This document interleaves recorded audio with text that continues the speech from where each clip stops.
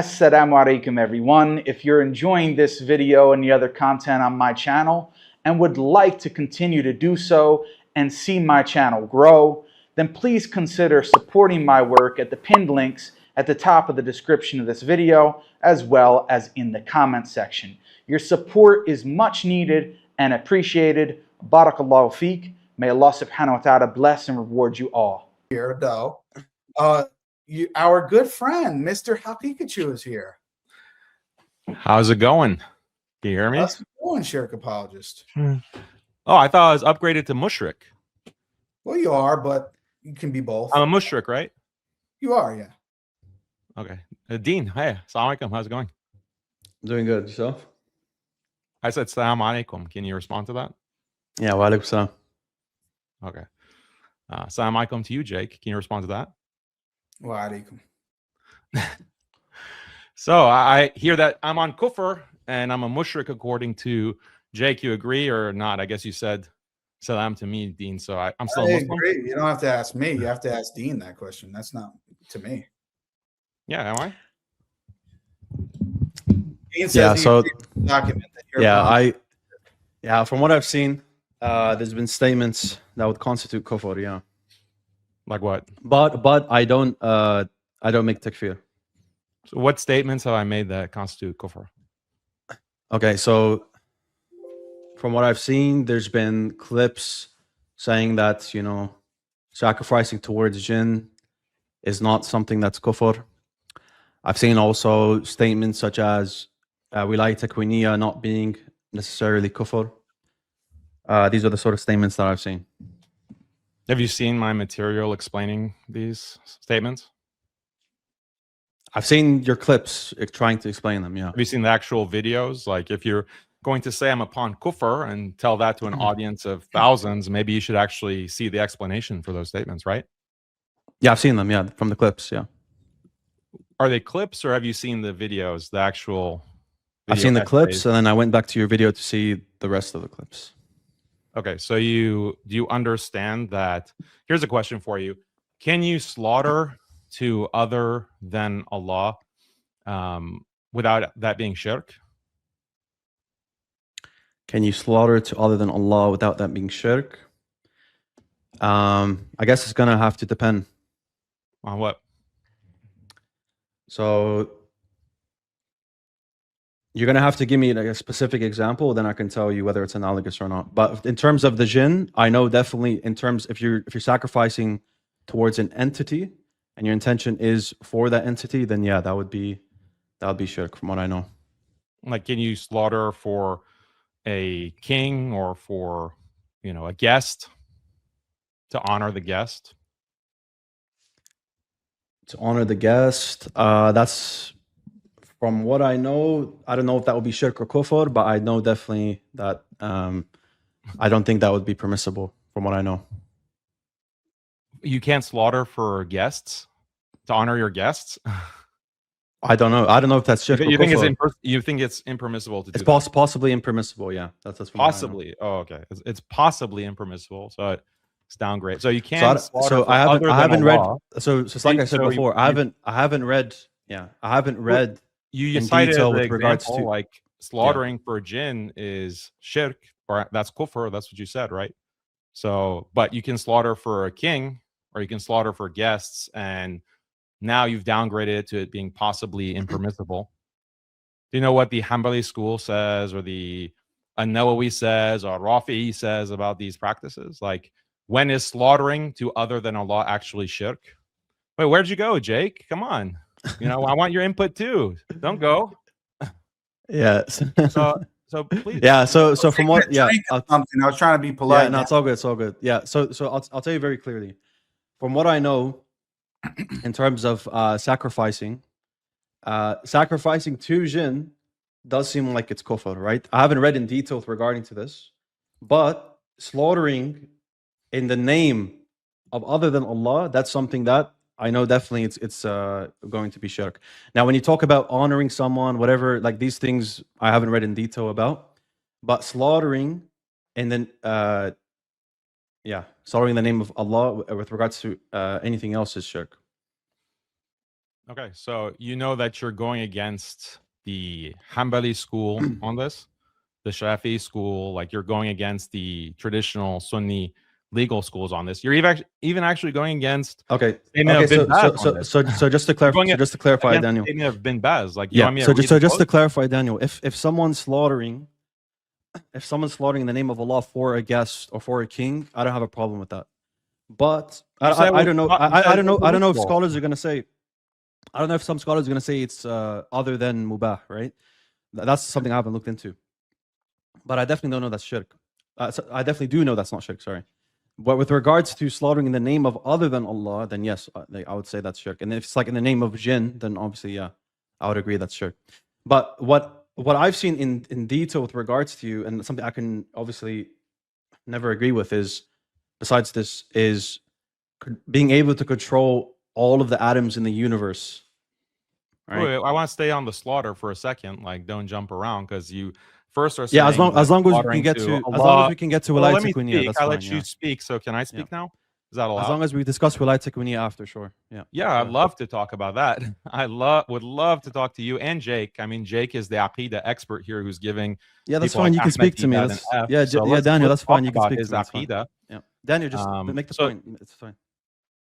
You don't need to interrupt me, bro. I can speak for myself. You don't need to cut me off. Yeah, Daniel, just stop being sensitive and just speak. Go ahead. Well, you're just accusing me of kufr, so I just want to speak and explain myself, and you keep cutting We're me allowing, off like I'm a dude. Come on, child. we stop the exposition. Let's just get to the point. Go ahead. Yeah, the point was that first you said that slaughtering to other than Allah is shirk and kufr. Yeah. Then I said slaughtering, okay, to kings, to guests, and you said it's haram. Now you say it's possibly mubah. Like, your ruling keeps It changing. depends what like, you mean within by a it. So, minute. so I'll make it very clear to you. Like I said just now, slaughtering in the name of the king is shirk. I didn't know what you meant exactly by that. But if you mean by slaughtering in the name of Allah No, for to honor, I the said king, very then it's clearly fine. to honor the king, Yeah. to honor the king, to honor the guest. I said. So, very so are clearly, you you're slaughtering in the slaughtering- name of Allah? You're slaughtering for them. Are you slaughtering in the name of the king? You're slaughtering to honor them. Right. So you're So slaughtering. So if you slaughter two jinn, but in the name of Allah, is that shirk? From what I know, that one wouldn't be shirk because you're slaughtering in the name of Allah. Okay, so how do you know what I was referring to then? Because in the context of your videos, it seemed like you were saying. Did I slaughtering say in the anything about name of slaughtering Allah. in the name of the jinn in the videos? That's what it seemed like. Oh, it seemed like so. It Yeah. seemed like that. That's what popped into your head, and then you declared that Daniel. Yes. So if you didn't mean that, then yes, I'll take back my takfir. okay, so you didn't see me or hear Or me not takfir. say- Sorry, I didn't- never made takfir of you. I said it was kufr. Sorry, my bad.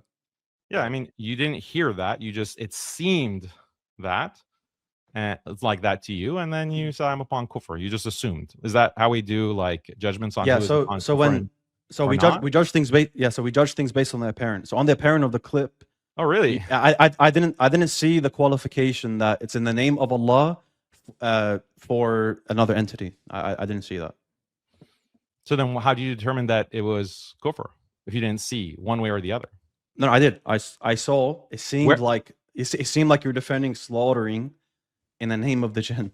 We can bring up the clip. So How can it yeah. seem like that? on the apparent, it seemed like that. Yeah. So you can determine if someone is upon kufr by what it just seems to you without actually Yeah, explicitly on the apparent. hearing that. Yeah, so we judge by the apparent. So if it seems like someone's prostrating to an idol as though they're worshiping it, I'm gonna judge it as though until I see otherwise. Yeah.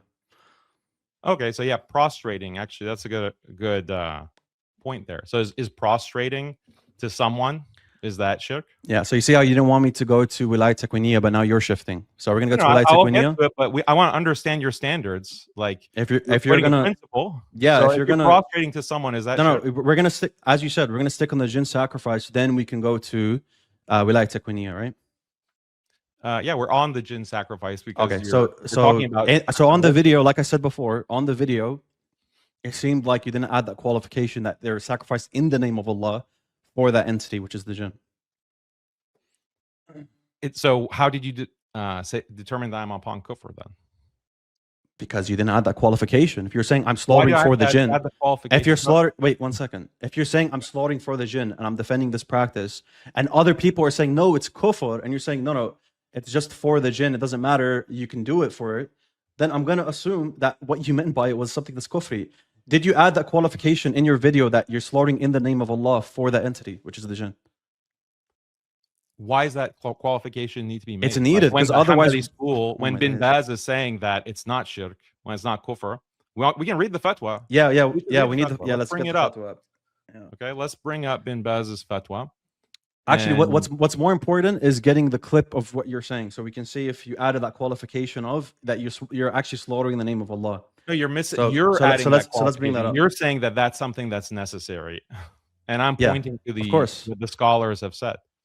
Okay, Don't- so Al-Rafi. Wait, so Daniel, Can I when read the people, if you believe people are misunderstanding you, and this is what you really intended, then you have to add these qualifications, right? No, the qualifications have been made. You don't even know anything about this topic. That's why you keep downgrading from shirk to haram to possibly allowed to mubah. You don't know anything about this topic. I'm trying to educate you here on stream. I've written about this in many places. I've done videos in many places. You've just watched clips. And then what seems to you to be kufr, then you say, oh, Daniel is upon kufr. Now I'm trying to educate you about the topic, and you want to change the subject. So let me read the quotes. No one's changing the subject, Shafi Daniel. scholar Al-Rafi, okay, is quoted by Imam an-Nawawi. And he says, know that slaughtering animals for a being that's worshipped and in that being's name is like prostration, like sajda.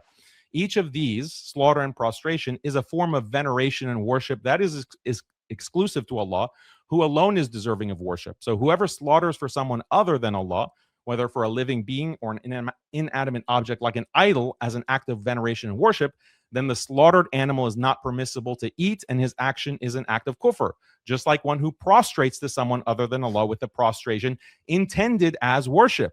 Likewise, if he slaughters for that being or for someone else in the same manner intending worship, then the ruling is the same, i.e. the person who slaughters intending worship has committed disbelief. However, if he slaughters for someone other than Allah, not in this manner, meaning not intending worship, such as sacrificing or offering an animal to the Kaaba out of reverence for it as the house of Allah, or slaughtering for the messenger of Allah sallallahu alaihi wasallam due to his status, then it's not something that renders the slaughtered animal impermissible to eat. This is the meaning of the common expression, I've offered this to the haram or the Kaaba. Of this same kind of slaughtering when receiving the sultan, because it expresses happiness at his arrival, which is akin to slaughtering an aqiqah for the newborn, such acts do not necessitate kufr. Similarly, prostrating to another human out of humility or submission does not necessitate kufr. Yeah, I agree with that. Even it's haram. I agree with that. Okay. Okay, then So why do you say I'm upon so kufr? I agree with the prostration. When I say slaughtering for other than Allah is not necessarily kufr and shirk, that's correct according to Imam Nawawi and Al-Rafi. That's correct. So why are you accusing me of being on kufr for that? Or Jake, so that's why okay. So Daniel, first of all, let me get my quote up so I can show you from what I've seen. 1 second. Okay. 1 sec. So it should be here. So if someone qualifies it as they're not sacrificing to Allah in the name of Allah, but they're sacrificing. Who is this? What do you say? I gave you the source of my quote. What is the source of your quote? I'm not reading it. I'm just telling you what my opinion is, and then I'll read from Ibn Baz, because you said Ibn Baz says it's not shirk. So yeah, so first I'll give you my opinion. So my opinion is that if someone is sacrificing in the name of other than Allah, then that's shirk. If someone's sacrificing in the name of Allah for someone, then that's not shirk. Now, if you're gonna add, if you do intend that qualification, then obviously I wouldn't believe you're on kufr then. Otherwise, I will believe that if you haven't added that qualification, that it's in the name of Allah for someone else. Now, wait, do you know the context of why this discussion even came up? Why we're talking about slaughtering to jinn? Just share my screen, Jake, if you don't mind. Yeah, so the context was about istighatha, if I'm not mistaken. No. So Ibn Baz, what was the come on, specific Daniel, thing? you can't play victim with me interrupting you and then you do it to me. Come on. So I ask you a question. Sacrifice to other than Allah is shirk. That's what Ibn Baz says clearly on one of his fatwas. So I can put the link here in the back chat even. So 1 second. So I don't know where you got that Ibn Baz says that it's not shirk. You want me to read that? But I'll read you the Bin Baz quote. But first, do you know the context of this whole discussion? Like, why did this come up? Yes, man. It's in the context of istighatha. It's not istighatha. No, that's not what the context is, actually. The context is that Farid was saying that I'm a shirk apologist like Sulaiman ibn Abdul Wahhab. And Sulaiman ibn Abdul Wahhab says in one of his texts about sacrificing to other than Allah, he says this: as far as sacrificing to other than Allah, it's held under the status of impermissible actions. It's not classed as major kufr unless the sacrifice is done to idols or what is worshipped besides Allah, such as the sun and the stars. So Sulaiman ibn Abdul Wahhab says this statement. Farid says this is why we can't trust Sulaiman ibn Abdul Wahhab, the brother of Muhammad ibn Abdul Wahhab, and that's why he's a shirk apologist, just like Daniel. So I go and look at the Hanbali school, I look at the Shafi'i school, I bring up these quotes from Nawawi, Al-Rafi, and others, Azhar University, and I say that, look, all of them say that sacrificing to other than Allah, as mentioned by Sulaiman, it depends what they mean, dude. It depends what they mean. Is not necessarily kufr, is not necessarily major kufr or shirk. Daniel, I agree with that. So your statement, Farid, is incorrect. And if you want to call Daniel, if you want to call Sulaiman ibn Abdul Wahhab and Daniel a shirk apologist, you have to apply that to Imam. No, I got you, Daniel. I got you. Here, you get that? So then, how are you? Yeah, I understand what you're saying, Daniel. Daniel, man, I'm letting you speak. Daniel, actually, Daniel, chill. You are a shirk Daniel, but I don't want to tell Jake to meet you, bro. You can speak, but I'll speak in response. Now, it depends what you mean when you say you're sacrificing, right? I didn't see the qualification that you can sacrifice to Allah for someone, right? So sacrifice to Allah for a king or for whatever it might be, for a being or whatever. Now, if you're going to add that qualification, then that's not necessarily shirk. I haven't read Sulaiman to know exactly what he intends by what he's saying there. So I can't make a judgment. I haven't even read that. But what I can say is, I didn't see that qualification in your video. Now, do you agree that if you sacrifice, Daniel, answer my question because I've been answering yours. Do you agree that if you slaughter in the name of other than Allah, then that's shirk? It depends on your intention. Yeah, it depends on your intention and belief, as it says in the quote that I read from Al-Rafi. No, Daniel. If you're sacrificing to a god, to an idol, yes, and you're like making yourself humble, you're humbling yourself. You view this is an idol that you're slaughtering for. Yeah, that is shirk. It depends on your intention, and that's exactly what the quote said that I read you. Did you not understand it? So here's the Bin Baz quote, specifically on slaughtering to jinn. So someone asked, this is the fatwa, the question is a question from one of our Sudanese brother states. In our country, there's a custom whereby a person begins constructing a house. He slaughters an animal when the building reaches the halfway point, or the slaughter is delayed until the construction is completed and the person intends to move into the house. Relatives and neighbors are invited to this slaughtered animal. What is your view of this practice? And is there any legislated act that is recommended to be performed before moving into a new house? Please advise us and may Allah reward you. So Bin Baz answers. This is a Wahhabi sheikh. All praise is due to Allah. This practice requires distinction and clarification. If the intention behind the slaughter is to ward off jinn, or for some other purpose whereby the homeowner believes that this slaughter will bring about such and such results, such as protection for himself or for the occupants of the house, then this is not permissible. Rather, it is an innovation. Okay, so he doesn't say that it's shirk. And if it's done, and if it is done for the jinn to win the jinn's favor, then it constitutes major shirk because it is an act of worship directed to other than Allah. So Bin Baz is also making a distinction. He's saying that it depends on what your intention actually is. If your intention is to ward off the harm of the jinn, okay, this is an innovation. It's haram, it's an innovation, but he doesn't say it's shirk. It's only shirk if you want to, if it's done for the jinn as an act of worship directed to them. Who was okay? So in that quote, So Daniel, in that quote, is it saying that you can give it in the name of the jinn? I didn't hear that from the quote. Yeah, he didn't mention any of those details. Come on, I bro. guess you Come know on. better than That's what you need to defend, though. That's what you need to defend. But Right why now. does it matter? Like, if that's the key distinction, because you you're said you can claiming- sacrifice in the claiming- name of other than Allah. You're claiming that this is a key distinction. That Yes. if it's in the name of the jinn or in the name of Allah Yes. or whatever, that's your distinction that you just made up right now. But Bin Baz No, doesn't what? bring up that distinction. You know more than Bin Baz? No, Who's I don't the know first- more than Ibn who's Baz. the- I don't know more than His Ibn Baz. fatwa didn't mention. But when you're his when fatwa I'm didn't when I'm mention it asking you in that the name distinction, of Daniel, or in the name of whoever, in the name of Bob, in the name of Daniel. Ahmed. His fatwa didn't mention Daniel. that, did it? Let me respond. I don't want any muting going on. So here, the point is that you agreed despite me making that distinction. You agreed that that distinction doesn't do anything to the topic, but I don't agree. Now, the distinction that we made, which is in terms of in the name of or not in the name of, you agreed that you can sacrifice in the name of jinn, and that's not necessarily shirk. Where did I say that? You said that's not Where? necessarily shirk, didn't you say that? Where? No, I said slaughtering for jinn, according to some scholars, is not necessarily shirk. But what does it mean?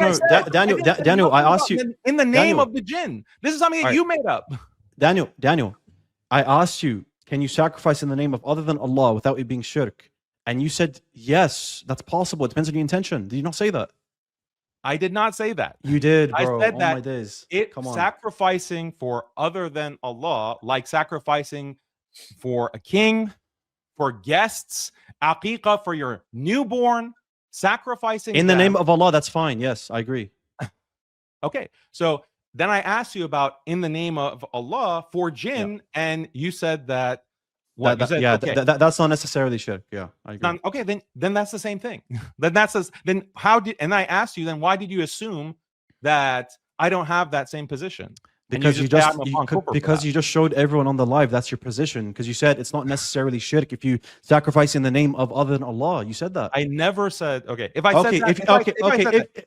said that here, I'm clarifying it now for you because there seems to be a problem with interpreting my own words. So maybe you said it, Daniel. We can replay it.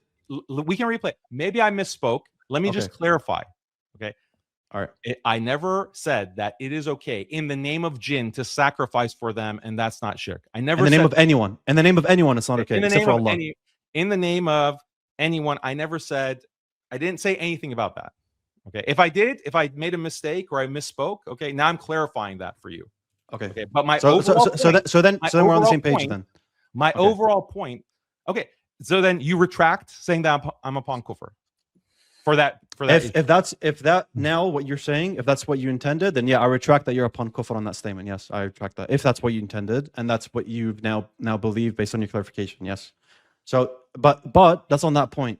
Another concerning point was wilayat takwiniyya that I saw. Now, do you believe? Jake even here? Yeah. Like Jake, what do you think? That's fine.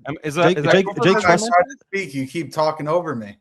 Yeah, let Jake. It's okay, Daniel. Jake trusts me to engage with you here. Oh, I don't think he trusts you at all. Actually, he graded you as an F, bro. He doesn't trust you as at an all. F. Yeah, or was it a D? I don't remember. Like these rankings change. It's okay. Inshallah, Jake can rank me a Z. Is he a D or an F, Jake? Do you trust him to represent you? Daniel. Not representing me. He's representing himself. You came on here to speak to him when he was talking about I came here to speak to both of you. It's okay. Here, Daniel. I want you to know what you would think about slaughtering to the jinn. Yeah, like I told you. I think that you, as usual, are one of the most deceptive people I ever met. That you play with your words, that you try to word things in an ambiguous way to confuse people, when in reality, what you read from Bin Baz has nothing to do with slaughtering for other than Allah or to other than Allah. You tried to bring up the quote, but it doesn't actually match what you said. And when Dean called you out on that and demonstrated the distinction, you just collapsed back into our position. Yeah. Your position is that. So why is Sulaiman ibn Abdul Wahhab a shirk apologist then? For his statement that Farid quoted. Why did I say that? Okay, so you disagree with Farid then? I don't believe that text is authentic. So you disagree. Let's assume that's authentic. It doesn't matter. Like that position, Farid says that that's shirk apology. Sulaiman ibn Abdul Wahhab saying sacrifice. There are many scholars who actually critique that and say that the text itself is not authentic. That wasn't Fareed's critique. Fareed called I don't care. Sulaiman ibn Fareed's Abdul not Wahhab here. a I shirk don't care. Yeah, apologist. that's fine. That's fine. Daniel, I want my question answered on Walay Taqwiniya. I'm talking to Jake, Dean. Can you just let me Fareed talk is not to here. Jake? We're not here to defend Fareed. He's your friend. Yeah, you're signing letters with him. But and Daniel, you're you said retweeting we his could videos. discuss Walay Taqwiniya. You're sharing. You- You're sharing his videos, Jake. Daniel, Why can't you? Daniel, you said explain we to me can why discuss Walay Sulaiman ibn Taqwiniya. So let's Abdul do it. Wahhab- Why Sulaiman Daniel. ibn Abdul Wahhab is a shirk apologist? Daniel, Explain you that. said we can talk about Walay Taqwiniya. So let's get Chill, to that. bro. We'll get to it. I want to Chill, bro. speak to you. We spoke to you on your we I'm talking to spoke to Jake. you on your This is your topic, but show. you don't want to speak on mine. Dude, you got a So- D. That- Dude, that- you got a that- D. Daniel, You that's went fine. from It's Sean- calling he Sean got a Lyon B, other Daniel. Allah Sean shirk. Lyon- Daniel, he got a B. Come Dean, on, be he's fair, trying Daniel. I got a he's beat. I got trying a to beat, pit Daniel. you You gotta be against fair. me so that you can't move to the topic. Yeah, it's fine. So Daniel, is it shirk for someone to say that Jake, are someone you gonna let him, can like, bear just all dog walk of you the like this? control of the Jake, atoms in the Are you universe? gonna let him dog walk you?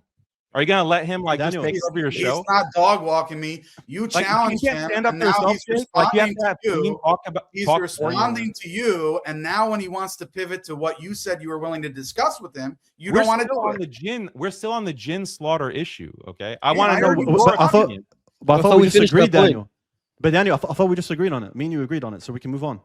Yeah, So you with changed your regard- position, with regards and to you Walay- admitted you changed I your changed my position, position. that you're wrong and that you made a wrong statement about me. Yeah, you just did that. I want to get Jake on record now. No, I to- never said. You No, put no, his cards on Daniel, the table because he Daniel, signed I'm the make- statement. Okay, Daniel, you were I'm gonna too make it scared clear. to sign You're the statement, misrepresenting what I said. Dean, look, Dean, On you were on too- the you were too- apparent. Jake No, says- Daniel, Jake says that you're too Daniel. scared to sign the statement. Daniel, you're And gonna so you're Jake gonna signed let the me. statement saying Yeah. that slaughtering to jinn. Daniel is saying slaughtering to jinn is allowed, and that's shirk. Okay, we can bring up the statement, right? Jake is the one who probably wrote the statement. He's the one who distributed it. He's the one who signed it. Daniel, Okay, so I'm Daniel, asking Jake about it. we agreed that sacrificing in the name of other than Allah is shirk. If we both agree on that, we can move on then. That's not because- what the statement said. That's not what the statement that Which Jake statement? put out said. Here, look. Yeah. This is the accusation. Let me get it to read it verbatim for you. This He is the has statement. also downplayed other polytheistic practices, such as offering sacrifices to jinn. Yeah, exactly. He has Do you also believe that that's- do you downplayed. believe that that's So- shirk? So Dean responds right now, said that in some cases it's not polytheism to sacrifice to Is jinn. offering? I'm Only asking in the you. No, name. dude. I'm Oh asking my you. God. No, You're no, no. Wait. No, no, no. misrepresenting. Wait, Jake, one sec. I can clarify what I said. Bird, you can't leave it ambiguous when you say, yeah, Dean's okay with sacrificing this to whole other game. than Allah. What I said was you can sacrifice to Allah for someone. That's what I said. Please just say it the way I said it. Okay, so the statement on which you said that you privately agreed with, but publicly you didn't want to sign, it says Daniel has downplayed other polytheistic practices. I don't think that's Libyan, Jake. I don't think that's Libyan. Not him. I'll remove him then. Yeah, just remove him. Not 301. He has Yeah, also we got a bunch downplayed. of fakers here. I don't know if Dan is sending these people. He's got the electronic flies. Yeah. You think all your haters are now Daniel followers now? Bro, you Most- have you've Okay. made everyone your hater now, basically. So good job. I know. Here, this is the statement. He has also Daniel has also downplayed other polytheistic practices, such as offering sacrifices to jinn. Yeah. Nowhere does Believe that that's say shirk? in the name of jinn. Do you believe it's shirk? Me, I just explained it to you. It depends. It depends. So if somebody is According to scholars, it depends. According to Sulaiman ibn Abdul Wahhab, Okay. What depends. does it According mean? to Daniel, how about According to Daniel? How about Nawawi, you bring up your it depends. According to Nawawi, Daniel, it depends. Daniel, According to all Daniel, these Daniel. schools, it All right, depends. It all right, depends. Daniel. It depends. All right, Daniel, I agree with you that it depends on if you're Alhamdulillah. sacrifice in the name of Allah or not in the name of Allah. If that's what you mean by it depends, I agree. But from the video that you made, I didn't see that it's sacrificing to Allah for a jinn. It seemed like on the apparent, on the zahir, that you're saying you can sacrifice in the name of jinn for something. You think the zahir is what seems to you, or the impression that you get. The So I don't apparent, think yeah. You know what It's zahir means. It's the apparent. Zahir yeah. is not what you think, like what you assume, or what It's you the context, yeah. presuppose. Zahir means what's explicitly said. By the Okay? context, yeah. Zahir means what's explicit. No, the context is not zahir, bro. You don't need the context to know the Zahir? Is not the You don't need the Zahir. context to know the don't even- Zahir. You don't even know what the Zahir Do you need means. the context to know the Zahir? Let's go back to the statement. Do you need the context to know the Zahir? Don't dodge. Listen to this. Do you need the He context has to know the also- Zahir? The statement, look, You're dodging. stop grandstanding. The You're statement dodging. says that I have downplayed polytheistic practices such as offering sacrifices to the jinn. So tell me, Jake, did a Nawawi downplay polytheistic practices to the jinn, to slaughtering or sacrificing to other than Allah? Did Bro, he? you're totally pivoting from the whole issue. You're just This trying is the to statement that you move. signed and You're trying to distributed. move on. You're trying to move on. This You is don't the- even want this to is the address the statement. statement itself. Do I you believe? read it. I literally Okay, read the I'm going to statement. ask you one more time. I'm going to ask you I one more literally time. read the statement to I'm you. going to ask you one more time. Why can't you It answer a says, question, Jake? Dean at offering least tried. sacrifices Dean at least to tried to answer a question. Why can't you offering answer a question, Jake? sacrifices to jinn, is that permissible or shirk? Which one? Did you hear me read the Bin Baz fatwa? Yeah. Did you? I heard you read it, Okay, and it doesn't say let's anything test your about what reading. you're saying. Let's test your understanding. Did Bin Baz say that It sacrificing? doesn't say anything for about what jinn? you're claiming. Yes, he did. Yes, he did. Are you trying to gaslight me right on this stream, bro? Yeah, I am. Bin Baz said that Exactly what I'm if you doing. sacrifice to ward off the harm of the jinn, that is haram. It's Yeah, not shirk. yeah, but that's sacrificing in the name of the Allah. sacrifice is to Allah. Yeah. You yeah. dumbass. To warn off the jinn, to ward off the It jinn. Yeah, doesn't but it's matter to what the Allah. purpose That doesn't for matter. It matters Why would what it the matter? sacrifice. It matters Where who did the it say that? sacrifice is to, dumbass. Where? That's- Let me read it Bro, again. You have a We problem said with your shirk. understanding. We said your shirk is that you believe that it is not shirk to offer sacrifices to jinn, not to Allah, to ward off jinn. You see the distinction, Dan? You can't are play these making games with me, distinctions that are buddy. not in the fatwa, bro. You're making distinctions that are not in the fatwa. Are both Okay. of them shirk, or is only one shirk? He says only one. I'm asking you, is it shirk to make a sacrifice directly to the jinn? Yes or no? It depends on the intention. Okay, Oh my exactly. god, bro. Exactly. Nah, and the that quote can't be that you're real, bro. giving And from Dean Bin Baz agreed and with the me. example And Dean has agreed with nothing me. to do with And making Dean the agreed sacrifice with No, I to didn't. the jinn. No, I didn't. And Dean agreed with me. I And he know said didn't. only if it's in the name of the Just jinn. like Muhammad Hijab agreed with your istiklali nonsense, right? When he said that you're exactly Bro, you're out of refuting your his depth. position. You're out of your depth. Let me read the. Oh, I just fatwa again. demonstrated to you. Okay, let how me your read it because dishonest you're just man tactics lying. If I could ain't show gonna my work on screen, this I'll live, also bro. show it. You want me They're to not put it gonna on the work. screen? Here, let me share my screen then. Let me share my Okay, screen. how about I share my screen? Let me share my screen. Come on. Let's see it. Since I you don't want to see anything gaslight there. the There's nothing audience. there. You want to gaslight the There's nothing audience. there to share, Dan. Here, give me a second. Okay, give me a second. And this fake ass God logic, this is what we're going to do to you. We're sending you. Bye-bye, buddy. All these fake people coming in now.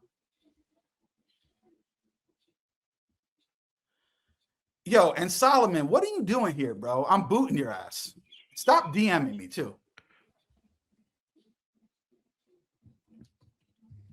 I don't know who this other guy is. Let's see. Okay, Haqiqatjou. Here it is. Here you go. Is that yours? That's what you're referring to? All right.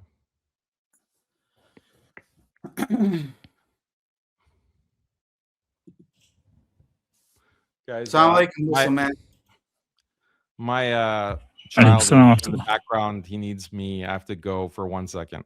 Can I just No step problem, up? Dan. We're charitable. We'll take our time. Go ahead, handle your business.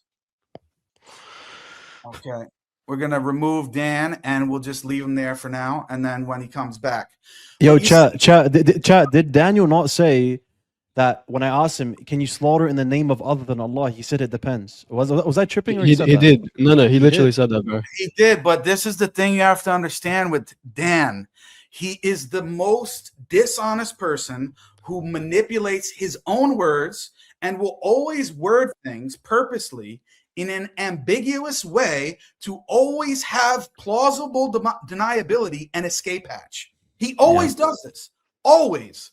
But the difference with me, Dan, is it's not going to work here, son, because I'm so autistic that I'm going to pay very close attention to what you're saying. And I'm not going to give you that. I'm going to ask you a direct question to disambiguate the nonsense that you're coming with. Sheikh bin Baz does not say it's merely haram to make a sacrifice to the jinn. What he says in that fatwa is that it's haram and not shirk to make the sacrifice for or to Allah in that specific context. Our position against you is that you're guilty of shirk because you said that it's permissible to make a sacrifice to the jinn directly, meaning either in the name of or for the jinn specifically, not to Allah for the protection from jinn. You see the difference? Anyone with common sense can see that distinction. But Daniel is trying to make it seem like those two cases are the same so that he can hide behind his veil of shirk. Yeah. So listen, I'm going to make it very clear so no one takes me out of context, because I know people from Jake's side, they're going to want to say I'm saying something, and Daniel's side, they're going to want to say is this a real Orthodox Muslim, guys? It's not him, right? I don't know. Bring him up, but be prepared to drop him in case he's doing something else. I'm going to do it real quick. Just tell me quick.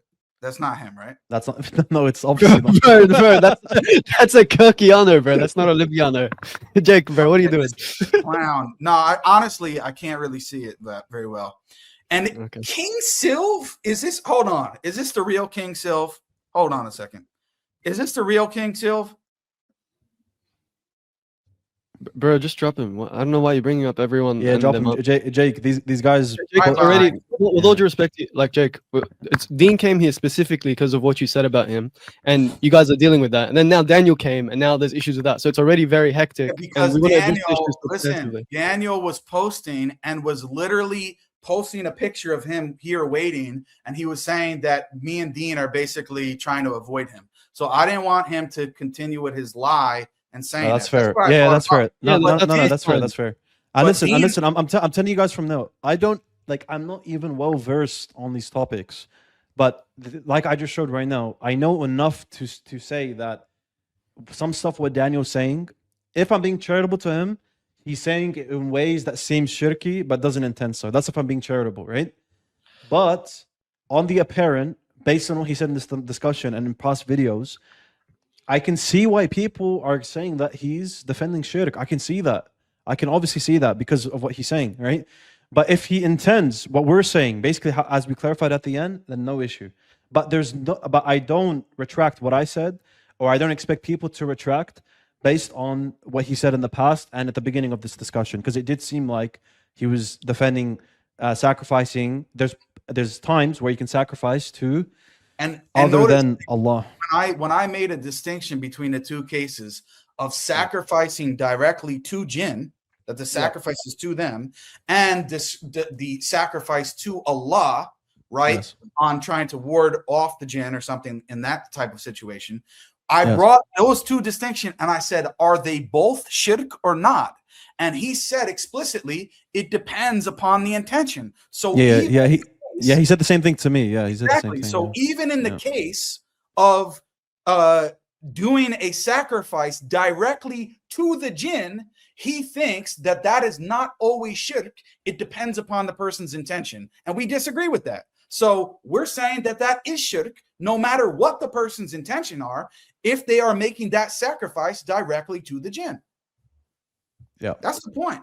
So Dan, I see you back in the screen. Give a thumbs up if you're ready. Okay, I'm going to bring him back. Assalamu alaikum, guys. I'm just going to be in the backstage. Wa alaikum salam.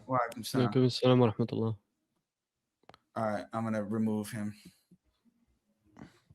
And I'm going to bring up your thing here. I mean, this is just acknowledging that what is being said by Rafi. Okay, this is the quote that I read earlier. This is Imam Nawawi is quoting this, there's Shafi, and this is what Rafi is saying. I've presented this, and the distinction that is made is that he's not calling these things haram.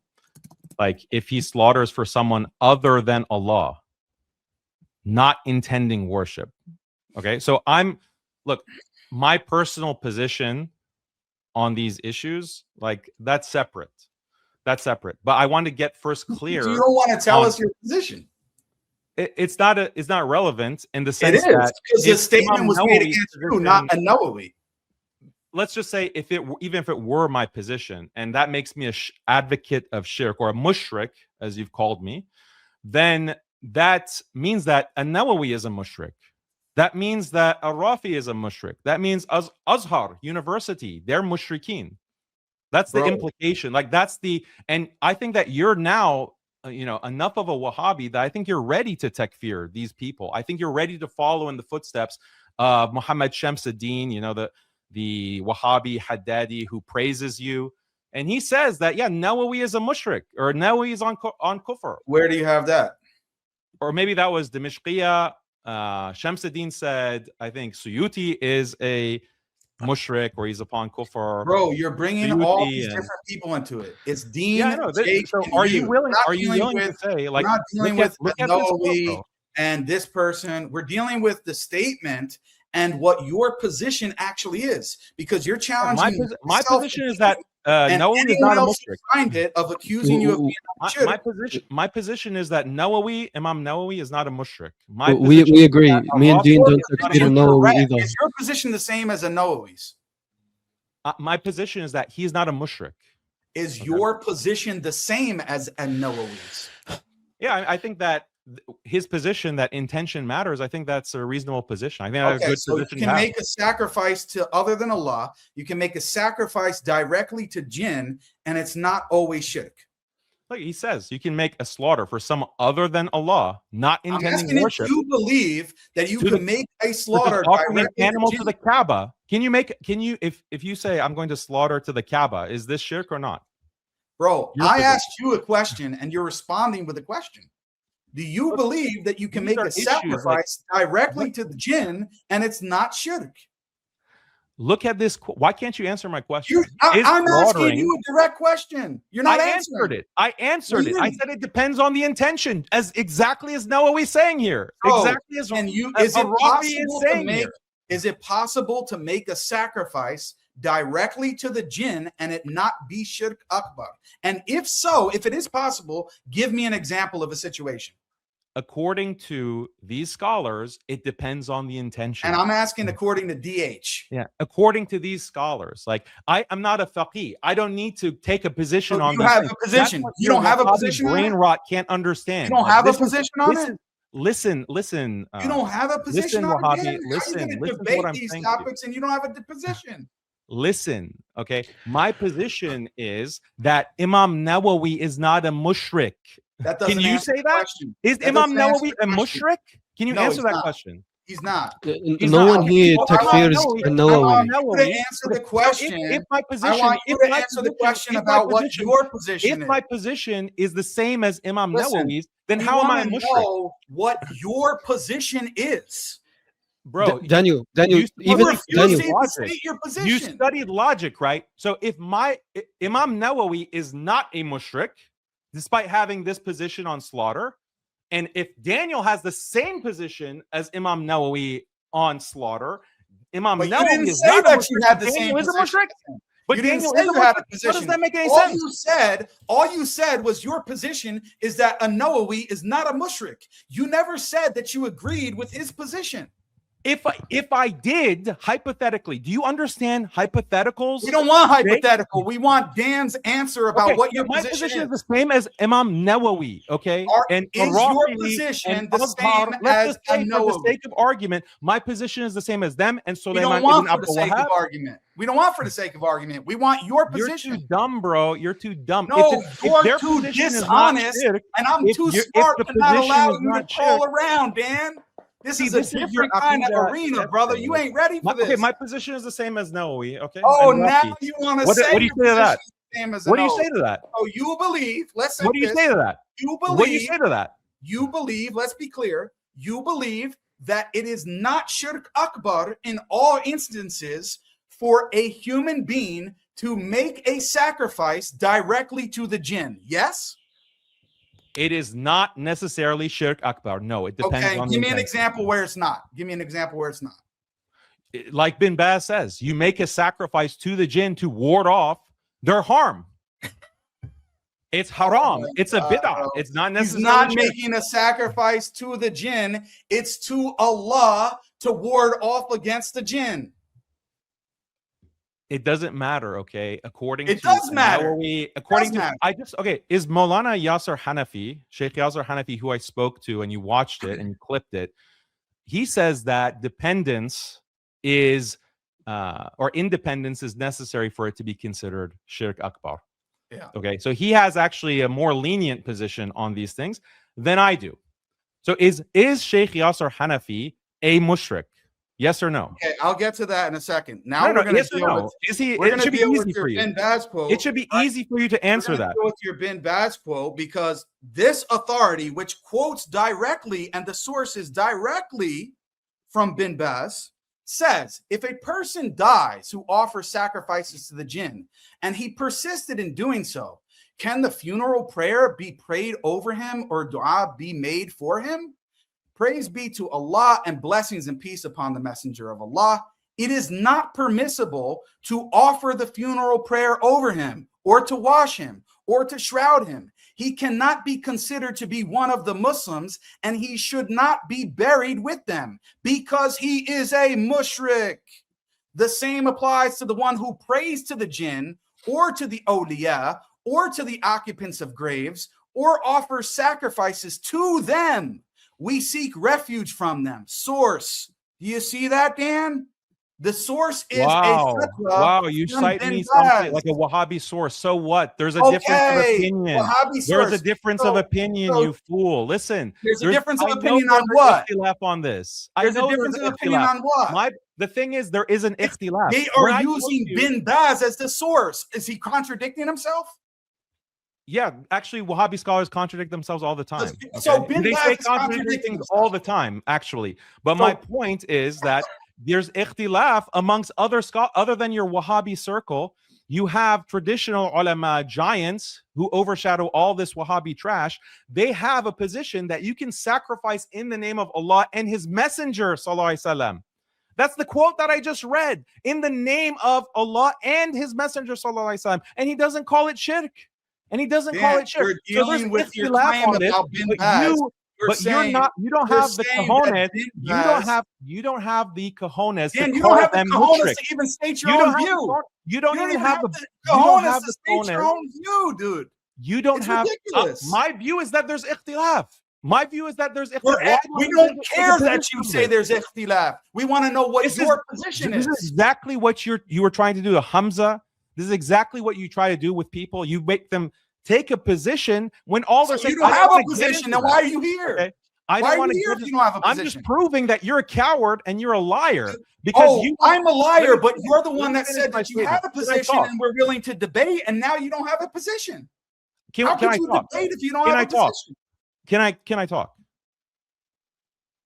Do you recognize that there's ikhtilaf on this issue of whether sacrificing to other than Allah is shirk akbar or not? Do you agree that there's ikhtilaf on this? No, not genuine ikhtilaf. No. Okay, so whoever doesn't take your position is outside of Islam, correct? That's why you're saying to me, right? I'm a mushrik. Not necessarily? No. So then, so someone like Sheikh Yasser Hanafi, he has the same position as Nawawi or the people who say that it requires on intention, it requires on your belief. So is he a mushrik? Is he a mushrik? Yes or no? I'm going to answer you. Is Sheikh Yasser a mushrik? Yes or no? I'm going to answer you. His position is that it requires the person to believe that the being that they're either praying to or worshiping or sacrificing to has istiqlal, has independence. That's his position. Correct? Do we agree? Yeah. Yeah. I'm saying that that position is shirk. Okay, so he has that position, and this is the position that you are calling shirk. So is he a mushrik? And here's the thing. I'm going to be talking directly to Yasser al-Hanafi. As you should know, since you follow me closely on Twitter, I'm going to have a discussion with him about that. I already recorded a video refuting all of his claims on your stream together. That's going to be made public. He's going to review that, and then he's going to come on here and speak to me one-on-one directly. So I'm not going to call him, I'm going to respond to you. I'm not going to call him a mushrik now, because let's see how he responds to my video, and let's see what happens when I have the discussion with him. But I already confirmed with him very clearly, not only is he claiming that his position is that it cannot be shirk unless the person believes or attributes istiqlal or independence to the deen, but he also claimed that that was Shaykh al-Islam Ibn Taymiyyah's position. So I refuted him on both fronts. That's not Ibn Taymiyyah's position, and that's not even the position of classical Ash'aris and Maturidis. So when you see that, I don't know what you're going to do, Dan. You might break down, or you might have to call Yasser al-Hanafi and tell him you need to come back for a second round. No, I think you're going to have to end up calling him a mushrik. You have to also call a Nawawi a mushrik. You're saying that Nawawi's position is shirk, right? No, Nawawi's position is shirk. Why not? Why? No, I'm not saying that, because here's the issue, Dan. Why? I don't trust you with a plastic spoon at a birthday party. So your representation of a Nawawi, I'm not taking that for granted. I have to read the source myself, read the context, and see what his position before your actually is. statement. It's been out. Like, that statement has been out. I've made a Doesn't video. matter. You I have to responded to the research it video. myself. I'm not going off for what Dan says. You misrepresent everybody. I put out the material. I put out all the sources. I give you primary and secondary citations, and you declare me to be a mushrik, and you haven't even read it up. You haven't read up. I don't need to read and know. You haven't actually done the research to know that what the scholars have said about this issue. That's shocking. Look how slow you are, Dan. I don't need to read a Nawawi's position to know whether or not what you say is shirk. I'm going off of what you say, not what a Nawawi says. That's irrelevant. I just read what the letter says. It says that I promote polytheistic practices like sacrificing for jinn.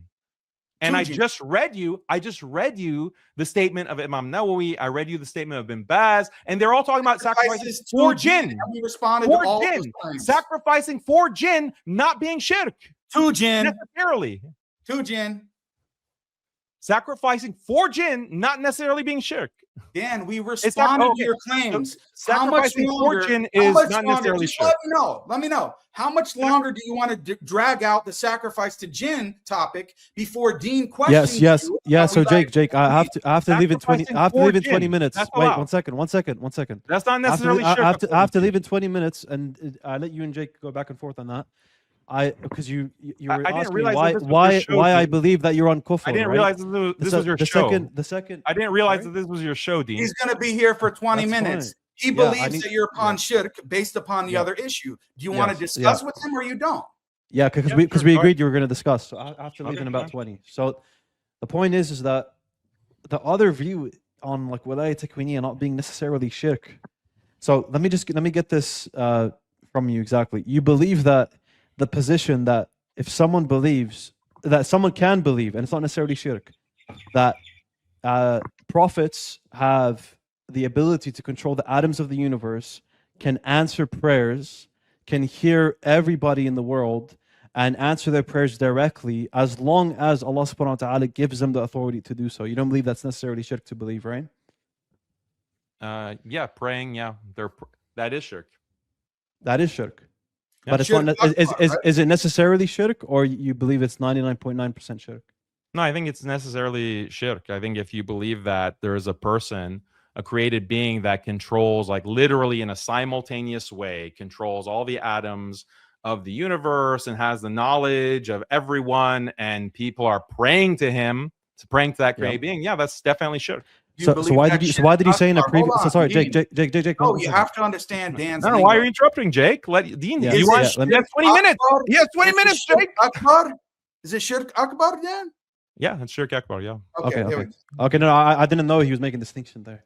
Well, no, you don't know much, Dean, but you want to call me saying upon kufr, but you don't really know much. Now I'm saying Danny, you're misrepresenting what I'm saying. No, you're misrepresenting what I'm saying. Kufr, and now I'm saying Daniel, 1 second. I'm saying I didn't know you were going to make a distinction there, because it's very apparent and clear. If you're saying shirk about this, then clearly you're saying shirk akbar, not shirk asghar, right? So regardless, that's what I was saying. I'm not saying that I don't know about you. I'm saying that it's so clear to everyone that you would intend shirk akbar. Now, going to the point, then The point you is that take that- I heard you, take that back Daniel. then. I heard you say in take a that back past then. video, Daniel. You I take heard that you say back in a past video. Why do you keep? Are you gonna keep ad-libbing? Are you okay? Yeah. So the point is that I saw you in a video saying it's 99.9% shirk, meaning it's not necessarily shirk. So have you changed your view? I said that about Wilayat Taqwiniya? You said that you about if said someone that about- believes. Someone believes they can pray to Jesus after converting to Well, Islam. are we talking about Wilayat Taqwiniya or praying to Jesus? Like, you're mixing things up, bro. Oh, so you make a distinction between the two. So you can. So it's not necessarily You shirk. know that there's a difference between the istighatha issue and Wilayat Taqwiniya, right? Yes, I do. Yes. Then why are you? Why I thought we were talking about Wilayat Taqwiniya. So you only believe it's shirk akbar 100% if both of them are together. Is that right? What are you asking? You asked me about controlling all the Okay, atoms. we'll deal with it one at a time. One at a someone. time. If That's- someone believes, That's Wilayat Taqwiniya, okay? yeah, just wilayat taqwiniya, is it shirk akbar like necessarily? It depends on what you mean by Wilayat Taqwiniya. They control controlling all the atoms. They control all the atoms in the universe. Have Yes, control if you over the mean universe. if what you mean by controlling the atoms of the universe, this is the thing that can mean different things. Okay, if you mean controlling all the atoms in a simultaneous way, like someone that has that all-encompassing simultaneous power, then yes, that is shirk akbar. Yes, Even if it's Necessarily. dependent upon Allah. Even if it's dependent upon Allah. even if it's dependent upon Allah. And I've said So this you multiple disagree. times now. So you disagree with Harun Kanj and Yasser al-Hanafi. You disagree with both of them. Before we get to that, okay, and yet the videos are there. People can watch. They can see the disagreement. But my question to Dean is now: do you still stick to your claim that I'm upon kufr? Yes or no? No. As long as you agree that that's necessarily shirk, and the second point, which is praying to Jesus after converting to Islam, you believe that's necessarily. Man, I shirk? think you're a Wahhabi, bro. You're coming No, back. To no, Wahhabi. no.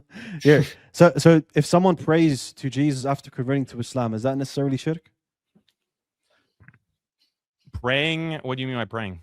If you mean requesting, making a what- request like istighatha, so- making a like talab, a request. Praying as in dua. You make dua to him. I think that in many cases it is can be conceived of shirk, depending on the context, depending on the intention, depending on the beliefs. So what context So is it's it not not shirk? necessarily? It's not necessarily shirk. Okay, so let me get this right. There's context where making dua, right, to Jesus after converting to Islam is not necessarily shirk. I want you to give me that example. I didn't say dua. You keep using the word. I said and dua. you keep using I just prayer. told you dua. Okay, if someone used is dua making before. dua, You use dua with Adnan Rashid, bro. He had to Yeah, he educate you. used Dua huwa dua. al-ibadah. I clarified that many times, and you people have clipped me in a dishonest fashion where I That's what you literally said. say praying to Jesus for Yep. healing is shirk. Okay. But that's when they were Obviously, Christian, not and you Muslim. cut that out. See, you keep That's when they cutting were me, Christian, Jake. not Wait, Muslim. wait, Jake, honest. let me finish explain. Let my me explain. statement. Yeah, go on, Daniel. That full statement that I made, I literally say praying to Jesus for healing is shirk, and you cut that out in a How is that dishonest way. You clip it and then you spread it, and you keep spamming it to spread this you're lie lying about about your me own- that I So say so that Daniel, praying- just and tell then you make a statement, and then in your Daniel, statement, say your position that you clearly now, find- Daniel. okay, Daniel, this is say- dishonesty, okay, and you have the Daniel, gall to say- call me dishonest. Say your So in that position statement, clearly now. No, you're Daniel. dishonest about pray your own to words. Jesus, if you Yes. pray to Jesus for Yes. healing, Yes. that is shirk. Yes. If you But pray why to did you Jesus why did you say in the for past it's not healing, necessarily shirk? that is shirk. Why The did you issue say in the is past it's not? Ghatha, the issue, that's separate, okay? Okay, why is it separate? Because it's not prayer. It's not prayer to a God. Aren't you saying Okay, that wait, prayer is just nida? Calling? Leafy. One second. When Daniel, in your video, when he said it's 99.99% shirk, right? That the point is Istighatha, yeah, there you istighatha. so there you're making a distinction between dua and istighatha. Is that correct? Yeah. Okay. Why are you making that distinction where one's 100% and the other one's 99.99? It's istighatha. You know istighatha, what that is, right? Yes, of course. Okay. And you know that there is ikhtilaf amongst the ulama on this issue, right? You know that On there's the different on the nitty gritty details, yes. You know what the But- position but, of the- on the detail of you know the one second. position of the Hanbalis, the Malikis, the Shafis, the Hanafis. Yeah, on so- istighatha. So Do you know what here, the position is? yeah, but What is the position? Yeah. So the position. What is the position? The What is the position I take. position? One Trying to second. One get second. you to Daniel. What are the positions? Daniel. You're shifting it now to our position, but I'm trying to gather your No, position. no. If you want, Daniel, if you really want, if you one actually second, know what you're Daniel, talking about. if you actually really know want what you're people to not talking strawman you, then let me speak. If you really want people not to strawman your position, right? Then just say it clearly now for us. You don't need to get our positions. We can tell you after. So I'm trying to gather your clearly position right can now. I say it? Your position to Jesus is not necessarily shirk akbar. Okay, is If you're a istighatha their Muslim prayer? and you have certain beliefs, it is not necessarily shirk akbar. How many times do I have to repeat this for you to understand? So istighatha there is not prayer according to you, is it? No, it's not like praying to a god. No, it's not like when you're a Christian and you're praying to God. No. Okay, but it is a prayer that you're giving to a human being. Allah. It's a request. But the way you described it in your video was you pray to Jesus. Well, I've explained that. I'm explaining to you now what that means. Okay, go and ahead. And I said in that video, it was cut in a dishonest way.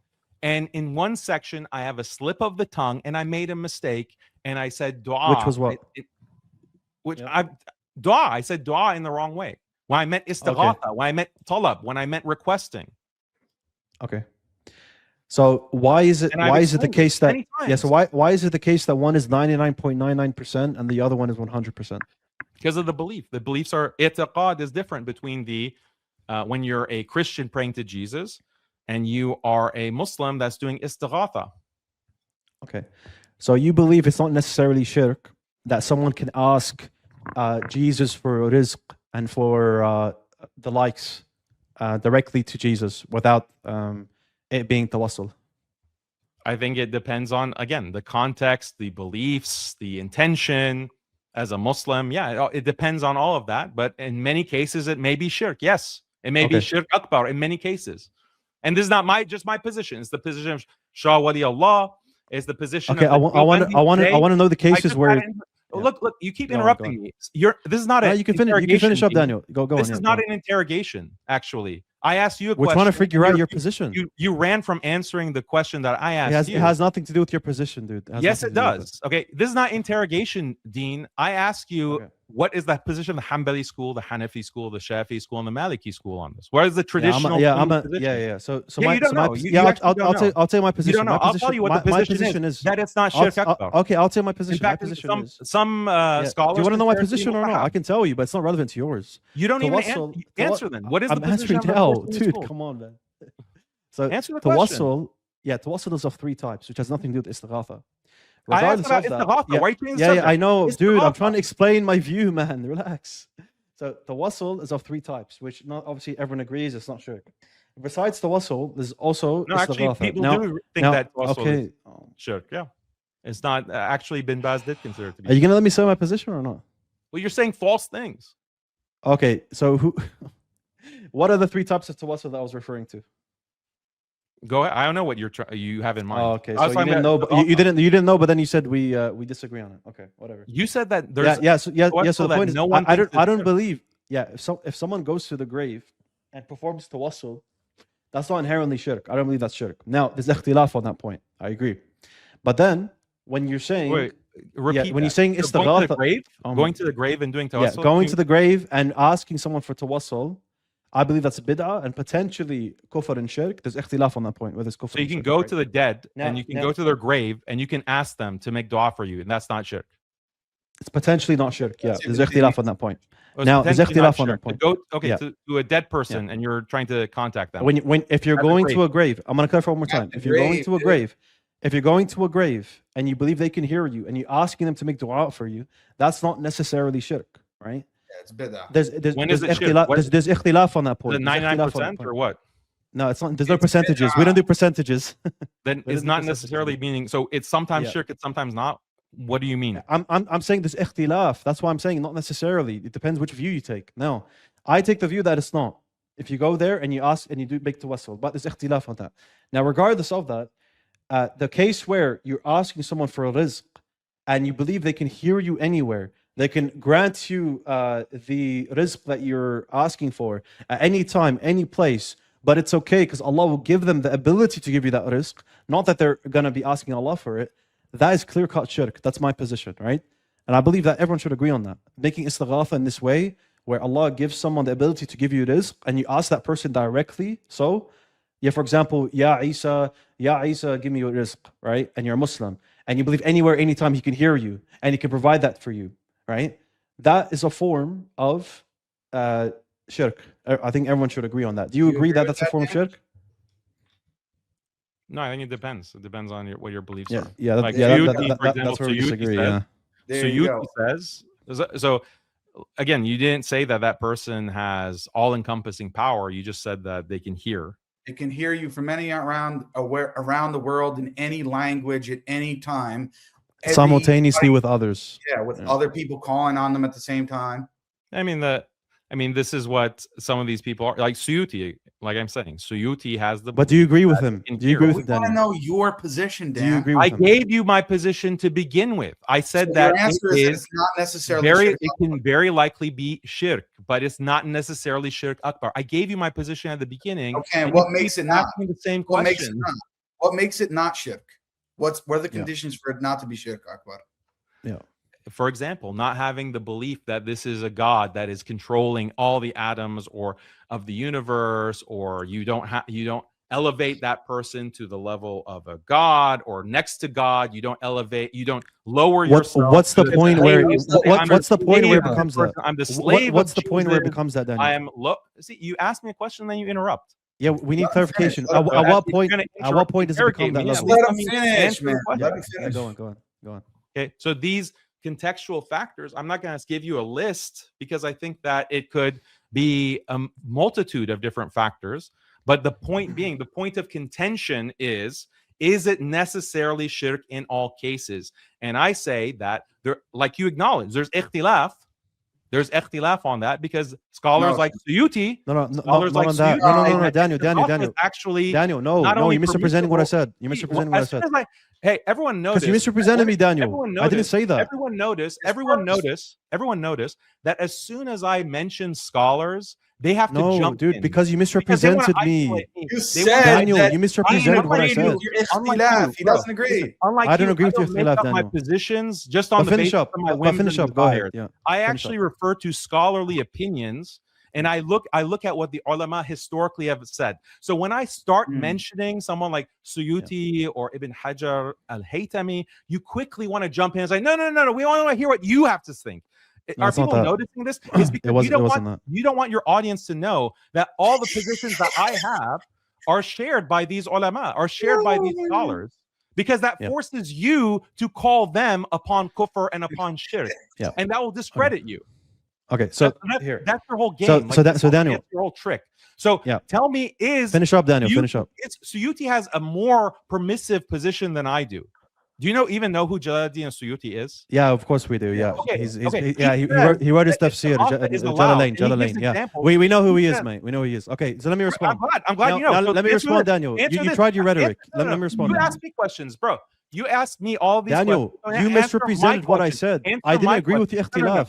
Answer my question. After I clarify your misrepresentation. I'm not here to listen to your interrogation. Answer my question.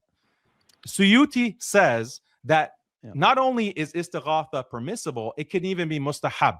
Calling to, and he gives examples of different awliya or individuals who have made a request to the Prophet sallallahu alaihi wasallam, and the Prophet sallallahu alaihi wasallam has granted them their request through the power that he has, the power of tasarruf that he has. And this is what Suyuti is promoting. So is Suyuti promoting shirk, and is he a mushrik?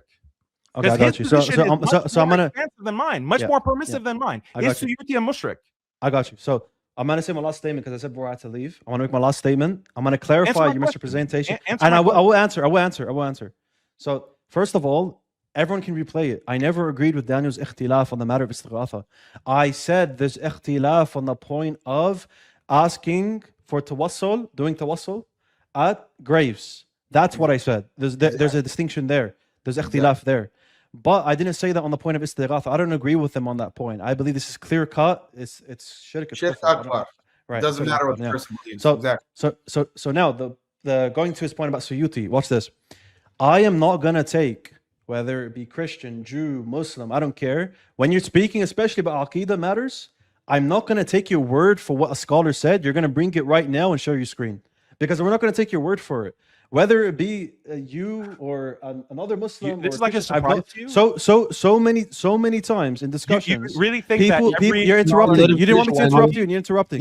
You can let him finish, Daniel. Yeah. You didn't want us to interrupt you, so don't interrupt us. Appreciate it. So the point is that I'm not going to take your word for what Suyuti says. I'm going to read the context. I want to see the statement. Then I'll make my decision, right? But that's not going to shift my view just because a scholar says this or a scholar says said that. You watched the videos, bro. You said you watched the videos. Yeah, they're quoted. I want to know the context of what. Are you capable of self-control, Daniel? Like, can you let him speak? I mean, this is a Yeah, question. just let me finish. Salli ala nabi. Do you know what that means, Daniel? Daniel, you can bring up the statement and we can. Who's Leafy? I've never heard of this guy. Who is this guy? All right, let him speak. He's a Muslim brother. He's a Muslim brother. Why do you care who he is? I don't know if he considers me a Muslim. I consider you a deviant, and I pray Allah takes you out of your deviance. All right. I mean, just like 99% of the ummah is deviant. The Ikhwanis, I don't believe that. I don't believe okay, whatever. He's trying to deviate. He's trying to deviate. You don't know me. Why are you speaking my position? Let Dean finish his point. You don't know me, bro. Yeah, just let me finish. Go ahead. Yeah, I don't know you. That's true. So Daniel, I want you to bring up the statement of Suyuti, and I want to see the context of what he said. Then I'll make my decision on based on what he said. But this will not shift my view just because a scholar makes a mistake, or just because a scholar is saying something that is deviance. That's not going to make me deviate my view. I hold to a methodology. It's shirk.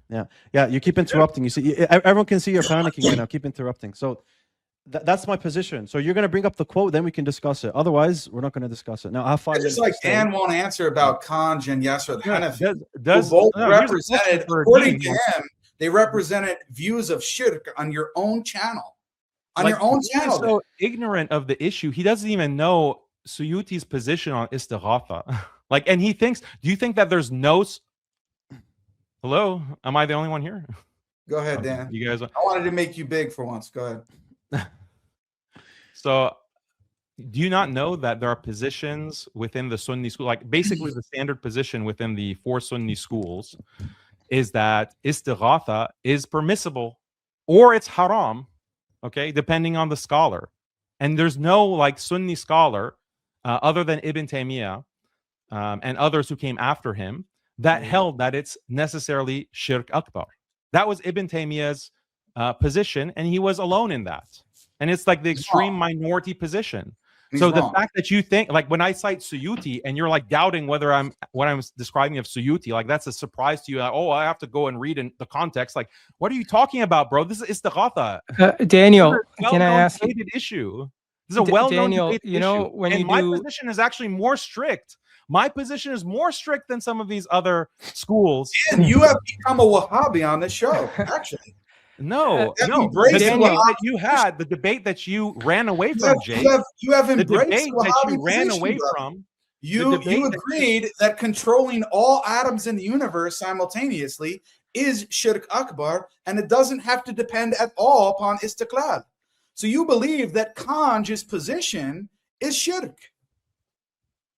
That's not his position, by the way. Okay, you misinterpreted his position. What's he his actually position? said that this is a position of the scholars, and he said that He said there's nothing wrong with some to be extreme. So you didn't actually understand. No, but he said there's nothing wrong with it. He said there's nothing wrong with the position. He said no. He qualified that, and you even if he did say that it is acceptable. Okay, so I would say that he has a mistaken position on that. Just like I would say Ibn Taymiyyah has a mistaken position when Ibn Taymiyyah says that the hellfire will come to an end. Oh, here we go, Dan. You keep That's a red herring. Daniel, you know, some people... You're going to hellfire now. Stick on the point. Yeah. Anyways, Jake, I just want to make this clear. Wait, Jake, because I have to go.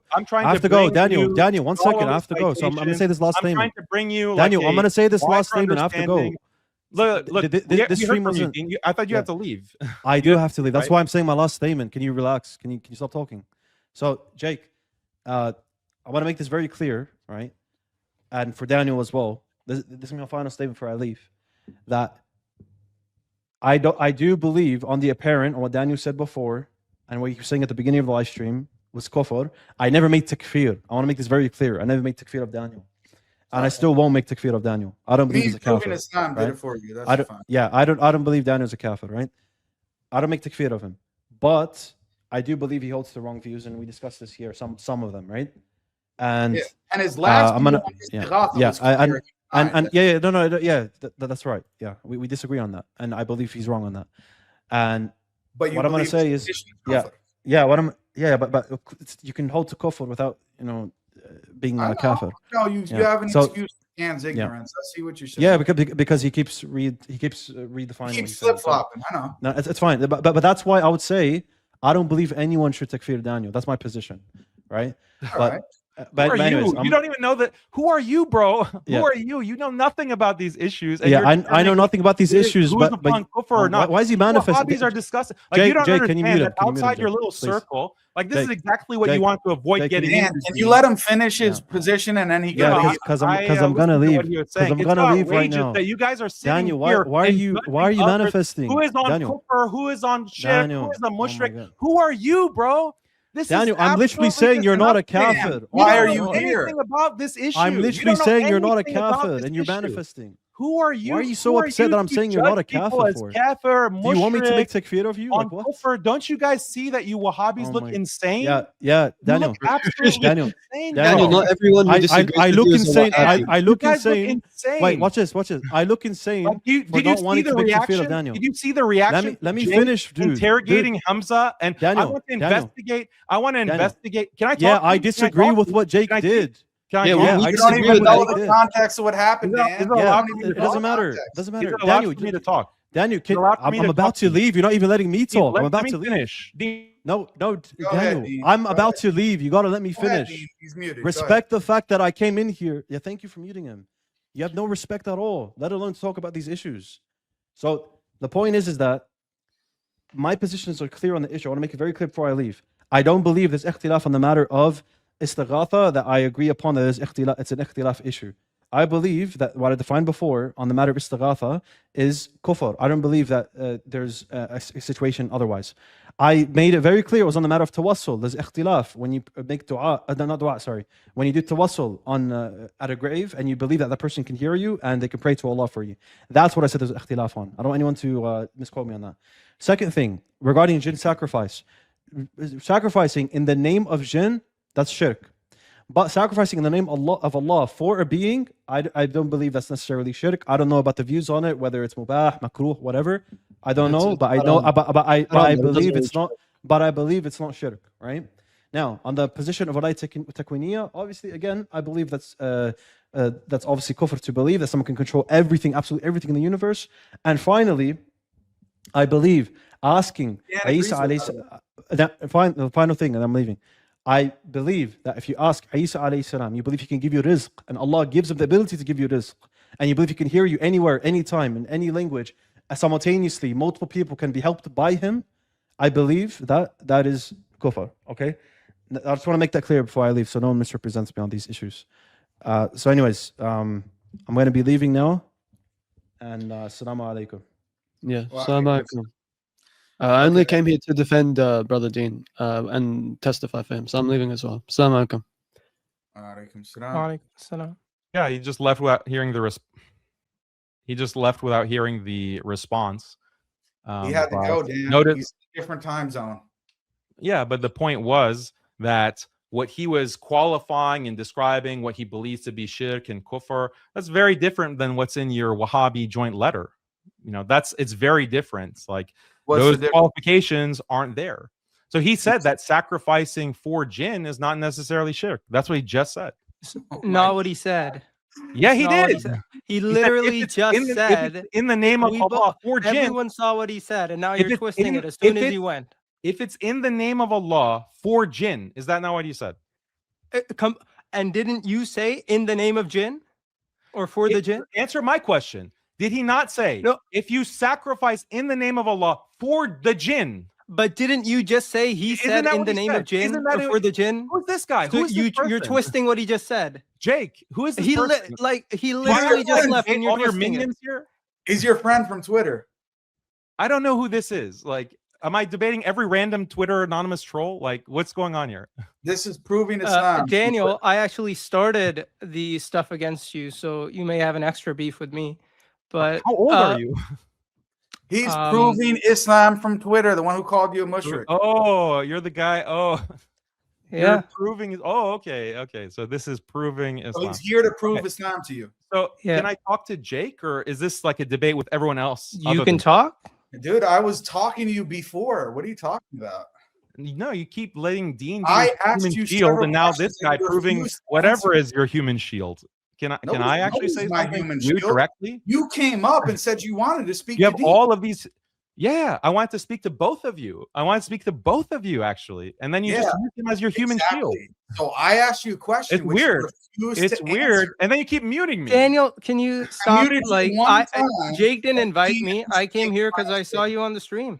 I came myself. So what is actually this guy proving's Aqidah rating? I think he's an A. Oh, mashallah. So he's above Ahmed Didat and Hamad Oh, Ijab yeah, and Muslim Ahmed Didat said Lantern a lot of and foolish Uthman shit. bin Farouk. He's A. He's like at the level of Shamsi and Farid. Okay. Zakir Naik is like way down there in C tier or D tier, right? Daniel, Who's can CD? we? Let's just stick to I the just want to know issue. who I'm Yeah, talking to. brother. I'm But talking to honestly, you took a Wahhabi position, so star of you got- Aqidah. I want to you're know going like towards- his eminence. you're going I want towards to know the the D eminence range of who now. I'm speaking to. So I show the utmost respect. He's A tier. Whoa. I'm even below F. I'm not even a Muslim, according to Jake. So No, but Dan, I you're want to kind know of like on who the I'm rise. talking to You're an on the Aqidah rise, brother. master. You're on the rise because you took a Wahhabi position on the stream. We got to This has congratulate been you. I've had the same consistent position despite you calling me a mushrik. That's Is the it a thing. Wahhabi position? Okay. So, Is it a so Wahhabi we'll position? go back to my point. If you guys actually let me complete a Yeah, sentence. I want to know if Kanj's position is shirk or not. I answered that. How many didn't times are answer you going to ask that question? I didn't actually answer the said, question. first of all, you're misrepresenting Sheikh Haroon's position. If you What's want to his actually position? talk to Sheikh Haroon, why don't you invite him to the stream as well? Tell him to come. He's welcome right now. He might be asleep. This is like the middle of the night. I don't know for his time zone. He's in Australia. Yeah, But- so is Dean. Yeah. So why don't you actually have a debate with me and Sheikh Haroon, and you and bring whoever you can bring this Ken, you nice just little young man here. challenged- You just Yeah, challenged. 2v2. Why don't you accept the just- debate? Let's finish this. You Why just don't you challenged. accept that? You just challenged Bassam to a discussion, and I believe he's coming on, isn't he? Have you spoke to him? To what? Bassam. Well, you're asking me or you're asking this guy? I'm asking you. Is Bassam speaking to you about this topic? I don't see a response from him. Oh, okay. I didn't know if he reached out to you. From what I know, he's going to speak to you about this topic. So you're going to speak to him, and I'm going to speak to Yasser Hanafi. I just told you that, and it's public. So that's happening. I don't need to speak to Haroon Kanj and every Tom, Dick, and Harry that has something to say You about keep me. asking about him, and you keep telling me what his Because position you is. had him on your program, and you Then just when I said answer that a your question, you position say, that no, he that's not his defends- position. What's his position then? Tell me. I've told you multiple times that his position is that this is one of the positions of the ulama. Is it? Yeah, And but he I sees said- it as an I acceptable said- position, look, right? is it interrupting. Is it an acceptable position according to to him, it is held by certain scholars. Is it But Whether he sees it as I'm acceptable, not sure right? what he says on whether that specific position is acceptable or it is an innovation or it's I don't But know the details. Daniel, of when it. you asked he him, when you explicitly said on your show, there's nothing wrong with it. yeah, when you asked him, he first said we would He say there's qualified nothing that- wrong with he it. Then qualified- only when you pushed back did he say, well, there's some people who said it's ghulu. But the first Okay, there thing he you said go. is, oh, it's acceptable. So There what do you you think go. his There's position nothing you is? wrong. you admit that he said he qualified it, right? You admit that he I'm qualified saying it. that he first presented it as if it's something acceptable. And in fact, he first presented the position, there's nothing wrong with it, which sort of indicates that's his position. But then when you pushed back, he was like, well, some people did say there's an issue with it. But the way he presented it, it seems like not only does he hold a position that there's no problem, but at least he thinks it's acceptable. Yeah. See, everything with you guys is it appeared and it seemed like and he implied and No, when he because actually that's how he answered. interruption Okay. With you guys, it seems like what you take his position to be is what was your impression. When he actually goes later and explicitly qualifies it, you don't actually count that. You just go back Okay, to cool. your So initial impression. if he thinks Don't it's interrupt me, bro. Go back to okay, your. if he thinks it's I think if your he mom's thinks calling you it's right a now. Your mom's permissible calling you. position, Go have supper. then tell us what's okay? your ruling on that. Go have your or mom what's read you a your bedtime position on story, okay? The grown-ups are talking here. Just let me finish a statement. You are going by your initial impression of what Sheikh Harun said. Then when he qualifies it, you say, no, that doesn't actually matter. What he said initially, that's what we're going to take into consideration. No, there's no And that's what his qualification position here. is There's based no off of. qualification because I didn't Not say interrupting, that is bro. definitely his position. Bro, I said okay. he presented it as a Your dad wants you to permissible go position. mow the lawn. Go mow the lawn, bro. Okay. So there is no Sheikh Harun- Sheikh Harun's- grass here, bro. It's December. Okay. Do some chores. Go take out the garbage. When Sheikh Harun made that statement, it was part of a long discussion, 3-hour long discussion, and he made certain statements and qualifications. Now you're interrogating me because this is your Wahhabi Aqidah testing. You want to determine him to be a mushrik, and you want to say that I have to takfir him and I have to call him a mushrik. Okay, let's forget him. Let's forget him. If someone says that's a permissible position, then tell us what you should just talk to him.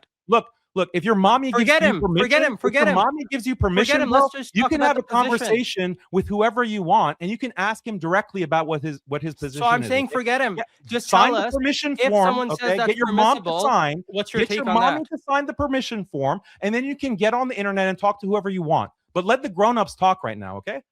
So if you want to know Sheikh Harun's position, go talk to him directly. He's more than happy to debate you, Jake, but you keep running away. You keep running away from his challenge. So why are you interrogating me about his position? I made my position clear, and you won't and now you're like, oh, it looks like Daniel's Wahhabi now. What are you talking about? This is what I've been saying for a long time, for months now, and you still call me a mushrik. You still call me a mushrik. You won't even return my salams. That's how disgusting you are, Jake. Does it and bother you? Wahhabis. Everyone saw what you did to Hamza. You want to investigate everyone.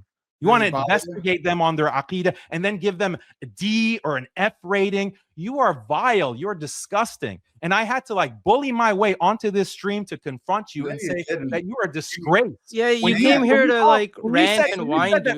You're not even engaging. You're literally. When you said Muhammad Hijab is a Oh my coward, God, damn. philosophy, that is man. so disgusting and vile. And Wow, everyone man. should see you for Bro, what you're you playing are. to the, You threw a to the Muslim choir under the now, bus. Daniel. Like, You come threw on. You threw a Muslim under the bus for the sake of a Christian, Jake. You should be Oh, ashamed yeah, of man. yourself. You should be Man. ashamed, and no one should defend you or associate with you when you're willing Oh to my give God, rankings, Dan, it's terrible. rankings to Daniel, yeah, praying to Jesus versus some Dude. making a tier list, bro. Dude, there are what are you levels talking to about? this. Just- my you friend. don't know what there you're are talking levels about. to this. You're an idiot. Just shut up. You are a disgrace, Jake, and I want to say that to your face so that you can hear it directly from me. When Yeah, you at throw- least Here, let me Jake teach you believes some- in let me teach you monotheism, some bro. At aqidah, least he Jake. believes in Let praying me to Allah teach you some alone. aqidah. Let me teach you some aqidah, Jake. When a Christian demands that you mock and insult a Muslim, and you say to them, yeah, I agree with you. Muhammad Hijab is a coward for many reasons, and you denigrate a respected Muslim figure in front of a Christian Irrelevant when to a the Christian asks you discussion, Hey, bro. Dan. and Hey, you obey Dan. like a dog. You obey that Dan. like a dog. That is a disgrace. Hey, You are Dan, do you want me to say it bro. again? Would you like me to say it again? Yeah, say it again. Will it make you feel good? Yeah, go ahead and prove what a disgrace Okay, you are. let's play what you say about Muslims here. Let's listen. Again, like this is the theme that we're going to come back to throughout the show. Like we have to wonder. We know that Jake, being based in Morocco, Abraham Accord country, aligned with UAE, Bahrain, okay, along with Farid and Adnan. We know the relationship that the UAE has with India, with the BJP, and with Modi. We know how the UAE has promoted the BJP and has helped back them up in many cases. And we know that the BJP views Zakir Naik as a major threat. They view him as a major threat, and that's why they've kicked him out of India. That's why they've issued an arrest warrant, charged him with terrorism, and they're trying to shut him down, basically. They've destroyed his presence in India, his offices, and his dawah work in India. They've destroyed that, and they want to put him in prison. He's in exile. And now, interestingly, Jake comes and he ranks Zakir Naik in C tier. And as we'll see later, he ranks Zakir Naik at the bottom of C tier. Okay. So I wonder if there is a political dimension to that. And by the end of this, his rankings, it'll become much clearer that, yeah, this whole thing is based on Jake's politics and his Wahhabi takfiri ideology. So do you stand by that, Dan? I said that Zakir Naik's arguments aren't that good nowadays for modern Dawah. That is because I'm being backed by these Abraham Accord governments, and specifically because Zakir Naik has a problem in India, and I'm trying to amplify that. That's what you believe. I think it's possible. Yeah, I think it's your position in. Are you still in Morocco? I don't even know. Yeah. Okay, some people were saying that you actually have moved back. I don't actually know for sure, but last I heard, you're in Morocco, which is an Abraham Accord country. You're not a citizen there. You are? I live here, yeah. Okay, so you don't have actual citizenship in the country, right? No, I have permanent residency. Okay, so are you allowed to just say whatever you want on a live stream? Can you criticize the Moroccan government? Can you criticize, can you be outspoken in any of these criticisms of some of these governments that ally with Israel, like Morocco? Dan, you're moving from my criticism of Zakir Naik to a general question about what I can say and what I can't say. So do you actually believe? No, I want to know, seriously, do you actually believe that I just said that I don't think Zakir Naik's arguments today are that great against Christianity and in defense of Islam because I'm in Morocco? Is that what you believe? My belief is that your rankings are based on your personal grievances against people, your whatever political motivations, whoever is allied and aligned with me. Like, those are the priorities. How does Zakir Naik fit into and you proved it because you How were does Zakir Naik fit into this? I don't understand. Zakir Naik fits into it because of your political situation. Yeah, because you're in an Abraham Accord country and you're limited in what you can say. And who knows who's backing you? Like, you have suddenly all of these Arabic books that I don't know where you're getting them from, and if you even have studied these. Okay, that's an interesting question that you can maybe clarify. But yeah, you have political motivations in a lot of the things that you do and a lot of things that you say. Like, okay, so let's Wait, talk about it, Dan. Let's talk about it. Yeah, we should talk about it. We should what talk are about what all are of these issues. We should talk about why suddenly, after just one day, you took someone like Muhammad Hijab at C tier and you put him in F. You took Ali Dawah, you put him in F. After one day, what changed? Oh, they criticized you, or they wouldn't sign a letter against me. Or why do you took Ahmed Didat and you put him in F tier. Dan, okay, why do you have to lie? Bassam Zawadi, you know that Bassam Zawadi is on Blogging Theology, right? Dan, are you going to allow me to Paul talk, Williams? or do you want, Didn't you say Paul Williams? Is this a Dan Paul rant? Williams and Blogging Theology is actually F tier? Is this a Dan rant? It is. Didn't you put Paul Williams of Blogging Theology You're asking me like 10 questions and expecting me to respond, and you just keep talking. I'm dealing with the Zakir Naik question. What beef do I have with Zakir Naik? There's no political tension or personal beef with me and Zakir Naik at all. Where are you getting this from? You are part of a Wahhabi network that includes Fareed and Adnan Rashid, who have proven themselves over and over. Fareed, okay, so now who's interrupting? You asked me a question. You want me to explain? You want me to explain or not? What do you mean by Wahhabi network? Let me explain the network for you without interruption. Okay. You are part of a Wahhabi network. The Wahhabis, if you want me to define them, they're what you do. You like aqidah test all the du'at, and you demand that they make takfir, just like what you did to Hamza. Okay. So you're part of this network with Fareed and Adnan Rashid. Adnan Rashid can never criticize the UAE government. Everyone sees on Twitter, they're demanding he condemn the UAE for backing the RSF genocide in Sudan. He doesn't do it. He won't even mention them. Interruption. Did you see me condemn them? Interruption. Can I finish? Did I condemn them? Interruption. Can I finish? So then Fareed has literally said, I'm not going to criticize the Hindu temples, and I'm not going to criticize the ruler of the UAE for building these UAE temples unless I have a private meeting with him. Okay, he can police me and my beliefs from the other side of the world, but he can't say something from Bahrain like building Hindu temples by the UAE government. That is shirk. He can't say that. He can't say that publicly, and he's admitted as much. Okay. And then you, as soon as you move to Morocco, suddenly you're on this Aqidah checking rampage. Everyone is being Aqidah checked. As soon as you move to Morocco, you're questioning my Aqidah. You're demanding that I submit to your Aqidah testing. You're interrogating me, video after video after video on me.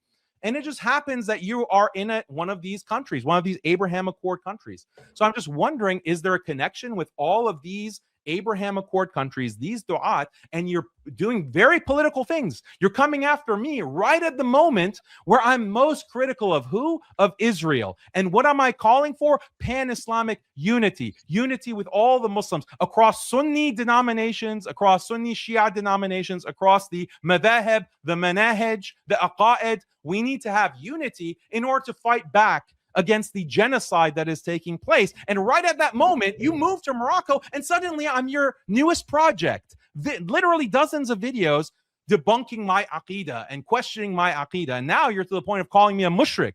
So is this all a coincidence? I think not, actually. I think it's not a coincidence. I think there's something else going on. And obviously, I don't know what you're doing behind the scenes, but it raises a lot of red flags. And now when people see that you're actually attacking not only Zakir Naik, but Ahmed Didat, Uthman bin Farouk, Muslim Lantern, saying that he is an Ikhwani.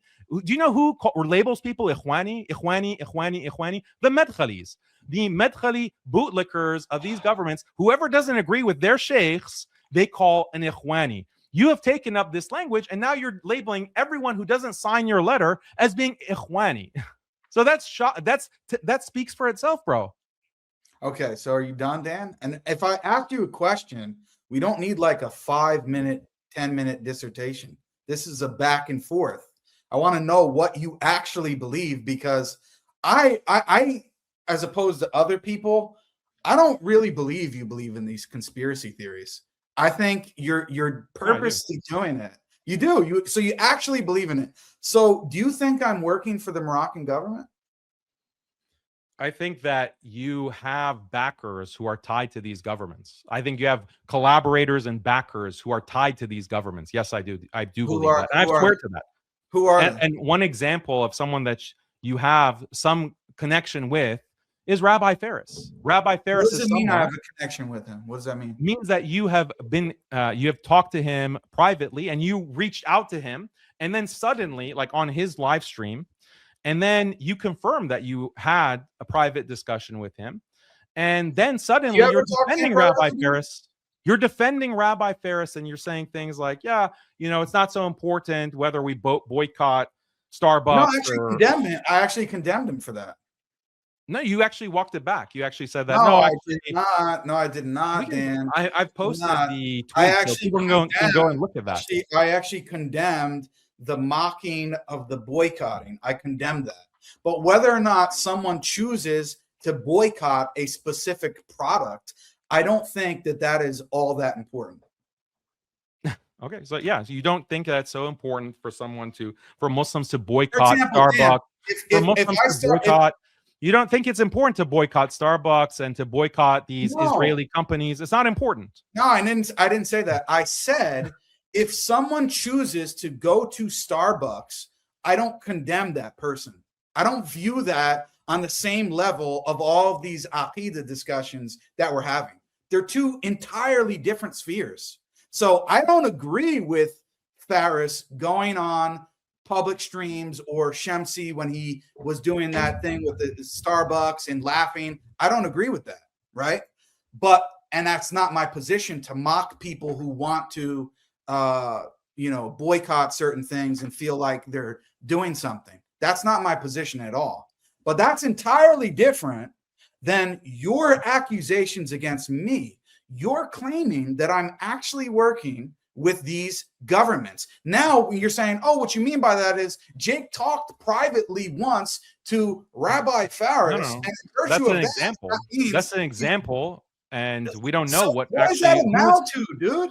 What does that amount to? So what happened? So you explained the change. Like, why did you suddenly realize that working with people of other manahij is ikhwani. Like, why does this sudden change as soon as you move to Morocco? And this is a principle that you don't apply consistently because you want to rag on Uthman bin Farouk and Muslim Lantern, but Adnan Rashid works with Ash'aris and Maturidis. He goes on their podcast and he praises them just today. So how is Adnan Rashid not an ikhwani? You're not even Zakir representing Naik- my position. Ask me a question. So I'm answering your question of why I have these suspicions. I gave you the indications. Like suddenly you're very harsh on Rabbi Faris, but then you softened your tone suddenly when you moved to Morocco. Why? I don't know. Suddenly you were very harsh actually on boycott, on those who violate boycotts. And I posted all of the proof of this from your tweets. You're very harsh on those who violate boycotts. Then you move to Morocco. You have some kind of contact with Rabbi Faris. And now you don't think it's such a big deal if people violate the boycott of these Israeli Zionist companies. I'm harsh. It's interesting. Like it just raises red flags. Like, don't you think that will raise a red flag? Or Zakir Naik is considered an ikhwani. You know that, right? He's considered an ikhwani. The UAE considers him an ikhwani. I don't care. And that means that he's a deviant. And suddenly you're like downgrading him and calling everyone ikhwani. This is very suspicious. I never did that. Actually, for Zakir Naik, I gave him an A. No, you gave him a C. You gave him a C. I gave him, in terms of his aqidah, I gave him an A. That's crazy because he's ikhwani. He's ikhwani in the same way that that's what you're claiming. You think that Zakir Naik is less of an ikhwani than Uthman bin Farouk and Muslim Lantern? Yeah. Okay. That's listen, Daniel, can we? I think that we should go back to istighatha, no? Because regardless of the tier list and all this stuff, it's not actually as important. Learn how to pronounce the word. Our issues with you. It's not istighatha. It's istighatha. Learn how to pronounce the word. I didn't say istighatha. Don't you have like a test to study for? Like, isn't it like finals period? Go study for your exams, bro. I'm talking with. Listen, Daniel. I'm talking to Jake. You see, you come here and you're condemning Jake, and you're saying, "Why are you talking bad about Muslim apologists?" Talking about Look how you're Jake, acting, bro. We're talking about the tier list. Jake didn't even put you on the tier list, bro. I didn't see any proving Islam. Like you signed on to the letter, but he doesn't even consider you important enough to actually acknowledge your existence. And Jake's right. You know why? Because his tier list is for people with enough followers. I thought Jake blocked you on Twitter. Is that the case? No, he's following me. I'm following him. And Jake, it doesn't matter. Why are you going into these? These are random, irrelevant issues. That the Bible is Daniel, let's get back to what matters. Didn't Jake block you for your belief that the Bible is the word of Allah? Do you want to actually have a discussion, or you just want to do this kind of pity pat games? Just tell me. I want to understand. Like you bring this person I don't even know. Oh, it's like, my position on the Torah gospel. This person I don't even know. I'm just wondering. Like, followers? None of this matters. Okay, it doesn't matter if Jake blocks you because you believe the Bible is the word of Allah. Doesn't matter to me. It does. It does. You can't even pronounce I couldn't care less. Daniel, you're an idiot. Question is, if I pray to Jesus and I say, Jesus, pray to Allah for me to grant me healing, is that shirk for you? This is tawassul, and according it's to not shirk? the majority of scholars, it's not shirk. The vast majority said it's not shirk. So, can you explain to me why is that not dua? Jesus making dua? No, if I pray to Jesus, like how Christians pray to Mary for intercession, or they pray to saints for intercession. If I pray to Mary or Jesus or someone to intercede for me with Allah, why is that not dua? Or is it dua? It's not considered dua in the istilahi sense. In the lughawi sense of calling, it's talab in terms of requesting. Yeah. When the prophet says that dua is ibadah, right? So that means if you pray to someone, it's worship. So it becomes shirk, right? Correct? No. Okay, so dua is not ibadah, or is dua ibadah? If you want to converse, you want me to educate you on the istighatha issue. Like we're starting from ground zero. I want you to answer the question. Like is dua ibadah? Like, if you want to go from the ground zero of this topic, okay? So Daniel, is dua ibadah? Is calling the prophet says you give the answer. Okay, you give the standard. You give the standard. So someone is calling to Jesus. Someone's making dua. That's your term. Okay, they're making istighatha to Jesus. Or not istighatha. They're requesting from Jesus to make dua. Intercession, yes. Is that dua? is that dua? So I'm claiming it is, right? So it's and shirk. then therefore I'm claiming it's shirk. But So now you tawassul is obviously shirk. will have to claim it's not. So I want to tawassul ask you, is where's shirk. your justification that it's Is not dua? tawassul shirk? So if I pray to Jesus for intercession, right, that's shirk. And I'm saying that is a form of dua. So now I'm asking, But that's not for your you, scenario. why does Your that not scenario fall under was- dua? Your scenario was that you are requesting Jesus to make dua for you with Allah. Yeah, intercession. I'm saying, Jesus, I want your intercession. Pray to Allah for me. Intercede for me. Yes. Is this dua or not, according to you? This is, you're making a request. This is like, So is it dua? this is tawassul. This is tawassul. Is it dua or not? Is tawassul. Yeah, it's tawassul. So it's not dua? It's tawassul. Yeah. Is it dua? It's tawassul. It's tawassul. But is it dua? In what sense? Istilahi sense or what sense? Is it so? For Do you know what Quran istilahi means? Do you agree that the Do you know, Quran do you and know the Sunnah? distinction? Do you know the distinction between istilahi and lughawi? Do you agree that the Quran and Sunnah answer that prohibit question. dua to other than Answer that Allah? question. Answer that Hold on, question. Daniel. Does the Quran and Sunnah answer- prohibit dua to other than Allah? Yes or no? Answer my question. Do you know Does the difference Quran between and istilahi- Sunnah, do they prohibit dua to other than Allah? Do you mean istilahi sense or lughawi sense? See, this is the point I'm going to get to, right? Because No, you don't I'm even know what saying- the distinction is. You don't even listen, know what what the I'm saying distinction is that dua is you don't even know what the ibadah. distinction is. So praying to someone other than Allah is shirk. Now you obviously have to say that intercession doesn't fall under the kind of dua that's forbidden by the Quran and Sunnah, correct? So that's the whole point. I'm going to ask you now to justify that from the Quran and Sunnah. I want you to justify talking to you why because that you don't answer my intercession question. type of dua doesn't fall I'm not under interested the in Prophet's talking to statement you dua because is ibadah. I'm not interested in talking to you because you don't actually answer my questions and you're trying I to wa- interrogate me. The very You don't even question know- you're you don't asking even me know is the actually my difference between question to something you. being the istilahi sense of a word and the lughawi sense want- of a word. You don't even know that. So why should I Okay, even bother talking to obviously- you? You're wasting my time.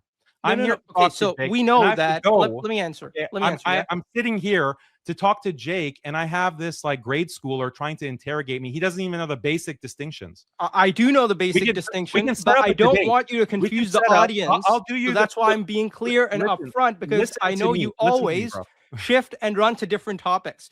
So no, please, I'm going to ask we you were once talking again. about something. We is- were talking about the tier list. We were And talking it's about a the tier terrible list and why topic to Zach talk and about. Mike It's not and Jake's nearly as very important suspicious as this. background, That's and then why you I'm coming jump back in to as a this. human shield, and I have to go through the ABCs of istighatha with you. Daniel, Okay, that's a waste of Daniel, my time. Okay, so Assalamu I want you to alaikum. sit in a shut. studying for your finals. Okay, go get ready for I don't know what for your study exam. I'm talking to Jake. If you want to have a debate on istighatha, we'll set it up, and I'll take you through the Daniel, basics, and I'll explain Daniel, what istilahi means, Daniel, lughawi from means, a mustalahat. shar'i I'll explain all the sense of the mustalahat word to you. dua. I'll explain all the mustalahat. I don't you. need to. I'm Okay. asking you right now. I don't need to have a second debate. I'm asking you right now. From a You're shar'i sense of the word dua, You're is confused. praying to Jesus for intercession. think- Does it fall under that? You look. You don't answer my question, so why should I bother being interrogated? Because by the question you're asking me is should actually I the question bother? I'm asking you. That's the Why whole should I point of bother? what I'm asking. you don't So- address. You don't acknowledge anything that I say. You want to go through your little decision Okay, tree so or your debate the Prophet tree. says dua is You don't even let me ibadah. finish a So sentence. I'm asking, You just want to lecture does to me. praying to You just Jesus wanna for lecture. intercession fall under You that? don't let Yes me or no? talk. You don't let me talk. Does praying to Jesus we for define intercession terms? fall Can we under the define Prophet's terms? statement? Hey, Dua hey, is can we define ibadah. Yes or terms? no? Jake, It is can we define tawassul. terms? It is So tawassul. it doesn't fall into. Does it fall into the Prophet's statement? Dua, Yes or making no? dua is to Allah. Okay. Okay, so the hadith, praying to Jesus for dua, intercession, does it okay, fall to- under the to Prophet's Allah statement? is Yes or worship. no? Yes. Yes. It Dua does? to Allah is worship. Dua to Allah What I'm is saying worship, is, yes. if I pray to Jesus for intercession to pray to That- Allah for that me, is does that tawassul, fall yes. under the statement dua is ibadah? Yes or no? I don't know how more clearly I can say this. So I'm just tired of being interrogated. Jake, did you can't understand even his position? answer my question. You can't. Did even you answer- understand his position? No. Okay, so we didn't understand. So I'm going to ask once again.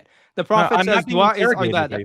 Hey, Jake. The look, Prophet says you dua wanna is use- ibadah. So if you I wanna pray to use Jesus this for guy as your intercession, human does it shield fall to under the avoid Prophet's the- statement? Yes or to no? avoid my points, Jake. Does Like, it fall under the prophet's statement? Yes or Jake, no? are you going to use this guy as your human shield? Like, you block this guy. You don't even think that he is worthy enough to be on your tier list.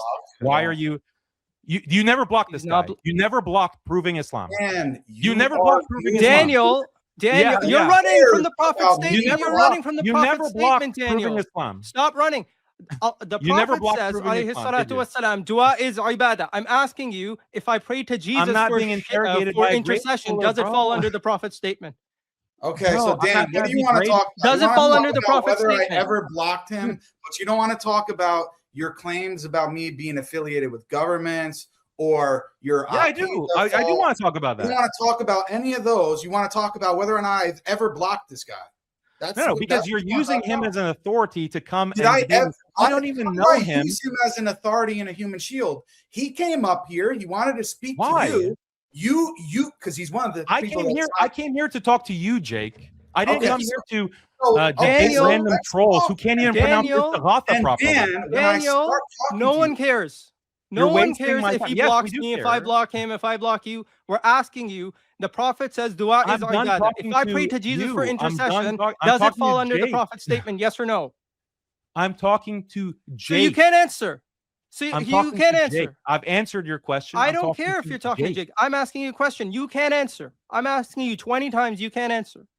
You can't What even is your problem? define dua. Define it. That's exactly what I'm asking you. How can you ask me a question about something when I acknowledge that there are multiple meanings of the word? So if I pray So how to can I Jesus answer for your question if there I'm are asking you, multiple meanings in of the your word, bro? position, the way the prophet is using that term, in your position, the way the prophet is using that term, would that encompass me praying to Jesus for intercession? Yes or no? No, the dua that is mentioned in Okay. the hadith would not be. Why not? Would not apply.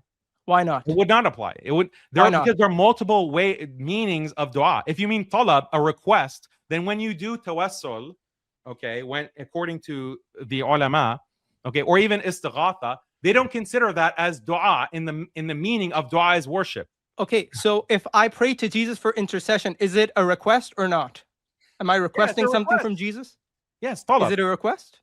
Yes, it's a request. So how? But you just said I'm not asking in the term in Oh the my sense of God. request. Why is this type of request not under the Bro, you're under out the of your meaning of the depth. prophet's You don't words? even know. I You want don't you even know to the I want you to basic- justify it from the Quran and Sunnah. You acknowledge Where- that there are multiple meanings to the term I know. dua? For example, if I call on my mom and I say, my mom, make me a sandwich, that's not under the prophet's statement. Yeah? Is it dua? in a linguistic sense, if I say, "Oh, mom," and she's right there, and I say, "Give me a sandwich," yes, but obviously that's Okay, not so it's what the dua. Quran and Sunnah means. So there's a So meaning. the people who say that istighatha is not shirk, they deny that hadith and what is meant by the prophet. That's exactly what I'm sallallahu alaihi wasallam asking. Now, applies. I want to say, what's the Quranic or the justification from the Quran or Sunnah for that? What's the justification? Ask the people who have that position. So, Ask the is people it who have your that position? position. You Ask just the said people- it's your position. You just said it doesn't fall under the prophet's statement. So what's the dalil? What's Look, the dalil? bro, What's the evidence? we can go through a debate on istighatha. I've Tell actually me right challenged now. everyone. I'm asking I've now. challenged because you don't let me speak. You don't let me. I'm letting you to speak. Go ahead. Go ahead. and have you're the floor. wasting my Go ahead. time. Okay. The point is that Jake here is the one who is aqidah checking everyone, giving them. I'm giving Look, you a he's the chance to expert. respond. See, I'm Jake, giving you a this chance to guy's respond. Stop interrupting talking me, about bro. Jake. Respond to the question. You have the floor. You complained. I don't let you speak. I'm letting you speak. Respond to the question. What's the evidence that praying to Jesus for intercession doesn't fall under the prophet's statement? Give me the evidence. So let me speak. Jake here invited me onto the stage. Give me the evidence. You were whining that I don't let you speak. I'm not letting you respond. Stop talking about Jake. Answer the question. What's the dalil from the Quran and Who are Sunnah you? that praying to Jesus doesn't You're not fall that- under the prophet's you're statement? not that amazing, Which is a bro. general statement. You're not that dua is important, ibadah. bro. You're not that important, bro. More important than You're not- your ass. Now, please answer the question. Calm down, man. Calm down. Am I a mushrik? Answer by the the way? question. Am I a mushrik? Yes. I'm a mushrik kafir. So if I say salam alaikum to you, you won't respond. Walikum. Is the had This is a red applicable to me? herring, though. This is a red herring. the Can had we stick- applicable to can we me? Stick to topic.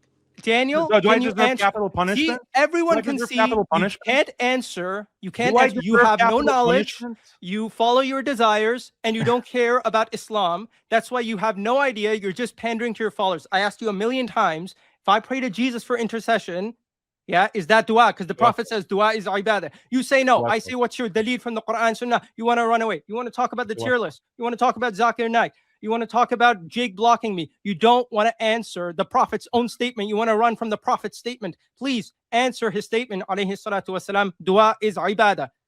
If you can't justify it, then you have to admit it's shirk. Alayhi salatu wasalam. So can I talk now? Can I Yes, speak? respond to the question. I don't want to hear about the tier So list. I want to hear about the question. so does the had apply to me? Oh That my I'm God. a mushrik mortad? Oh my God. Does it You're apply? running, my friend. Does it apply? Easy question. Easy question. Praying to Does it Jesus apply? for intercession. Does Does it fall the- under does the the had Prophet's apply to statement? me? Dua is ibadah. You say no. I say dalil. You can't provide any evidence? No evidence? No dalil? Just desires? So hey, so if someone comes up and is here like ready to cut me, should that be done? Okay, let's go on. Okay, so Is that there's a do I deserve statement. that? Let me Jake, ask how you about you? another question, yeah? Because you can't answer that question. Let me ask you another Jake, question. Does this apply? Like if this comes in, like does that apply? Okay, Like so- that'll be This justified, is right? really desperate, dude. You're just If getting someone comes so- here, you're getting if so- someone comes and like pushes this in, this knife, man, is you're that justified? getting so pathetic and immature. Okay, right now. that's another You called question me a to you, mushrik, Daniel, like- because called you me a can't mushrik. answer Why this can't one. you I'm answer going to that ask another question? question. You It's already okay. gave me the Allah- ruling. It's You okay. already It's gave the okay, ruling. Daniel. It's I'm a okay. It's mushrik. okay. You can cry to your wife later, but don't cry on the screen. On the stream. I'm going to ask you another question. Yeah. Allah says, وَيَعْبُدُونَ مِن دُونِ اللَّهِ مَا لَا يَضُرُّهُم وَلَا يَنفَعُهُم وَيَقُولُونَ هَؤُلَاءِ شُفَعَاؤُنَا عِندَ اللَّهِ. They worship other than Allah what doesn't harm them and doesn't benefit them, and they say these are our intercessors with Allah. قُلْ أَتُنَبِّئُونَ اللَّهَ بِمَا لَا يَعْلَمُ فِي السَّمَاوَاتِ وَلَا فِي الْأَرْضِ. Say, do you inform Allah of something He doesn't know in the heavens or in the earth? Subhanahu wa ta'ala amma yushrikun. Exalted is He and high above what they associate with Him. In this ayah, Allah is condemning Quraysh for praying to their gods and saying praying to them and saying they are our intercessors. So this ayah shows that praying to someone for intercession is shirk. Now, I've not only Also given you the quote Prophet's Surah statement, Al-Baqarah, I've given verse you Allah's 255. statement, which proves Allah's statement proves that praying to someone with the intention of intercession is shirk. So now, how can praying to Jesus for intercession not fall under the Quranic and Sunnah, the Quran and Sunnah's framework, which says dua to other than Allah is shirk? Allah in the Quran is condemning Quraysh for praying to their gods and saying they're our intercessors. So how is me praying to Jesus for intercession not shirk? Please answer this. He cannot answer. He's been cooked. You've been baked, bro. Can I actually speak now? Okay, go ahead. 10:18. The ayah is Surah 10. Can I ayah actually 18. go? Can I actually go through what I have said about this? Can I actually go through all the proofs and evidences? Okay. Can you first answer Do you want my questions? do you want to allow me to do that, or do you want to just interrupt? I want you to reconcile your. Do you want to position with do this you want ayah. to interrupt me, or do you want me to actually present this? I and want you to educate reconcile. I want you to answer how your position holds up against this ayah. Yeah. You want me to present on this, or do you want to interrupt? I want you to answer the ayah. Go ahead.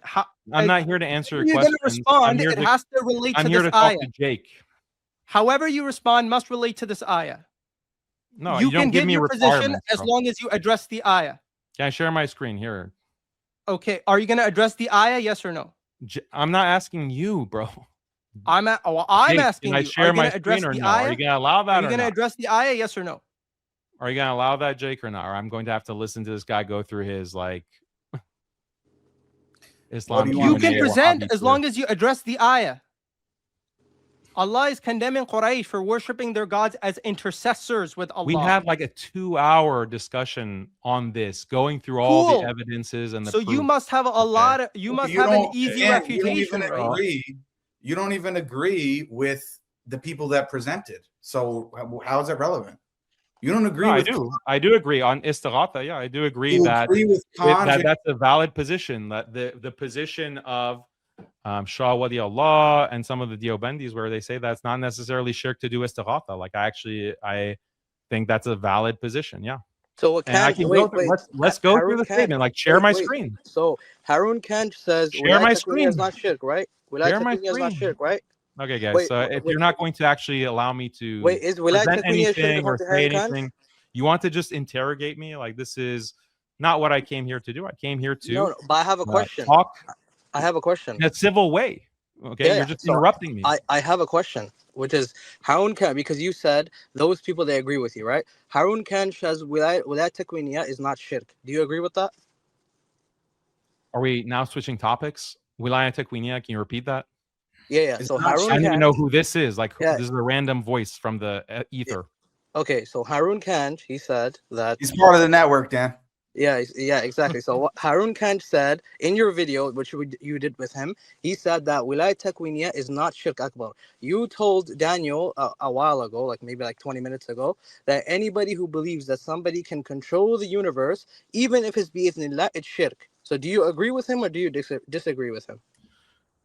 Do you know what the definition of Wilayat Taqwiniya actually is? Yeah, Dude, so he gave you the definition of controlling all the atoms in the universe. Kanj said this is not shirk, and he said it's an acceptable position to hold. Yeah, and I disagreed with that. But Wait, do is you it shirk, think though? his position of saying that it's an acceptable position is shirk? I think he's wrong. I think that he is wrong. no, but you That said doesn't it's mean shirk, that right? he's a mushrik. That doesn't mean that he's holding I shirk. didn't It ask says if it's he's a acceptable. mushrik. I asked if his position. If No, his to say position it's acceptable is not shirk. acceptable, No, it's if he not says shirk. that scholars have held this and it's acceptable, that doesn't mean that he holds a shirk position. You have to Okay, ask you his said it's shirk. position on Does that. he hold a actually. position that is bid'ah? Is it bid'ah? You have to ask him. I'm asking You have to you. ask him. Is his position? You consider? I don't know in depth what his position on that You is. just brought him on your channel to do a 3-hour presentation. I explained to you, okay, that he said that it's acceptable in the sense that I'm saying, scholars what have do held you this deem- position. What is you hard for you deem- to understand, You Jake? deem his position. What is hard?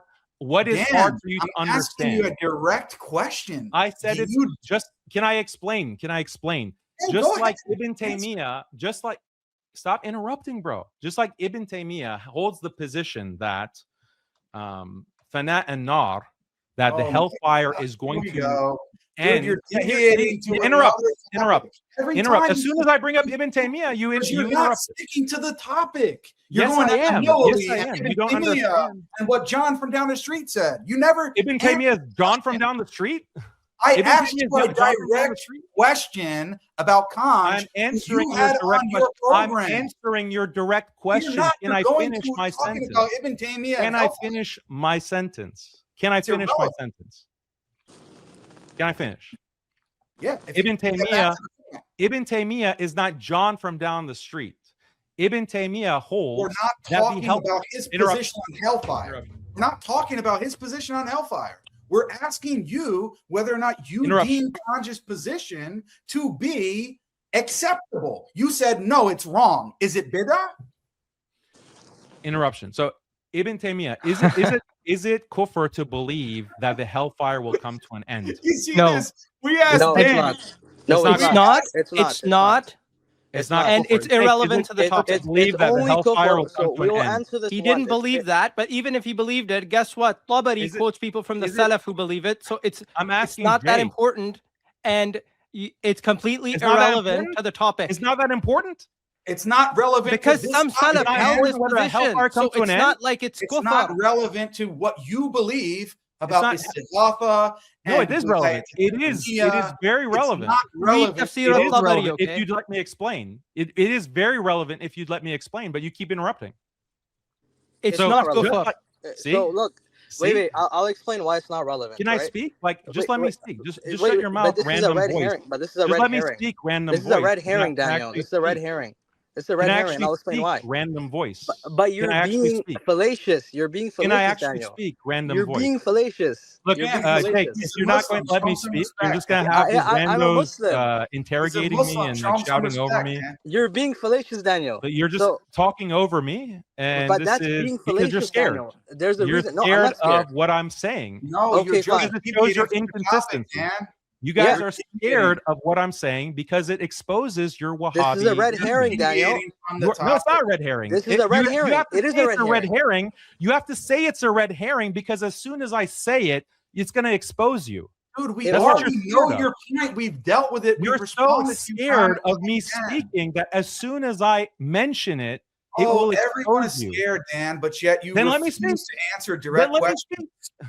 Let me actually talk. If you're not scared, let me actually talk. Okay, so you're going to Is tell it- us about Ibn Taymiyyah's Ibn Taymiyyah's position on position, I hellfire believe, and- okay, the position that the hellfire is going to come to an end, that it is not going to last forever, I think that is a kufr belief that contradicts the Quran.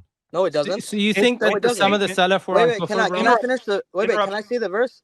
Okay. Interruption. لابثين فيها أحقابا. What does that mean? What does لابثين فيها Interruption. أحقابا mean? Interruption. No. What does the Quranic verse لابثين There فيها are many, أحقابا it's not mean? just one verse, you idiot. There's many verses on Wait, the wait. hellfire. Allah What does says, that verse خالدين mean? فيها إلا ما خالدين شاء فيها Allah. So the أبدا. people What who does said that this, verse no, they're mean? wrong. They Okay? had many a dalil with them. They had an evidence because there's two ayahs in the Let me Quran finish which can my be read as point. implying Let this, me- and before some of you the Salaf respond held to this. me, can I So it's finish not my a point? kufr position, my friend. Can I finish my point before you interrupt? So Dan, just answer Can I this. finish my position? Yeah, I'm letting you. I'm letting you talk You're about not, your topic. because I'm letting you're you talk allowing this about your clown to topic. interrupt me. I'm letting you talk about your topic. You're using, So you're you allowing believe- a human shield to interrupt No, me I'm whenever talking I'm going to you to directly. pin you on this. You believe You that let your Ibn, human you shield believe. jump Allow in. me to finish. You believe that Ibn Taymiyyah held a kufri belief, correct? Yes. Okay, thank you, sir. Yeah, do you? No, I don't believe he did. So you think that the hellfire? So do you agree that the majority of ulama consider it to be a kufri belief to say that the hellfire will come to an end? You broke up on my end. I couldn't hear you. Do you agree that there's ijma that the hellfire coming to an end is kufr? That the question doesn't even make any sense. How so? It doesn't make sense. You say, is the ijma? Is there an kufr? ijma What does that amongst the make sense? scholars? Is there an ijma of the scholars that the hellfire coming to an end is a kufri belief? Yes or no? No, I don't hold that. No. Yeah. So if you go to the Okay, same verse that I so- mentioned, So the can I so- mention the verse? Can I there are mention the many verse? verses, you idiot. It's not just one No, verse. you're the name point- calling. I'm giving you a verse. So with the this point tafsir. is, I Can can I give you still the verse for say, this tafsir? you're not letting me finish my point. Okay. Can I So- display this You tafsir believe or no? Ibn Taymiyyah was upon kufr. Yeah. You believe he's upon kufr, so let us defend that. If you want us to defend No, it, I then don't. we can. Let me make my larger point. Okay. But Let me dude, you make my believe he was larger point. upon kufr. You just said that. Yeah, he's also going against the ijma. He's going against the all the ulama on this. Was he a point. That is kafir? kufr. Was he a kafir? Okay. Was he a kafir? No, that's my point. That's my So point. he- I can he still was respect upon him. kufr. I can still respect him. I can still respect him, and even say that he's an imam of the sunnah and he's within Ahlul Sunnah wal Jama'ah while having a position that amounts to kufr. That's my point. Wow. That is my point. You can't have that position because you're I a don't. Wahhabi. You're a Wahhabi. That's, So you that's a have to- Wahhabi position. Here's the A question for you. Wahhabi position is to say that somebody who holds a kufri belief is not an imam of the sunnah. That's a Wahhabi position. Okay, That's so what you're here's the question for you. Is it kufr to believe that a human being can resurrect the dead? A non-prophet. Is that kufr? Oh my God, bro. If you I'm mean it, Aqidah testing you now. I'm Aqidah testing you. Is that a kufr belief? Oh my that you God, can man. bring someone back to the dead, someone can bi'idhnillah. be brought back to life. Okay, Is that a kufr belief? so there's a distinction here. Number one, if you read the Gospel of John, and this is relevant, you know the role given to Allah in Surah Al-Hajj, that he brings out the dead. That description is given to Jesus. So from that perspective, that's clearly shirk, because in Surah Al-Hajj, that's given to Allah. It's the same description. So to say that Jesus is going to resurrect the dead in the way Christians believe, that is shirk. But to say that Isa alayhi salam brought someone back to life by the permission of Allah, that's not shirk. Yeah. Yeah, because we believe that all miracles are actually done by Allah through the prophets. We don't believe that they're the ones who are I know. doing the miracles and they're the ones acting. So if I say like my sheikh, he actually brought someone back to life. Yeah, that's but not what do you mean by that? That's not shirk. But That means like through the power of Allah, dependent on Allah. Let me say, if you mean it in the sense of how the Quran speaks about Isa alayhi salam, then no, it's not shirk. Okay, so I say like my sheikh, so like someone today, my sheikh has actually resurrected someone from the dead. You'd say, oh, that you mean through the power of Allah? Okay, yeah, no problem. If you mean it in the sense as I just explained, then no, this is not kufr and shirk. Okay, so someone could resurrect the dead. How about someone who says, I know the future and what's going to happen because I read it directly off of Lawh al-Mahfuz? Is that shirk? How would he read it off of Lawh al-Mahfuz? Yeah. He read it directly. How would he? So he would be just says, claiming to have gone into the heavens? I read it directly from Lawh al-Mahfuz. Is that shirk? So it seems like he would be claiming to have gotten revelation? No, he's just saying that he read it directly from Lawh al-Mahfuz. Yeah, but to read it, he has to either get like a dream about it, or like an angel tells him or something, right? No, or he has to go into the heavens. How else would the statement is, I'll read you a statement, and then you tell me if it's shirk or not. Yeah, so okay? I'm clarifying with that guy. What do you mean you read it? Because it's in heaven. Man, so how can you read it? You're going to all. He just claims that he does. Is it kufr or not? So I'm asking him to clarify. How? Like, did you get it in a dream? All you know is that he has read it directly from Lawh al-Mahfuz. What's going to happen in the future. What I can I can imagine some scenarios here. That's why I would ask clarifying questions. So it's not necessarily kufr to say, for someone to say that you read directly from Lawh al-Mahfuz. Well, for example, could he read it in a dream? You don't know. It's just he said he's. That's why I'm asking to directly. Clarify. He's from the actual Lawh al-Mahfuz, not in a dream. The actual Lawh al-Mahfuz, he has read it. Is that kufr or not? So he went up to heaven, and in like in Isra Miraj type experience. You don't know. He said he read it directly. Okay, here, I'll read you. Let me read you. Okay, this statement. I just assume that this is what I'm saying. I witnessed amazing cases of firasa, supernatural insight from so-and-so sheikh. What I did not witness was even greater, and to describe all the cases of his firasa would require a large volume. He informed his companions that a certain army would enter this Muslim area in this specific year, and that the armies of the Muslims would be broken, that there would be no general killing or general enslavement in this region, and that the center of the army would busy itself with taking property. And this was before this non-Muslim group had even resolved to move to attack. Then in this particular year, when that non-Muslim group set out and headed toward our region, he told the people and the emirs that the reversal of fortune and the disgrace would be upon them, and that triumph and victory would belong to the Muslims. He swore to that more than 70 oaths, and people would say inshallah, and he would reply, okay, inshallah, as an affirmation but not a condition. And I heard him say this. He said, when they pressed me, I said, do not press me. Allah Most High has written this, his prediction of the future. Allah has written this in the preserved tablet, Lawh al-Mahfuz, that they will be defeated in this round, and that victory is for the armies of Islam. Read it though. This doesn't prove he read it. It doesn't say he read it. Is that statement okay? Yeah, but it doesn't prove he read it. Is that statement kufr or not? It's philosophy. Okay, so when someone knows the future, yeah, so the general rule is Allah knows the future, and he reveals sometimes some of it to his messengers, yeah. But we know that sometimes someone who's not a prophet can be informed, for example, in a dream, as the Prophet ﷺ mentions, that the believer can be, it's a form of revelation. It's not a prophetic, but it can come to a believer in a dream, yeah. So we believe in that. We believe, for example, it's all, it could be a miracle for a quote-unquote saint, right?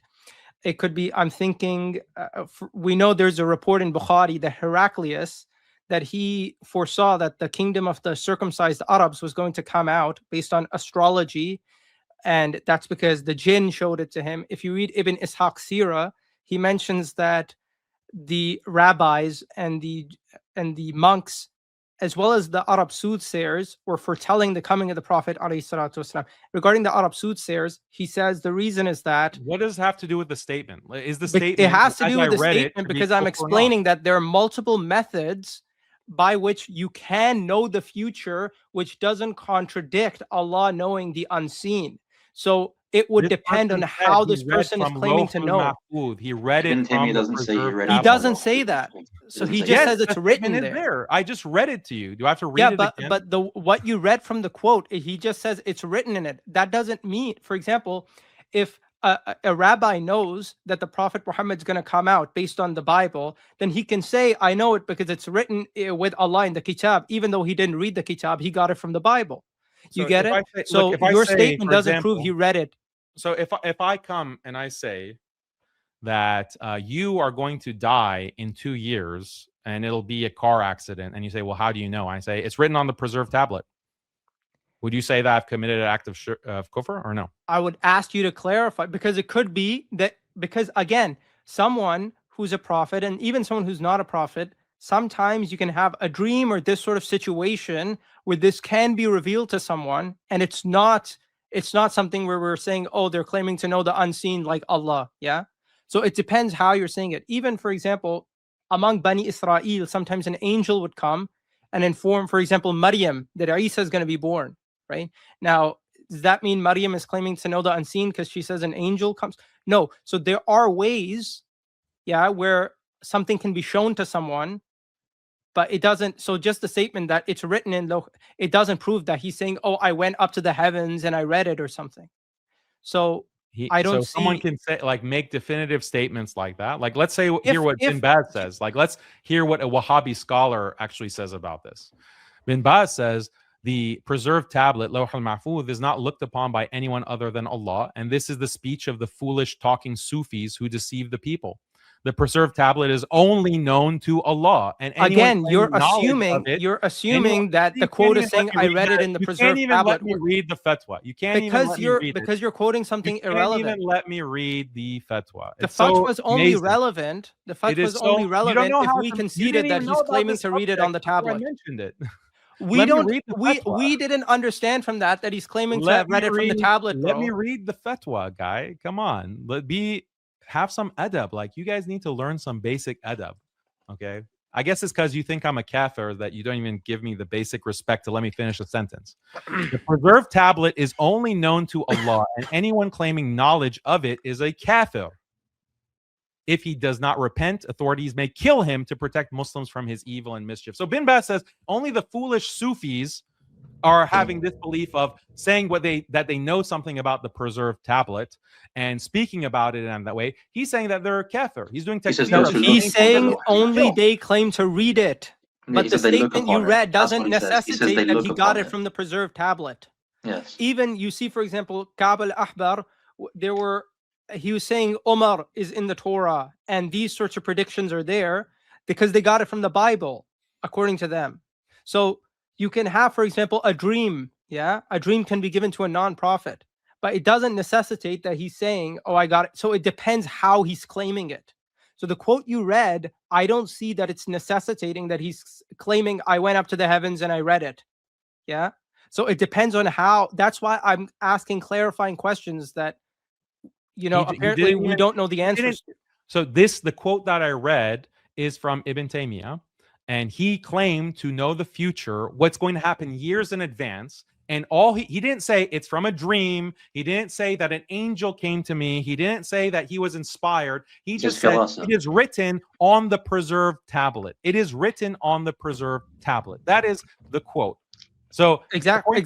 So we don't actually know how he knows. Actually a kafir, according to we don't actually know how he knows. For example, what if an angel came to? That's not true. Ibn Baz doesn't believe that. Yeah, it is. No, you're taking Ibn Baz out of context, right? Ibn Baz is talking about people. I read you the whole fatwa. I read you the whole thing.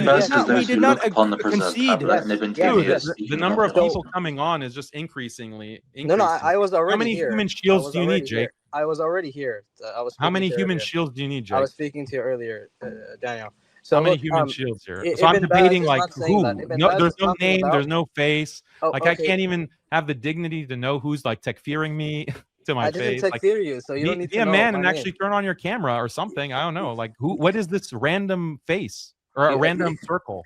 You don't need to know my name if I'm not takfiring you, right? So look, Ibn Baz, he's saying that if somebody claims to have the knowledge of the unseen, meaning the entirety of it, this is kufr, of course. But if somebody has He didn't say the mu'min, entirety. He didn't say the entirety in the fatwa. wait, just 1 second. Well, You're because saying you're not actually addressing the fatwa.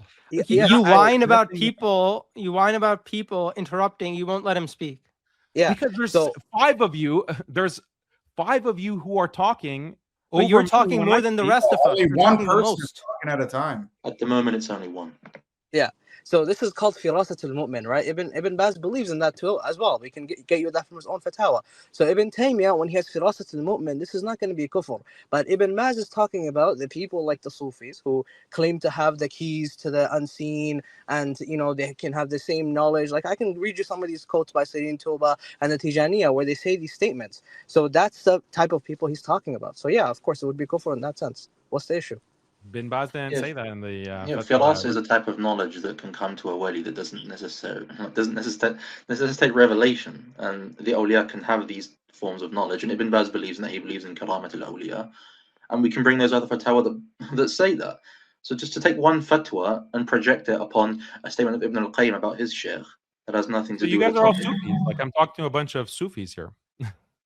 So you think that No, there you're I not. can have a sheikh? No, I we're can just have a sheikh- clarifying. Let me talk now. You don't interrupt. I can Yeah. have a sheikh who can resurrect the dead. Actually, through the power of Allah, he resurrects the dead, and he says, "Actually, I know when you're going to die because he has firasa. I know when you're going to die." He has other karamat, and that's not kufr and that's not shirk, according to you. MashaAllah, you guys are You know, Sufis. the Kutub al-Aqaid mention Karamat al-Awliya. Even Ibn Abdul Wahhab mentions we believe in the miracles of the saints. There's nothing wrong with this, but even your phrasing is incorrect because you said Yeah. my sheikh can raise the dead.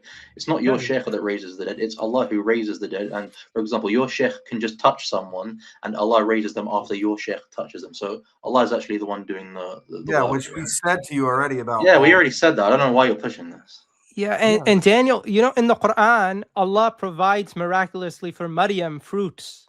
So we have evidence in the Like, Quran. You can't I'll have help you. miracles to a non-prophet. Like, Do you I'll believe help in you here. you believe in the abdal? What's that? So these are the individuals, the awliya, who victory is given through them in Sham and in Palestine and greater Syria. Victory is given through them. Rain is given through them. Punishment is averted from the people through They don't them. control these things. Yeah, but they don't control. But do you these believe things. in the abdal then?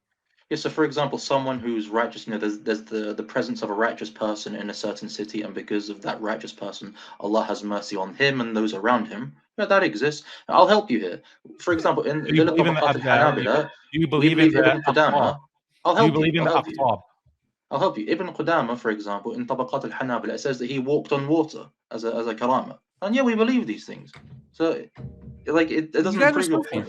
You guys are Sufis. You're completely contradicting. But I gave you evidence from the Quran. These things are all shirk. I gave you an evidence from the Quran, These though. concepts are shirk. I gave you evidence from the Quran that Maryam had fruit miraculously given to her. Is she a prophet? No. But She's not what a they prophet. say is that these are mu'jizat that are limited to those individuals, and they don't extend to our time today. No, Karamat al-Awliya is No. We maintain that some people do have. That is not true because Ibn Abdul Wahhab, he transmits the books of Ibn Taymiyyah, including Al-Wasatiyya, which includes and has a section on Karamat al-Awliya. So Ibn Abdul Wahhab doesn't disbelieve in Karamat al-Awliya. He just believes it's restricted, and he doesn't agree with the claims of certain groups like the Tijaniya, like the, the Qadiriyya in Pakistan, and these types of people who extend it to something that's godly. Yeah, to his Risala, for example, to Al-Qasim, Shaykh Ibn Abdul Wahhab, I think you cited this Risala even in your documentary. In that same Risala, he says that we affirm the Karamat al-Awliya. His son Abdullah also says we affirm these Karamat. Those that are authentically reported. Not these Khurafat, those that are faked and that are obviously fabricated and exaggerated. Those exist. Ibn Taymiyyah says that these are not authentically reported. These are things that are known through tajriba, like the experiences that people have had. In his But how time, do we know the experiences? Because they reported to us, right? Yeah, but when you say authentically reported, it's not from the Salaf, it's not from the Sahaba or Tabi'een. This is something that is reported from people, like people around him. So if someone comes to you and says that, look, Ibn my Qudama came shaykh after the has Salaf. resurrected the dead through the power of Allah, and he knows the future, what's going to happen because of firasa, and he has other karamat, then that's the report that's coming to you. You wouldn't say, oh, this is shirk, this is kufr. Or someone comes to, because of my sheikh, victory is given, and a punishment is averted, and because of my sheikh, through the power of Allah, rain is granted. You'd say you have no problem with that. There's no shirk or kufr in those statements, right? No, because the hadith of Musnad al-Imam Ahmad, I mean, it's very, very clear how, because, I mean, the context of the hadith is the fitna between the people of Asham, Muawiyah, and Ali, and the people in Ali's congregation are asking him, curse the people of Asham, because they are having hostilities towards each other. So Ali says in response, there are 40 people present in Asham because of their righteousness, because of how close to Allah they are, and because of how much of a good Muslim they are. Allah averts punishment from them. Because of their presence, they win battles, and because of them, Allah provides the rain for them. He's not saying these people control the rain, they bring down the rain. He's not saying the Sufis don't claim that. The Sufis don't claim that. He's not saying they have some divine power to single-handedly decide the battles. These Sufis claim that either. In fact, they don't believe they claim more than that, causation. They believe that they're occasionalists. They believe that Allah is creating every iota of time. So these Ash'aris, for example, or Sufis, they don't claim that this is power of the Sheikh. They agree that this is coming from Allah. So but yet Bin Baz and other Wahhabis, they say that this is kufr. No. It's just clear you don't know our position, because I'll give you an example. So do you know, Daniel, there's a story of the early Muslims, the Sahaba actually, finding a dead body that was preserved, and the people told them it's the body of the Prophet Daniel. Yeah. So Omar gives an order, radiyallahu an, that they hide the body. Yeah. And in that story, the reason that they used to take out the body, I think it's some Christians, they used to take out the body, is because when they took it out, rain used to come down. So notice two things. Number one, yes, they accepted that, yeah, when the Christians, they take out this body, which is apparently of Daniel the prophet, but there's some disagreement who it is, it starts to rain. So we can affirm that Allah can cause it to rain for a righteous person, but it doesn't mean that righteous person is controlling it or anything. But number two, notice the Sahaba, they don't agree with this practice. No one claimed that the I know, but I'm giving you the position, right? No one claimed the second thing here, let let me make my second point. Notice the Sahaba hid the body. Notice they hid the body because they didn't want the Christians to do this. They didn't want them to rely on this body. They hid it. I think they dug up like 13 graves and hid it somewhere, so they couldn't use Daniel's body like this. So that teaches you the aqidah of the Sahaba. So that is our position. The black circle here just said that the karamat of the awliya, like, that's known, and there's no problem with it. That's what I just said. You're contradicting I just gave you more evidence for that. Yeah, so you guys are basically admitting that you're Sufis. Like, you believe in the concept what this is showing is you don't know our position. You believe in these concepts just like the Sufis do. So great. Ibn Abdul Wahhab, I can read you the Risala. And quote, this is from his son Abdullah. Quote, and we do not reject the Karamat al-Awliya, and we give them the recognition that they deserve, and thereupon guidance from their Lord, as long as they follow the legislated way and the laws of the Sharia. However, they do not deserve to be given any form of ibadah, whether during their lives or after their death. This is the son, Abdullah, the son of Ibn Abdul Wahhab. So look, if you don't know these things, then we're happy to educate you before you start calling people Khariji, we're Sufis. I don't think your audience knows. I don't think your Wahhabi audience knows. Yeah, we're willing to educate you. You believe, like, if someone comes and says, my sheikh, through the power of Allah, has resurrected the dead, that there's no problem with that. Like, there's no shirk or kufr involved in that, or that he knows the future. I think your Wahhabi audience is actually shocked now that these things are coming to light. And it's so funny that Jake has gone, like, he's called his whole team, this Wahhabi network, to come and debate me while he's gone. He's not even here anymore. So dude, you diverted to 1 second. Akhi, Black Dot, if I may say something real quick. Daniel, you are diverting to Karamat when we spoke to you about Wilaya Takwiniya. Why is that? It's related, obviously. How is this related? Yeah, we agree on that. Why are we exactly? So there's a distinction. Is Wilaya Takwiniya, is it Shirk Akbar? Yes. Well, What do you define as wilayah what you takwiniyah? stated, No, what no, you stated. first you say yes, and then you ask for a definition. Yeah, No, no, if you go by the 1 second, because usually when you speak about wilayah takwiniyah, you're speaking about it in terms of what the Rafida believe, right? So Yeah, okay. What do they believe? okay, yeah, so the Rafida believe that the Imam has absolute control of every dharra in the universe, okay? And my Wrong. question to you is that do you believe that shirk? Wrong. Like you're not even representing the position of the Really? Rafida. Do you want me to show you? You want me to show you the scholars saying that? You want me to show you the official site of Ayatollah Khamenei and their I official? don't care about Khamenei. Khamenei is from Wilayat al-Faqih. I'm talking about classical scholars. No, Like I we're can talking show you. about I can Shia, show you. okay? Forget scholars. I'll show you the Let Imam. me talk. I'll show Okay. you the 1 second, It's not Daniel. even here. What the heck is going Daniel, on? I haven't spoken for like 2 minutes. I could show you the Imams themselves saying it. The Imam himself saying that he stopped the sun moving so he can catch the prayer. Is this shirk?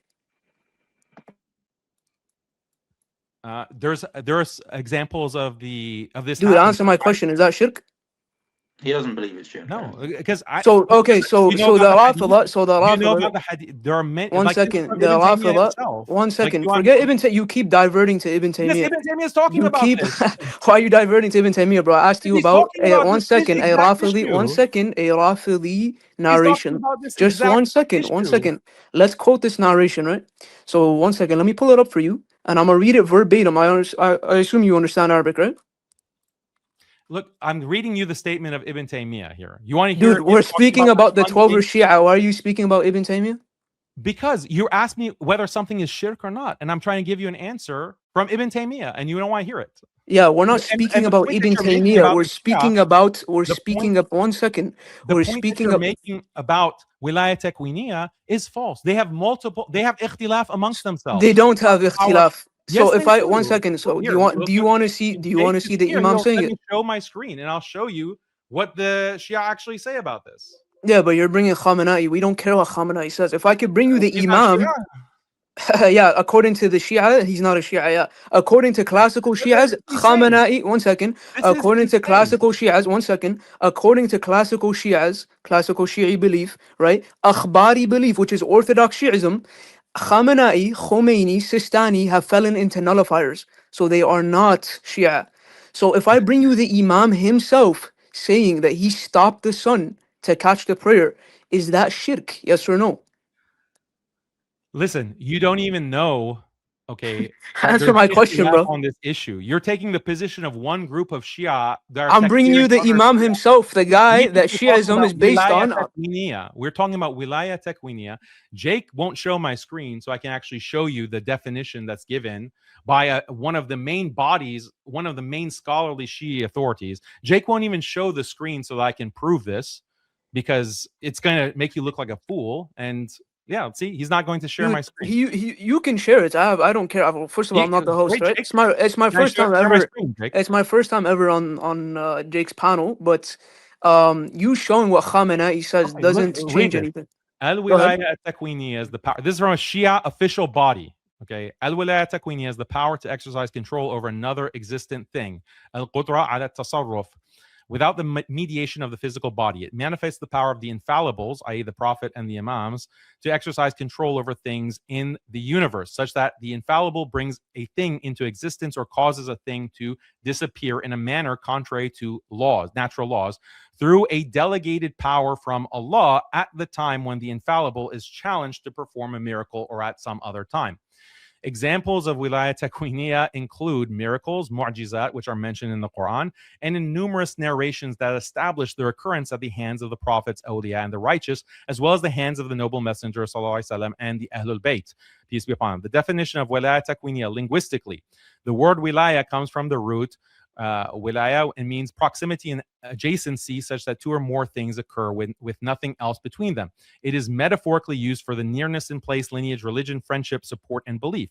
Al-wilaya also means support, and al-wilaya with kasra means assuming authority over affairs. Ibn Manzur says al-wilaya with kasra is a noun like al-imara, leadership, and niqaba, supervision, because it designates something undertaken and carried out by someone. The word takwiniyah comes from the root kawana and means an event, a happening, something that comes into existence, and God brought things into being and created them. It also means the verbal noun of kana, and it's in its complete form. One says kana yakunu kaunan. That is, it came into existence and became established.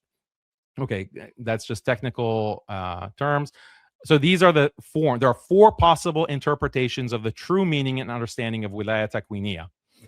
So he's going to give four possible interpretations, okay, that the Shia scholars have held historically.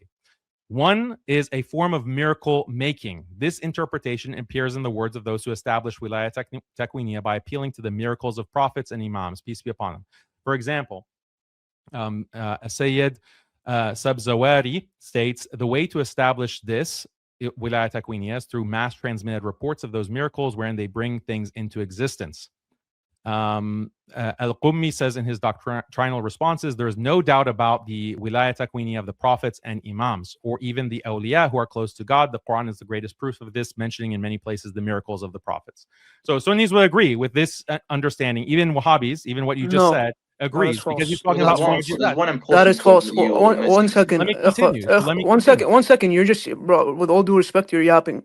So look, you're bringing me Khamenei commenting about the differences of opinion that the scholars held about wilaya takwiniya.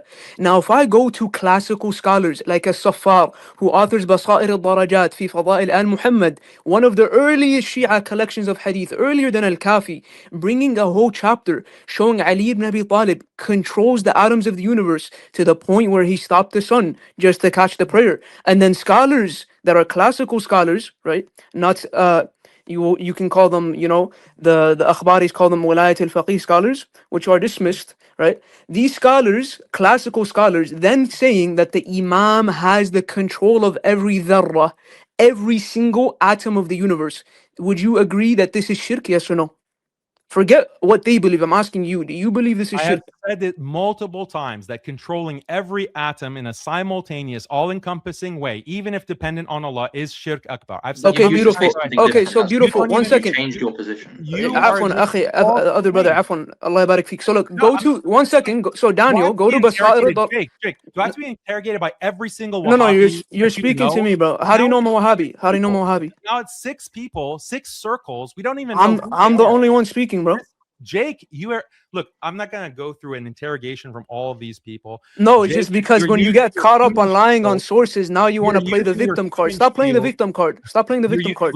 Let me speak, okay? I let you speak. You don't even let me finish the definitions that are given about wilaya. Because we know what wilaya takwiniya is. We don't need a definition. No, you don't. You said there's only one definition, and you. I never said there's only one definition of wilaya takwiniya. I never said that. Stop lying. Stop lying. I never said that. I never said that. Are actually even if they're usulis, that does not mean they can. 1 second, and usuli. 1 second. 1 second, and usuli cannot negate the authentic narrations of the Imam. That's the whole point. They're not Sunnis, bro. They don't care about authentic. Yes, what? Excuse me, the difference. What is the difference between the Akhbariyya and the Usuliyya? They don't 1 care second. About Yes, they do. Yeah, bro. Or they say. Daniel, what is the difference between an Akhbari and Usuli? Go ahead, tell us. First of all, acknowledge that you made a false statement that the you don't know the difference. You don't know the difference. Are going by all of these, like they go by. When it comes to accepting hadith, when it comes to hadith signs, what is the difference between an akhbari and an usuli? They go by the akhbar, and they're not going to say that these are inauthentic, and they're not going to throw them out. No, that is not. No, that's wrong. No, that's wrong. That's not the difference between the akhbaris and the usulis. You didn't even know. So 1 second, just 1 second, there are just 1 second. Definitions just 1 second, bro. You won't even let me talk. So this is like I let you literally have screen share. You spoke for 5 minutes. 1 second. You didn't even let me finish the entire quote. Because because now you say that certain definitions of wilaya takwiniya are. All right, go ahead, finish. Go ahead. They say that certain definitions are kufr. So a form of answered request. This is the second type. That wilaya takwiniya of an infallible prophet or imam is nothing more than reference to the infallible uttering words wherein he requests from Allah that something be brought into existence, then Allah answers his request. It's like dua, and the thing is brought into existence. This is what appears in the words of some scholars, such as so-and-so. From one of his treatises, it's understood that he holds wilaya takwiniya as a form of answered supplications. So this is also something that Sunnis believe, that the prophets and the awliya are so beloved to Allah that when they make dua, Allah will grant that request. That is one understanding or interpretation, according to some Shia scholars, of wilayah takwiniya, and There's a that's not question on kufr that. shirk. And There's a that's not question on kufr that. shirk. Number 3, a form of delegation. This means that Allah has delegated to the purified imams the affairs of the universe, such as creation, sustenance, giving life, and causing death, such that they are done independently with their own power, independent from Allah. That means that Allah has granted them this power and left things to them such that they exercise control over the universe how they please, with no involvement from Allah. And then 4, a natural act of the infallible, i.e. the true meaning and understanding of wilayah takwini as a natural power possessed by the prophet or imam, through which he exercises control over things in the universe, tasarruf, through a delegated power from Allah the highest at a time when the infallible is challenged to perform a miracle or at some other time. So the third one is what they consider to be kufr. The other 3 definitions, they consider to be not kufr, not shirk. All right, beautiful. Sunnis agree with. All right, beautiful. No, we don't agree. Don't lie on us. You don't agree that prophets can make just wait, bro. Just wait, man. Just wait. Just wait. Let me speak. Let me speak. Let me speak, bro. Let me speak. Let me speak. That a prophet or imam can make dua and that it's answered. Listen, bro, let me speak. You're asking me a question, so let me speak. First of all, I want to comment on what you read, right? So the first thing is that you said the third type is shirk. Do you agree that there are Shia scholars that hold to that? Credible Shia scholars that hold to that? How do you define credible? There are Shia scholars that like scholars that are seen as a reference in books of hadith, in books of fiqh, who have wrote shuruhat on certain books, main books of the Shia, such as al-Istibsar, such as al-Tahdhib. Yes or no? Stupid question. Of course, there are Shia scholars who hold this. So why would you ask me to elaborate on the question if it's a stupid question? Because you stupidly think that So you ask me to explain the question, but it's a stupid question. You're stupid because you claimed falsely that it's okay, bro. You don't need to start insulting because you're getting baked. Just relax, bro. Yeah, just you relax. I'm not the one insulting, am I? One definition, but it actually has many definitions. So it depends on who you ask. Yeah, and I told you we're speaking about the third. We're speaking about the third definition. I said we're speaking about the third definition. I said we're speaking about the third definition. I said I clearly said, going based off of your source and that third definition, if a Shia, do you agree? You said it's shirk. Okay, beautiful. You said it's shirk. Now, do you agree that Shia scholars? 1 second. Do you agree that Shia scholars hold to that? Some Shia scholars hold to that. Yeah, some Shia scholars. Are they mushrikeen? Yeah. All right, beautiful. So I want you to stay consistent now. 1 second. Now wait. Let me land my point. I want you to stay consistent. You have a secondary source, right? Go to Basair al-Darajat, volume 2, page 795. I want you to call the Imam himself a mushrik, because these are authentic narrations of him saying he controls the atoms of the universe, right? And he even stopped the sun. Imam says it. I want you to call him a mushrik, and this is their version or their narrative of their first imam, which is going to be their Ali ibn Abi Talib. We don't believe Ali ibn Abi Talib ever uttered such statements. I want you to say what he said in narration 1 through 6 in this chapter, all saying the same thing, that he controls the atoms of the universe. I want you to say he's a mushrik. Be consistent. If he says that, then he is a mushrik. So the 12er Shia imam is a mushrik, right? There are many. You fool. No. Answer my question. The 12er Shia imam, forget the scholar. The 12er Shia infallible imam, is he a mushrik? Random anonymous. You can't even show your face. My name is Muhammad. My name is Muhammad. Oh, Muhammad. Okay. Yeah. I am answering your question, Muhammad. That there are many Shia scholars historically who have had kufr positions and were kuffar. Never said Is scholars. That clear enough for you? And never said scholars. Never said scholars. I said the infallible imam. The infallible imam. And up to this day. I never said the scholar. Hey, hello. The whole question. I never said the scholar. I said the infallible imam. Is he a mushrik? I don't know what the statement is. I don't know what. Yeah, I just told you. Basair al-Darajat by Safar. You don't trust my statements. Why should 1 second. I trust your statement right there. You brought it up. I agree. Khamenei says that. If this is Khamenei's website, I agree. Now go to Basair al-Darajat. Very early source. Kulaini even quotes from this source. I'm assuming you know who Al-Kulaini is, right? If you want to speak about 12 Shi'ism, you must know who Muhammad ibn Yaqub Al-Kulaini is. Go to volume 1, Basair al-Darajat, fi Fadail al-Muhammad by Safar. He has a whole chapter about it, right? Bab number 2 in volume 1, page 794. The infallible Imam, in 4 back-to-back narrations, says he controls the atoms of the universe to the point where he was about to miss Salah after fighting the Khawarij, right? And he stopped the sun to pray.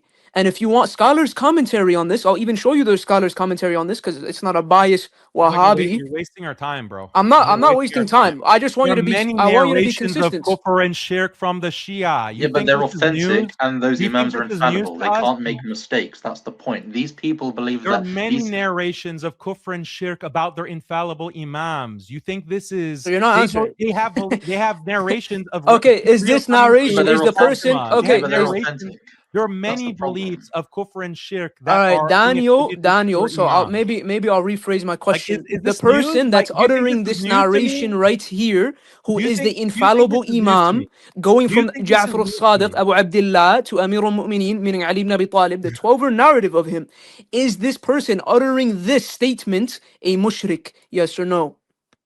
The report attributing this to the imam Can't is hear him. attributing shirk to the imam. And if that's what the imam actually We can't said, hear you.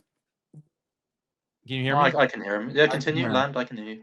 Oh Can you yeah, hear me? maybe it's bugged for me. I You hear him. can't even hear what I'm saying. So No, go on. We hear you. Continue. Wait, can I? If I drop, is it gonna bring me back up? Because I'm I sure don't know you how will. this app works. So- It's my first time using it. So there are many reports that are found in Shi'i books that attribute kufr and shirk positions to the infallible imams. Like, is this news? Like, is this something that is supposed to blow our minds? Like, is this gotcha? We know that, bro. We know that. The point is, what do the Shia today believe, or the majority of them? And your claim initially was wilaya tekwiniya is shirk akbar. And I pointed out that actually I asked you, is there multiple definitions of wilaya tekwiniya? You said no. Another false claim. I showed you that there are all these other definitions from the official site from the religious authorities under Khamenei, and it gives you multiple definitions of wilaya tekwiniya, some of them which are just completely compatible with Sunnism and belief in mu'jizat and karamat and dua, etc. So the initial claim that was made that wilaya tekwiniya is shirk akbar, necessarily, like someone like Farid, an ignoramus like Farid makes, or Jake makes, that is false. That is false. It's certain definitions are shirk akbar, and we condemn those, but the majority of Shia don't have that position. The majority of Shia don't follow that. That's the argument. And for that, I am called a mushrik. I am called a shirk apologist. This is what is so unjust. So now we have Jake. Again, Finally, so now we finally removed all these people. Listen, you were condemned on 3 counts for shirk in the document, correct? Yeah. Yeah, for shirk, yeah, 3. Okay. So one of them you're saying that you agree with us about, which is the idea of the imams or any created being simultaneously controlling all the atoms in the universe. You agree with us that this is shirk akbar.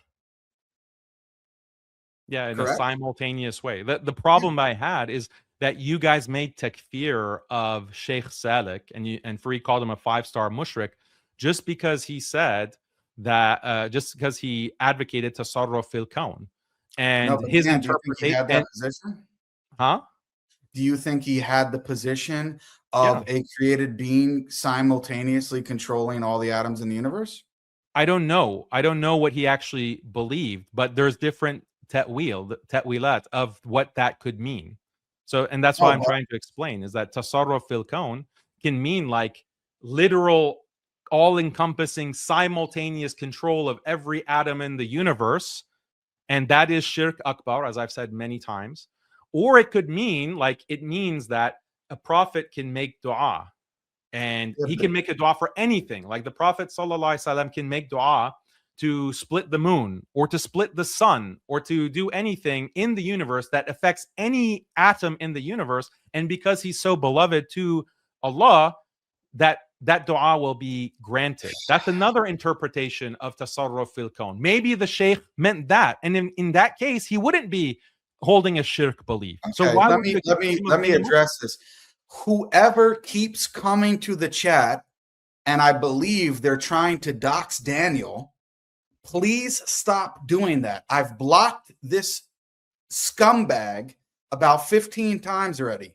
Stop coming to the chat and spamming whatever you're spamming. I've blocked 15 plus different users coming here and doing that. Anyway, back to the point about Sadiq. The difference is, and if you look at the video that I posted, I go through his statements. I'm not just taking one statement out of nowhere. He's explicitly asked the question, for example, is the Prophet ﷺ in this situation, is he giving it from himself, or is it from Allah, or is he giving it from himself directly? And he says, no, it's from himself. He's giving it from himself and responding to these people from himself. He literally says that he is beyond space and time, controls everything, including space and time. How could you possibly interpret what he's saying any differently? If you can make ta'wil of Sadiq's statement, then you could never condemn anyone for shirk, because there's nothing clearer than what he says. No, I don't. That's not what I heard him say. So if he said, like, if he did say this, that there is the Prophet sallallahu alaihi wasallam controlling every atom of the universe in a simultaneously all-encompassing way, and in addition to that, it's independent. If that's what he meant, then that is shirk, and he would be a mushrik. But I disagree that that's actually what he said. Did he say that the Prophet gives it from himself? These answers requests from himself. Again, so when you're declaring takfir on someone, this is a general principle. If there's multiple ways to interpret the statement of the person, then you have to withdraw from declaring takfir on that person, because maybe they meant it in a non-shirk way, or maybe they had a slip of the tongue, or maybe there was some other reason that they said it and it was a mistake. So you can't declare that that person is a mushrik until you understand exactly what they mean. And his statements were all generic in a way that you can't pin him on that. You can say that these are words that shouldn't be used. He shouldn't talk like this. This is confusing. Like, this is an innovative way to talk. I'm completely on board with that. Like, this is confusing. But to say, no, he's a mushrik, this is going way too far. Like, this is very problematic. We could literally go through what he actually said one by one and break it down, but we don't have enough time for that. So my point to you is, you agree with us on the position that a created being simultaneously controlling everything in the universe is shirk akbar. So you agree with us on that. Now, whether or not Sadiq specifically actually his statements amount to that position or not isn't the key point. The key point is what your verdict is on that position itself, not on the individual Sadiq. You are being pressed upon that just for the specific reason that you had previously endorsed him.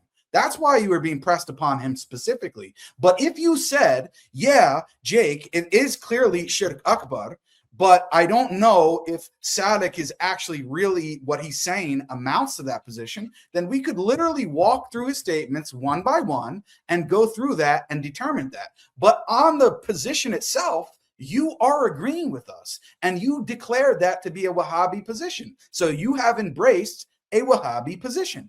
The criticism of Wahhabism is that you declared him to be a kafir based on a statement that can be interpreted in a perfectly fine way, or not a perfectly fine, but something that is not shirk akbar. That is the problem. And that's why Fareed called me a shirk apologist. He didn't say that I'm a mushrik on the basis of that. He said I'm apologizing because the belief in tasarruf fil kawn that Sheikh Sadiq is advocating, and you clipped it. Like, you clipped that statement. Okay, we can go to the clips that you created for the document. He doesn't go in on these and say all these things that you're attributing to him in those clips. So he just says tasarruf fil kawn. And no, that's not what he says, Dan. He literally says that the Prophet is controlling from your statement. He literally says the Prophet, peace be upon him. I've made several videos on this. He literally says the Prophet, peace be upon him, is controlling space and time. I mean, how are you going to interpret that another way?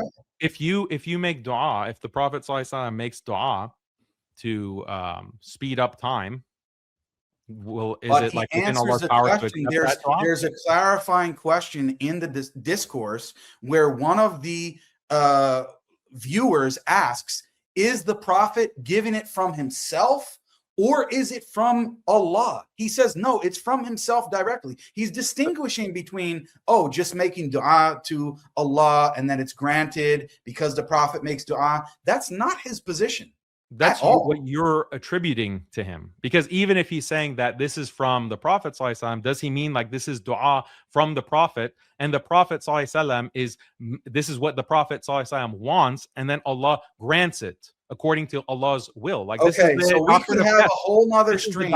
We could literally have. He was an Ash'ari, okay? So he didn't believe that the Prophet ﷺ has an independent power. You are reading into his words that, and then calling him a kafir mushrik. That's okay. Completely inappropriate. As I said, we can go through his entire thing on another stream. We're not going to be able to do that here. It's almost 5 o'clock in the morning, my time. I want to go through the next two issues. I'm saying, in principle, on the verdict, you agree with us. You just disagree on whether or not Sadiq is somebody who should have been takfired. That's the difference. But in terms of the ruling on the position, you agree with us, and you don't agree with Kanj and Yasser al-Hanafi, who you brought on to try to disprove us. But you actually agree with us on that. But that is actually the core of the issue, because your problem is that if you don't takfir Sheikh Salik and that you don't takfir Sheikh Harun, that you are a shirk apologist. No, that's not it. That is exactly what Fareed accused me of.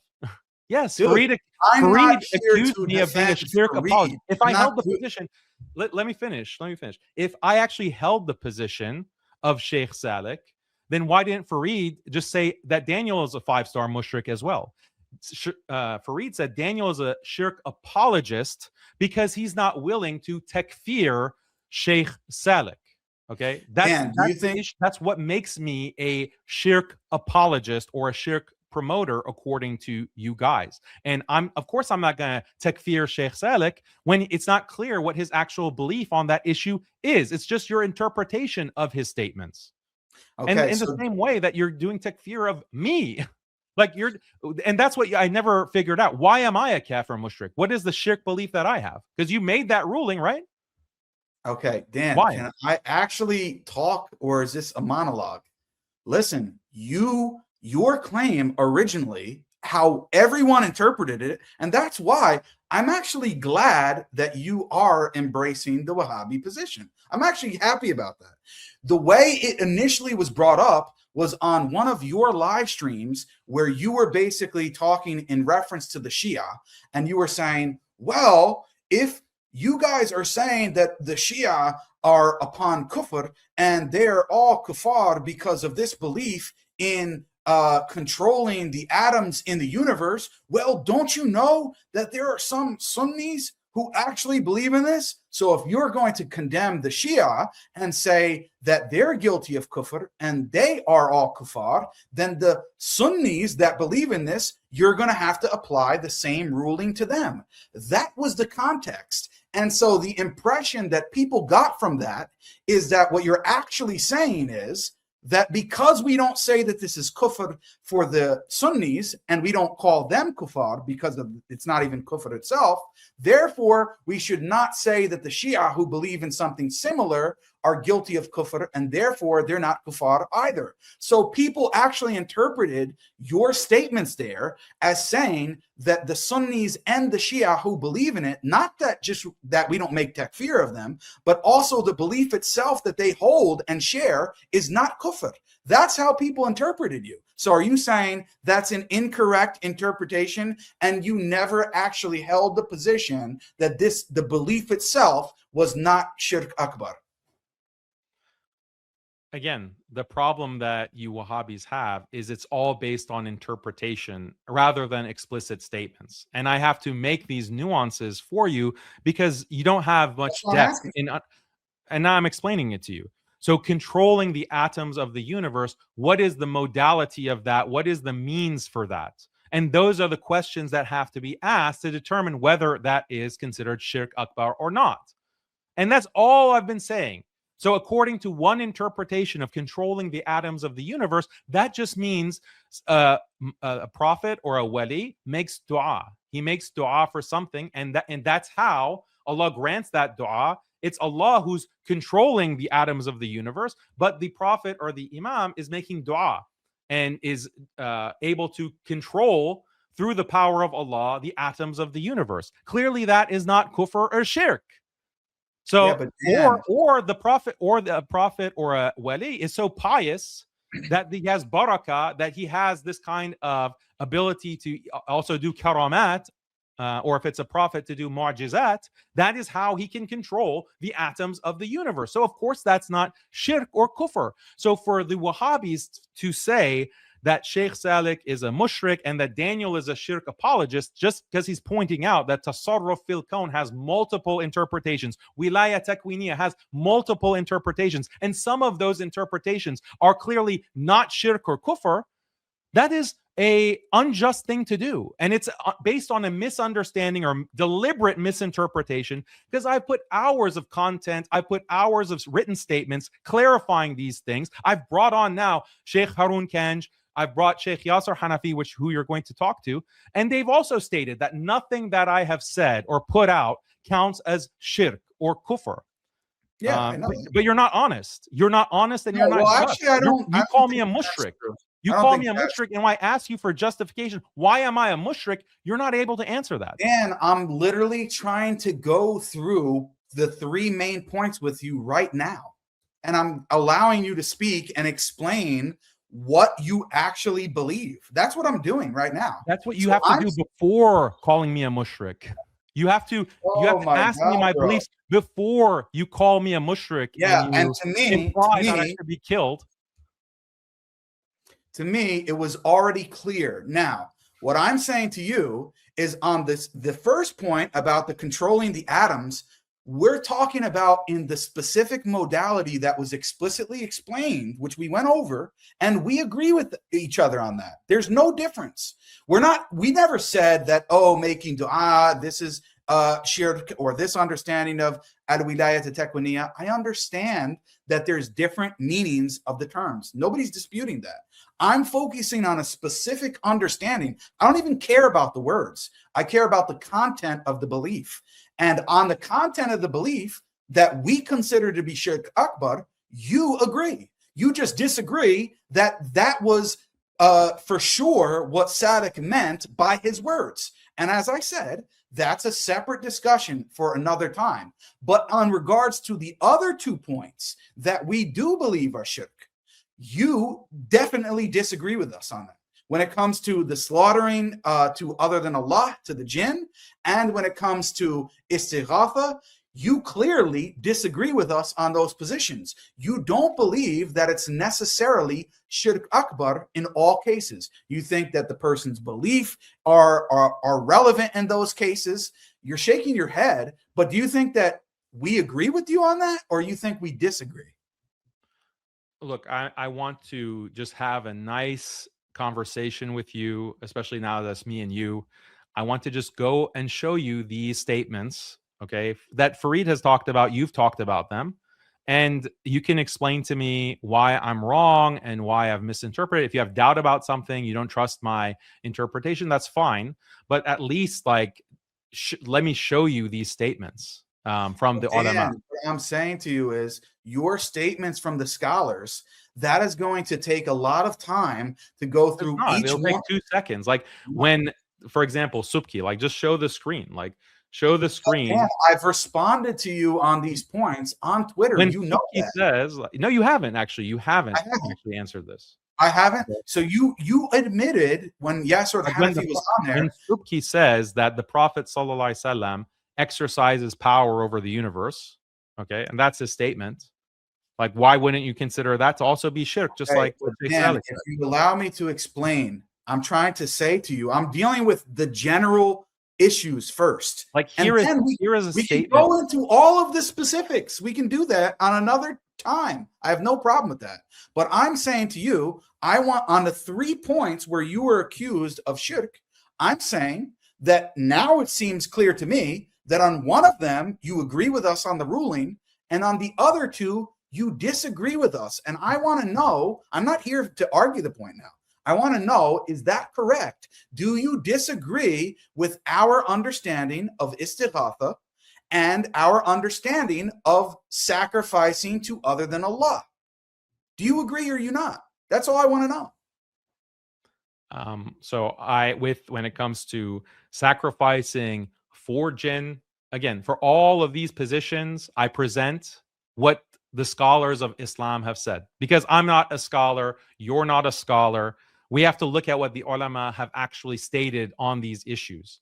So But you I agree don't they follow. said different things. So Wahhabi scholars have a certain understanding of ibadah. They have a certain understanding of dua. They have a certain understanding of what counts as shirk and not shirk. That's one opinion. The problem with the Wahhabis is that they want to takfir and accuse of shirk and having problems in aqidah anyone who disagrees with them on those points.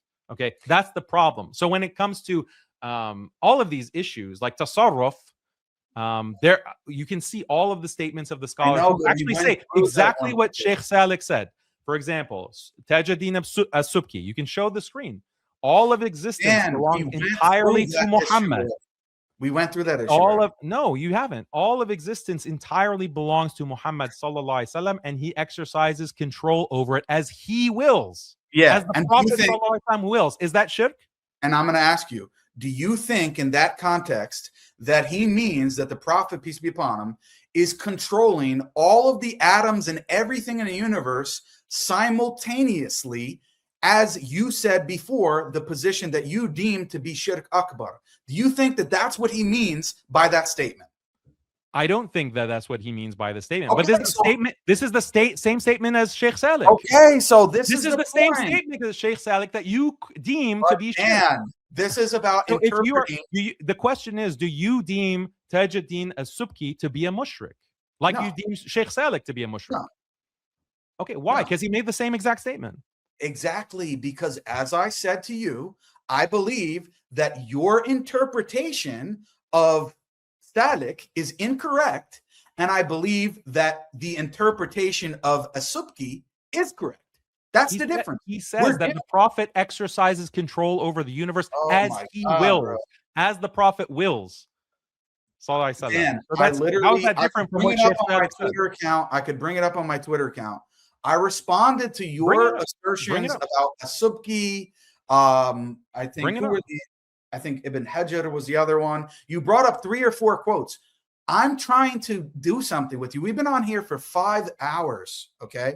What I'm trying to do now is deal with the 3 topics in broad strokes. We already agree on this topic on whether or not that position that we consider to be shirk akbar is. We agree with that. Now you're just trying to nitpick. That's not why you call me a shirk apologist. Yes, that's not why you call me a shirk apologist.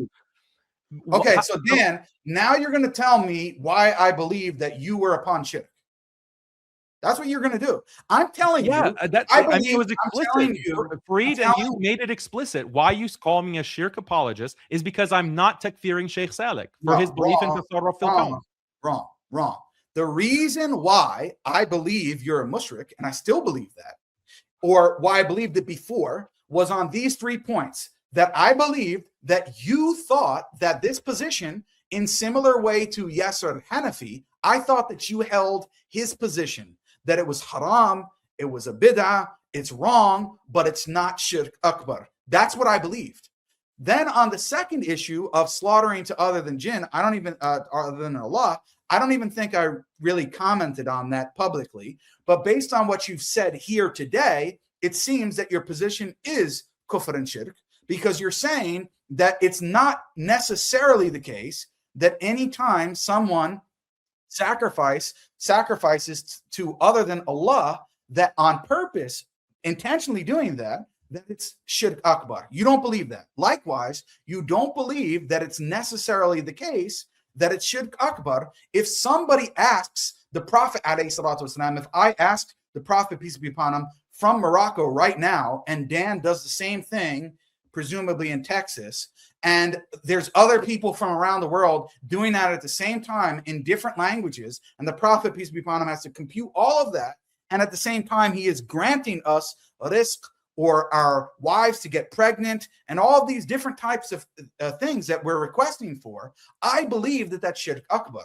You, insofar as I understand you, you do not believe that that is necessarily shirk akbar. It depends upon the person's views and whether or not they believe the prophet is an independent God and all let me these ask things. you. So these are the I two. said it- We do not hold the same position on these topics. So I know, why am I I know. going to focus? I Why know am I that. going to focus on an issue where we do hold the same position, but we're just differing over a particular scholar's interpretation? Why Fine, not let's talk go to about where istighatha. we actually disagree?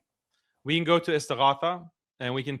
So I'm saying it has a big dependence on intention. So istighatha. Yeah. Imagine someone is saying, "Oh, Prophet, sallallahu give me health, give me rizq, or give me a child," and they make this statement, but they intend by it, "Oh, Prophet, make du'a to Allah for me." Okay, they intend tawassul by it, but their expression they use, the language that they use, is directly asking the Prophet sallallahu alaihi wasallam. Is that shirk akbar? If they're asking, sorry, say it again. If they're asking the prophet to make dua, No, they're asking the Prophet directly. "Oh, Prophet, give me a child."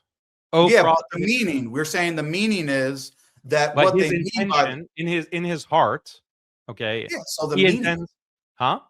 So the meaning of the words, we're going based upon okay, I believe that the meaning of the words has to do with what the speaker himself understands it to be.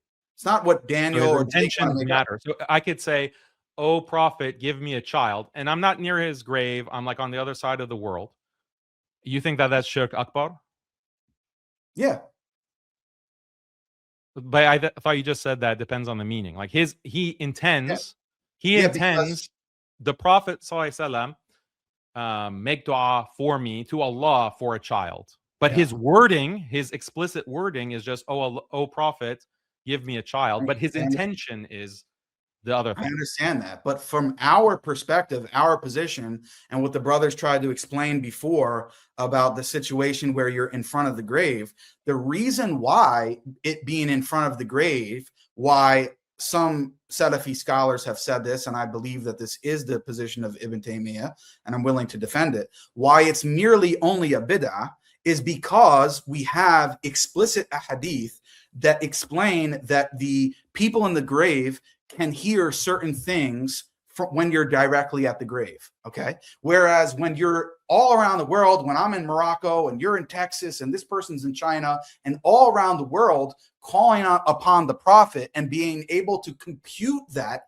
at the same time in different languages, and then being able to make dua to Allah for that to be granted, that is shirk, because then it starts to be similar to the attributes of Allah, that he's all hearing and that he can hear all of these people at the same time and understand all of this information at the same time, and then making dua to Allah. It becomes similar in the same way that you think that it's shirk akbar for a human being to do that in terms of controlling all of the atoms in the universe, even if it's in a dependent fashion, because of the manner in which it's being done, that starts to liken the creation to Allah.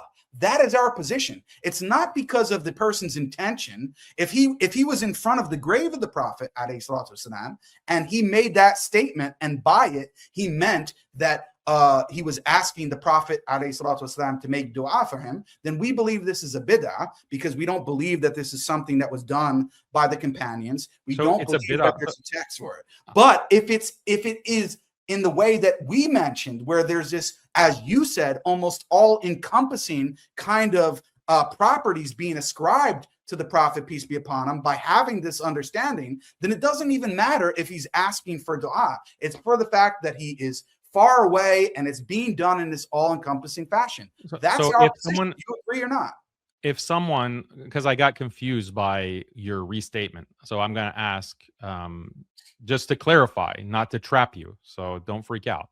If there is a man in front of the grave of the Prophet sallallahu alaihi wasallam in Medina and says, "Oh Prophet, give me a child, give me a son," is that shirk akbar? again, as I said, if he's in front of the grave of the Prophet, peace be upon him, and by his statement, he's intending that he's asking the Prophet to make dua for him. And I don't know. Hold on a second. No, because no, I'm stopping. Hold on, Dan. I'm stopping because I don't know if you know, there are people in the chat who keep doxing your address. And this scumbag is here. I want to actually take a picture of him. 1 second. Bro, you called me a mushrik. Like, so these are people who they think that I'm a murtad. They're following your view, and they think everything is allowed to do to me, up in including killing me. Okay, and I'm rejecting that. So I'm trying to make sure that I'm responding to you while deleting these comments, because I don't want to be accused that I'm sending these people here or that I'm not accusing you of that. I never accuse you of doing okay, but like I'm just saying that there are people in the chat and there are people messaging me. Now, to get back to your question, the people who do that in front of the grave of the Prophet ﷺ, with the meaning that they are asking the Prophet, peace be upon him, to make dua for them for those things, no, then that's not shirk akbar. But that's not my scenario. My scenario is, what is the ruling for the person who says, "Oh Prophet, give me a child"? Yeah, and you said is that shirk akbar or not? You said by that they mean just asking the Prophet to make dua, correct? But they don't say that. They just say, "Oh Prophet, give me a child." It doesn't matter. So someone could say that, "Oh Prophet, give me a child," and they're intending that the Prophet ask Allah, and then that wouldn't be shirk akbar. Yeah, this is the famous. But it depends on their intention. Hold on. This is the famous defense of the type of people that you mentioned, which I strongly disagree with them. Subki, this is the majaz aqli defense, where basically they're saying, in the same way that you appeal to occasionalism before, they try to appeal to these other beliefs, and they say that even though and they will even agree that the apparent meaning of their statements is kufr, they don't actually mean what the apparent meaning of their statements is. They mean something else, like what you mentioned. Now, my response to this is, if there's truly somebody who says this, and I ask them what they mean by their statement, and they say what you said, then I would say, this is a bid'ah, you should refrain from doing this. And the apparent meaning of your statement is that this is shirk akbar, but based upon what you're saying you mean by this, it's not. However, the question is, in practical terms, is this what people, the common people who usually do engage in this practice, is this what they actually mean when they make those statements? Or do they have the belief that the Prophet ﷺ actually is directly going to grant them those things? What do you believe? Your position is basically a Sufi position. You don't even have the position of Ibn Taymiyyah. Like this is a Sufi position. I asked you a question.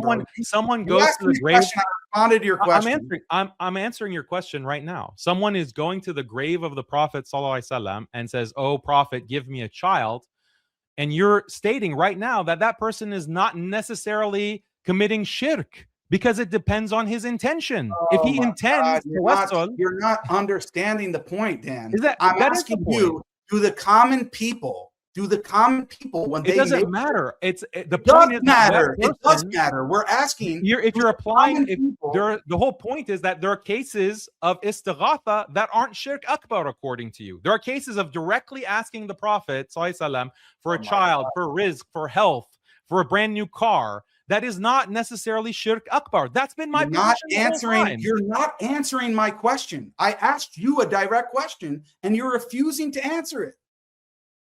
Because you're confused about the whole concept. What do the common people mean when they make this request? How do I know what a person means? How do I know what that person means? I want to know the ruling on the scholars who make these statements, they actually tell you this. Al-Ghazali, As-Sanusi, all of scholars, they tell you that the common people do not actually believe in occasionalism. They don't have this belief that no created being in reality is really doing anything at all. They tell you that the common people don't have this belief. Now, do you believe that the common people are occasionalists or not? I think that's irrelevant to the point. It is. It's directly relevant to whether or not. Even if 99%, look, if 99% of people are attributing these powers directly to the Prophet sallallahu alaihi wasallam, and they view the Prophet sallallahu alaihi wasallam as acting independently, and that's what they intend with their istighatha, and there's only 1% that actually has the tawassul intention, then it would be correct to say that this practice of istighatha in 99% of cases, 99% is shirk. That's what I've said. But in 1%, in 1%, it would not necessarily be shirk. That's exactly my position. Asking you, do you believe that that's the case? Do you believe that the common people are occasionalists? Honestly. Why are you changing the subject to It occasionalism? is directly. Why are you changing the subject? The point is, what you're actually contradicting. Like, this is so insane that you're contradicting Ibn Taymiyyah. How you don't understand Ibn Taymiyyah doesn't make this distinction that you're talking about. Ibn Taymiyyah doesn't talk about the intention or the meaning. That what you're saying actually now is coming from someone like Sheikh Yasser Hanafi or Sheikh Harun Kanj or others, where in my position, where we say intention matters. To determine something to be shirk akbar, intention matters. So if someone's calling and saying, "Oh Prophet, give me a child," if they intend by that tawassul, meaning, "Oh Prophet, ask Allah," then that istighatha is not necessarily. So let me show you how you're wrong. Let me show you how you're wrong the whole time. Let me show you how you're wrong. Does Ibn Taymiyyah believe that prostrating to a grave is or prostrating to a person is necessarily shirk akbar? No.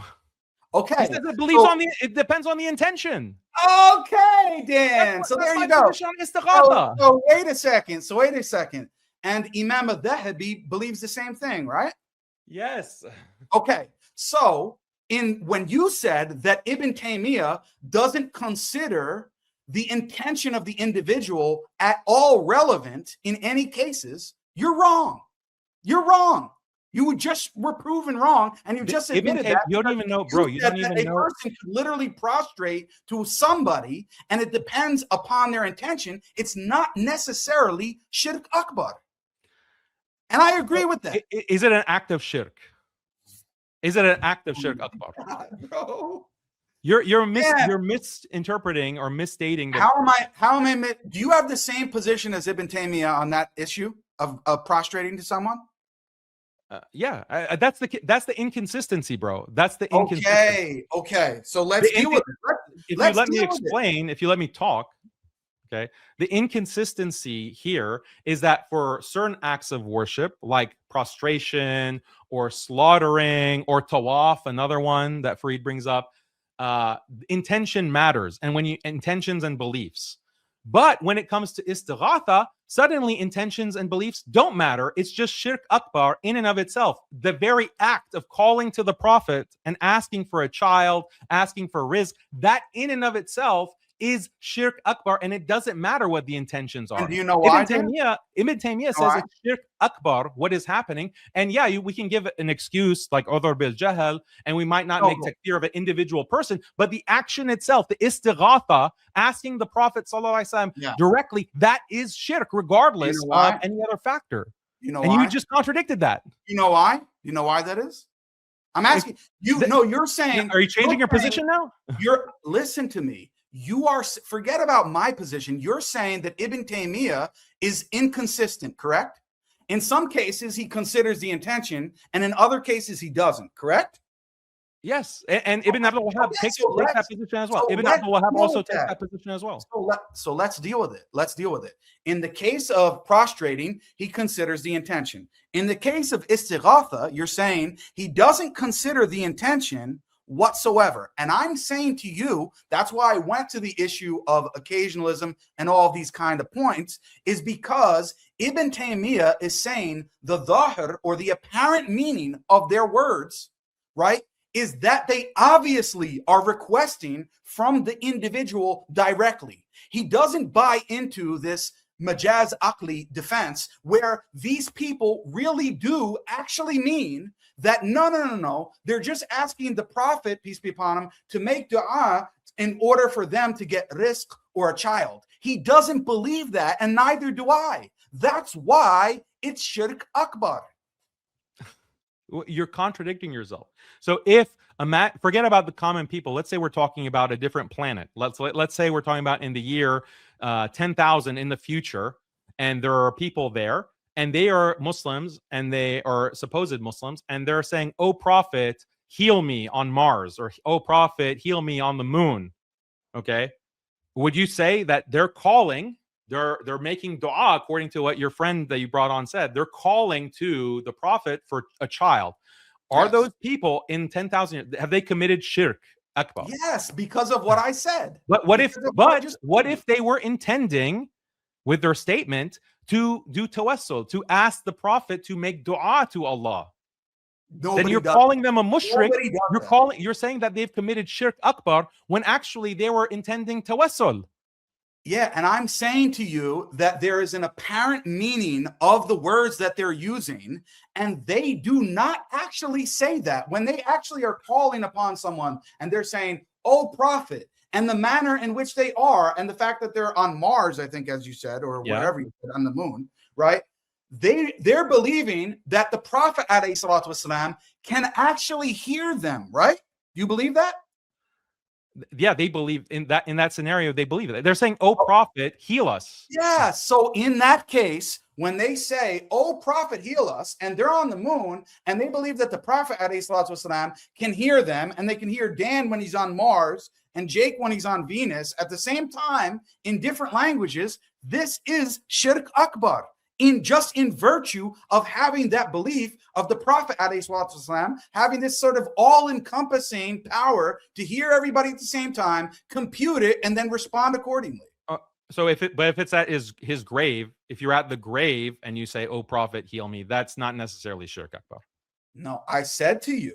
No, I said to you, and I explained to you how you get out of the supposed contradiction, Dan. Because if you want to try to interpret scholars, forget about me, I'm a nobody. But if you want to try to interpret scholars legitimately and in a fair way, you should have a principle of charity where you are trying to interpret them and make their statements make sense together instead of saying, "Oh, they're just contradicting themselves. Ibn Taymiyyah is just constantly contradicting himself." No, I'm giving you an explanation how he's not contradicting himself. Ibn Taymiyyah's position is that in virtue of the words themselves and the nature of the request, that the person themselves actually is calling upon the Prophet, peace be upon him, that dua and calling upon them, that is shirk. Okay, so that is shirk, even if the person intends to, their intention, their words are one thing. They're asking the Prophet ﷺ directly, but their intention is for the Prophet ﷺ to ask Allah. Do you not see the problem with that? I heard, Dan, I already responded to that and like 3 times. I mean, I You don't know what you want me to say. Like, I explained to you initially you said that the intention does matter. What is the meaning of what they are saying when they say, "Oh Prophet, give me a child"? At first you said that, but then now you've backtracked and you said it doesn't matter their intention. Even if they intend tawassul, they're actually still committing shirk akbar. So Dan, which is it? You're contradicting yourself. I'm going to answer you. I'm going to answer you. I'm making sense of this position. If that person who did that in front of Ibn Taymiyyah, and he was a qadi, he was a judge, and asked that person directly, do you think that he would even ask that person what he meant by that statement? Why is asking necessary? I just want to know the hukm on asking the Prophet. Why can't you answer I gave you the hukm already. I gave it to you. It's shirk. Okay, it's shirk. Let's stay with that. Okay, that is Ibn Taymiyyah's position. It is shirk. Okay, you agree with that? That's his position. And the reason that I say that doesn't make sense is that when it comes to prostration to a man, we look at the intention. Like, what does he think about this man? Is it a sign of respect to prostrate, for example? We look at the intention, and that is important before we determine. It's not like we say, Ibn Taymiyyah doesn't say prostrating to a man is shirk And then we asked for the intentions when we're standing in front of the qadi. No, he says the intentions matter for that act. For the act of prostrating, the intentions matter before we can determine if that is an act of shirk. But if we're going to the grave of the Prophet ﷺ and asking directly, "Oh Prophet, give me a child," why are we not considering the intentions before considering that to be shirk? Dan, I'm telling you the reason why. Because in previous times that there were people, and we know this from the Quran and the other scenario is now the future. Dan, the scenario is 10,000 years into the future in Medina. You're not allowing me to respond. I'm disambiguating. I'm disambiguating and I'm showing the difference. The reason why is because the act of prostration itself is divided into two categories. This is Ibn Taymiyyah's position. He sees that the act of prostration is not always necessarily an act of veneration or worship. There are sometimes Why is it not necessarily prostrating to a man? Dan, I'm trying to explain it to you. It's because in times past, and even today, we know that this takes place, that there is sometimes a bowing or prostration, even in non-Muslim context. There is even a bowing or prostrating done to an individual that could be a type of greeting and showing a type of honor or respect that doesn't rise to the level of someone actually worshiping them. Right? And the act itself, it's judged upon the act itself. And the reason why we know that is because of the context and how this has been taking place for millennium. But it's not the case. It's not the case when it comes to asking a being directly, calling upon that being directly, and asking them to grant you rizq. The apparent meaning, and nobody, if you asked any of the awam who are doing this, they're never going to tell you, oh yeah, I actually mean by that I'm just asking the Prophet, peace be upon him, to make dua and ask Allah to do this for me. That's the difference, is because one act itself in context is seen by the people to have two different contexts and meanings, whereas the context of dua and asking somebody to grant you a child doesn't have that context and meaning. Okay, so fine. So someone goes to the grave of the Prophet ﷺ and says, "Oh Prophet, give me a child," and then you go to that person and you say, "What did you mean by that?" And he says, "I meant that the Prophet ﷺ make dua for me." You'd say, "Okay, then your istighatha was not shirk. Your direct calling to the Prophet ﷺ was not shirk. Is that correct?" Yeah. So, as I said, that's why I went to the example of Ibn Taymiyyah and being a qadi. I'm saying to you, in my understanding, that when they're directing or making that act, right, the apparent act itself would be shirk akbar. It is shirk. Why? You're saying that you're making an assumption about what the common people believe. So I'm putting that aside. Forget about what the common people believe. I'm saying that's what the ruling is based upon. In this specific case, you go and you ask the person. He went to the grave of the Prophet ﷺ and said, "Oh Prophet, give me rizq." And then you ask, "What was your intention? What did you mean by that?" And then he says, "I meant tawassul." Then you say, "Okay, your istighatha was not shirk akbar." No, we don't say that. We say it is shirk akbar. Oh. Even when he intends tawassul. That's crazy. You allow me to respond? Go ahead. Yeah. So I'm saying to you, in my understanding, I'm representing what I believe is Ibn Taymiyyah's position. He would say that the act itself of asking and making that request is shirk. However, if that person was brought before a judge and he was the judge and they were questioned about this, I do not believe that the head would be brought upon that person. You're adding like another dimension to it. We're not even talking about the had. We're talking about the act itself. Yeah, I answered what the act is. I told you already several times. Okay, yeah, you changed it. So, but that's the contradiction. The contradiction is the person is not committing. Their intention is not shirk. Their intention is not shirk. So how are you determining that to be shirk? Okay, they didn't intend. They intended tawassul. That was their intention. But you have deemed their action to be shirk. that seems to be a hasty conclusion without knowing what their intention actually was. Okay, so Dan, do you believe that you can judge a person's action at any time on anything before you ask them what their intention was? Is that possible? To judge based upon looking at an act or hearing their statement. Can you judge upon that before you ask them specifically what their intention is? Is there any way to do that? It matters for acts like prostration. Like that's what Ibn Taymiyyah is saying. Like Ibn Taymiyyah is saying for prostration, you have to look at the intention. So I'm wondering, why does that not extend to istighatha? Dan, I'm asking you in the reverse. Now I'm trying to press for your consistency. I'm asking you, is there any case where you can judge somebody and have a ruling based upon their action without specifically asking them what their intention was for the said act? When it comes to like acts of ibadah, I don't think that's the case.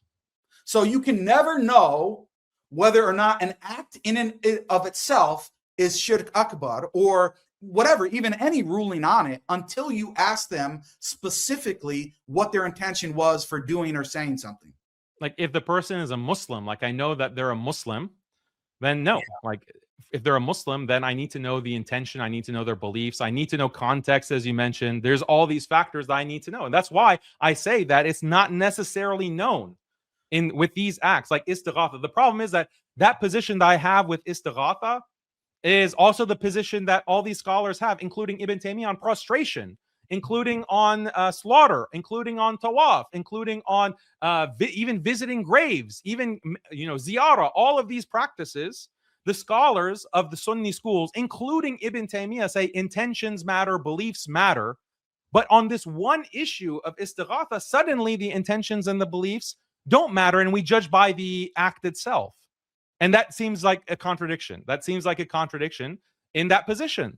Yeah, but Dan, you're seriously telling me, I'm not even talking about acts of shirk. I'm saying when someone does something, right, and it can either be haram or halal, you're saying we can't actually say whether or not the act itself is put into a specific category unless we ask them what their intention was? Like, for example, if someone is eating pork, okay, do we say that this person has committed a sin because they've eaten pork? I'm asking you, is there anything? We wouldn't, because we would say, okay, do you know that this is pork? Do you know? He says, yeah, I know it's pork. Okay, well, are you starving to death? He said, yeah, I'm starving to death. Okay, you ate the pork, so that's halal for you, because you're starving to death. So you actually have to know the context. You have to ask him his intentions, his beliefs about what he's eating. So yeah, you do have to, before you are able to judge that person, of course, and judge that act. Yeah, of course.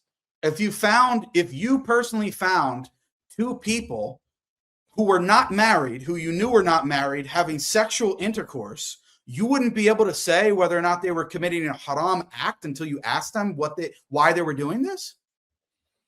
Again, if they're Muslims, I'm not saying that you can't judge certain acts. I'm talking about ibadah. I'm talking about worship. What's the relevant difference? You know the difference between worship and the difference between any other act. Why are you're calling something shirk akbar? Like this is something that takes you out of Islam.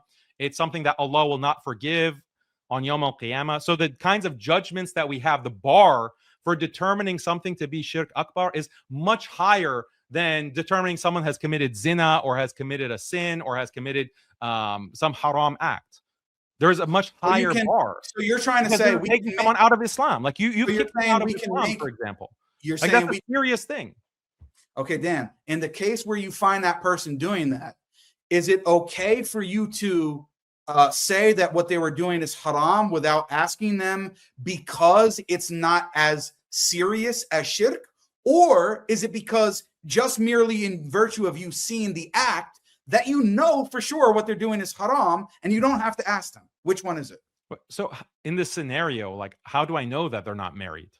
No, I'm saying if you knew that they weren't married, if it was a family member of yours. So I know details about what their status is and what they're intending. Like if I know those details, then I'm not judging by just the act. So you're changing the scenario. If You're I'm not. just judging by the act, then I can't judge it to be zina. I can't. You don't know. You don't know if they went to a. You're actually moving the goalposts. No, because you don't know. It's on the basis of extra information, not just the act itself. So Dan, what if it turns out?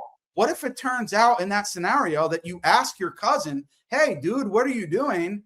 And then he slaps you and says, "This is my wife. We got married last night." Okay, then I would say that that's not haram what you're doing. But I'm saying you judged based upon the apparent. No, I didn't. At the time, I didn't judge by the apparent. I said, how do I know? I said, how do I know that they're not married? So I didn't judge, actually.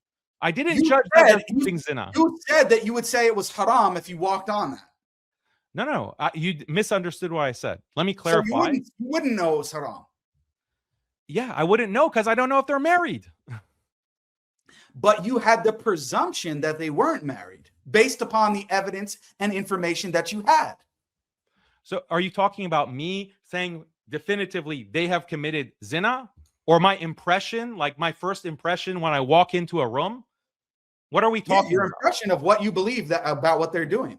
Who cares what the impression is? Like, what is the ruling? And the ruling can't be determined until I know background information from them.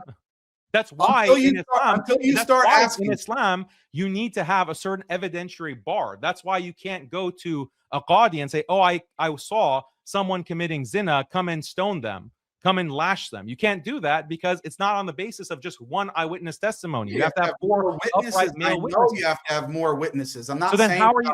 So the judgment, I'm not saying about them being stoned, just as we weren't talking about whether or not the person committing shirk was actually killed.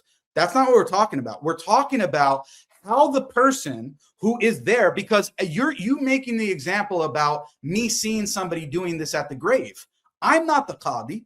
I'm not the person who is going to be making a judgment in a definitive way on that. You're asking you did make a definitive judgment. You're asking me. No, you're asking me what is my position on the statement or the act itself. And I gave you an answer to that. Now I'm saying, you're saying that in a vacuum, you cannot know whether or not any act is haram or halal or shirk or kufr or anything. You can't know any of that until you directly are asking them detailed questions about all the context. That's ridiculous. No, you're conceptually confused, okay? Because what you want to say is that we can determine the hukm of an action without knowing background beliefs and context and intentions. And you brought this example of you walking in on two people having intimate relations. And wouldn't that be just clear zina? And I explained to you, no, that's not a good example for what you're trying to argue, because even in that case, I can't determine that that is zina that's taking place. Forget about the qadi. Even in my walking into that room, I can't determine that zina has taken place until I know some background information. I suspend judgment. I suspend judgment until there's more information. In the same way that I suspend judgment on someone who calls to the Prophet ﷺ until I have more background information about his beliefs, about his intentions. I suspend judgment in the same way. And the contradiction in your position is that you do suspend judgment when it comes to prostration. You do suspend judgment when it comes to tawaf. But for istighatha, there's no intention that matters. Dan, you're saying in a normal case where you actually knew who these people were, I'm giving you that there is some context, that you know some information, but you don't know every possible scenario. There is a wild possible scenario that they got married yesterday and you just didn't hear about it. That's possible. But if you walked in that room based upon the information you had, you would be judging and be making that assumption in your own mind that this person was actually committing a unlawful act. You would. You wouldn't be fine, but you see that causes a problem for you, because I gave you the scenario of a person who is making direct request of the Prophet ﷺ, "Oh Prophet, give me a child," and I gave you the information the background information that he's intending. No, you gave that to work afterwards. You gave that afterwards. That's the only scenario that we're talking about is that scenario from the beginning. Okay, and I'm going to bring it to that issue. What I'm saying to you. Let me land my point. Let me land my point, and then you can respond. So, in that scenario that I'm giving you, I'm telling you that okay, the apparent is he's directly asking the Prophet ﷺ for a child at the grave. And I'm informing you in this hypothetical that he's intending tawassul. He's intending that the Prophet ﷺ ask Allah on his behalf. That's the background information. And you're saying it doesn't matter the intention. It doesn't matter the background beliefs. Dan, how would I know that? By the physical, what I see. That's not analogous. That's not analogous to your zina example because there was background information. How would I know that? How would I know that? How would I know that those are his beliefs? Is it possible for that to be the case? It's a hypothetical, bro. It's a hypothetical. Yeah. So what I'm trying to explain to you, it's not possible. A legitimate hypothetical. What I'm trying to say to you, in the same way that when you walk in that room with those two people having intimate relations, the point and what Ibn Taymiyyah's position is that based upon what we know about people and the nature of their request, and what they are asking for and what they're calling upon the being for, and the fact that they're not occasionalists and they don't have all these wacky ass Ash'ari beliefs that nobody believes in except for a few scholars who study this and dreamed it up in their own mind. The fact that we know that most people do not, 99.999% of people do not ever have this intention or belief regarding this. How do we know that? Let me finish. We judge by the apparent action itself and what they are actually saying and requesting. And based upon that, we say this is Shirk Akbar.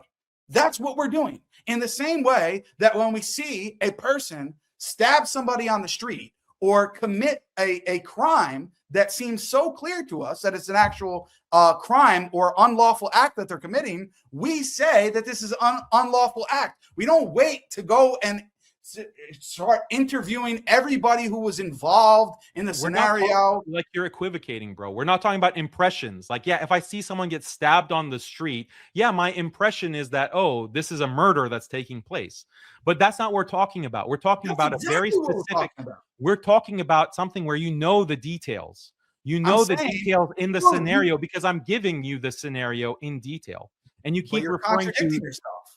No, I'm not. It's because you're saying your whole defense, Dan, is Jake. I agree with you. Most times it's probably shirk, but the reason why we can't say it's always shirk is because we don't know the person's intention. But then you're giving me an example where you're saying we do know the person's intention. So it's totally contradictory. That's that example where we do know the person's intention. Like it's a hypothetical that people like Subki is talking about this example. It's not realistic. Yeah, it's not realistic at all. Why? Because you're saying there's a chance when I'm walking around and I'm in the graveyard and somebody is at a grave and I hear them saying, Ya Rasulullah, grant me my wife a child, and grant me halal rizq, and grant me, and he starts naming all of these things. And I hear him saying those things. I'm going to judge based upon the apparent action and statements that I hear. I'm not going to wait and say, hey, buddy, really? Or do you mean like this majaz and aqli position where you're actually meaning that you're asking the Prophet to ask somebody else, and you're doing this in front of his grave so he can hear you? Like that's not what happens. What happens is we say, oh, this person is committing an act of shirk and kufr, and then they would be brought to a judge and that would be discussed later on. Just like you yourself did with Omar Suleiman. You didn't start asking him about his intentions, why he was participating in these acts of kufr and shirk. You didn't do that. I think it's haram. Like, I think this is haram. I think it can be an act of shirk. My position on Omar and you said definitively it was kufr and shirk what Omar Suleiman did. Were you wrong to say that? Because he's not asking. That's not istighatha, bro. He's engaging in a ritual. He's committing an act. How did you know his intention of doing that action?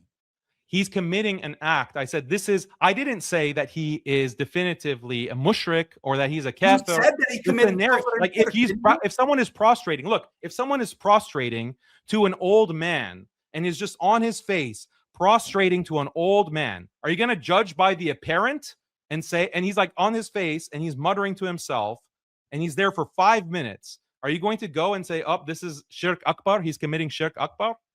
You can't say that, right? Because Ibn Taymiyyah says it depends on the intention. And I asked you a specific question, and I want to know genuinely, because I think you have changed your position since the time when you were criticizing Omar Suleiman for those rituals and things he was doing.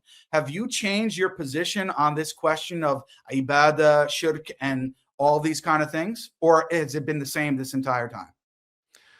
To be honest, I've just learned a lot more about what someone like Tajuddin or Taqiyuddin Subki has said, for example, and other ulama, and the reasoning that they're giving on this. I'm trying to explain it to you and explain why I have the position that I do. That it's in many cases, it can be considered shirk akbar, calling to the Prophet ﷺ because of whatever context, but it's not necessarily the case. Just like in many cases, I can say that in many cases, 99% of cases, someone is prostrating to an old man or prostrating to a tree or prostrating. I can in many cases say, or all cases with a tree, but imagine like prostrating for respect to a king or prostrating with respect to whoever, that this is, in many cases, probably shirk akbar, but I can't say that definitively. I can't say that that's necessarily the case, and Ibn Taymiyyah agrees with me on that.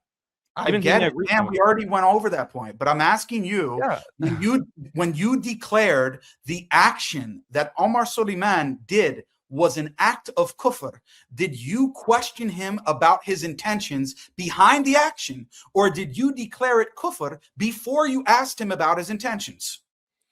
Like this, there are certain things where if you go to a church, okay, or you go and you go to like some Hindu temple, or you're doing like a dance for a certain god, okay, or the water pouring ritual, okay, I think that you can say that this is an act of shirk because this is what those religions are doing. Like you're participating in an act of shirk. And are their intentions relevant? Huh? Are their intentions relevant when they do those acts? To determine if they have committed shirk akbar, yes, I guess it is relevant. It is relevant for them to know what their intentions are. And when it comes to participating, like for example, Andrew Tate going, like you declared Andrew Tate to be a kafir, and it was on the basis of him going to the church. Not really. Not only that. It was, but Dan, what was it? Why did you declare Andrew Tate to be a kafir? I will get to Andrew Tate in a second. No, but I'm answering your question. Like, why did you determine Andrew Tate to be a kafir? Dan, let's be honest here. Will you admit that you were wrong for actually declaring the act that Omar Suleiman did was kufr without speaking to him regarding his intentions? Because there's a possibility that he intended something other than what you would consider to be shirk or kufr. Right, I said, the intentions are relevant. The intentions are. So you were wrong. You were wrong. You were wrong for prematurely declaring it an act of kufr and going on there with Dawah Man and doing this whole podcast and with Sheikh Karim Abu Zaid. And you explicitly said that what he did, I know this, I have the video. You said what he did was an act of kufr, but you don't make takfir upon him. That's exactly what you said. Now, you did not question him about his intentions, and yet you declared it to be an act of kufr based upon the apparent in and of itself. So you're not consistent. Either that or you've changed your position. To me, it seems like, Dan, it's not like you're contradicting yourself. I truly believe that you held a different position regarding ibadah and shirk back then, and now you've changed your position because what you're saying now is not consistent with you declaring that an act of kufr at that time. when I called it an act of kufr, it is a ritual. It's like a pagan ritualistic practice that is practiced in other religions. Like if you see a Christian, okay, practicing a water ritual or like a baptism, or you see a Hindu practicing a water ritual, like bathing in the Ganges River, okay, you can say that this is an act of kufr. This is an act without asking their intention. Yeah, because this is a kafir who's practicing. This is a mushrik. No, but I'm who's asking a practicing Muslim. that. So Omar Omar Suleiman Suleiman participated in a shirk action. In a But shirk Omar action. Suleiman Now, is did he commit kufr? Did he commit kufr? It depends on his intention. It depends on his intention. But the action, the water ritual, let me finish my sentence, bro. You're asking me, I'm patiently waiting for my turn to talk. And then as soon as I talk, you interrupt me. So the action that he is engaged in, that is a pagan ritual. It's a water pouring ritual that he was surrounded with Christians and Jews and literally a Hindu. I don't know if they call them priests. Okay. They were engaging in a pagan ritual. That is a ritual of kufr and shirk. And he was a part of that ritual. So when I say he committed an act of shirk, engaging in a pagan ritual, that is true. That is true. Now, if I want to say that he himself, okay, he has committed an act of shirk and therefore he needs to like renew his shahada, or he needs to like, obviously he repented from that. But that does depend on the intention. I'm completely consistent on that. And go watch the video. Go watch the video on my channel. He participated, and I say very clearly, he participated in a pagan ritual. Is a pagan ritual kufr? Is a pagan ritual shirk? Like if someone goes and prostrates in a pagan ritual of prostration to your Hindu peer or whatever, your Hindu sage, that is an act of shirk. That is an act of shirk. And it doesn't matter the intention because that's the religious practice. If someone goes and kisses the cross in a ritual of kissing the cross and taking communion, doing the Eucharist ritual, that is an act of shirk. Okay? If a Muslim does that, okay, they have committed an act of shirk. They have taken communion. They have participated in the Eucharist. They have committed an act of shirk. Now, if you want to say that they have committed kufr, knowingly committed kufr, then yes, the intentions matter. Yes, their understanding matters. Do you see the distinction? So what's the difference? You tell me. What's the difference between the act being kufr and them committing kufr? The act is the description of the act, because there are certain acts that are specific to religions, like Christianity or Judaism or animism or Zoroastrianism. There are specific acts, and those are acts of kufr and shirk. So, then there are certain acts that a person can take, like when a Muslim, okay, this is the problem. When you're applying the categories of shirk to Muslims, when you say that, oh, he is practicing istighatha, or he's practicing like a practice to the calling to the Prophet ﷺ or to the awliya, okay, that is a Muslim who is doing that. So the intentions matter, because if we go to the scenario, don't avoid this contradiction. When a person is at the grave of the Prophet ﷺ and they're saying, "Oh Prophet, give me a child," and he intends something that's not shirk, you acknowledge that his intention is not shirk, but you are still going to say that he has committed shirk akbar. That's the contradiction, because you have made a ruling on something that he's actually not committed. It's just the words that he's stated, but his intention is not shirk akbar at all. You have that logic for prostration and tawaf and slaughter. The Hanbalis have that position at least, and you claim to be a Hanbali. So that is how is that consistent? I'm not a Hanbali in fiqh, but was Omar Suleiman a Muslim at that time? Yeah. So he was a Muslim at that time, but he was participating in a pagan ritual, right? I agree with you. I'm in agreement with you. Yeah. Is the pagan ritual shirk? Is it kufr? Yeah, but Dan, I let you talk. Let me finish. So Omar Suleiman was a Muslim at the time. We both agree. He says that he was a Muslim. And from everything we've known about him, he goes and he participates in this pagan ritual. Now, this pagan ritual itself and the act that he's doing is an act of kufr and shirk. We agree? Yeah, it's a pagan ritual. Pagan rituals are shirk and kufr, yeah. Yeah, so when he committed that act, it was an act of kufr, correct? He is participating in a pagan ritual, an act of kufr, yes. I think you broke up, Dan. I couldn't hear you. Yes, he participated in a pagan act, which is an act of kufr. Yes. Yeah. So at that time, Omar Suleiman committed an act of kufr, even though we know he's a Muslim, right? So you didn't ask him about his intentions. His intentions, directly asking him, were not relevant. You made assumptions and inferences based upon the scenario that he is standing around other whatever heads of other religions and participating in what is known to be a pagan ritual, right? And he does this. And so you, based upon that, you determine that he is actually committing an act of kufr. But what if Omar Suleiman himself, when you questioned him about it, he said, Dan, I now understand that. But at the time, I didn't know this was a pagan ritual. Somebody just gave me a water bottle or whatever. I don't remember exactly what happened.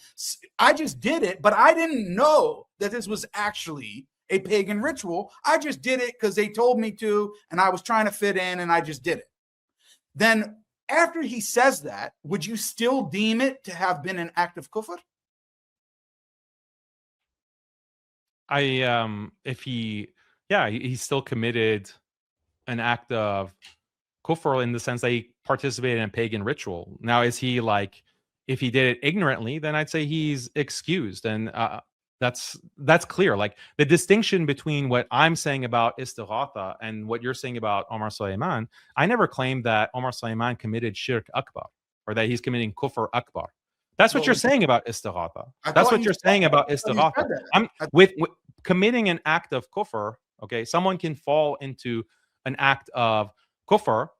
Okay, and they can, but you do have to take into account their intentions. But to describe that act like this is an act of kufr, so you don't especially believe when it's a different religion, like you're standing there with priests and priestesses and Hindus, then yeah, you have committed, you've participated in the pagan ritual, that in an act of shirk. Yes. But did he commit an act of But if he shirk? clarified, when he clarifies, okay, when he clarifies and he says that, oh, I didn't know what this was about, I didn't intend it as a ritual, I was actually only thinking about Allah and all of these things, I would say that you have committed a haram act. Like this is haram, your participation in these rituals, okay, these shirky, kufri rituals that you're participating in is haram for you to do this. You have done something haram.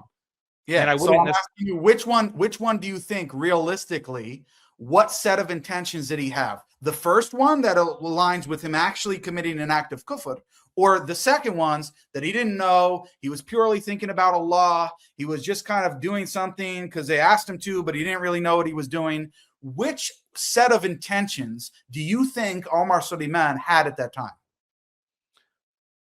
I have said it very clearly at the time and afterwards on social media. And I said that I don't think that he is deliberately committing shirk. Okay. He's knowingly, deliberately committing shirk like this. I said it very clearly. I think that he was just like in the crowd, in the moment, and he didn't like, I don't know. I don't know what was going through his head, but he participated. The fact of the matter is, and everything that I said then is consistent with what I'm saying now. He committed a pagan ritual of water pouring for blessings, okay, for the migrants. And this is when he was standing next to a priestess, a Hindu, a Jew, a rabbi, and they were in this circle, and they were praying for blessing by pouring water. That is factually a pagan ritual. Now, what we determine from him, what are his intentions? I don't think that he intended to worship the earth or to worship the water. I don't think that he had that intention. That doesn't change the fact that he participated in this pagan ritual. How many times do I have to say this? So it was an act of kufr akbar. Was it an act of kufr akbar? No.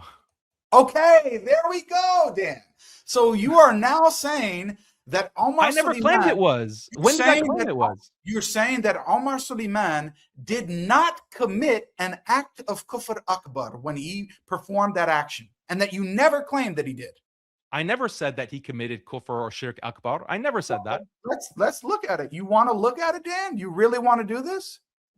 You really want to do this? See, If I now said I'm he committed showing shirk you. akbar, I'm go ahead. showing you what you could do, Dan. This is your real option. You could just say, you know what, Jake? I changed my position. At the time, I was accusing him of this. I now realize that I have this wild position, in my own words, about intentions and all of this being necessary. So now, you know, I actually want to apologize to Sheikh Omar Suleiman.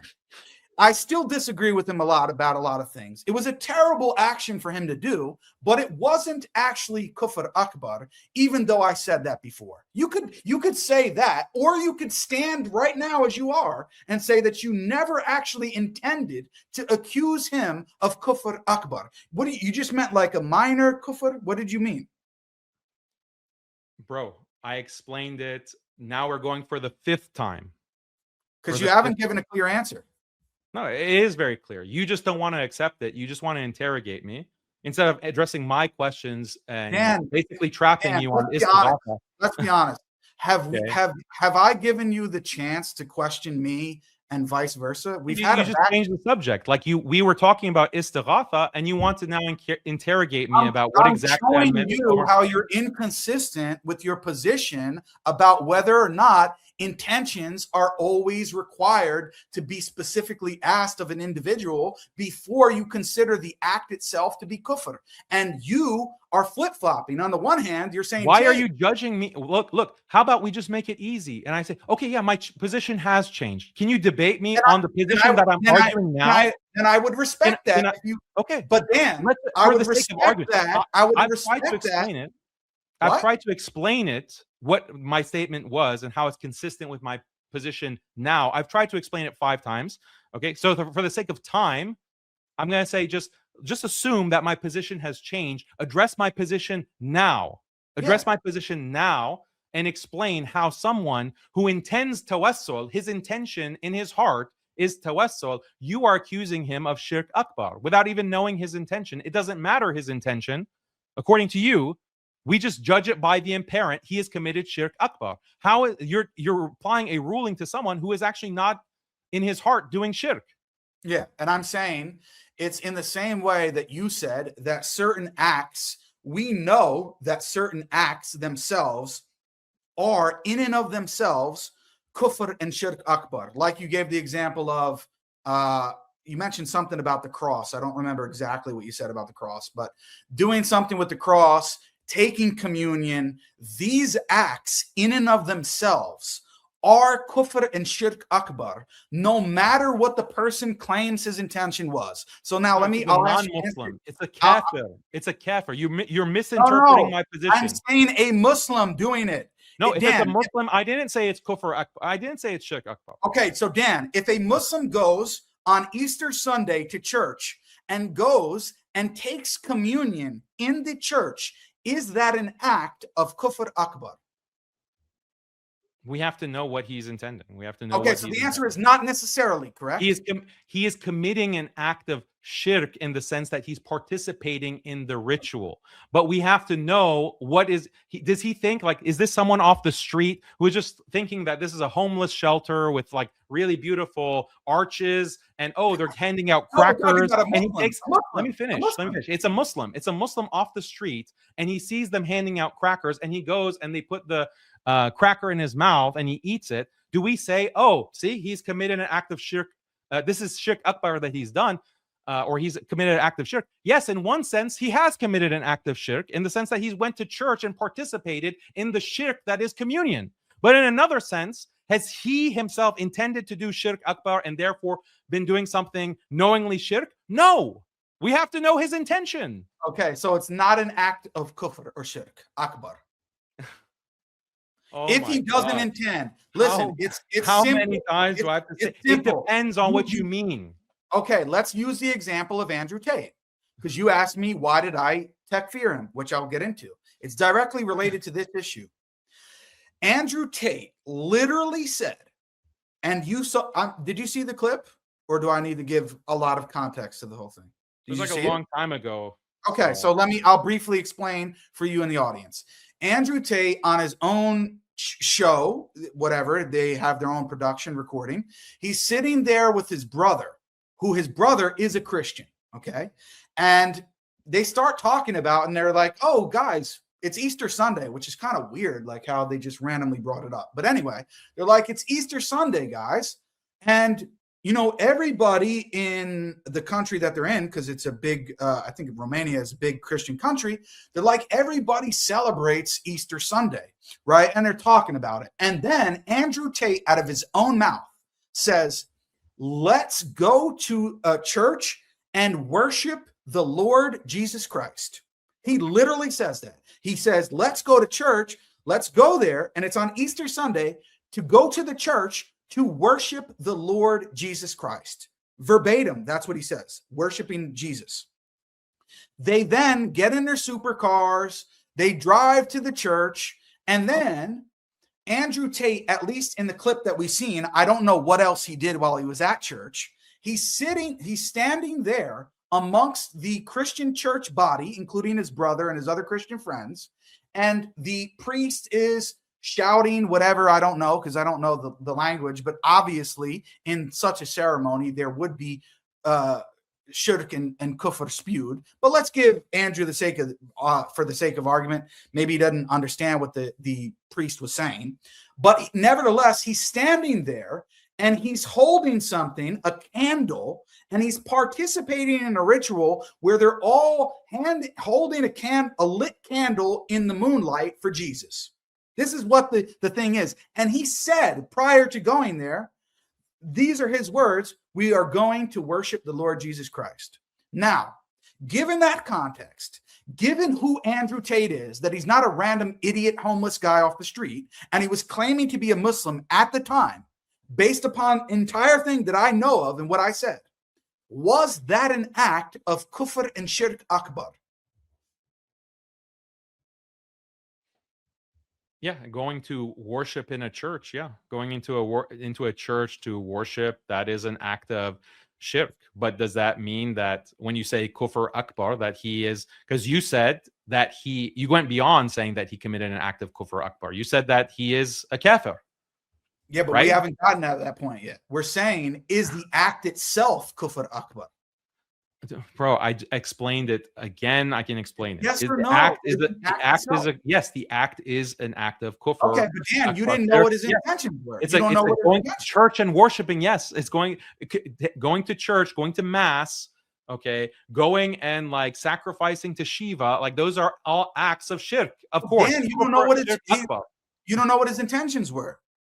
The act is, bro. So the act is kufr regardless of his intention. Do you not understand that things can be have two different understandings in two different lights? Like, do you not understand that? Like, I feel like I'm talking to these bums, like your human shields on wilaya takwiniya. Don't you understand that there can be multiple aspects of understanding the ruling on an act or what an act actually is?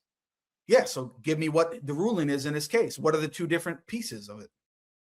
The two pieces are, again, in the sense of him participating in church rituals and Christian rituals, he is participating in a Christian act of shirk and kufr. Yes, okay? In terms of knowing if he is actually willingly committing an act of kufr and shirk, we have to know his intentions. Okay, good. So the individual act of Andrew Tate doing it, we don't say it is necessarily kufr or shirk akbar until we ask him what his intention was of going there, which I'll explain to you. It's relevant because I know what he was. I know what he said on Twitter. You don't understand. Like what you just said shows me that you don't understand the words that are coming out of my mouth. Okay. Because it depends on what we mean. If we mean, has he committed kufr and shirk in the sense of participating in Christian rituals? Yes, we definitively say he has committed kufr and shirk. We definitively say that in that sense of the word. Yeah, so then what is the other sense of the word? Whether he himself in his act, okay, in the status of his action in doing that, if that is kufr and shirk, in terms of what he is intending to do. Right. So if he didn't intend, so in that sense, maybe he committed shirk and kufr. Maybe. Maybe. So in that sense, in the other sense, he has definitively, in the sense that he has participated in a church ritual, definitively, okay, how many times do I have to say this? Definitively, he committed an act, a pagan act, a Christian act. Of course, that is necessarily shirk. Of course. And is the hukum based upon the first example you gave or the second option? What is the hukum of Andrew Tate's action based upon? Does somebody declare it to be definitively an act of kufr and shirk akbar by Andrew Tate based upon the fact that he was claiming to be a Muslim and he was going to a church and those circumstances? Or is the hukum of whether or not it was shirk or kufr akbar based upon his intentions? Or are you saying there are two different hukums? I mean, you have to know, like, what are his intentions? As I keep saying, you have to know what his intentions are. And he could have been drunk. Okay, what he did is haram. Like, this is something that shouldn't be done. And could it be actually he has committed shirk akbar? Yeah, it's possible. It's possible. We need more information. We need more. Just like in the case of istighatha, and just like in the case of Omar Soleiman, just like in all of these cases, okay, in that sense that you're talking about, like the ruling on this person, this Muslim committing this act, a Muslim that we know, he's Muslim, meaning he prays, he fasts, he says the shahada, and he commits this act, okay, in one sense, he is committing a pagan act. So it's known definitively to be a pagan act of shirk. But in the sense of this person doing it, we have to know his intention before saying this is kufr akbar or shirk akbar. Because if that is the case, then that person has left Islam. Okay, so I'll tell you what his intention was, because he said it directly to me after he called me homosexual. He said explicitly, and his brother was basically saying the same thing. Their idea was, or at least what they claimed, I can only go off of what they said. They said, oh, well, it's kind of like how what's his brother's name? Andrew's brother is Tristan. There you go. Tristan said to me, dude, he's not worshiping Jesus like that. That's not his intention. It's like when Tristan fasts with Andrew during Ramadan to, in his own mind, this is what he explicitly said, to show solidarity with his brother, to show support of his brother, that he is fasting during Ramadan, and he does this. So Andrew was responding in kind and going with his brother Tristan on Easter Sunday to the church, and that's what his level of participation was. That's how he explained it. Now, given that that's what he said, if we take him at his word that he actually was doing it for that reason, and we trust him and we believe in what he said, was it a specific act of kufr or shirk akbar that Andrew Tate specifically did, given his intentions and what we just explained? I didn't see those statements, but if he said that my intention was go to worship Jesus, then yes, it's shirk akbar. He committed shirk akbar. He didn't mean it like that, Dan. He said, when I said, oh, I'm going to worship him, I just meant like in the sense of giving, reverence or honor to, and, in a sort of cool way. Just like when he called himself Lord, he said, oh, I don't really mean that I'm Rabbil Alameen. I just mean I'm Lord, like, as a street type of term, that I'm Lord X, Y, and Z. Like, there are even rappers that use these Lord Jamal and all this kind of stuff. Anyway, the point is, he gave his own ta'wil to those statements. And then he actually apologized. He said, but I understand how it could be interpreted wrong when I tell people to bow down and I'm your Lord, bow down and worship me. I don't really mean that. I just mean, like, I'm Andrew Tate. I'm cool, respect me, listen to me. You guys should actually be bowing down to my authority type of thing. I don't really mean that I'm Lord of the world or anything like that. Come on, I'm a Muslim. That's what his explanation was. Now, whether or not you buy that or you think he's just, BSing, that's up to you. But I'm saying to you, that was his explanation of when he said bow down and worship and when he said use the word Lord. So you're laughing, but this is what he said, bro. No, but like the whole point is that you're not making a judgment that okay, you're doing takfir because if someone tweets like I am Lord, you will takfir that person? No, I'll tell you why I made takfir. But before I do, I want to know, based upon that, was the act and those statements itself, were those acts and statements kufr or shirk akbar, or based upon his intention of what he explained, it wasn't? If he's saying like I'm worshiping, my intention is to worship and revere like a Lord, like a God, then yes, that's shirk. That is shirk. He didn't mean that. He said he didn't mean that. He said he didn't mean that. Okay, if he didn't mean that, so what am I supposed to do? Like, I'm supposed to open his heart and see what he actually meant? No, like, how can I make the fear on someone when he says that, no, I didn't mean worship. No, I'm not asking I you don't to think that takfir Jesus him, is Dan. God. I'm saying to you, he explicitly said that he didn't mean that. He meant it in a street sort of way. This is what then he's an idiot. Like, he's an idiot. He had said something haram. He said something that is disgraceful. He should be condemned for it. But we don't say, hey, you're a kafir. You're a mushrik now. I'm not gonna. Okay, good. Now, but so you don't think, based upon his intentions, it's not kufr and shirk akbar to do what he did at the church or to make his statements of bowing down and worshiping him as a Lord. Now, I'm saying to you, the reason why I takfired him, I didn't initially takfir him. If you go back to my original videos, you'll see that. The reason why I takfired this scumbag is because I reached out to somebody privately who I thought had contact with Andrew Tate, which was Uthman ibn Farouk. And I don't think he had direct contact with Andrew, but he got in contact with the guy, Joel Shooter. You know who he is, right? I think he's Andrew's manager in Dubai or something like that. Anyway, Shooter something. Okay. He got to him, and he's supposedly a good friend of Andrew. Now, he went to him and said, Andrew, I understand you're a new Muslim.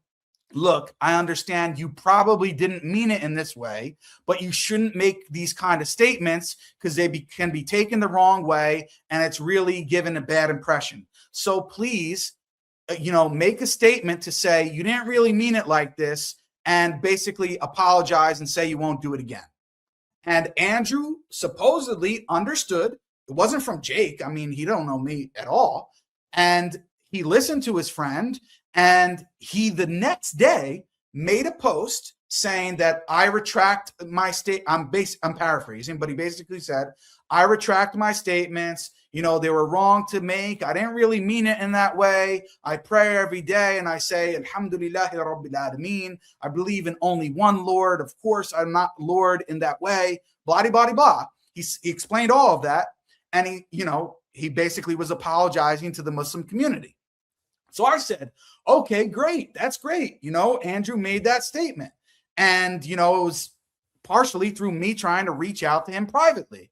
Then the very next day, after he made that statement apologizing and, basically rectifying the situation, he makes several tweets, not only just one, several of them, identical or nearly identical, basically saying the exact same thing.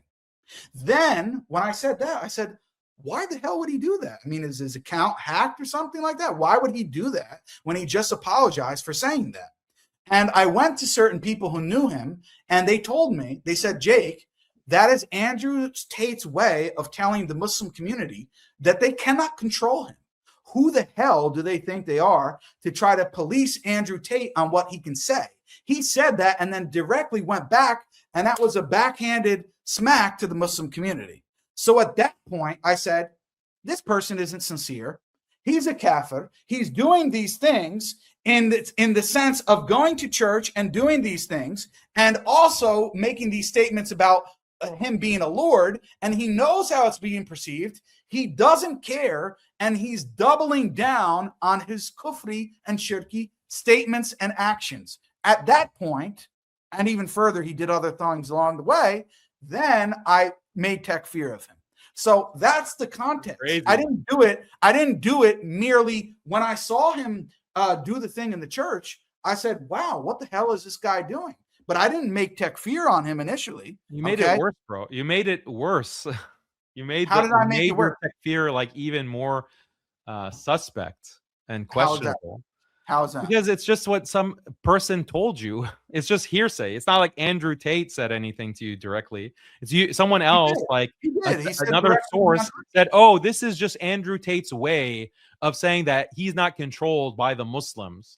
This is just Andrew Tate's way. This is what someone told you." And then Dan, based why off would of he that, say that the next day? Why would he say that the next day? I don't know. There could be a million reasons. Someone could have hacked his account. Someone could have literally hacked his account. Yeah, isn't that a possibility? Like if But someone hacked his account. We now know that nobody did hack his account. How? How do you know that? Because he was questioned about it. No, you don't know that. Someone told you that, oh, this is Andrew Tate's way of spitting in the face of the Muslim community. You took that statement of hearsay. It's not even Andrew Tate's statement. It's someone else who you are telling us knows Andrew Tate personally. And on the basis of that third party, you're making takfir? It's not on the basis of that person telling me it.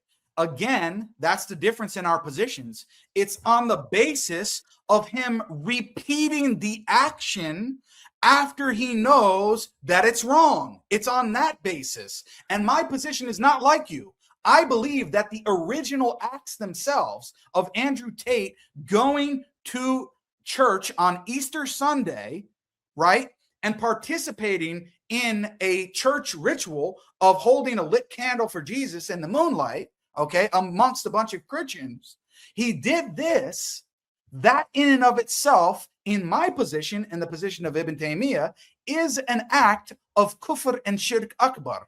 We don't have to ask him about his intentions and say, Andrew, what did you really mean when you said you were going to worship Jesus? And then you actually went to church and you did this. This is the sin of the murjia. That's exactly what you are. You're completely guilty of irja because you think that you can never judge somebody based upon their apparent actions and statements. We don't believe that. So the shirk akbar that he's doing, that means he is a kafir, or no? Who? In the church. When Andrew Tate is going and participating in Easter ritual, then he is committing shirk akbar. That means he is a kafir. No, not necessarily, because I can have the excuse of ignorance for him. I can have certain excuses for him that prevent the takfir. So that's why I didn't initially takfir him. But I initially deemed the act itself to be kufr and shirk akbar, but I didn't takfir him at first. Okay, so let me, for the sake of argument, grant you all that. Okay, so then you determine that because of he made a statement apologizing. Okay, then now the excuse of ignorance doesn't apply if he repeats the action. But he didn't repeat the action, right? He just tweeted something. You assume that it's him tweeting it, but you actually don't know that it was him tweeting it. You don't know if he was hacked, and you don't know if he actually. We could make that up about anything. Like you could say, like, Dan, how do you know that my account hasn't been hacked? I've never takfired you. Yeah, I've never takfired you. You still have said that certain things that I've done. Well, you've called me a deviant, right? Yeah, these are positions. Yeah, that I've called you. There's a difference between takfiring someone, bro. This is why it's so dangerous and why you're playing with fire. When you takfir someone, we know the hadith. You know the hadith, right? That the Prophet ﷺ says when a brother takfirs another Muslim, the ruling of kufr will apply to one of them. To paraphrase, right? So that's why it's so dangerous. If you're mistaken, and Andrew Tate has actually been hacked, and you have made takfir of him, then you are risking being a kafir in reality. Like, doesn't that worry you? Doesn't that? That's why there's much more caution, like basically like an infinite amount of more caution that's necessary when it comes to takfir as opposed to tabdi' or anything less than that. Okay, so what I'm saying, you don't know if Andrew Tate wrote that. If I don't know if Andrew Tate wrote the post, wrote those tweets. You have no yaqeen. You haven't seen him write it. You didn't see him by his hands writing those statements and pressing send. Right? Okay. True. You haven't seen that, right? And on the position of what he did at the church, by the fact that he never removed the video, he kept it up there. he never actually publicly repented for that action. How do we judge that? Look, my point is that there are a lot of things that you go on the basis of your impressions, assumptions that you have, and you declare takfir. And I'm not saying that Andrew Tate did not commit kufr akbar or shirk akbar. That's not my claim. Clearly, you followed it more closely. I wasn't following it. You said My that. point is that you're declaring takfir, you're making takfir of people like me without having certain knowledge, and therefore you're making a huge risk by that. This is not irja. Irja is not being cautious about applying takfir. The murjia, they would never apply takfir, even if the person makes statements, even when the person clarifies their intentions, even when the person, they will never make, that's irja. Okay, I'm not advocating irja. I'm saying that there needs to be some understanding. There needs to be some investigation, actually, by a qualified scholar, not from you, a YouTuber, or me, a YouTuber, okay, to actually make that kind of declaration. Okay, but Dan, against a new Muslim, by the way. He's also a new Muslim, and he's been in prison. Like this, all of these factors matter, and the scholars have mentioned this. Or your takfir of me, which you still have not explained. Why I am a mushrik, you won't even return my salams. You have avoided actually giving me the reasoning for that, and I'm still waiting because you're trying to go through like all these different issues. But the point is, you've already declared your takfir. So why are you interrogating me? The interrogation should come before the takfir, right? Can I respond to your quotation of the hadith? You brought up the quotation of the hadith about when someone declares a person a kafir. If they're not, then it turns back of this hadith and how the fuqaha actually dealt with it. I acknowledge that there are different interpretations of that hadith. You're aware of what Ibn Abbas said about it, right? No, I don't know. Go ahead and share. Yeah, so he did not say that this is kufr in the sense that the person literally is becoming a kafir. Wait, what is not? What is not? Like, for example, if I make takfir of somebody and I'm wrong about my takfir, which is based upon my own ijtihad, or somebody else does it, that it's not that the person themselves, if they're wrong about their application of takfir, it becomes a kafir in light of making that mistake or making that incorrect judgment of takfir. Many of the scholars talk about it and they interpret that way. So they don't interpret it to mean that, and you said you're aware of the difference of opinion, so I don't really need to go into it much more. But the point is, many scholars don't interpret it that way. That I'm not trying to belittle the importance. It's still important. Takfir is important. If you make an incorrect judgment regarding takfir, of course, it's a big concern. It's not something small, but it's not necessarily in the sense that what you said, that the person necessarily becomes a kafir. So I just wanted to clear that up, and you recognizing difference of opinion and understanding of those texts. Now, going to why I takfired you, I explained this to you earlier. Okay, I said that I takfired you for the reasons listed in the document, and also there's another one which I don't think is listed in the document, which, by the way, I didn't write myself. The position on a created being controlling all the atoms in the universe, I don't make takfir of you on based upon that now, because you clearly stated that it's not shirk akbar. However, that doesn't nullify the other 2 points regarding sacrifice to jinn, regarding or other than Allah, it doesn't necessarily have to be jinn, or the issue of istighatha, and what we were just talking about this whole time on your position regarding ibadah, right? And the fact that you're trying to say that, oh, we must always go into the person's intentions and determine whether or not there's, they're attributing that this thing is actually a deity, or attributing istiqlal or independence. I don't hold that position. I hold, and I'm going to tell Sheikh Yasser about this. I'm just going to tell him straight up. We're going to have a discussion about it. But even though he believes that position more so than Kanj, he's closer because he says that position itself is actually bid'ah. It's one of, he actually says it's the worst possible bid'ah. He said to you, it makes the hair on the back of his neck stand up. It's so terrible, but it's not shirk akbar based upon his principles. I view his position of not declaring that shirk akbar to be kufr and shirk itself.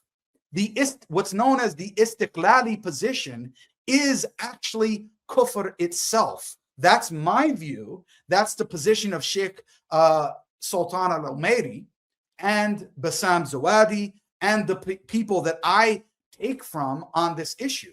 So I'm not coming at this from a vacuum perspective. Now, you don't hold that position. So I don't make takfir based upon that. But I make takfir based upon your position on istighatha, your position on slaughtering to other than Allah, and also, which is something I really want to talk about, which is your position of denying that non-prophets being greater than Anbiya is actually not kufr akbar. Now, you have been refuted by your own previous Deobandi friends and scholars. And I'm going to ask Yasser al-Hanafi about that, whether or not he considers that position to be kufr akbar. And not only that, the Deobandis who were writing to you, who you responded to, Dan, it's not like, oh, you made this off-the-cuff remark. You made the statement in a debate setting where you had prepared slides. Then you gave 2 responses to Mufti Zamil. Okay, you know what I'm talking about. And in those articles, Mufti Zamil explicitly said that your position is kufr. You are on kufr because according to him, you are denying ijma'. You are denying what is known in the religion by necessity. Now, I know you disagree with this, but these are his claims. And on that position, which is not even related to ibadah, you have a kufri belief. And you've doubled and tripled down on that, Dan. You can smile all you want, but this is not a Wahhabi position. Would you recognize that the Deobandis, including Mufti Zamil, declared your position to amount to kufr? No, you don't even understand their position. Like, this is so hilarious to hear you try to describe it. Their position is that is like Mufti Zamil's position is that is a kufr position. That doesn't mean that I have a kufr position. Yeah, he did say that. He explicitly says that. So the point, okay, that yeah, I understand. He made this argument, and I responded to it in depth. You know, I responded with 2 separate articles. But again, let's go back to the letter. Like, let's go back. Your statement that I am a. You're asking why I declare takfir, Dan. Yeah, I'm going to. You said you're a mushrik, and then you put a video of me talking to Sheikh Harun, and I'm reiterating the position that I think that it's shirk for a created being to control all the atoms in the universe simultaneously in this all-encompassing fashion. Exactly. I say it's shirk, and you say, oh, for that, you're a mushrik. No. It's because you consider it a genuine ikhtilaf. You consider Harun Khan. No, that's not what I didn't say. It's a genuine ikhtilaf. I think it's a wrong position. I think it's shirk. And if someone is holding that, they're holding a shirk position. But Dan, I'm not talking about like way above your pay grade, bro. I'm not talking above your pay grade. No, you're just missing the point. This is going over your head like a kufi. Yeah. You're not understanding the point that Harun Kanj, I'm not saying whether he believes in it or not. We already went through that.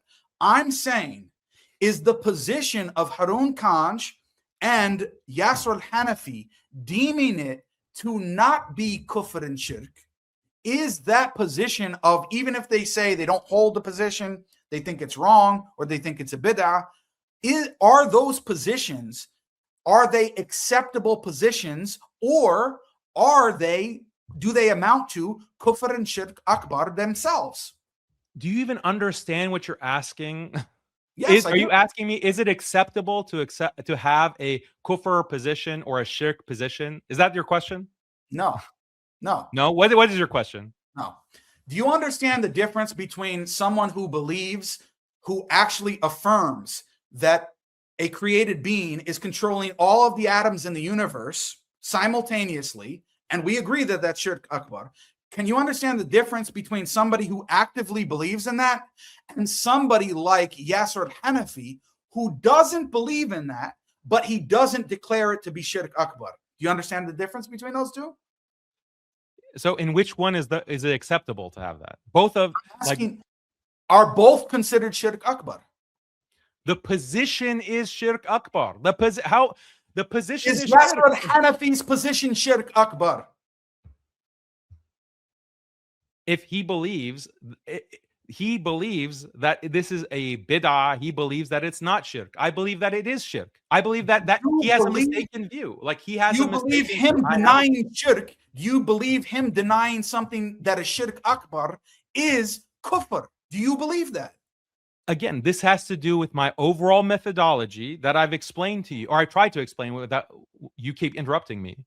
That just like I think that Ibn Taymiyyah has a kufr position that the hellfire will come to an end, even though Allah says khalidina fiha abada, and Ibn Taymiyyah says no, the hellfire will come to an end. That is a kufr position. Is it acceptable for someone to have a kufr position? No, it is unacceptable for anyone to have that position. And Ibn Taymiyyah has a kufr position, and there are many. If you look at the entirety of Sunni Islamic scholarship and history, there are many kufr positions that were held by ulama, great ulama and great scholars.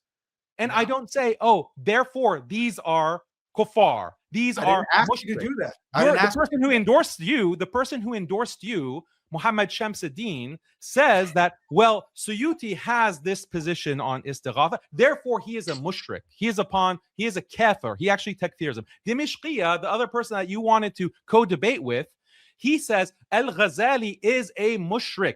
I wanted to co-debate Al-Ghazali with is a mushrik. He is a kafir.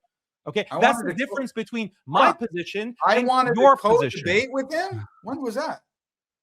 Or he claimed, okay, that he wanted to debate me. I never said I was he said I will debate with Jake. I never agreed to debate with him at all. But I'll tell you this right now, Dan. I'll give you a free little bone here. I don't agree with those guys. You think I agree with Muhammad Shamsuddin? Yeah, he endorses you for sure, but I don't know. You don't don't give agree. a damn who So endorses. how is it that? I'll do it. I'll do it for you right here. Muhammad Shamsuddin, please take away your endorsement from me. I don't care about your endorsement whatsoever. How about that? Okay, so is Suyuti he's not a mushrik then, even though he says he encourages istighatha? Dan, you're trying to go into individual scholars. You want to know about my You're going to individual scholars. You're asking about Yasser Hanafi and Sheikh Harun. You're asking me about individual scholars. I'm asking you about I didn't ask you about whether or not they're Muslims. I didn't ask you that.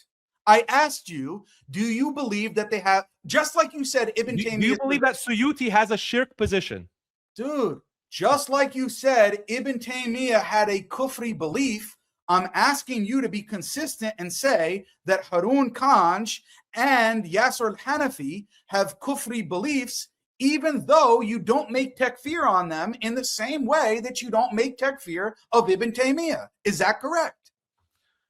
Assuming that is their belief, then it's a mistake. It's a mistaken belief. They didn't say they have the belief that I believe that there is an entity that controls all the atoms of the universe simultaneously. Did they say that? But that's why I asked you. Is their belief that it's not shirk akbar, is it kufr? Even if they don't believe that they have this created being doing it, but they don't believe that the belief itself is shirk akbar. Is their position kufr? No. If they believe others have that belief and they think that that's there are scholars who hold that and that's based on their ijtihad. No, I don't say that they have a shirk belief on the. See, this is the chain takfir principle that's so problematic.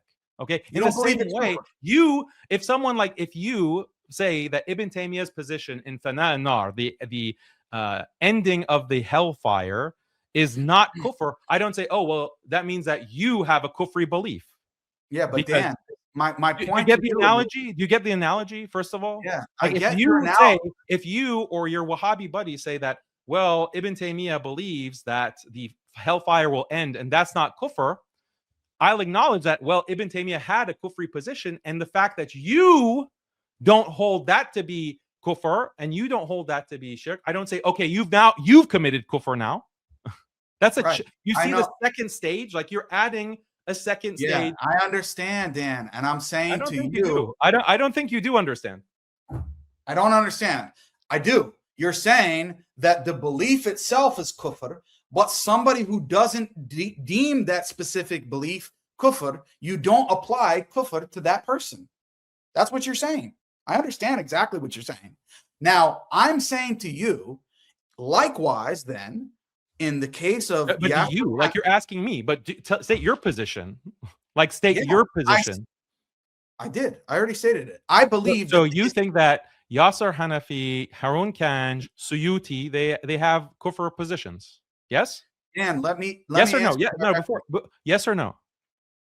Harun yes or Khan, no? Harun Khan and Yasser Hanafi, they have kufri beliefs, yeah. Okay. And Suyuti and Subki? What are you referring to about Suyuti? They say istighatha is permissible and mustahab. I would have to look at the text that you're referring to. Okay. And honestly, let's assume that they're promoting. Do you accept that there are scholars who have promoted istighatha? Oh yeah. Okay, so those scholars have kufr beliefs, shirk akbar beliefs, and whoever does not consider them or someone who doesn't consider them to be kafir mushrik, that's acceptable to you. If somebody doesn't make takfir of them, yeah, they don't have to. They don't have to, okay, right? And No. you can think, and they say that, well, this is ikhtilaf. This is ikhtilaf. Suyuti, Subki, like there's ikhtilaf here with the Sunni ulama. There's ikhtilaf. So do they have a kufri position for believing that? It depends what you mean by ikhtilaf. If you think that their position is acceptable, then no. That's so what they have a kufri belief too, then. Yeah. If they think thinking that istighatha is not kufr is kufr. So let's say, for the sake of argument, that those scholars you mentioned specifically, that they have the belief that istighatha, or let's say wilayat taqwaniyya, in the sense that you and I agree is shirk akbar. If people have a position that is not kufr, then that itself is kufr. And this is what I'm saying to you. This is my understanding, and I'm happy to go through the article. My understanding of Mufti Zamil and the Deobandis, they're not merely saying that that specific belief of believing a non-prophet being greater than in status and rank than a prophet. They don't just say that that is kufr itself. They say denying that it is kufr actually is kufr, because they're saying that you're denying that something that is known in the religion by necessity, and you're denying the consensus of the ummah. That's their position. So they are doing the actual second stage, Dan. They're saying that you're upon kufr for not actually accepting that that belief is kufr, even though you reject the belief.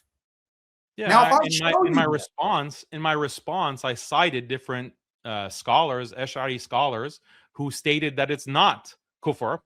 And as far as I can tell, Mufti Zamil didn't have a response for that.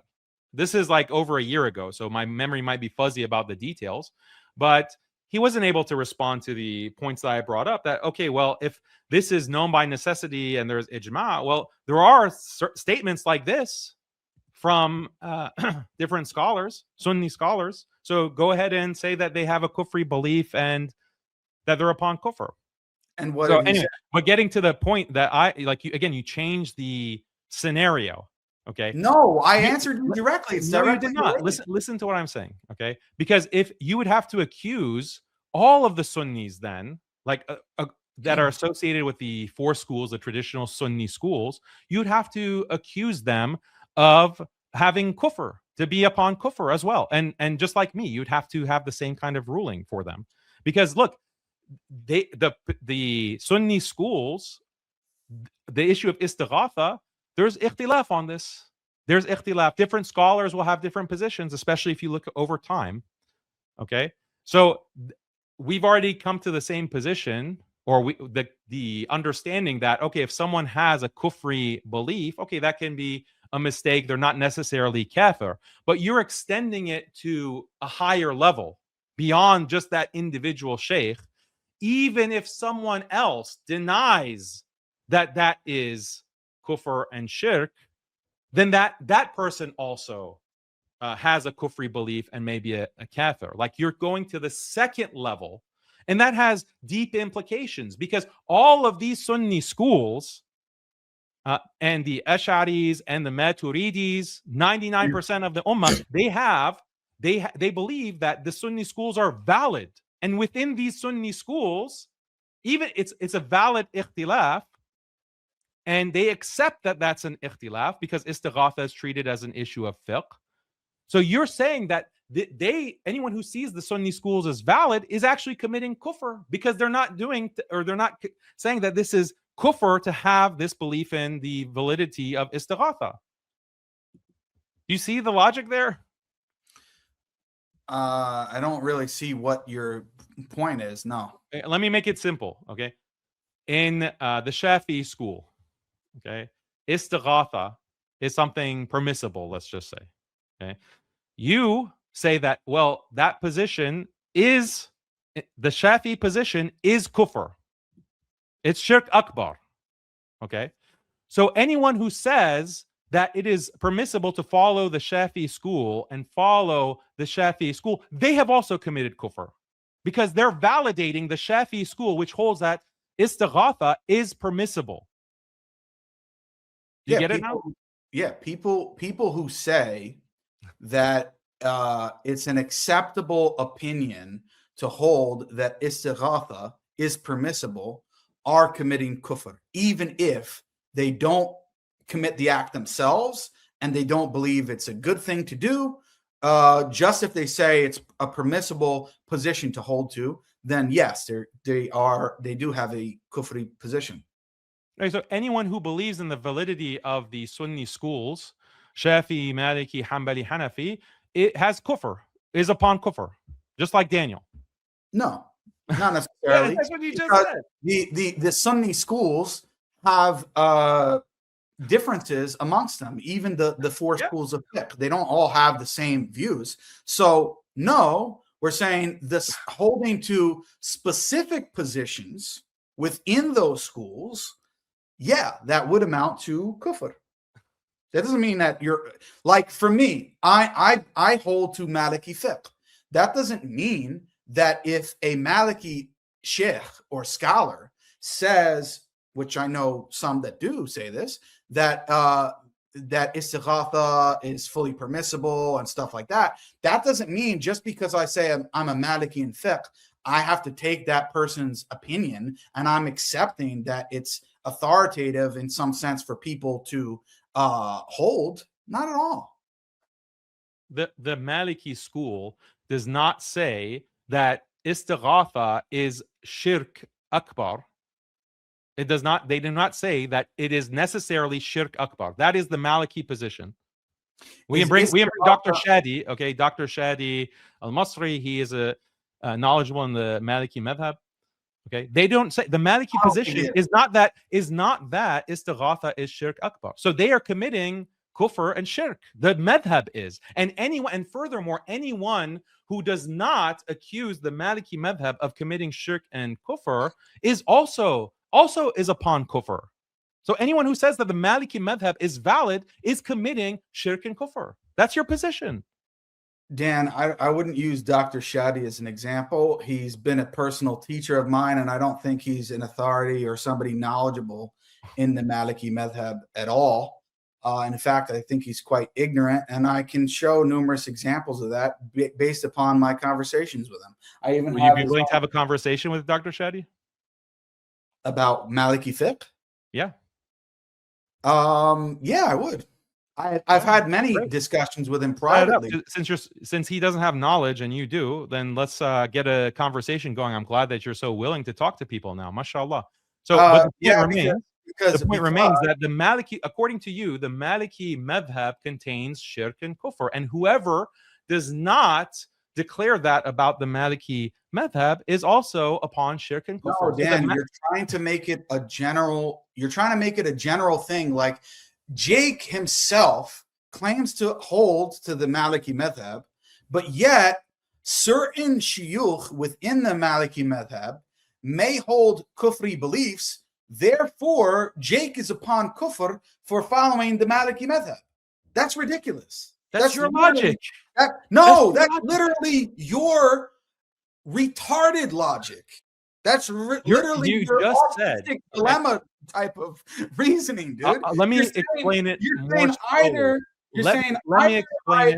I declare the Maliki madhab as a whole kufr, and you cannot follow it in any sense, or you can follow it in total and it's not kufr in any sense. That's a false dichotomy. I'm saying to you that some scholars in each of the madhahib may hold to kufri beliefs. Just as you said that, according to you, which I don't believe, Ibn Taymiyyah held kufri beliefs, right? That's what you believe. But yet you wouldn't say, therefore, the Hanbali madhab as a whole is upon kufr. That's such a ridiculous statement. So which Maliki scholar or Shafi scholar, Hanbali, Hanafi said prior to Ibn Taymiyyah that istighatha is necessarily shirk akbar? Oh my God, bro. Now we're going back to istighatha. We're jumping all around back and forth, bro. We've been on the topic of istighatha. So let me reiterate. Your big issue with me, Dan. Your big issue with me was, why do I make takfir of you? Your big issue with me was, why do I make takfir of you? I gave you 4 reasons why, which now have been reduced to 3 reasons because you said something different than what you apparently said before. And I still hold on your position on istighatha, your flirting with istiqlal, and this idea of allowing sacrifices to other than Allah and it not being shirk, and your position on saying that non-prophets being greater than prophets is not kufr. It's based upon the total package of all those positions together and your stubborn abstinence in your position. That's what it's based upon. So I answered your question.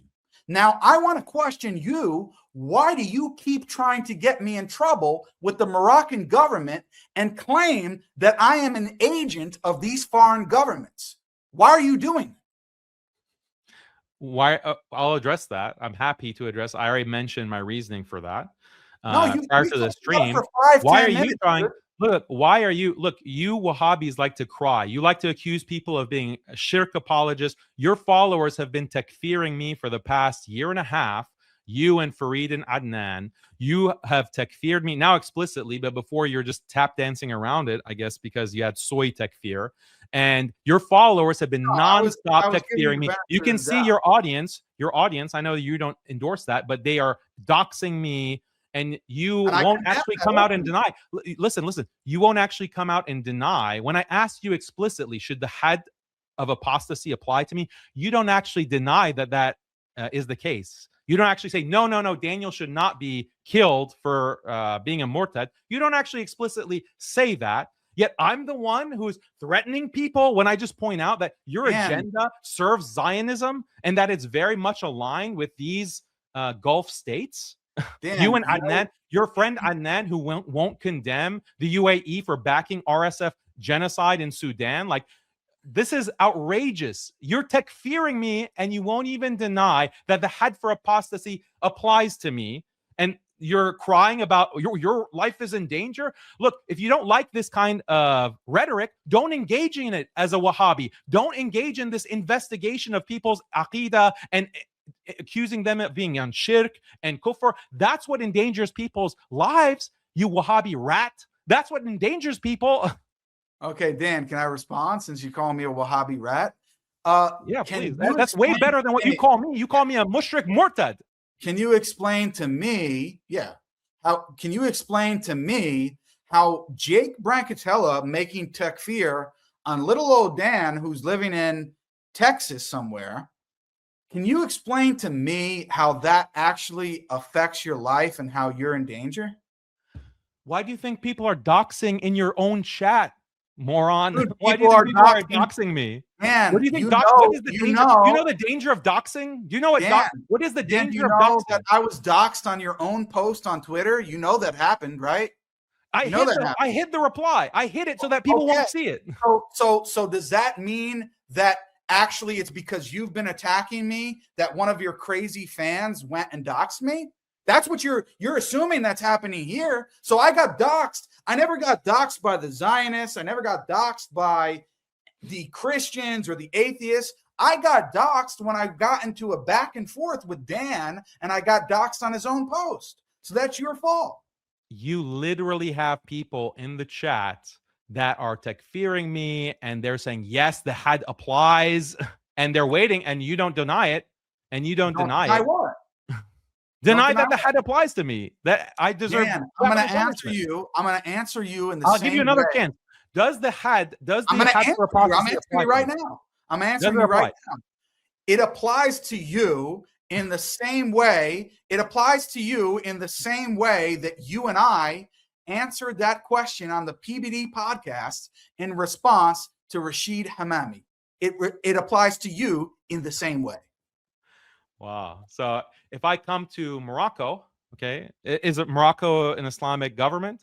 If I come to Morocco and the authorities take me and they put me to death, you will, clap your hands like. Dan, what do you think of the chances? Of that yes or no? Like if I come to Morocco, and that would you be clapping your hands? Not happening. What do you think, dude? What do you think? What do you mean the chances? I can book the ticket to Morocco tomorrow or today.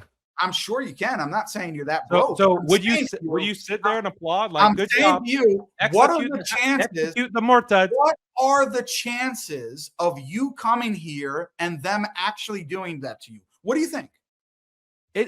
What do you mean? What are the chances? I could book the ticket. Listen, look at what are the chances of them actually doing that? Do you know that Morocco? Very high. Very high. Really? Yeah, very high. They would agree with my takfir of you?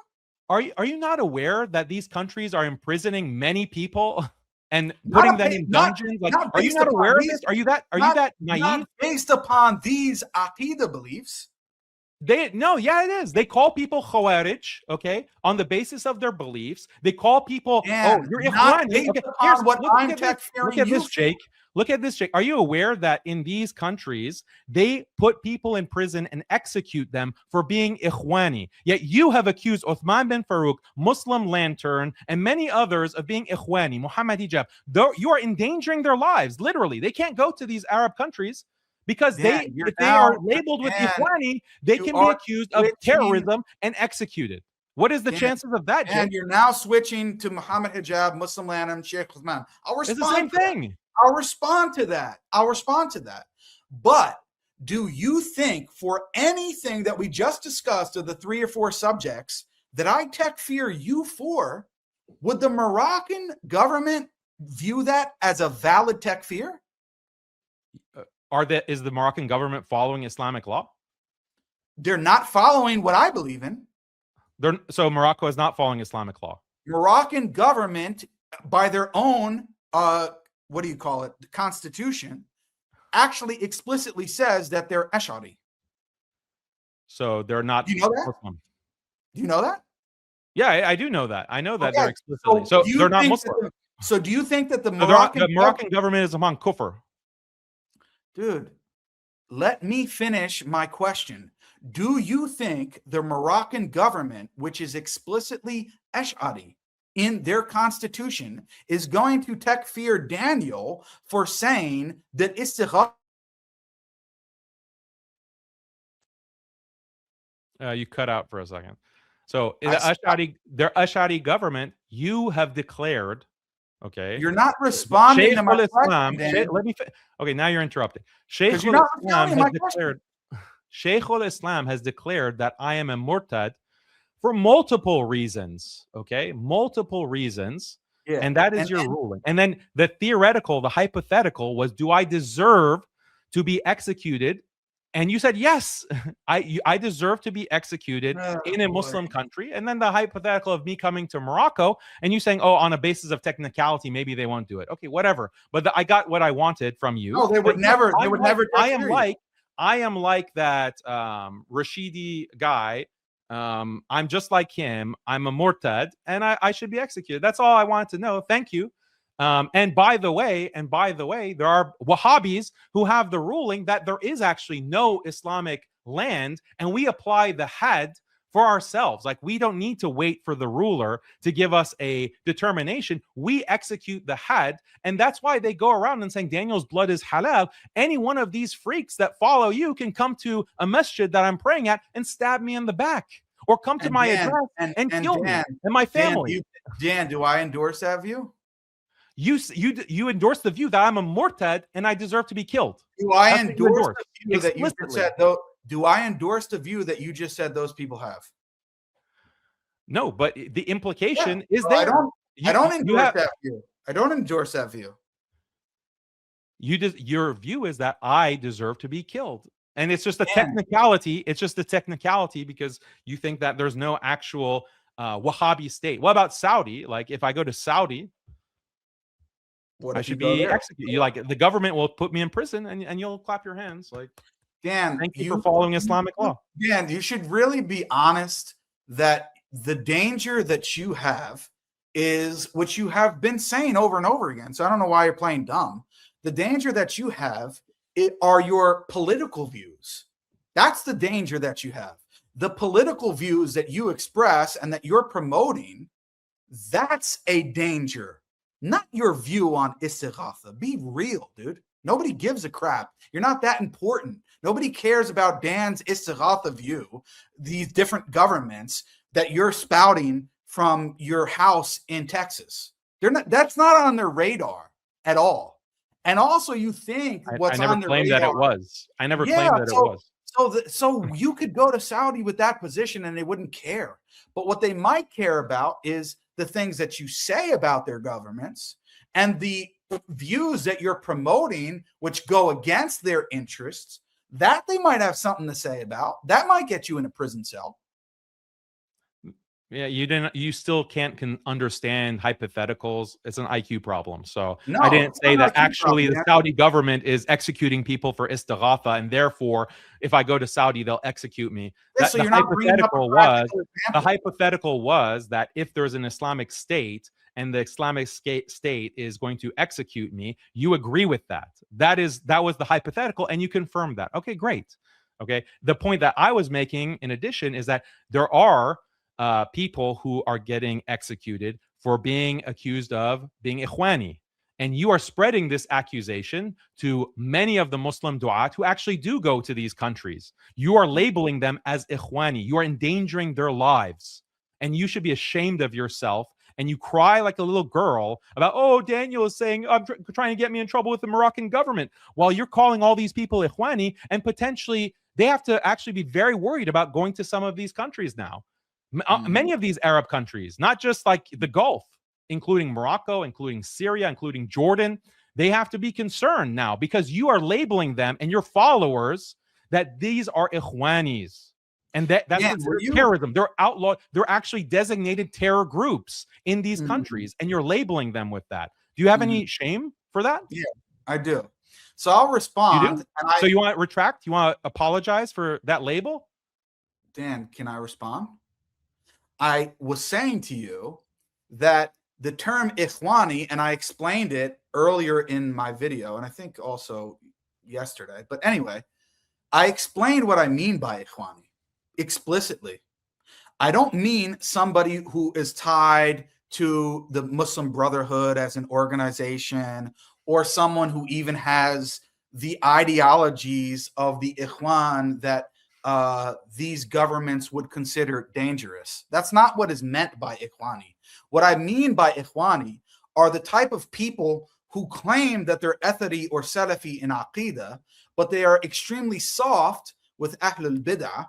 And on top of that, they collaborate with them without making their own positions on Aqidah clear and without ever criticizing these deviant creeds. That's who I am labeling an Ikhwani, and that applies to almost all of the people in the Dawah who just give lip service to the name Etheri or Salafi. I don't believe they're Ikhwani in the sense at all of what these governments are concerned with and who they're labeling Ikhwani. They don't care about this idea of what Jake is talking about, of, you know, being critical of the Maturidi and Ash'ari creeds and criticizing those who hold deviant positions. That's not what they're concerned about, Ikhwani. So I acknowledge this. I should use a different term when I'm talking about these people so that there is no, let me finish, so that there is no even remote possibility of there being any type of confusion, because obviously when I use the word Ikhwani, I'm not going to give this soliloquy every single time that I speak and explain what I mean by the term. So you're right that I should actually use either a different term or just explain it in detail without using the term Ikhwani so that nobody is confused by it whatsoever. So I'm glad that you recognize that you're endangering people's lives, and now you've decided to change your language. That's great. That's positive improvement, and I commend you for that. But if you're going to revert to something like shirk apologist, or you're going to start using these kinds of terms that imply kufr, then reconsider. I wouldn't use anything like that you've used for me. Don't start applying it, because I don't believe that they are. I don't believe those guys are shirk apologists. Why not? They're not coming out and denouncing the deviance of these the Ash'ari school, the Maturidis, who have positions that you deem to be kufr. Dan, and shirk.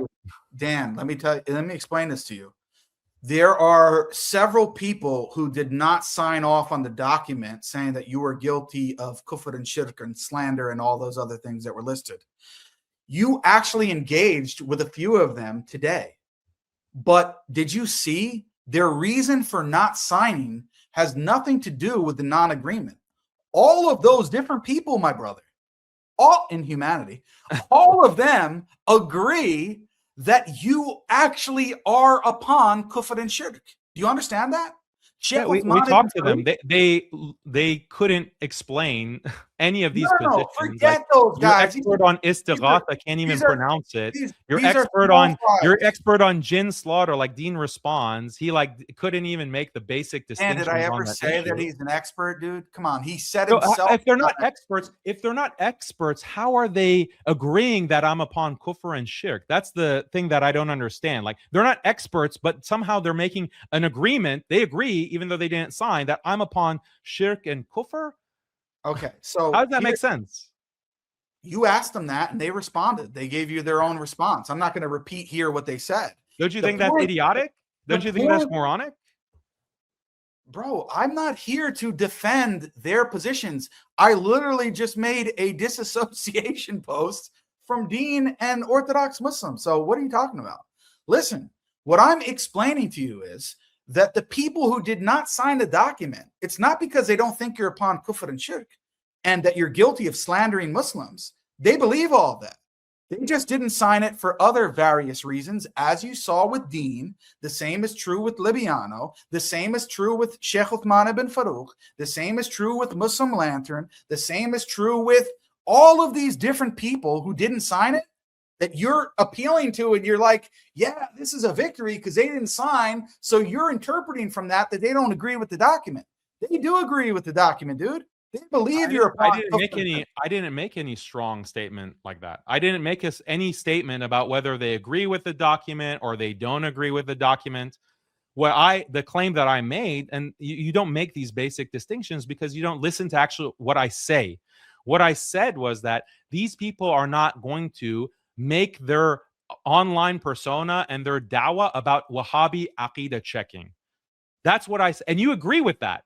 You agree with that they have rejected your project of aqidah checking all of these du'at and giving them ratings. They have rejected that project. And that's the whole point. That's why you consider them to be deviants. Actually, that's the original reason that you considered me to be a deviant, because you said we don't know what his aqidah is, meaning he doesn't actually talk about aqidah issues and ahlul bid'ah, And you know and he that's doesn't not, do in detail refutation. That's what you said about Muslim Lantern and and you know Uthman that's bin not Farouk. true. They don't. Let me finish. They are deviant, and you disassociate, you make bara of them because they're not engaging in this Wahhabi witch hunt like you want to engage with. They have rejected that Wahhabi project, and that's why your whole letter was a massive failure. And now even Ali Dawa is refuting you and saying that this is disassociating with you and your project. Basically, and Fareed, why isn't Fareed and Adnan backing you up as you're getting attacked from all sides? Because your project has failed. Your project has been a failure. What's the failed project? The letter to make me into this pariah, this person who's doing so much damage to the dawah, according to you, okay, that has failed because all the people who signed on, or so many of the people who have signed on, except like the random losers that only went by their first name, like Ahmed or Ibrahim, they are disassociating with you. They're publicly coming out against you. Dean responds, or whatever, Orthodox Muslim. They didn't make a public statement about me, even if they have private beliefs that I'm upon shirk and kufr, whatever. That's private. Publicly, they came out and denounced you. Well, Dean just did today. What does that tell you? Well, Dean just did today. No. He actually, it was a question of whether I'm actually upon kufr and shirk. He was like, okay, I take that back. No, he said that you are. He said that you are. Respond to his statement. He said that you are upon kufr and shirk for your position on the slaughtering to the jinn, and also for istighatha. He clearly said that. Okay, put his name. Tell him. Okay, you've said it publicly. Now he has no excuse, right? Tell him to sign on to your letter. I don't care. He has no excuse now, right? The other guys, okay, they have repudiated you, and they're making videos denouncing you, and they say you have mental problems. They say that you have some kind of psychological issue. You've gone insane. You're like interrogating and investigating everyone. You're accusing people of being ikhwan because they're not refuting ahlul bid'ah in detail. Like, this is a joke to you. And I myself am, wallahi, concerned that for a moment there, before we actually came onto this live stream, that maybe he is having like a mental breakdown. Like maybe he is, like, because of the medication that he's taking, it is actually destroying his brain. And that's why, like, that was the original, but now you're laughing. So I think you deserve all of the backlash that you're getting, and you do deserve to be completely isolated and forgotten into irrelevance. I'm fine with it, Dan. I'm fine with it. Alhamdulillah, because you're such a big cancer and growing. Like, it's a metastatic, like, you consider yourself to be this revolutionary da'iyah who overshadows all of the du'at, and they're all stealing from you, Jake. Like, all of these Orthodox Muslim, he stole all your ideas. Dean responds, he stole all your ideas. He didn't even give you credit. Muhammad Hijab, he stole your ideas. Uthman bin Farouk, he stole your. He's not doing anything original. You're the one who's doing all the original stuff, right?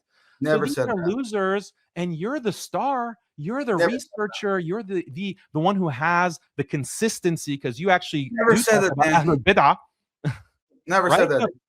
Yeah, you did. Yeah, you did. We all watched it and we all laughed. You're saying that I didn't come up. They didn't come up with any original ideas at all. That they're not doing good research. I said exactly the opposite. I said that they are.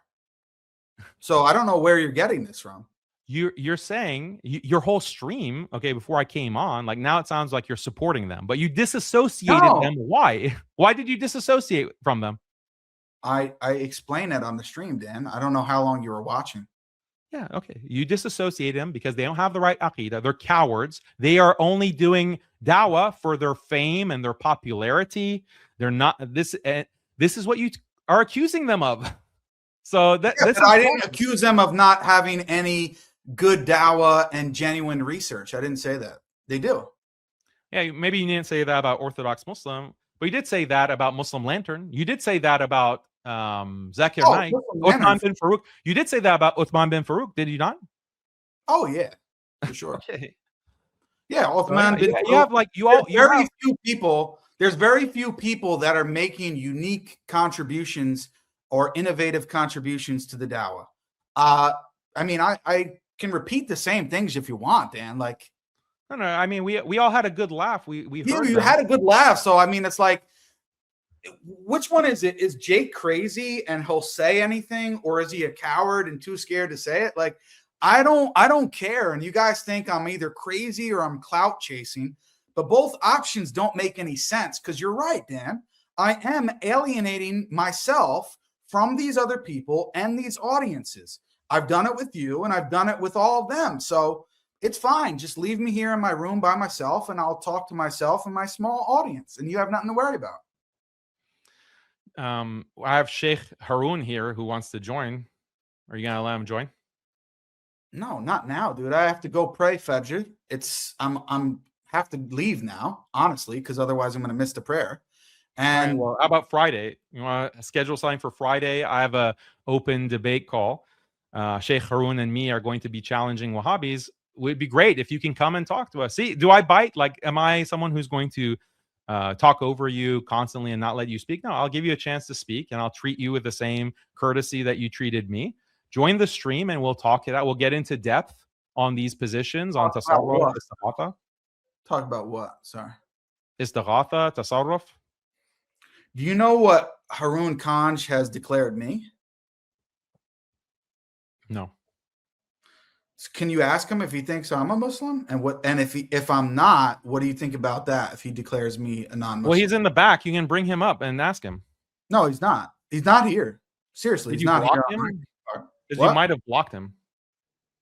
He's not here. I don't know. I don't know what name he's came up before. I've removed a lot of people from the back stream because there was like a lot of people requesting. Anyway, you can ask him on your own time or on your own show. He's called me explicitly a mujassim. Explicitly. So do you agree with that, Dan? Do you agree with that label?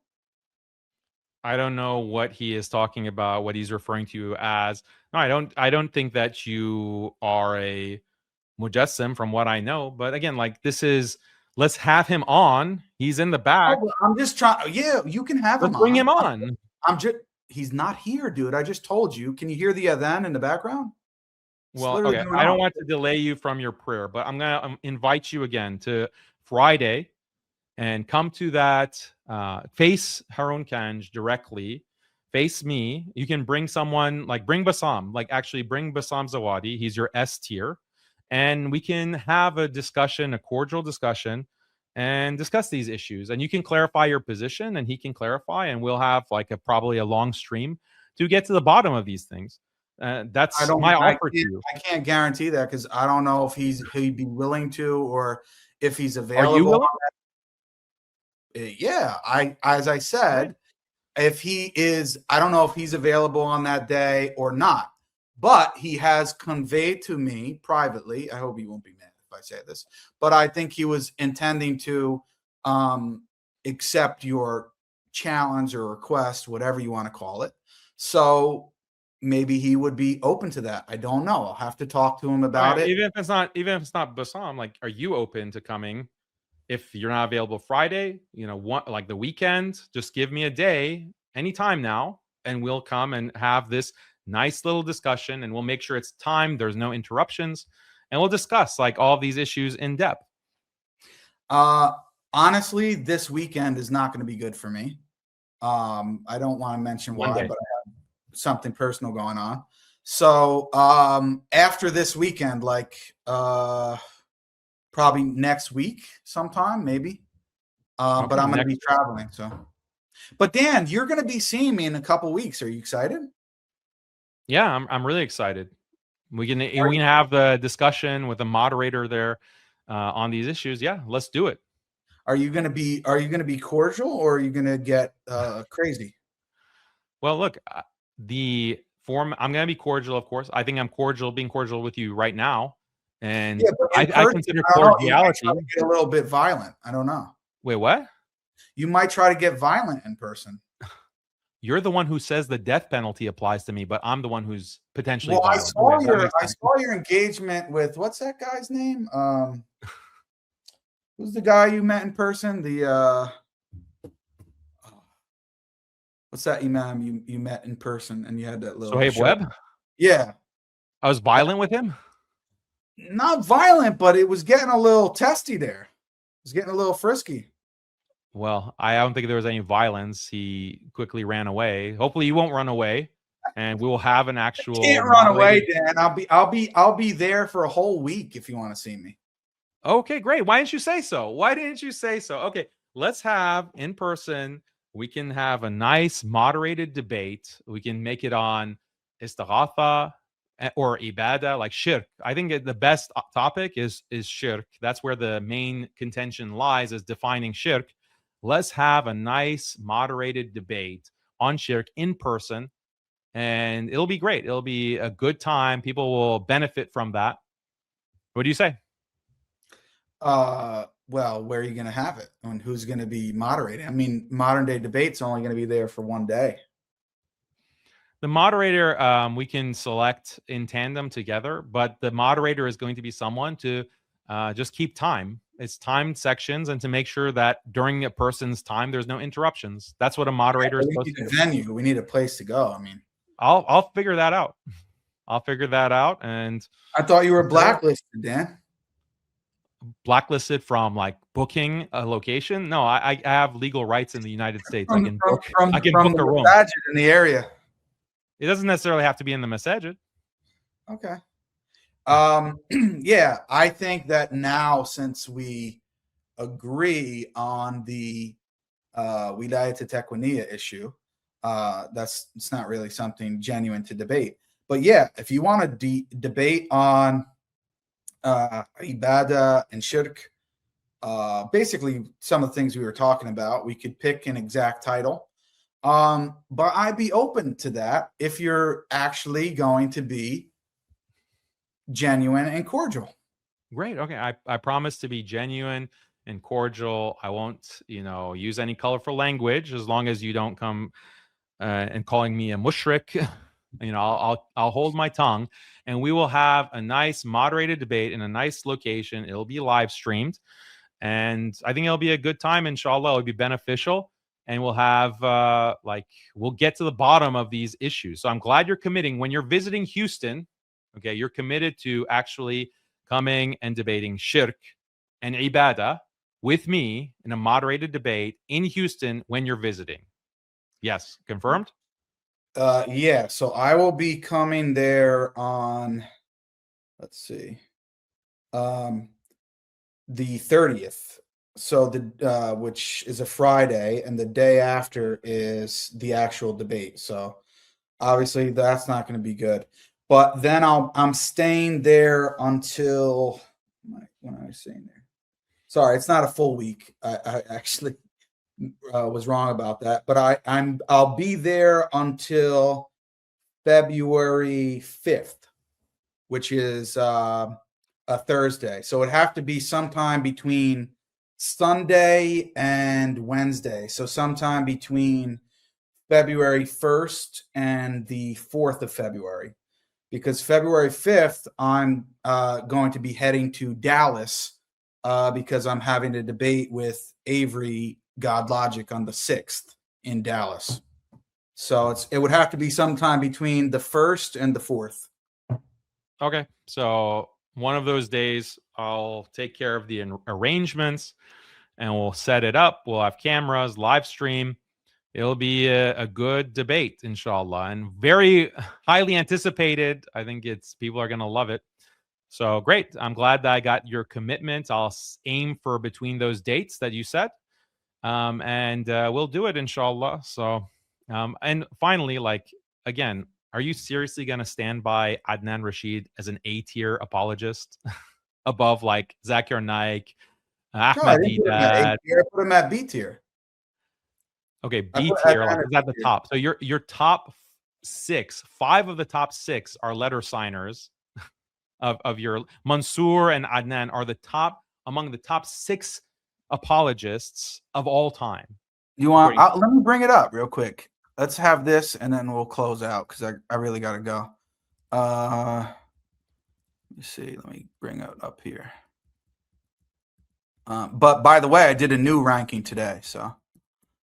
So tell me your new ranking. Well, no, it depends upon the criteria. So before I was not really including strictly Aqidah in the sense that if you don't have the correct, it really bumps you down a lot. I was being more flexible, and I was doing this off the cuff on a live stream. It's not like I came up with a rigorous criteria and then was putting like, oh, he got 5 points for this and he got 4 for this, and then computed it. It wasn't like that at all. So, so I shouldn't actually be on the list because this is Muslim apologist. So I'm not even on F. I know people pointed that out, Dan, but I felt that it would, I put Shabir Ali on here. Do you think Shabir is a Muslim? I don't know. You know some of his views, right? He doesn't think hijab is required, and a lot of crazy views. I don't have his views off the top of my head. Like I don't remember. I know he has deviated views. Yeah, for sure. And no one should be listening to his stuff. But I'm not going to. The scholars should make takfir of individuals, not me. So yeah, people pointed that out. I should have put you as an F next to Shabir, but you got a D because he's just. You put hijab, Ali Dawa, Uthman bin Farouk, all these guys an F. Well, no, what do you mean? That's where today on the stream. I put them mostly in the D or F based upon their aqidah. Yeah. If you're going purely off of that, if you're including their influence and their popularity and, the amount of shahadas they're getting and all of that kind of stuff, then they get leveled up because of that.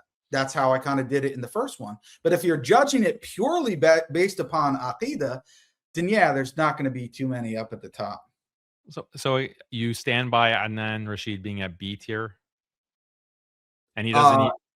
He's not a Ikhwani, right? When he's like going on the podcasts of different Deobandis and Ash'aris, and he's not like condemning them. He's calling them my sheikh. He's promoting their theological positions. He's not a Ikhwani. Who's promoting whose positions? Adnan Rashid. Adnan Rashid, your friend. Promoting what positions? He is promoting these Deobandis, and he's saying, oh, look at what these Deobandis are saying about this and that theological issue regarding Shia. I don't know enough about it, Dan. Send it to me, and then maybe I'll have to demote him after what you send me. But he's going on their. You don't know that he's going on Deobandi podcasts? I don't have a problem with that. Why? He's like going on their podcasts and collaborating them, and he explicitly said in that 8-hour conversation that you referenced that he has no problem working with our Ash'ari and Maturidi brothers. I don't either. So where is his in detail refutation of the Ash'ari? Who, Adnan? Yeah. Well, he has been very strong on the point of istighatha. He has been talking about that for a long time in public with the Shia and other naysayers. He has, in my view, for quite a long time, influenced as well a lot of other brothers who I know personally to get involved in really studying and learning aqidah. So I see him pretty good in that regard. Now, has he done like a detailed playlist refuting the Ash'aris and Maturidis? I don't think so, unless I haven't. How is he different than Uthman bin Farouk? How's he different than Uthman bin Farouk? Because Uthman bin Farouk has been doing more of a refutation and in detail on these issues. You think so? Wow. I don't think so. I think Uthman completely flipped the script. Something genuinely happened to him about a year or two ago. He changed. Before he was doing that, and now he's become like, kind of just letting everything go and doesn't really care to really say anything publicly. That's what I see from him. He's more concerned about Numan Ali Khan's position on music than he is about Dan Shirk. So it's just about their position on me. Not just you. I've seen this in regard to other people. Because when you look at the collaborations of Adnan Rashid and his explicit statements about working with Asha'ira and the fact that he doesn't have in detail refutations, Uthman bin Farouk has a lot more on that. But Uthman bin Farouk is old, bro. On D or F. Where's Adnan Rashid's old refutations? No, so this is like very inconsistent. And no. Adnan Rashid literally directly was going at Yasser al-Hanafi today on Twitter, questioning him about his position on istighatha. It's only based on me. It's only based on Adnan Rashid. Like, I'm living in his head rent free. That's why he's going at attacking Yasser Hanafi. He could have attacked the Deobandi position on istighatha at any point, like when he's literally sitting with them and praising them and saying Maulana, ya Maulana, and my sheikh. He doesn't question their position on istighatha in those settings. In fact, he's collaborating with them and he's actually promoting them. So how is he not Ikhwani? This is not consistent. And then the other person is Bassam Zawadi. Bassam Zawadi is on blogging theology. The person that you says is promoting Ibn Arabi and therefore should be at an F. Bassam Zawadi has multiple videos on blogging theology. How is he not Ikhwani? Dan, I've been on blogging theology myself. Yeah, okay. So you're collaborating with someone who is a non-Wahhabi and you're not refuting. Where's your refutation of these check people? this out. When I went on blogging theology 2 times, guess who I was with? I don't know. Bassam. I wasn't with Paul. Okay, yeah, but my point is that that's a platform. Yeah, that is promoting these figures and promoting mushriks like me. Like, their blogging theology is promoting mushriks like me. Where's your refutation of blogging theology? Why isn't Bassam the S tier? The S tier Bassam, where is his refutation of blogging theology? I think he's helping the mission of blogging theology. Is he not? Okay, hold on. I'll answer you. 1 second. Somebody's requesting. Dean is requesting to come back. If you're up for it, I can bring him on. I really do have to go pray. And if you want to stay and talk, or I can just end it. It's up to you. But sure. I'll answer your question about Bassam. Just quickly. Bro, I've actually brought this to him several times, and publicly, I wouldn't go on there again unless and until Paul changed his view. What really sent me over the edge was he started this blogging theology academy website, whatever, fine, good for him. But he made a 5-star mushrik the head of the academy. Okay? Who is a follower. What's that? Does Bassam agree with that? I honestly haven't asked him if he believes he's a mushrik, but he, of course, believes that he holds kufri and shirki positions, 100%. The guy is a full. Why doesn't Bassam publicly disassociate from blogging theology? I'm getting to this point. First, let me deal with me first. Why I went on there before. And yes, Paul was inviting on all these different kind of people, but he wasn't really strongly promoting a particular view. And he was just doing it as an academic exercise. Yeah, I just posted the link in there, Dean, if you want to come back. But when I saw Paul starting to go towards this direction and making this guy the head of his thing and then doubling and tripling down on it, then I said to myself, oh, I'm not going on blogging theology again. And I directly messaged Bassam about this. And I brought to him my concerns, why I don't think he should be associated with blogging theology. And you'll have to ask him about that because I don't think it's fair for me to give his response. Okay, because I don't want to reveal his private, response to that. And he's still, see, that's why I didn't want to share it like that, because now all these other people are requesting. Guys, I'm not going to bring any of you up, so don't even waste your time except for Dean. Let me just add him. Yeah, assalamu alaikum. Yeah, just let me finish with Daniel and pray, and then you guys can do what you want. But so I'm not going to go into that because it's unfair for me to tell you what Bassam responded. You can ask him about that. But I wasn't fully satisfied with his response, but I can kind of understand his perspective and where he's coming from. But the difference with Bassam is he's very clear about his aqidah. That's the difference. I don't have a problem with somebody working with the Deobandis or the Ash'aris or the Maturidis under certain circumstances. I believe that we have a duty to even do jihad alongside of them. And I do believe that we have a duty to unify against the Zionists and, these other foreign powers who are actually against our common goals and interests. I believe that I've said this numerous times. I have no problem with that whatsoever. In fact, as you keep trying to cite, I've actually had a discussion with he doesn't like to call himself Deobandi, but he comes kind of from that Deobandi background, Sheikh Nuruddin al-Rashid.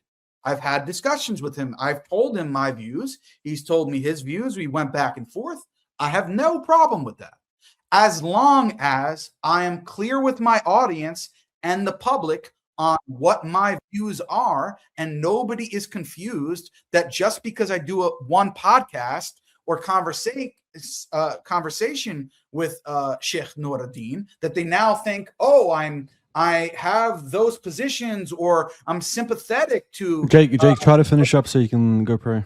Yeah, so that is the difference, bro. And you have to understand these nuances. I'm not somebody who says, oh, you could never sit down with this Deobandi Mufti, just like I'm willing to have a discussion with Yasser al-Hanafi.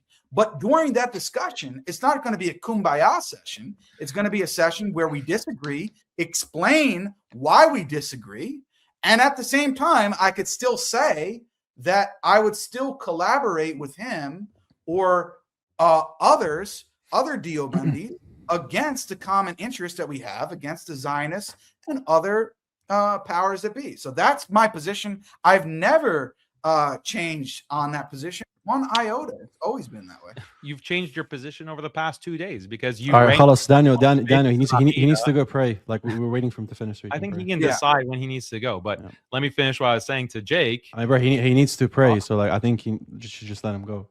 Wow, dude. So Jake, Jake, you can go. Give your 30 seconds. You can go and come back, and you can continue. Me to hear it, and then I'll be back. This dude is so disrespectful, man. Like you're even worse than Jake in some ways. It's disrespectful to try and allow a Muslim to go pray. Are you okay? Jake doesn't need you to just finish, babysit him. Please. Just finish it. You're meant to advise your Muslim brother for the best. You don't need to babysit Jake, okay? All so right, Dan, the point that I was going to make is that you're not consistent. Uthman bin Farouk is not clear on his being athari. Ali Dawa keeps saying it over and over again. I'm athari. I'm athari. I don't agree with these other schools. Like Ali Dawa says that over and over and again. Muslim Lantern says this over and over and over again. But you still rank them as D and F tier. So this man and Adnan Rashid, who is we're talking about a tier list. He needs to go pray, man. Jake, go. Oh, I'm just waiting for Daniel to finish, so he thinks I listened to him. I'm leaving. I'm not going to respond. That was the point that I was making. It's like inconsistent putting Bassam at the top. He hasn't refuted blogging theology. Adnan, he hasn't made clear his aqidah. Who knows what Mansour's aqidah is? I don't know. So yeah, that was just my point, and no need to. Daniel, you can continue with him when he comes back. So. Daniel, you were mentioning before that I didn't know much about jinn sacrifice, but did you not blunder with me? What was that? Did you not blunder saying that you can sacrifice potentially to other in the name of other than Allah? I said that there's ikhtilaf on this. There's ikhtilaf and there's scholars. But then you later said you didn't say that. So I want you to pull up this clip I just sent you here in the back chat on X. So this brother I can't pull up anything. took your statement. Yeah, you can check the private chat in the StreamYard. Can't believe you're delaying him over a tier list, dude.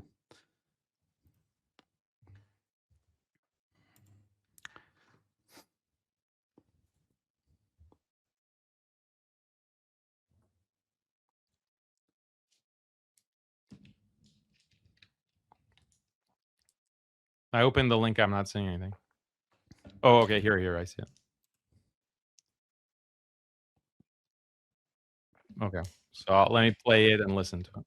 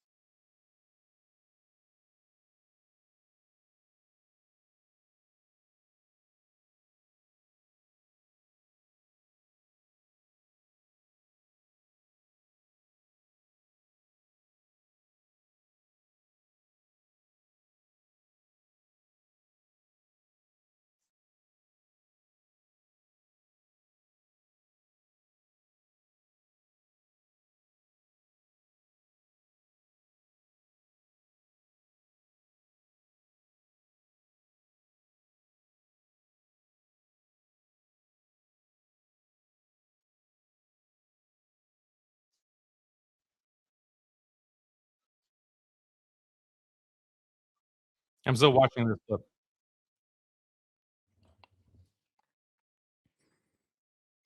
All right. If anyone wants to see it, I'm just going to repost it on Twitter so you guys can see it. You just go to my Twitter.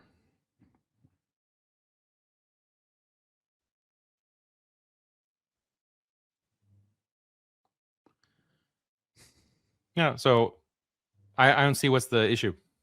So I asked you at the beginning, is it possible you can sacrifice for other than Allah in the name of Allah? In the name of someone else other than Allah, sorry.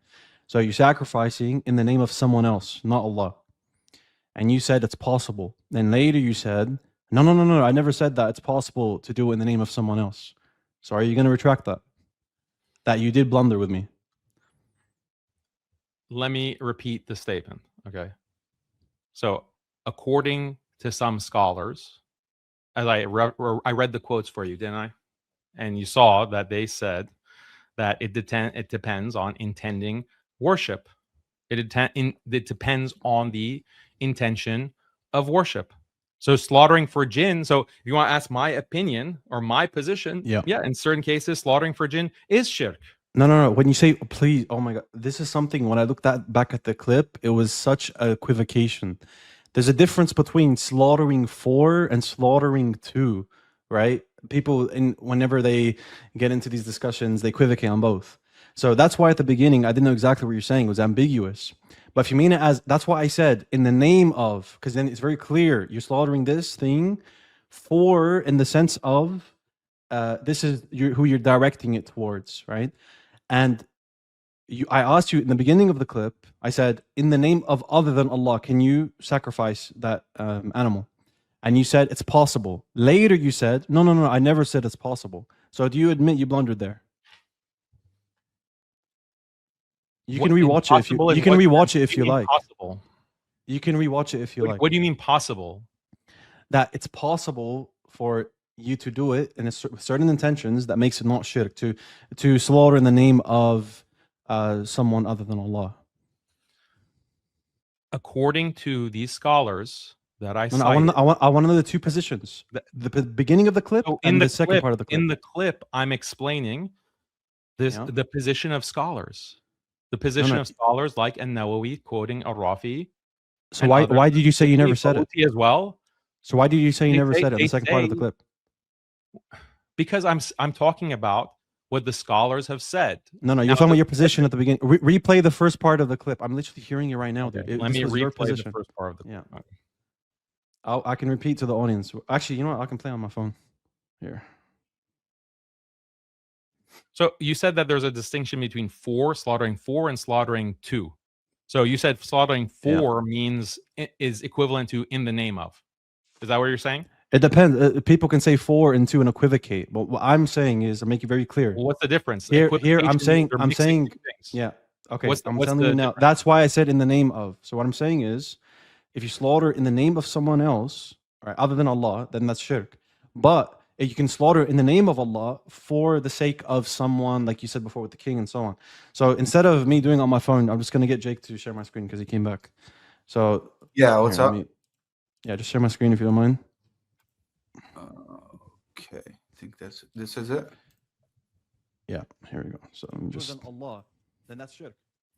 It depends on your intention. Yeah, it depends on your intention and belief. As other than Allah, then that's shirk. It depends on your intention. Yeah, it depends on your intention and belief. As it, because I'm answering yours. Do you agree that if you slaughter in the name of other than Allah, then that's shirk? So here I'm asking your opinion, not a scholar's opinion, correct? I'm just talking about in this.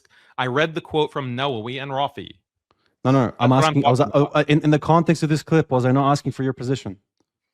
I have stated multiple times that I am just relaying the positions of these scholars. So if you want to say that something is shirk, then you have to accuse Nawawi and Rafi of shirk. Okay, I'm constantly just talking about. No. I understand that point. But in the context, oh my God, bro. Yeah. Can I finish a sentence? You ask me questions and then you interrupt. Hey, go ahead, man. You can finish up. So constantly, I'm citing the positions of these scholars on istighatha, on slaughter, on tawaf, and I don't say that that's my position. Okay. Some What's of your these things, position? I don't necessarily have a position. I'm not a faqih. Oh I'm my not someone days. I'm not in the situation where I need to decide to do tawaf around Okay, the Daniel, around and I'm the telling grave or you whatever. now, and I'm telling you Let me now. finish my let me land my point before you You interrupt. land, bro. Just Let me hurry land up. my Go ahead. point before you Go interrupt. ahead.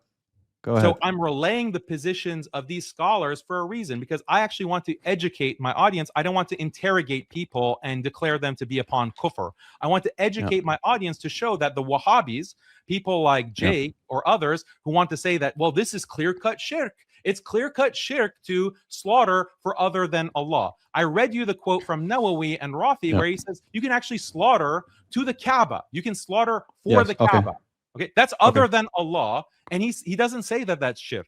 He doesn't actually say that that's shirk. I got you. So when I'm laying out these positions, and then you ask me about intention, I say, well, look, I just read the quote, and it's saying that intention matters.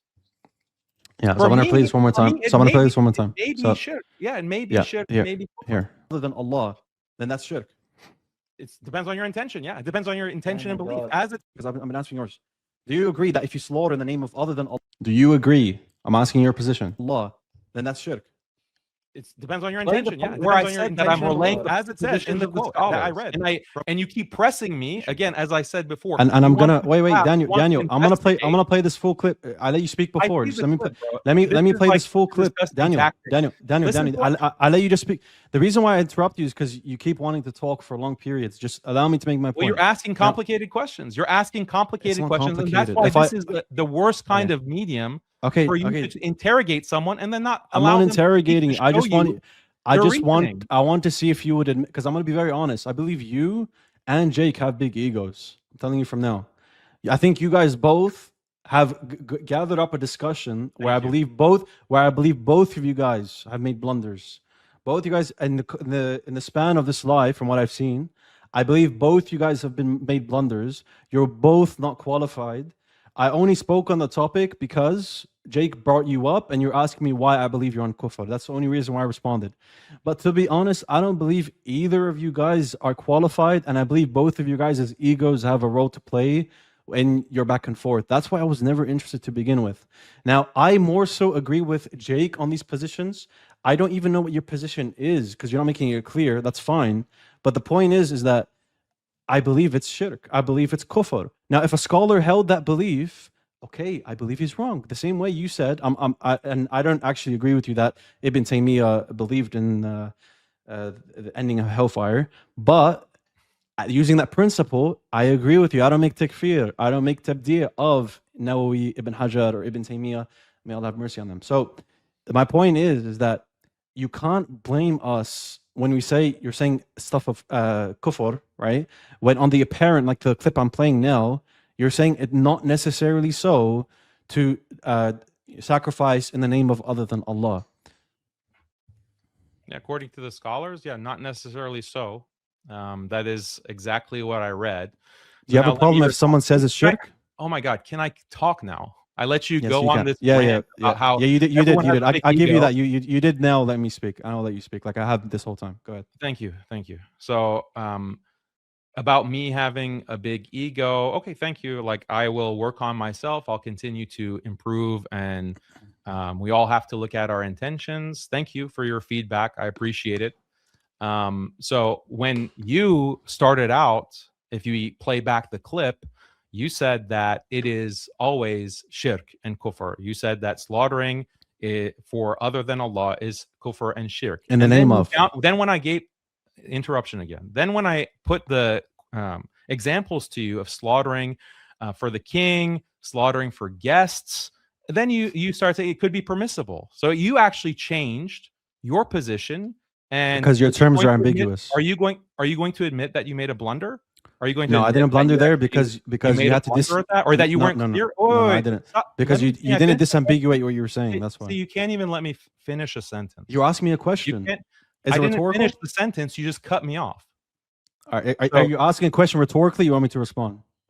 I'll tell you when you can respond. How about that? Okay, no problem. Go ahead. So when you downgrade it, you initially because I don't think you're qualified. I think you're far less qualified. Of course, me, I'm not qualified. I far said from the less beginning. qualified than Jake. Okay. Yeah, So I'm you less shouldn't qualified even than be- everyone. Yeah.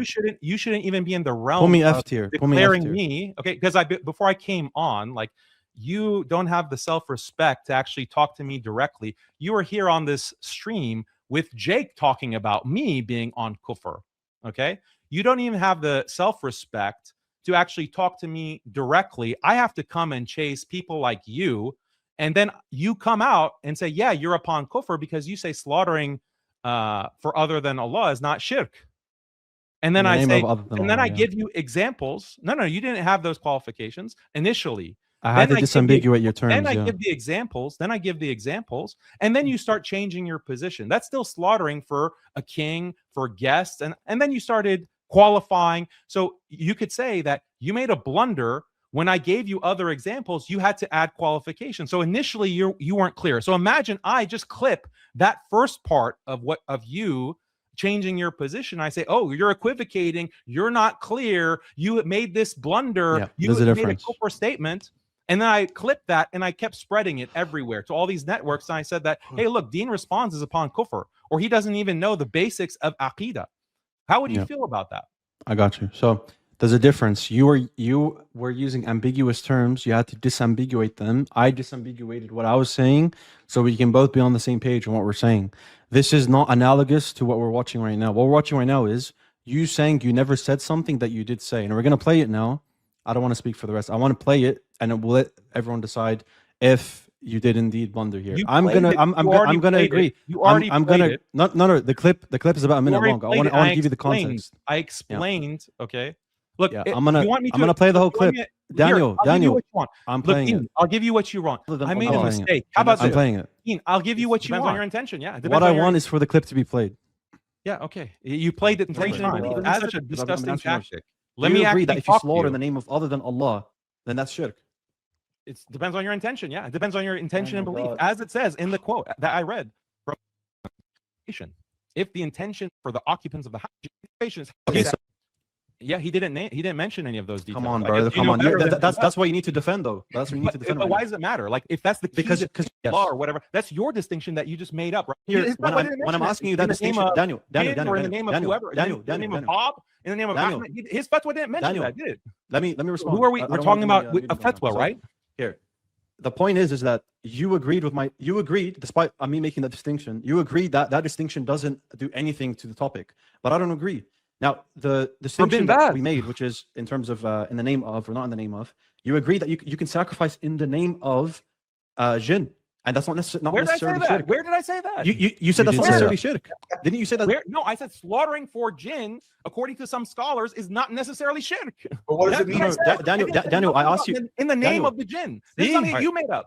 Daniel, What's the contradiction? I asked Pause you, it. Pause it. sacrifice Dean. in the name of other than Pause Allah it, without Dean. being shirk. It's gonna And you finish. said yes, that's possible. It depends on your intention. Did you not say that? I did not say that. You did, I bro. said Oh that my days. it- Come on. It's almost this done. slaughtered animal. So here's the Bin Baz quote: sacrificing to a god, to an idol, yes, and you're like making yourself. It depends on your intention. Yeah, it depends on Sacrifice. Do you see what the qualifications are based on? Daniel, answer my question because I've been answering yours. Do you agree that if you slaughter in the name of other than Allah, then that's shirk? It depends on your intention. Yeah, it depends on your intention and my belief. God. As Okay. Other than so do you admit you made a mistake there? I don't even. Yeah, let's just say I made a mistake. Okay, I made a mistake. Okay. What's your point? Okay. So you're telling me, so when you're on this live, this is what I'm telling you, you and Jake, I believe both of you guys have egos, because instead of trying to rectify you guys' statements and make it very clear and actually educate audiences, you guys are going around saying, oh, Dean doesn't know what he's talking about. Jake doesn't know what he's talking about. You don't know admitted what that you're you don't. talking about. No one's You qualified. admitted that you don't know what you're talking Yeah, about. yeah, but And you said it. You look, said it in a demeaning you fashion. Let's be refused- honest. Look, you Yeah, let's be honest. refused. I wanted Yeah. to present to you all of these evidences, Yeah. and you went away. Now we're here. I can show you. all No. the I believe that if you a just want scholar to says like that, this is such no, a cheap Daniel, I'm tactic. telling you clearly. I'm telling you clearly. If a scholar believes that, I believe they're wrong, and it's still kufr. I believe it's still kufr. If a Okay, scholar yeah. So believes that. you believe that these scholars, Nawawi had kufr, was on kufr as well, just the same as Daniel. Do you? Yeah, the same way that you believe Ibn Taymiyyah was on kufr. If you believe in Fana al-Nar. So you believe that So Daniel is on. Okay, why are you kufr and stuttering now? Why are you stuttering? Imam Nawawi is on kufr. What do you say? Imam Nawawi is on kufr and Daniel is on kufr. Yes. If someone holds to the belief that you presented, I believe they're on kufr, but I wouldn't make takfir. I've been consistent from the beginning. Right. So I'm satisfied with that. I'm upon kufr in the same way that Nawawi, assuming like But this is you just said that's Stop not your position. interrupting, Is it bro. your position or not? Because you're saying it's your position. You're not that amazing. You don't need to interrupt me while I'm talking. Okay. Yeah, nor are you You're amazing. not that amazing, So bro. no one's Cool it, you're just cool it, bro. self-projecting right now. Cool it, You're bro. projecting. You're not that Go amazing. ahead. Cool it. Let me You're finish. projecting, Daniel. You're projecting. Let me finish my sentence, Dean. Go ahead. Go ahead. Okay. So your interpretation is that when I am relaying the positions of Rafi, Imam Nawawi, Al-Buhuti, and whoever, that those are actually my positions and that I take those positions. Fine. I'll just grant that for the sake of argument. You say that if they have those positions, they're upon kufr. Okay, khalas. Then they're upon kufr. These 4 schools of Sunni theology, they're upon kufr, like Daniel is upon kufr. Great, no problem. Great. That's a big admission. That's a big admission. No, and it's not, because it's the same way as. Yeah, it's the same way as. Do you believe Ibn Taymiyyah? Someone like you, Daniel, you cry about me interrupting you, but you just made your point. Daniel, just settle down. You're not that amazing, bro. It's all good. So that was my line. The point is that I got you.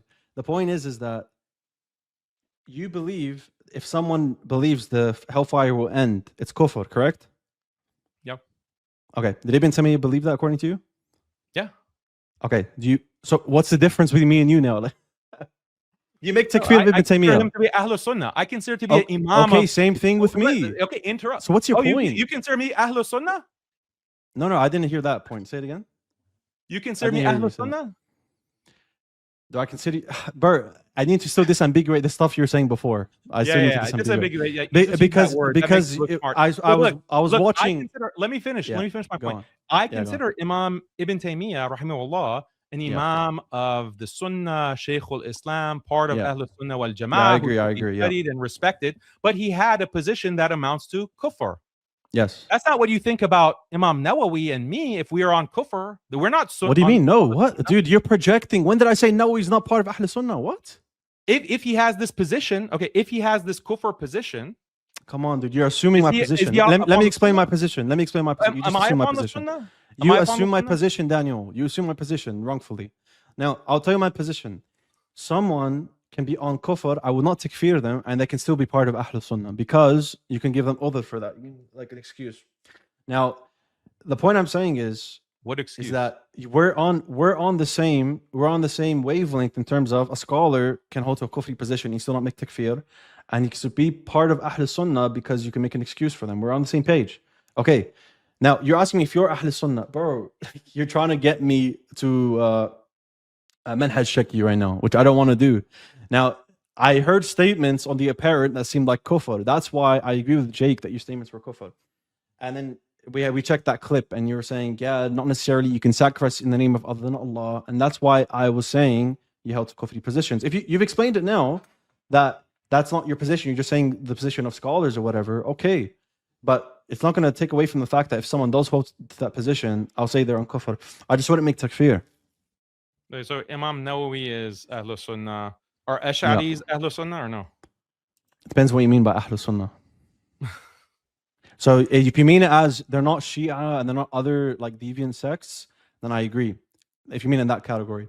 But if you mean it as in Ahlul Sunnah in terms of they're actually portraying the methodology of the Salaf, then no, I don't agree. So they're not Ahlul Sunnah in the sense that they have the correct methodology and creed. Like they don't have the right aqidah, right? Like denying ulu, like don't you believe denying ulu is like it's very clear from the Quran that Allah subhanahu wa ta'ala is above, right? So they have kufr beliefs then. Some of their beliefs could amount to kufr, most of them are deviant. Most of them, so the Ash'aris, the Maturidis, the 4 Sunni schools that actually have the position of slaughtering, as I mentioned. I don't know if that's the majority position, but like I told you before, I don't make takfir of Maturidiyya or. We're not talking about takfir. And I don't. Okay, but Bird, you understand that when people listen to me, they're gonna take it that way. Do you not understand? So here, we gotta always qualify it. Not everyone is so knowledgeable like you, Daniel, that they can know these qualifications. Most people don't even know what Athari Ash'ari is, to be honest, right? So I got to qualify these things. So like I was saying before, that there's things that are very clear and apparent from the Quran and Hadiths that I believe you can't like dispute. Like you just got to make ta'weel of and go away from the immediate or apparent interpretation, such as ulu. Do you not agree that ulu is very apparent and clear in the Quran? Yeah, it's And what ulu means is Allah being above, just for anyone. Yeah, go ahead. But physically above? What do you mean by physically? Bro, don't even What do you get mean by started. physical? What do you mean by physical? No, you see how you use ambiguous terms. Don't even get started. You need to define it. I'm back, Dan. You think the point was that what but you agree it was clear, right? You agree it's clear in the Quran, right? Dean just admitted here that you can have a kufri position and still be Ahlul Sunnah. So on the position of slaughtering to other than Allah, he says that if that's the case, that the four schools and Nawawi, Al-Buhuti, and the Hanbali school, Rafi, and the Shafi school, etc., if they have that position, they're upon kufr. Okay, but he's not willing to say but they'll be excused. Deviants. Like these are deviants, and these are they wouldn't be deviants. Yeah, they wouldn't be. They wouldn't be. So how am I a deviant? No. So am I a deviant? Okay, so I never. When have I ever called you? I said you call up. I said that you say statements of kufr. When have I ever called you a deviant or a kafir? Come on, man. You're assuming stuff I've never said. No. So then why does Jake assume that you agree with him? When did I ever say you're a deviant? I said I agree with him in terms of you have beliefs of kufr.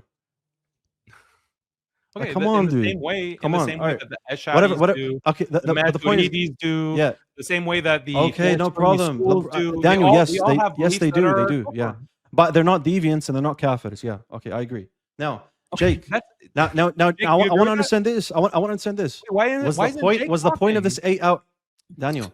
I was listening to a message, dude. Relax. Yeah. So I want to take this to a conclusion. Are we gonna squash this now and like get rid of what we're doing with the back and forth, and we've established each other's positions, and gonna take this in terms of allowing scholars to talk on these topics? I'm telling you from now, people are gonna be confused on matters of istighatha. They're gonna be confused on matters of what is someone who's Athari, Ash'ari, whatever. There's gonna be a lot of people confused now from the layman audience and with these intricate topics, because no one here is qualified. This is exactly why I didn't want to be involved with these topics, but now you guys have forced my hand to speak here. So my point is that, are we going to let this go and allow scholars to dialogue and have that being spoken about? Or are we going to continue with both sides? I believe you both have been making blunders, right? And if you categorize me, my blunder at the beginning, okay, I made a blunder. I have no problem in admitting it. Put me F tier in the tier list. I don't care. He was trying to say I blundered because he was using ambiguous language at the beginning about slaughtering 4, slaughtering 2, and whatever. Yeah, and so I agree with you, Dean. We should leave these matters to scholars. That was my whole position at the beginning, and it was people like Jake and his network who came after me and started demanding that I make my aqidah clear and that I answer these questions. I wasn't talking about these issues. I only am forced to do so because I'm being literally takfired. I'm being literally takfired, so I have to defend myself. I 100% agree with you, Dean. Your approach actually is correct, and I am not qualified to talk about these issues in this depth. Jake is neither are you. So why are we talking about it? It's because the Wahhabis have forced us. They've forced us to talk about these aqidah issues because they are testing, they're investigating, they're asking who are your authorities. That's the problem, Dean. That's what I've been saying from the very beginning. The only reason I have to make these long documents and 3-hour documentary is because I'm being attacked. I'm being takfired. Yeah, I don't condone people. What was the blunder that I made? I'm just curious. The what? What was the blunder I made that Dean said? Yeah, so people are telling me that you said, if you, I mean, I could say if you want, that when you go to, if you go to a grave, the Prophet's grave, and you ask him directly to give you a child, is that shirk? Yeah. That's shirk. Yeah. So why was everyone telling me that you said that that's not shirk? Well, That's in what the you said at the beginning, in the beginning, Daniel didn't just say it like that. He gave a very specific example, which I responded to, and then I gave more context and I gave an explanation of my understanding of Ibn Taymiyyah's position, which I think is fully correct, which is that the reason why this is shirk is because we judge based upon the apparent meaning of what the person is saying and the action that they're committing. So the action itself is actually shirk akbar, which I explained very clearly throughout the rest of the discussion. But Daniel was saying, well, then what if the person comes up to you, or they say explicitly tell you that they didn't actually mean this, they meant something else, and he went Like tawassul. Yeah, exactly. Yeah, okay. Then I said that would be a different story. But initially, when we see that person making the statement, right? They're making the statement and they're performing the action. We say that this is shirk akbar. And Daniel is trying to say that you can't say that until you ask them or you confirm for them the details of their intentions. And that's where... But you can judge on the apparent, and then if they explain it, you can retract it. Yeah, that's right. Okay. No, but what is the different story then? It's a different story. Like when you ask them their intention and they say they intended tawassul, and then it's a different story. So then it's not shirk akbar. Yeah, because you judge on the apparent first, and then once they clarify, you can. Yeah, that's right. Dan. So then you when they clarify on this point, I'm just asking Dean. Hold on.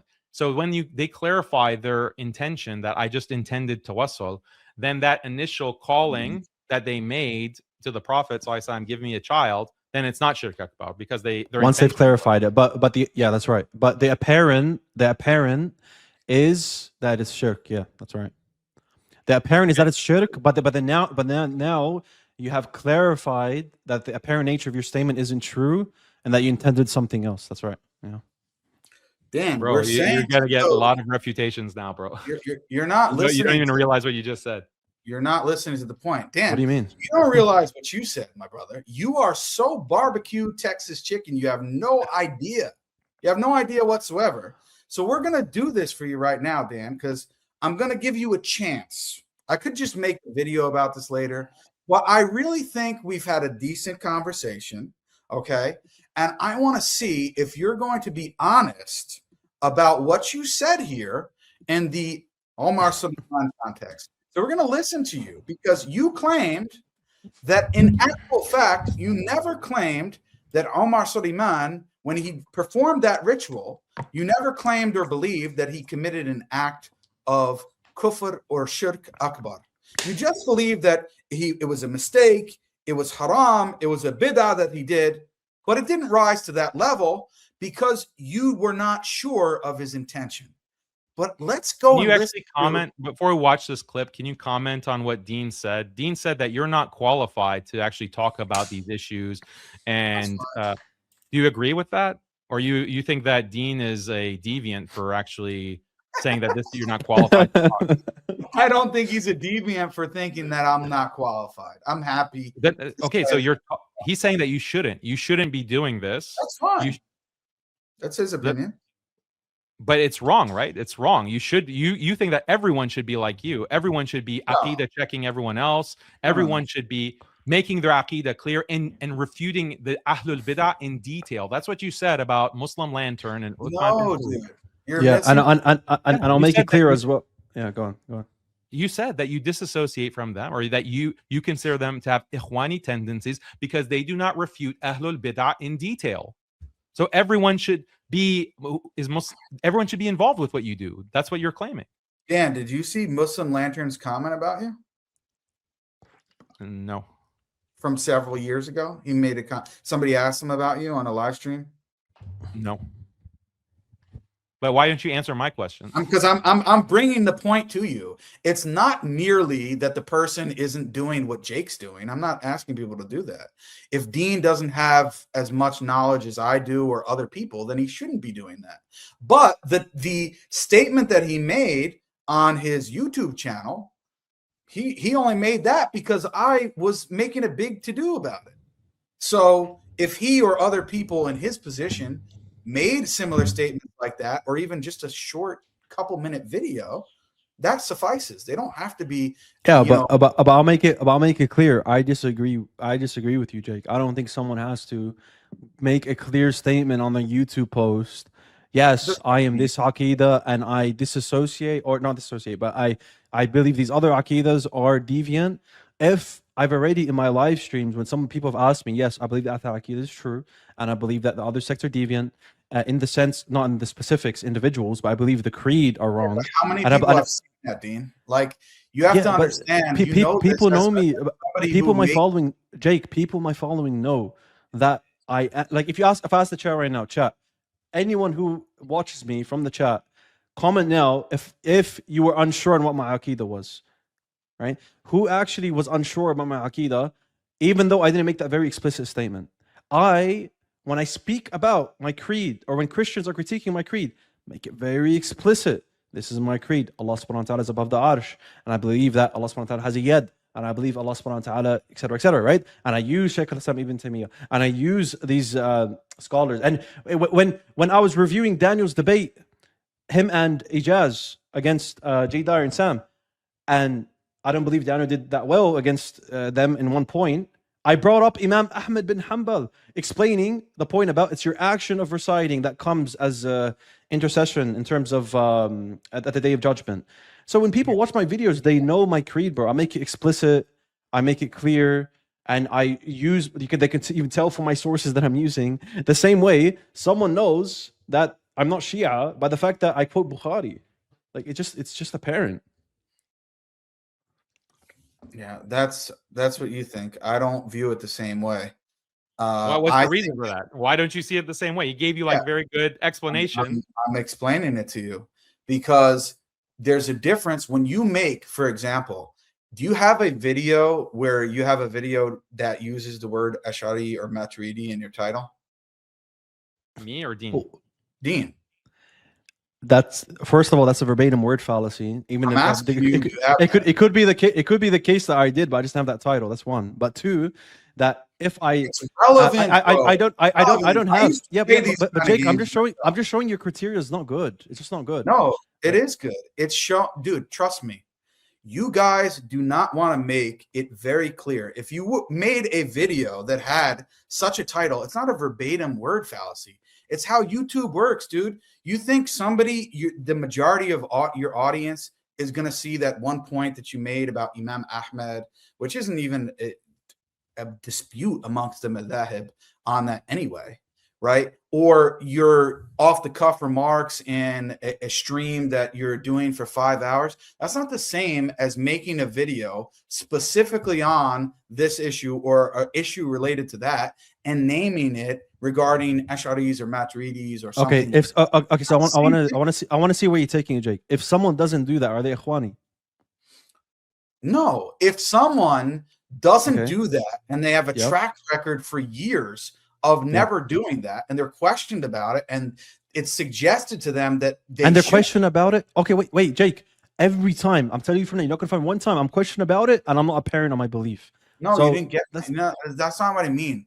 Questioned about why you haven't done that, and when it's suggested to you that you should do it, and a long period of time goes by and you never do it. Jake, I just like a judge Omar Suleiman's action as an act of shirk, I judge you by your apparent of not wanting to do that. As I got you. No, I got you, Jake. Have you ever suggested me to make videos on Ash'aris and Maturidis? You or no one has ever asked me to do that. You've asked, or people have asked me to condemn Daniel's statements, but I didn't do that, right? For the reason we mentioned at the beginning. And to be honest, I believe it's very apparent that anyone can actually decipher very easily that sacrificing in the name of other than Allah, I mean, I believe that's clear cut. I believe that's clear cut. You don't need someone to explain it to you. And I'm not saying, Daniel, you necessarily hold to these views because you were trying to explain it before. I'm just giving examples of what I believed you said at the time. If someone believes that every single atom of the universe can be controlled by a person, I don't need to make a video to tell people, hey, that is clearly kufr. I believe that's very clear cut. I don't need to say anything about it. But if someone asks me about it, I would always make it clear. You won't find me dodging it.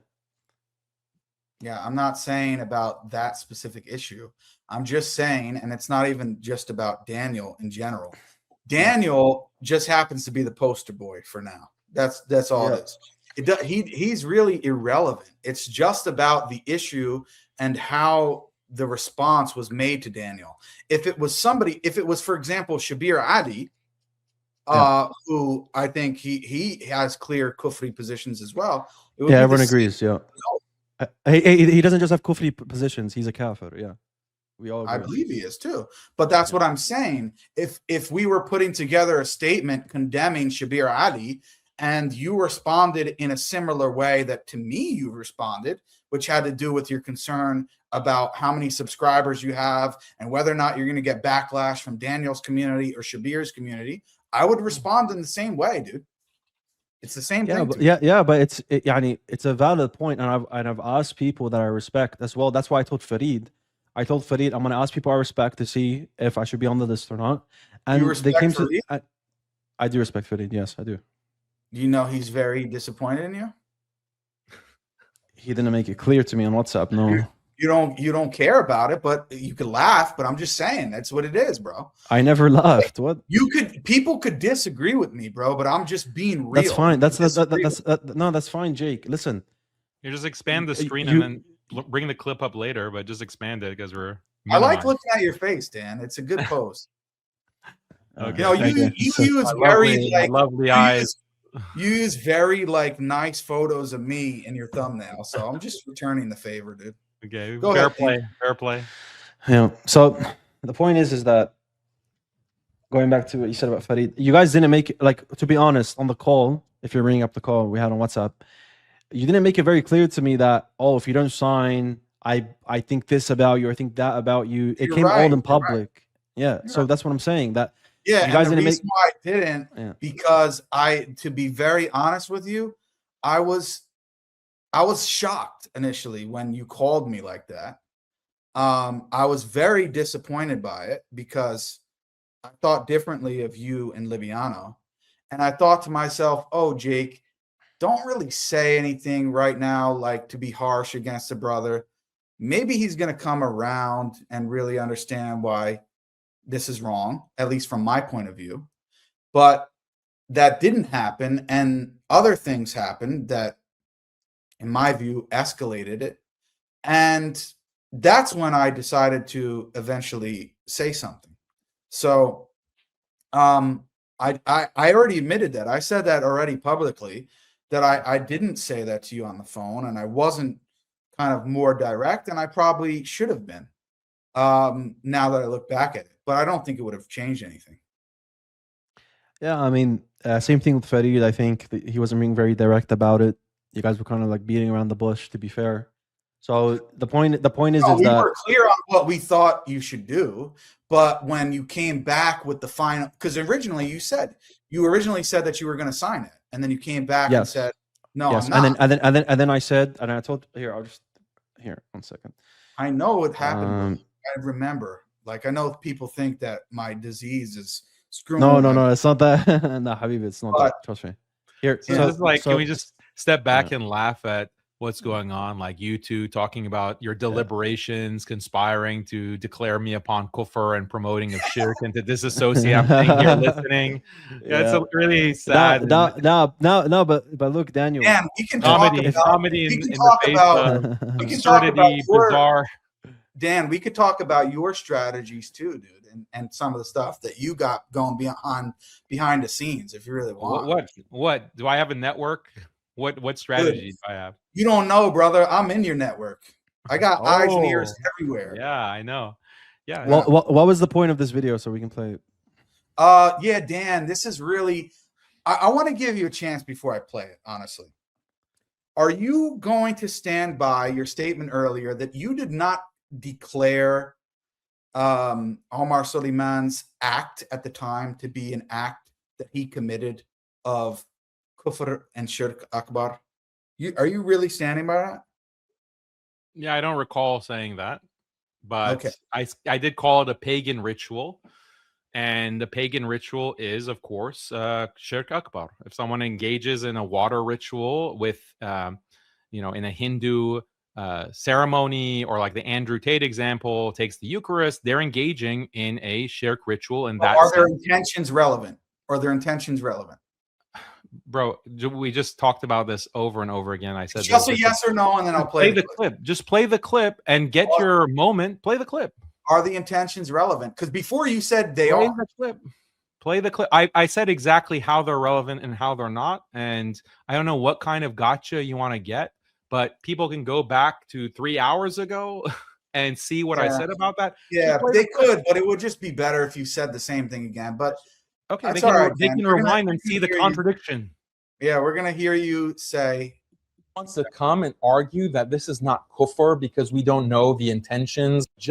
Not only is it impermissible, it is actually kufr. Now, if a jahil wants to come and argue that this is not kufr because we don't know the intentions of Omar and what's in his heart, I'll say this: his intentions are irrelevant. The action itself of pouring libations is a ritual of shirk. It is a pagan kufr ritual. The action in the chat is kufr. Even if exactly what you said in the chat. W in the chat.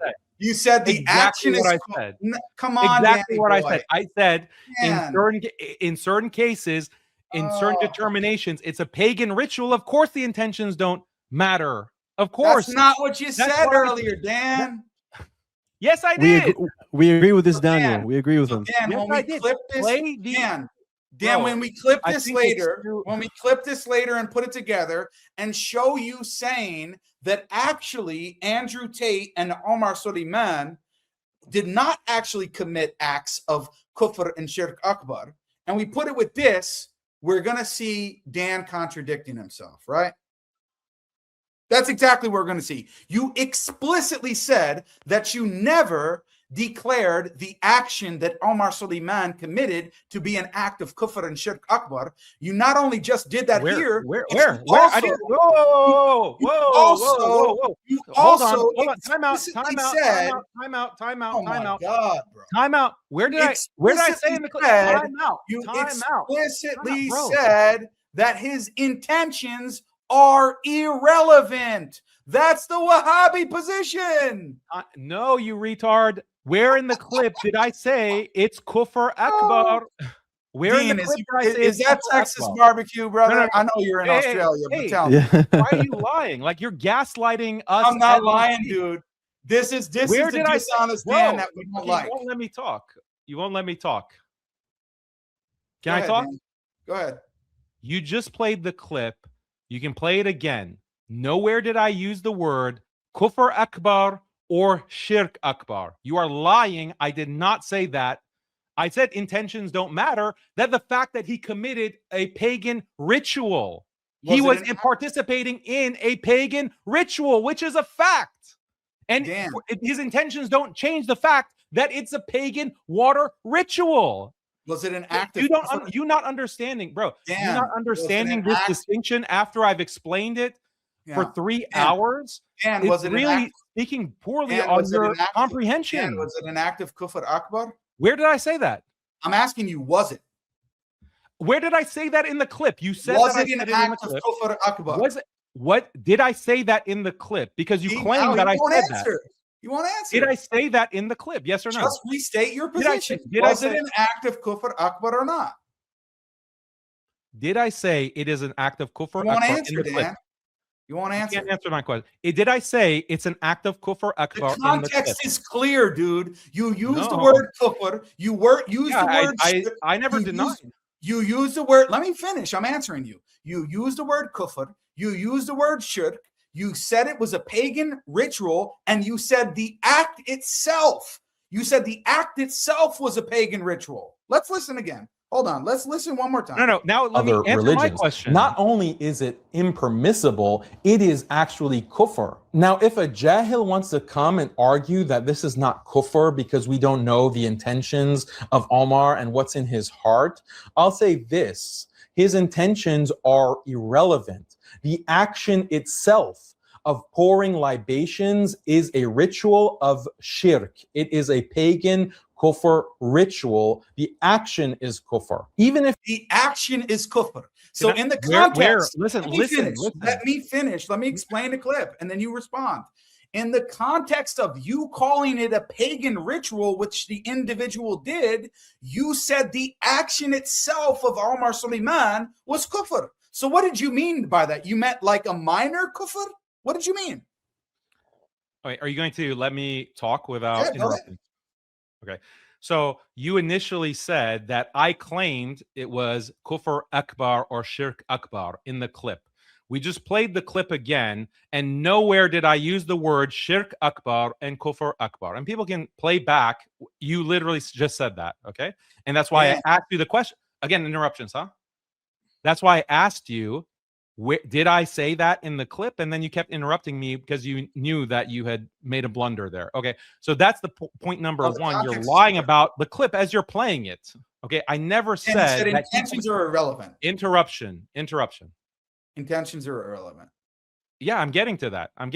But the first point is that you lied, and in the clip, I didn't lie at all.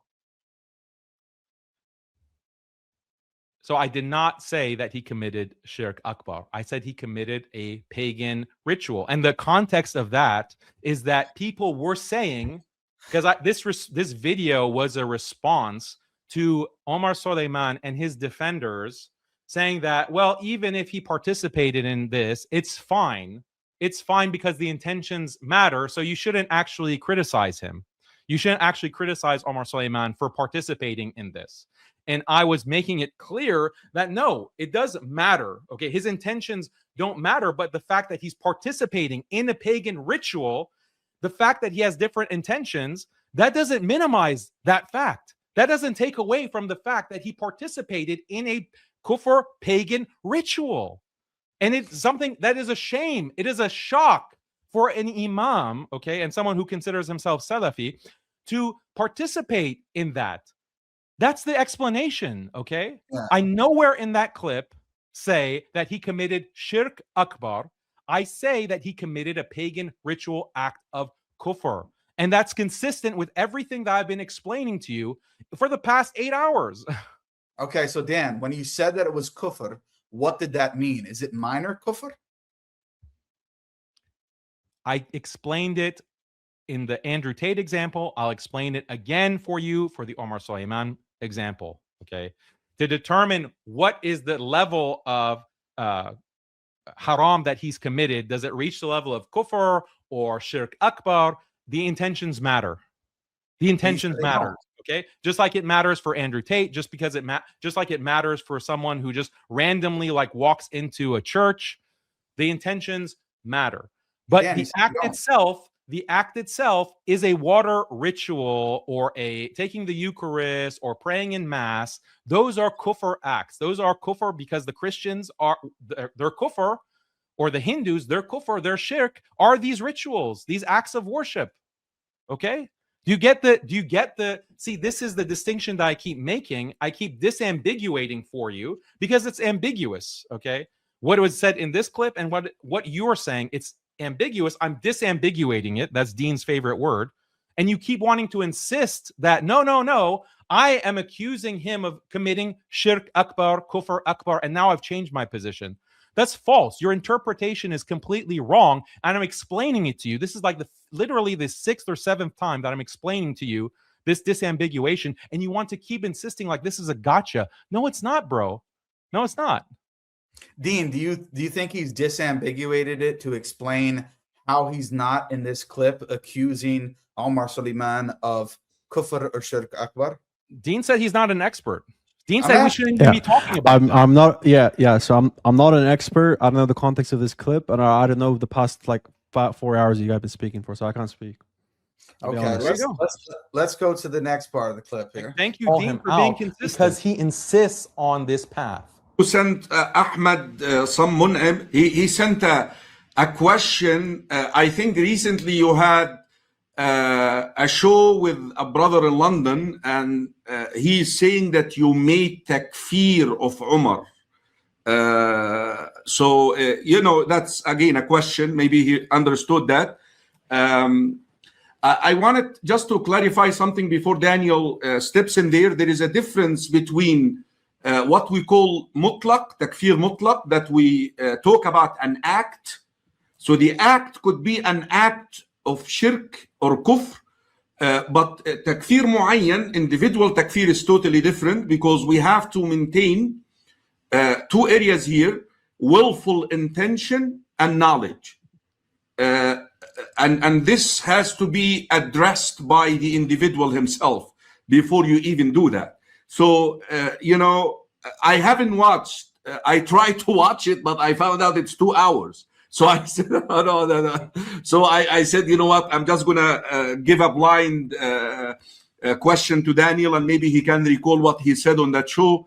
Can you please state what you said and explain that that's not your approach at all of making takfir of people? Yeah, we did in that show. It was very explicit that we are not making takfir. We said explicitly we are not making takfir. So maybe the questioner didn't watch that part of the show. Nowhere did we say that Fulan is a kafir. In fact, we said the opposite. We said we're not going to make takfir. We say that. Yeah, I just want to clarify something. Daniel, do you see how when I told you before, I always have to qualify. I'm not saying he's a kafir, or I'm not making takfir. Do you see how you made that exact same point right now? When you asked me, why do you keep clarifying you're not doing takfir? Because people are going to misquote you, and people are going to misunderstand you. So yeah, anyways. Well, I mean, this is what's happening with this letter that Jake keeps saying that you agree with. It accuses me of promoting shirk and kufr. So people will mistake that as them takfiring me. And 34 global da'wah personalities are takfiring. But I know majority of people on that list don't takfir you. But you just said that the interpretation, what a common person might interpret, is that, oh, yeah, this so Jake, in the list, does it says we all declare Daniel a kafir? No. It's okay. So okay. The point that you made, Dean, right now is that people are sensitive. They think that if you accuse someone of being upon a kufr position, that you're takfiring them. And I was saying exactly, that's exactly the problem. One of the many problems with their statement is that they accuse me of being upon kufr, and people will mistake that as saying that Daniel is a kafir. Yeah, I agree. Yeah, I agree with that. Yeah. Okay, let's finish. This is an action of kufr. We said we're not. Nowhere did we say that Fulan is a kafir. In fact, we said the opposite. We said we're not going to make takfir. We say that this is an action of kufr. Okay, the action you can correct me if I'm wrong. Yes. The action you can say this is an act of shirk or this is kufr. Yes. But that doesn't necessarily mean that the person who has done it has committed is a kafir. Yeah, we have to remove 4 areas which can be summed up in those 2 points: willful intention and knowledge, that he did it knowingly, and also he had the intention of doing so. But even if it's regardless of intention or knowledge, it is still an act of kufr. Absolutely. This is a major intention or doing so. But even if it's regardless of intention or knowledge, it is still an act of kufr. Absolutely. This is a major thing, not something small, not a lapse or just I just said the willful intention and the knowledge to al-muayyan, that if you want to point finger, like you want to say this person. Yes. Okay. But you don't really. Dude, we're gonna go through how many clips? So Dan, you don't think that makes it clear that you were clearly saying that when you say that the act itself that Omar Suleiman committed was an act of kufr, that didn't mean kufr akbar, then why in the hell would you be having a conversation about whether or not you're making takfir on the person if the conversation is not even about kufr akbar? It clearly is. It's about kufr and shirk akbar, and you're saying the action that he committed was an act of kufr and shirk akbar, but you're not making takfir on that person. It's clear as day for any honest person to see, and if you continue to say that's not what you meant, you're just a lying shaitan, and you're just proving it. Did I say in the clip that he committed kufr or shirk akbar? Yes or no? Okay, Dean, I'm gonna be honest. Yeah, I've gathered everything that's happened so far, I think. Okay, so No, If no, it was why didn't Jake yeah, answer the so question? Did I say that he committed an act of shirk? Verbatim word fallacy, guys. That's a verbatim word fallacy. yo, clip Jake. Dude, are you so dishonest That's that you're Dean's telling statement. me That's now? not my statement. I don't know. You're sitting down with Sheikh Kareem Abu Zaid and you're discussing whether or not you made takfir on a person. You're saying the intention doesn't matter. It's still an act of kufr and shirk, but we don't make takfir of that person. Why would takfir be relevant if when you say it's an act of kufr and shirk, it's not kufr and shirk akbar, it's only the minor kufr and minor shirk. It would be not irrelevant to even be discussing takfir because you don't make takfir over that issue. Bro, you are so out of your depth. Okay, as no, Dean you're just out said, of your depth. Let me talk now. Let me right talk. now, Let me and talk. you are a Let me complete talk. liar. Let You're me a talk. liar. You're a liar because I did not say in that clip. We just watched it. The whole audience is there in the chat. They can confirm. I did not say he committed an act of shirk akbar or kufr akbar. I did not say that.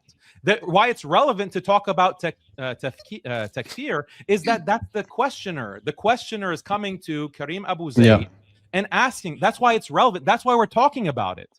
Okay. Yeah. Okay. That is completely consistent. Daniel. Here, I get where Jake's coming from. I get where you're coming from. Jake is saying that if this isn't something that seems to appear takfirable, you could have just said, oh, he was doing minor kufr.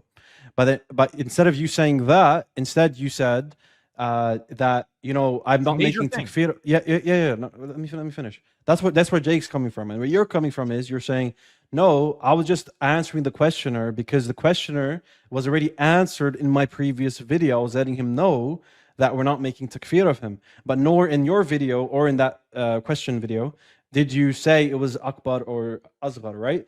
But we all know that you can't make takfir of someone that does minor kufr, right? We agree on that, yeah?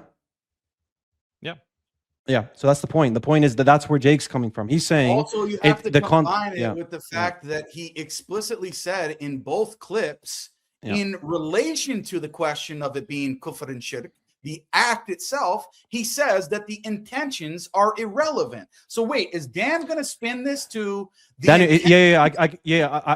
I'm siding with Jake on this one because it seems to be that otherwise takfir wouldn't be in question unless if his intentions were seen. Okay, if his intention and knowledge was established, you would make takfir on Umar at that point, correct?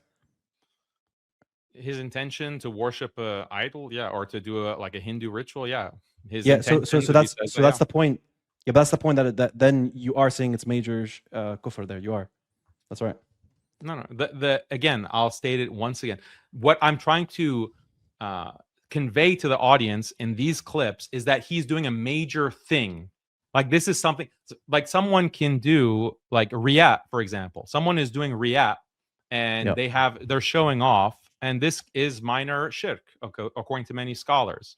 Yes. Okay. But that's something that everyone kind of struggles with. And if you accuse, this person has riyat, okay, well, so what? So what? What do you mean? So what? It's shirk. So what? It's right. But it's more than that. Like it's more to go and participate standing next to an LGBT priestess and a rabbi and a Hindu. It's more than that. So that's why I said it's a major thing. This is literally a pagan ritual. This is a kufr pagan ritual that he's participating in. So for those who say that his intention is important, because if he didn't intend this as an act of worship, then we should continue to praise him and consider to him to be a scholar and an imam, and he is leading this research institute. That's wrong. That's wrong. No. It doesn't matter what his intention actually is. He has done a very grave act, a grave sin. This is a major thing that he needs to be condemned for, and he needs to be criticized for. Right. And the whole context of that is that they were pushing. There were so many of these people who were defending people like Yasser Qadi, Zaid Shakir, Sohaib Webb. All of these compassionate imams came out to defend him and say he did nothing wrong. He did nothing wrong in participating in this. So that was the debate. I wasn't debating on the minutia if he's in Islam or not. No, I understand. So I just have wait, 1 second, Jake. I'll let you respond in a sec. But Kareem Abu Zaid, I believe that's his name, the person in the video. Yeah. So he interpreted your Exactly video what I was as gonna get to. Go ahead. So he interpreted that it was shirk akbar, but you didn't make that minutia where it would be expected, because he's interpreting your words as he's doing shirk akbar, but you don't make takfir because of these two criteria that were meant, intention and knowledge.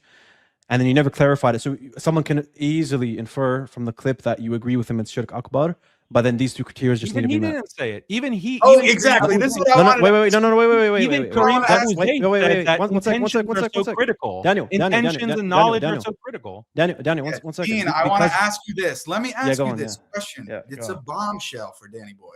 Yeah, go on. Do you believe that do you believe that in that clip, Kareem Abu Zayd believed when he was using the words kufr and shirk that he was referring to akbar or only minor kufr and shirk?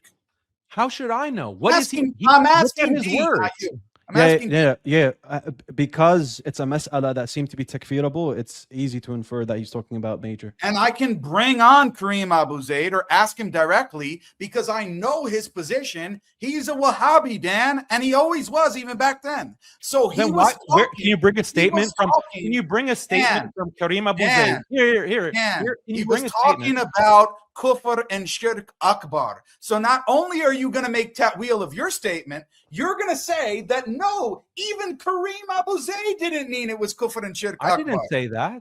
You're I didn't say ridiculous, that. dude. I did not say that. Like, what? Why are you putting words in my mouth? Okay, so Everything what is was just his your position? projection. I What don't was his know, position? and I did. Can I speak? Yeah, let Danny speak. Go on. Yeah. Go on. No, adab. Look, I don't know what Kareem Abu Zayd meant. Okay, when he's talking, he says that intentions are really important, that knowledge is really important, etc. He's saying that intentions are really important. Why doesn't that actually support the kind of interpretation that I'm giving it? It was So referring to where is Sheikh Kareem's statement? Sheikh Kareem can go on the record today, since he's so brave and he signed a statement against me and he Aqidah tested me in front of his whole conference. Sheikh Kareem can make a statement. Yes, Omar Suleiman committed shirk akbar. He committed, as an imam, he committed shirk akbar. Show me the statement where Kareem Abu Zayd actually says that. Okay, Yeah, what so if I do you one better, that we bring this clip to him and he explicitly says that in his clip he was referring to kufr and shirk akbar? What if he says that? So what? How should I have known that? Do I have to read his mind? Oh my God, you didn't know that, dude? You didn't know he was a Wahhabi back then? I just go on the basis of what he was saying. Okay, Dan. So this is the thing. You had that entire episode or podcast, whatever, with Kareem Abu Zayd. Then you had the same thing with Dawah Man, and it was much more of the same thing. So you're going to also try to convince us that you had no idea that Dawah Man believed that Omar Suleiman committed an act of kufr and shirk akbar. You didn't know. It was ambiguous to you. You had no idea. Why are you? But yet you never can't tried find- to. Yeah. What's going on here, Jake? What's terminology. going on here? You Let me never explain, tried Jake. to disambiguate that for Kareem Abu Zayd in the audience, as well as Dawah Man in that audience. It's ridiculous, bro. Nobody takes this seriously.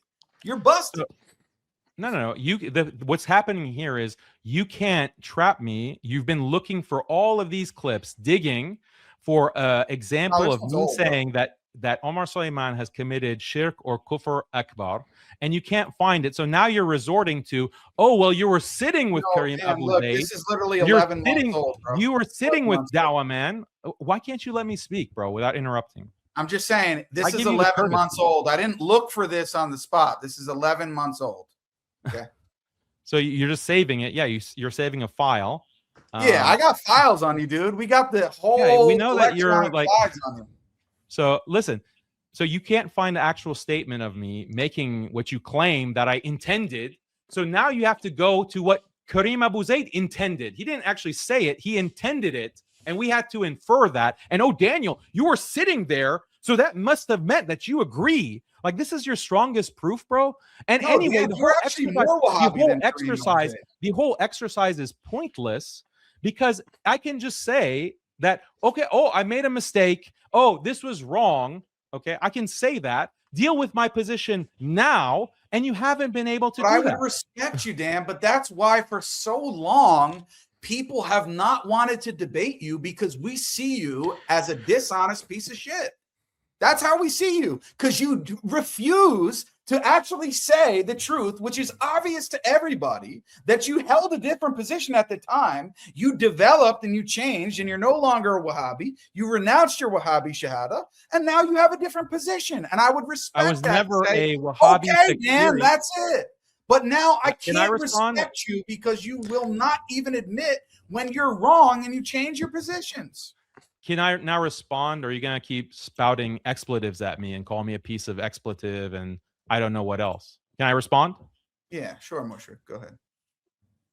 Yeah. So what's actually happening here is that you don't understand these nuances, as Dean responds, and many people now have been saying, like, look at your comment section, bro. You even have to delete or close off the comment section because everyone's calling you a jahil.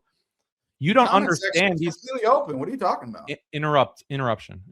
You're just lying, bro. The comments are flowing. With your tier list, you close the comments, you shut those down, right? Because everyone is saying you are a jahil. You don't actually understand the distinctions that I'm making. Neither does Fareed, neither does Adnan. That's why you run away from my debate. I had to like track you down to get you to commit on camera. And we'll see if you actually show up to this debate in Houston. And you don't understand the distinctions that I make. I'm no scholar. I'm just a student of knowledge. But compared to you, I might as well be Shaykh al-Islam. Compared to your ignorance. So I make distinctions that you can't comprehend, and you just shout shirk and kufr, and you takfir people constantly on such a flimsy basis. Like, it's shocking. You see a tweet and then you say, oh, this person is clearly a kafir because someone said that he is trying to show the Muslims up. Like, this is so bizarre. Dean here is sitting here and saying that you're ignorant. Stop talking about these issues. And you think that you're some kind of authority to judge people and to interrogate them on their beliefs and to bring up your file that you've been saving for 10 months. Like, dude, I'm living literally in your head for the past 10 months like this, rent free. This is crazy. Just Daniel, Daniel. So let me just clarify what I said. I believe someone that's a layman, they can distinguish something like wilayat takwiniya, like absolute control of atoms in the universe, being kufr, or sacrificing to other than Allah. I'm not criticizing. You gotta say kufr akbar, bro. You can't say just kufr. Okay. Well, yeah. You gotta disambiguate. Yeah. I have to disambiguate it, and no more verbatim word fallacies. There is. You know the difference between minor and major shirk? Yeah. Of course. Do you even know the difference? Do you even know, like, of the course. example? Riya, or like you said, riya is one example. What about standing for your elders, for example? Dan, dude, come on, you're trying to Q&A. You're trying to Q&A me now. Wait, Daniel, you're trying to Q&A me right now on it.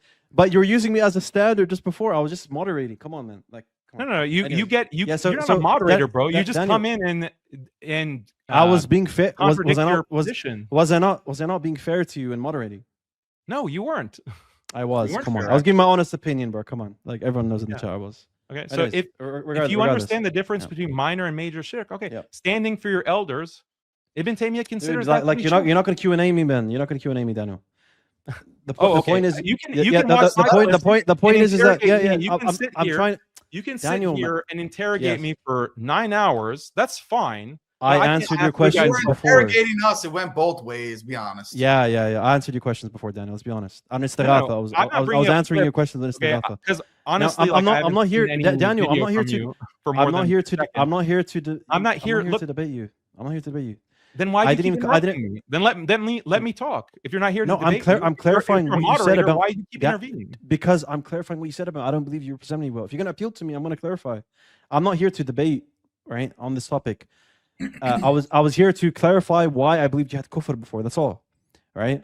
Now, the point is that regarding all the discussions we had of sacrificing in the name of other than Allah, or someone holding the control of all the atoms in the universe, right? These topics, right, I believe a layman, they can speak on, and I believe that they can easily infer that these are matters of kufr, right? And obviously shirk akbar, yeah. Now, the point is that I believe takfir, Jake is wrong. I don't believe he should be making takfir of you. I'm going to be honest, right? And yeah, go on. These scholars have holding positions of shirk akbar. So why are they not mushriks or kafir?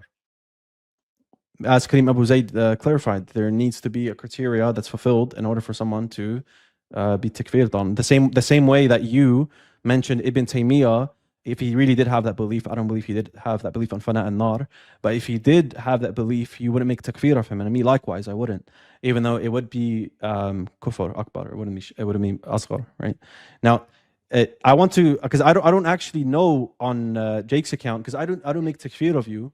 I don't know why Jake makes takfir of you. I believe he's wrong, right? So I think that's the most important point. So Jake, why do you make takfir of Daniel? We went over that for like an hour, bro.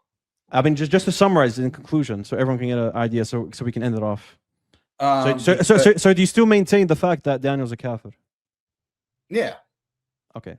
So because of his position regarding the sacrificing to other than Allah, or in the name of however you guys want to word it, doesn't, I don't care.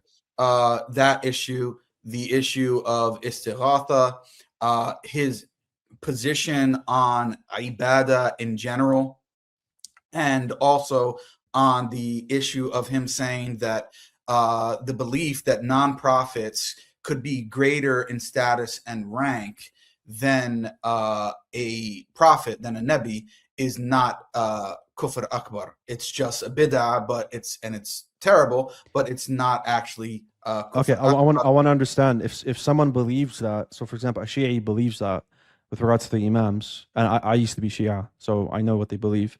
So You if did? they believe, I didn't know that. That's a revelation. yeah. So if they believe that the imams are greater than the prophets, would that you would takfir them or not? Even though you believe it's kufr? No, not initially. No, not initially. Okay. It is a position of kufr. But the difference with Daniel, if he allows me to just say this for 30 seconds, is that Daniel had used that in an opening prepared statement in a debate against two guys who. No, I saw that one. Yeah, I saw that. Yeah, I agree. I agree with Daniel's position. Let me finish this. It's not only that. So this has been going on for whatever, at least over a year. And then in response, it's not a Wahhabi thing. Deobandi ulama, who used to work with Daniel, Mufti Zamil, who used to write articles for his website, literally, wrote an entire refutation of Daniel on this point. And Daniel responded in kind. Then Mufti Zamil made another response, and Daniel made a second response. So he's doubled and tripled down on his position now, not in response to Wahhabi ignoramuses like Jake, but in response to Deobandi Shuyukh, who he actually respects, who accused Daniel of actually holding to a kufri belief, and they explicitly said that no, you're all wrong about this. Okay, I understand. Do those Deobandi Shuyukh, do they make takfir of Daniel? Not explicitly in the article. I don't know. I would probably doubt it. Where does they say, like, refresh my memory? Where does Mufti Zamil say that I hold a kufri belief? I would have to go through the article now. If you really want to wait, we can really read it. Yeah, like I don't recall that. Maybe I'm just remembering because it's over a year. So I'd like to know. Okay, that's fair. That's fair. But Jake, have you? Hold on. In regard to takfir, they don't explicitly make takfir of Daniel in the article. Okay. And I don't think that they would. I could be wrong, but I don't think so. Okay. So, but your thing is it's a cumulative thing where he has many of these things, and all of them he's been explained to him. He's doubled. Yeah, like he's thought long and hard about this. He's doubled and tripled down. My question, not from me, from people he actually respects. Okay, my question is, Jake, is there anyone that is a sheikh, right? Someone who studied, right? Not just a student of knowledge, someone that's actually a qualified sheikh that said yes, like Daniel was a kafir because of his statements. Do you have anyone like that? I haven't asked any ulama about that specifically. I would advise not to takfir Daniel until you get that. Many of them, to be honest, even that statement, you're like even not even representing my statements on the whole prophets versus imams issue. I didn't deny. I didn't say that it is not, like, I'm sure that it's. I said that it could be kufr. Could be kufr akbar or asghar. Come on, brother. But it's not ma'lum min ad-din bid-darura. Wait, not Daniel, something that is- Daniel, clarify akbar or asghar. No, like major kufr, yeah, that takes Major you out of kufr, okay. Islam. So you believe it's major kufr, It's possible, he said. It's possible, yeah. but possible. But is it what percentage is it? Bro, don't be stupid. You can read the article. I'm saying it's not just it's not saying. ma'lum min ad-din bid-darura, known with necessity of the religion, that is kufr akbar. And this is the point that Mufti Zamil. Gonna have to bring up another file, Dan. Yeah, bring it up. You couldn't even. You have a file apparently, but I asked you a question like, where did Mufti Zamil say I have a kufri belief? You can't even pull that up. So Yeah, I can. But can I talk now? Yeah, go on. Yeah, go on. Okay, so I want to know with Mufti Zamil, like he's bringing up this position because he had this kind of takfir of the Shia, and which I don't even hold, Dan. You keep lying about me, but go ahead. So. Okay, so you don't consider all of the Shia to be kufr. We can talk more about that. But Mufti Zamil has this position that like these countries are not Muslim countries, the Shia countries, like Iran. Yeah, we disagree. We disagree. I don't believe that. I don't believe we that. disagree. But that was so how can you, if they have these beliefs that you're saying is major kufr, okay, then how can they be Muslim? How can First these of all, Shia be not Muslim? all of them do. I'm sure on this, but the reason why I focus on this one is because, and I think you would agree, and I think that's actually why you've kind of doubled down on your position, is that this is a more widespread and common belief. Even Dean himself said he used to believe that. So yes, what I'm saying is, yeah, so that is a more common belief, but I believe just like many Sunnis are on many matters, the Shia are ignorant. So I give them an excuse of ignorance. I don't make takfir of the country of Iran and say that all of their, all of the Shia, not only in Iran, but other places are kuffar. That's not my belief at all. I believe that many of them have a reason belief, but they're not kuffar because many of them are ignorant. Yeah, but you're saying that this is one of the reasons that you consider me to be a kafir. No, but he believes you're not. He believes you're not ignorant. Daniel, he believes you're not ignorant. That's the point. He believes you've been doubled down. And no. I'm saying that you are not ignorant, and you have doubled down that this position is not kufr. I said that it could be. It could be, but it's not like necessarily known of the religion. That's the position I have. But then when I show you that you said the opposite of that, now you're going to twist your own words. Where did you show me that I said the opposite? Where? I'm going to show you. You really want it? I'll show you. The problem is that you can't even disambiguate what I'm saying versus what I'm citing from these scholars. I'm sorry, man. I'm not over and over and over again. You can't you guys can't understand. If I cite the reason that I cite scholarship is to show that the Wahhabi position that this is kufr and this is shirk, that you're aqidah testing everyone, that if you were consistent, you have to extend your declarations of mushrik kafir to the 4 Sunni schools, to the major ulama of Suyuti, Subki, Ibn Hajar al-Haytami, even Ibn Taymiyyah, even Ibn al-Qayyim. Like, you have to be consistent. That's why, and you don't do that because you're not consistent. You're inconsistent. You apply one standard to me and a different standard to these other scholars. All right, let's listen to Mufti Danyal. They mentioned that it's possible for some people to be higher than the prophets.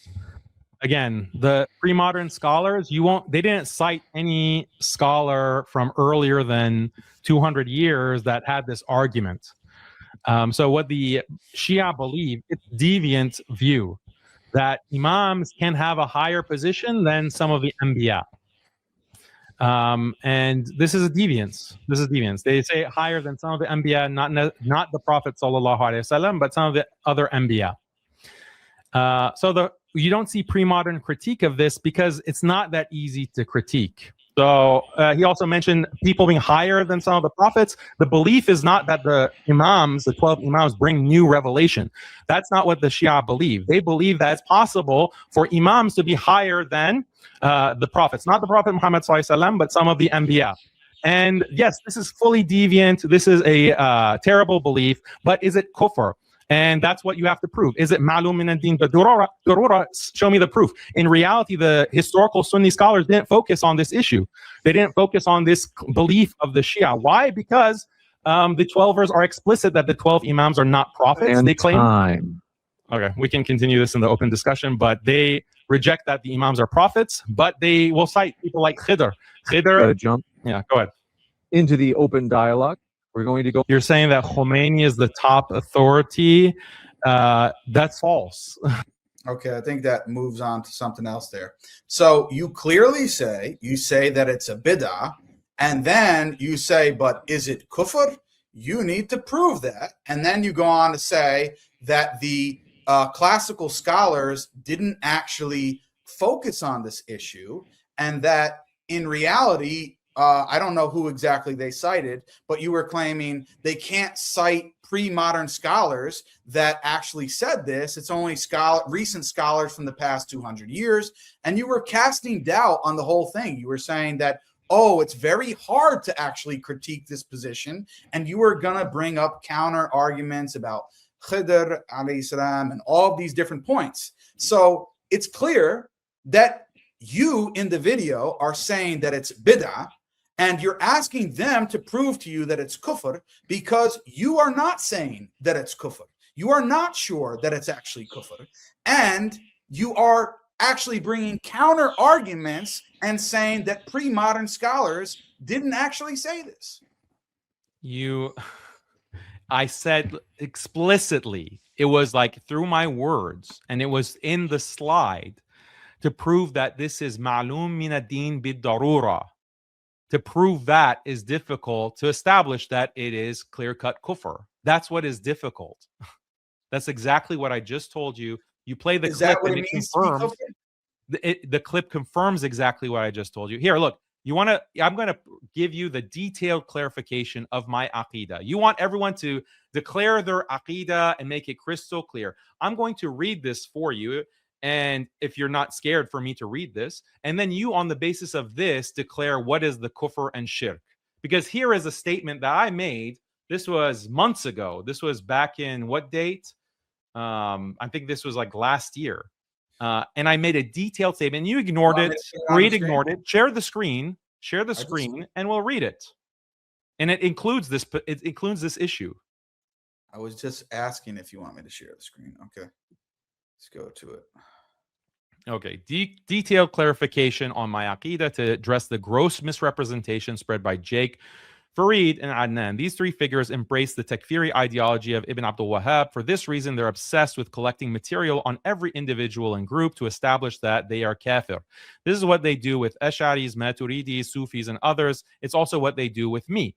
In my case, they look through media content that I've produced over the past decade. They comb through hundreds of hours of video footage and literally make files and hundreds of thousands of words of text. They're looking for any vague statement or slip of the tongue which can be taken out of context and used to portray me as a kafir.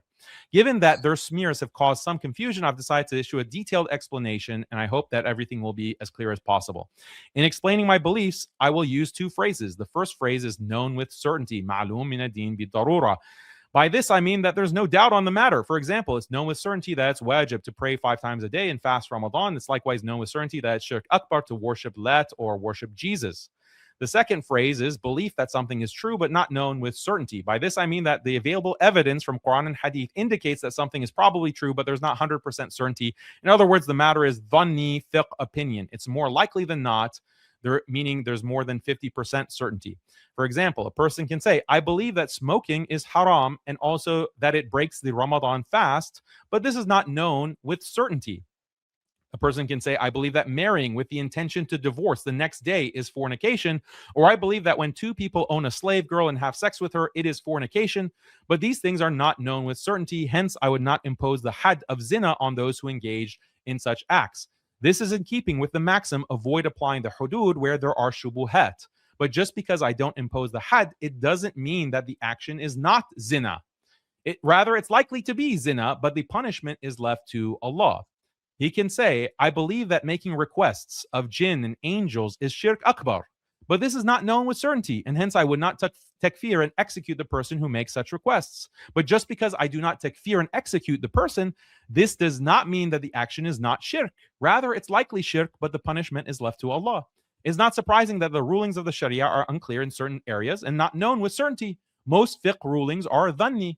Consider the following hadith from Bukhari. The Prophet ﷺ said, both legal and illegal things are obvious, and in between them are suspicious, doubtful matters. So whoever forsakes those doubtful things lest he may commit a sin will definitely avoid that is clearly illegal, and whoever indulges in these suspicious, doubtful things bravely is likely to commit what is clearly illegal. Sins are Allah's himma, private pasture, and whoever pastures his sheep near it is likely to get in it at any point.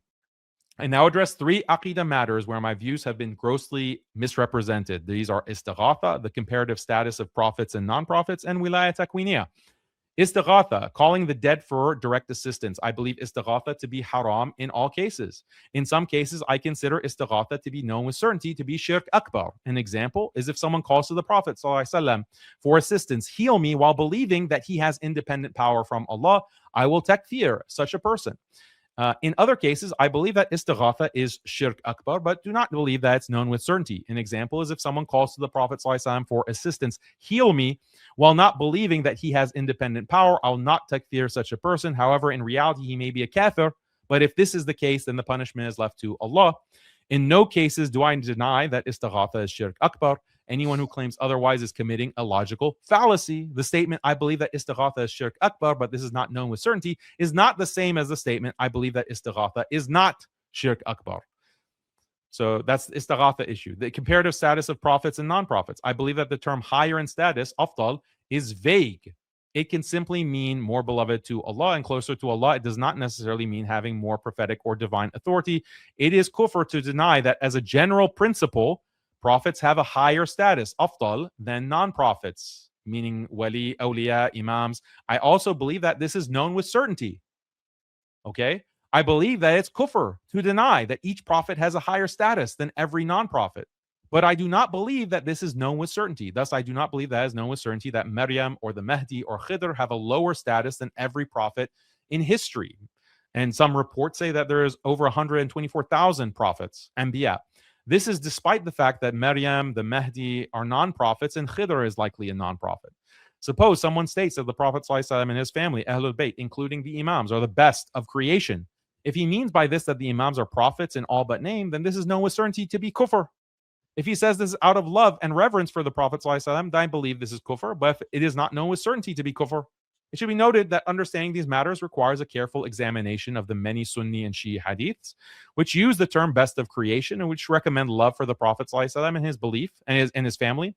I believe that someone who reads these hadiths could doubt that the Prophet ﷺ would react in anger and takfir an individual who came to him and said, "O Prophet, you and your family are the most beloved to me and the most beloved to God and the best of creation." Point 5, in no cases do I deny that it is kufr to claim that a given non-prophet may have a higher status than a prophet. Anyone who claims otherwise is committing a logical fallacy. The statement, I believe that it's kufr to assert that a given non-prophet may have a higher status than a prophet, but this is not known with certainty, i.e. my position, is not the same as the statement, I deny that it's kufr to claim that a given non-prophet has a higher status than a prophet. And then wilaya takwiniya, I believe there are multiple versions of Shia wilaya takwiniya doctrine, but the basic idea is that Allah transfers some amount of power to Shia imams who are also considered to be awliya. In one version of the wilaya takwiniya doctrine, it's asserted that Allah transferred his powers to the imams and then left them to create and control the universe. This is called tafweed. Belief in this is known with certainty to be shirk akbar. In another version of the doctrine, it's asserted that Allah transferred some very limited amount of power to the imams, like Sulaiman's power to miraculously control the winds. This is not shirk akbar. In another version of the doctrine, it's asserted that because imams are pious awliya, Allah loves the imams so much that he answers any request that they make. It's claimed that the imams make limited requests, such as healing a person, killing an enemy. Then this is not shirk akbar. If it's claimed that they request to create and control the entire universe, then this is known with certainty to be shirk akbar. I do not deny in any general sense.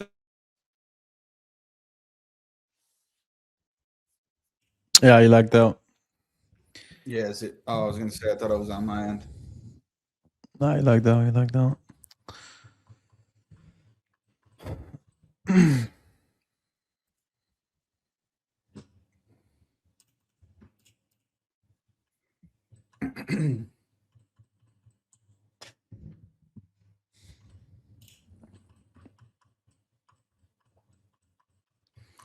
Man, I just want Dan to get back on the Wahhabi tip, man. was seems like he really- was. It seems like he was going back on some stuff he was saying, like on the slaughtering point. It seems like he was saying it's not in the name of the person. You're sacrificing in the name of Allah for someone. So we got him to at least concede on that point. So I think he's, I think he's Exactly. conceded on that. But regarding the Yeah, Oh, he sorry. lagged out. My Chrome crashed. My browser. Sorry. Here, it's almost done. I'll finish the statement.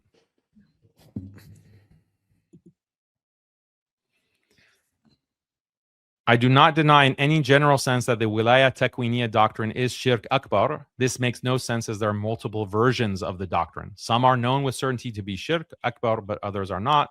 As I explained in conclusion, I don't believe that the preceding matters are simple. Rather, due to their complexity, they can easily cause confusion. It's impossible for me to address them in 1 or 2 sentences. This is why I've offered to clarify my positions through direct debate and discussion with any critic. Jake Farid and to a lesser extent Adnan ignore all of this. Instead, they pretend that my opinions can be considered into 1 or 2 sentences. They say things like, Daniel denies that istighatha is shirk akbar. Daniel denies that it's kufr to assert that non-prophets, like the imams, are higher in status than prophets. Daniel denies that wilaya tekwiniya is shirk akbar. All of these claims involve gross misrepresentation based on logical fallacies and extreme oversimplification of my views. And this is done to smear me, discredit me, and incite others to takfir me, or actually declare kufr or takfir against me. I don't doubt that despite infinity clarifications, these fitna-monger Wahhabis will continue to distort my sentences to generate further smears. That's their cheap games, and hopefully sincere people see right through it. However, I still feel it necessary to clarify matters for those who are genuinely looking for truth. Allah protect us all. This is from February 23rd, 2025. Yeah. Wait, so Daniel, can you scroll up a bit on this? Just a little bit. I want to see the 3 things. Okay. So, yeah, right there. Yeah. Okay, we can add to that. Daniel thinks that you can slaughter in the name of other than Allah. That's another accusation, right? So we can add 4 there now. Okay. Yeah. But from what I've gathered, you don't necessarily deny istighatha shirk akbar. You don't necessarily deny that it's kufr or major, there's a valid position that it's major shirk to say that other than prophets are higher than prophets. Or you don't actually, I think you made it clear, your position is that wilayat takwiniya in the sense of controlling all the atoms in the universe is shirk akbar, and you do believe that it is a valid position to hold again, that it is shirk akbar to say that you can sacrifice in the name of other than Allah. Did I misrepresent anything there? I think that was accurate, I think. Okay. These are all positions that we hold to. So why is there, like, this is what me and Jake hold to as well. So why is this back and forth? No, the difference is that I say that these things are not known with certainty. Okay. So, but we can get on record right now. You agree with us that it's not this whole Wahhabi or whatever. If someone holds to it's not extreme or anything. If someone or it's not like out of the ordinary. If someone agrees with all the statements I just said, correct? I've said that. I've explicitly said that. My No, problem we're clarifying enough for everyone. Yeah, go on. Yeah, my problem with Wahhabism is that you have to do takfir, because you say that these things are certain. There can be no ijtihad, there can be no difference of opinion, or there can't be any uncertainty in these things. Like, maybe that's the better term. There can't be any uncertainty. Therefore, if someone says that, well, actually there is uncertainty, because there's like the smoking example, like, is it haram to smoke? I don't deny that it's haram to smoke, but can I say this is ma'lum min ad-din bi-darura? Like, this is known with certainty in the religion? No, I can't say that. And no one would say that. But that doesn't mean I'm promoting smoking, or I'm saying I'm a smoking apologist. But the Wahhabis say, no, if you say that something is uncertain and you can't come down in a definitive way, then you're an apologist for shirk. You're undermining it. And that's my problem with Wahhabism. Okay. But you don't disagree that these things are all shirk akbar in your position? Yeah, depending on your interpretation of these things, on those factors that I just read, yeah, it could be shirk akbar. Yes. You think I think Ibn Taymiyyah, for example, rahimahullah, is an extremist, Wahhabi, takfiri? No. Okay, so yeah, at least we can clarify that point. Now, the main point now is not whether it's, and now it's whether it's actually known by necessity in the religion. And that's what we've been discussing before, right? Well, no, and you guys are having a love fest here. It's not as simple agreement as you're making it out. No, it's an agreement that at least Daniel was saying that these positions are not extreme to say they're shirk akbar. That's the first point. But we do disagree. I would disagree with Daniel as well. Obviously, I would agree with you that so for example, wilayat takwiniya, here wilayat takwiniya using in the sense of controlling all the atoms in the universe, right? Mm-hmm. Yeah, that's what we're agreeing on. In that sense of it. But that's the thing, like how is that not known by necessity? How? When it comes to controlling all the items, I said it is. It is shirk. So why here are you saying it's not? Hold on. Because wilayat takwiniya has different definitions. So if somebody denies something that is known in the religion by necessity, is that kufr? Yeah. Okay, so then that means that Kanj and Yasser al-Hanafi, that follows. Positions. That follows, yeah. If that's their position, like again, go to the Ibn Taymiyyah. Harun Kanj made it clear the other day. Yeah, go ahead. Yeah, go ahead. Bro, both of them made it clear. I even asked Yasser al-Hanafi directly in a direct message. He holds the istiqlali position that unless there's independence, it's not shirk akbar. He says it's a bid'ah, but it's not shirk akbar.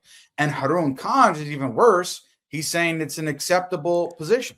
Yeah, let's bring the clip because Daniel did have a full clip when you were speaking to Harun Kanj. Can you pull that up? Yeah, but bro, Daniel, are you disputing our representation of those two? My understanding of them is that they're talking about positions conceptually, like that hypothetical that I brought to them. They were applying a certain standard that they have, and I said that, well, I don't agree, like that this is the standard, and I made that clear. Yeah. And we didn't go into further depth because that wasn't the point of the discussion. So I didn't interrogate them. I didn't give them an aqidah test to understand exactly the nuances of what they think about those positions. Yeah, I think the issue is you have to talk to them. You have to talk to them and get their detailed view where they can justify themselves instead of relying on me and doing this kind of chain takfir thing. That he said something on the stream and then you didn't respond, and my interpretation, like that is a completely that's not what happened. Way to do takfir. We're not making takfir. That's not the point. You are making takfir of me. Oh. I never made takfir. I'm talking about in the case of Yasser al-Hanafi and Kanj, we're trying to represent their position. You just said when they stated their position that you disagreed with them.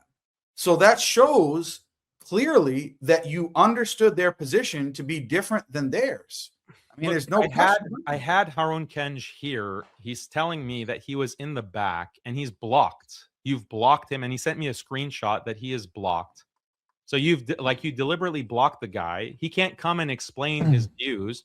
And you're telling me, you're trying to get me to make a statement on something that I said to you that I'm not sure about. You're not sure that that's Kanj's position. Yeah, I'm not sure about the details of his position. I don't know how else I can say this more clearly. And you're wasting time. You said you disagreed. You're wasting time. You're stalling because I just read you this detail. And Dean responds right now. You called it a love session. He's saying that actually this makes a lot of sense, that Daniel is not actually taking the positions that I thought he did. Yeah, because he hasn't studied you for the past 2 years like I have, and your deception, and he doesn't know the subtleties in what you're actually doing. Yeah. So I'll try to understand that. So here, with regards to wilayat takwiniya, there you're using in terms of he agrees with us on wilayat takwiniya. Yeah, okay, he agrees on that. But what I don't understand is where we disagree. I did see. Don't agree if you agree with it, then why did you say, like, this was a statement from February 23rd, like a year ago, pretty much. If you agree with it and here's the statement, then why did you write? Yeah, I'll tell you what I remember. I'll tell you what I remember. I do remember when Hijab was speaking with Jake and Daniel was reacting to it live. I do remember Jake was asking Hijab a question on this topic. I forgot the exact details, but then Daniel on the stream was saying, no, it depends if the person is dependent on Allah, right? Yeah. Do you remember that, Jake? Yeah. So yeah, it did. Danny flips flops more than Yeah, he changes. So I think So it does. So back then, Daniel, when that was, I don't know, Jake, if you have that clip. Do you have that clip where Daniel was reacting Look, I'm to you not to speak to interested. hijab? Look, I'm not interested in you guys because you, Dean, yourself admitted that you are not knowledgeable on these issues and that no one should be talking about it. So for you to sit and say, bring up this clip, bring up that clip, it looks like you're doing an investigation. No, Daniel. No, Why? Daniel. I clarified Why before. can't you, Yeah, why Daniel, can't Jake, Daniel, just make why sure. can't Jake, Daniel, Jake actually respond Daniel. to this tweet and this statement that I made? And Yeah, he point will. out He where will. is the shirk He and will. kufr. He will. He will. I'll allow him to respond, but please don't misrepresent me again. I believe layman Muslims can know that controlling all the atoms in the universe is kufr akbar. It's known by necessity. We said that from the beginning. Certain things known by necessity, and you said you agree with. People can talk about it, but what's on matters such as sacrificing animals to other than Allah, and does this person say that, or does other person say that, or something like Fana al-Nar, and Ibn Taymiyyah held that position. These are intricate topics. Most people don't even know how to read the Arabic for these texts. That's what I was referring to. I'm not referring to stuff that you can know in the deen out of necessity. People can talk about that. They should talk about it so people can be educated on these fundamental matters. That's not what I was referring to. They're only coming up. These issues only come up because Jake and his Wahhabi network have Aqidah tested people. They've Aqidah tested them. They want to bring out the fact that, oh, this guy has the wrong Aqidah, or we don't know what his Aqidah is.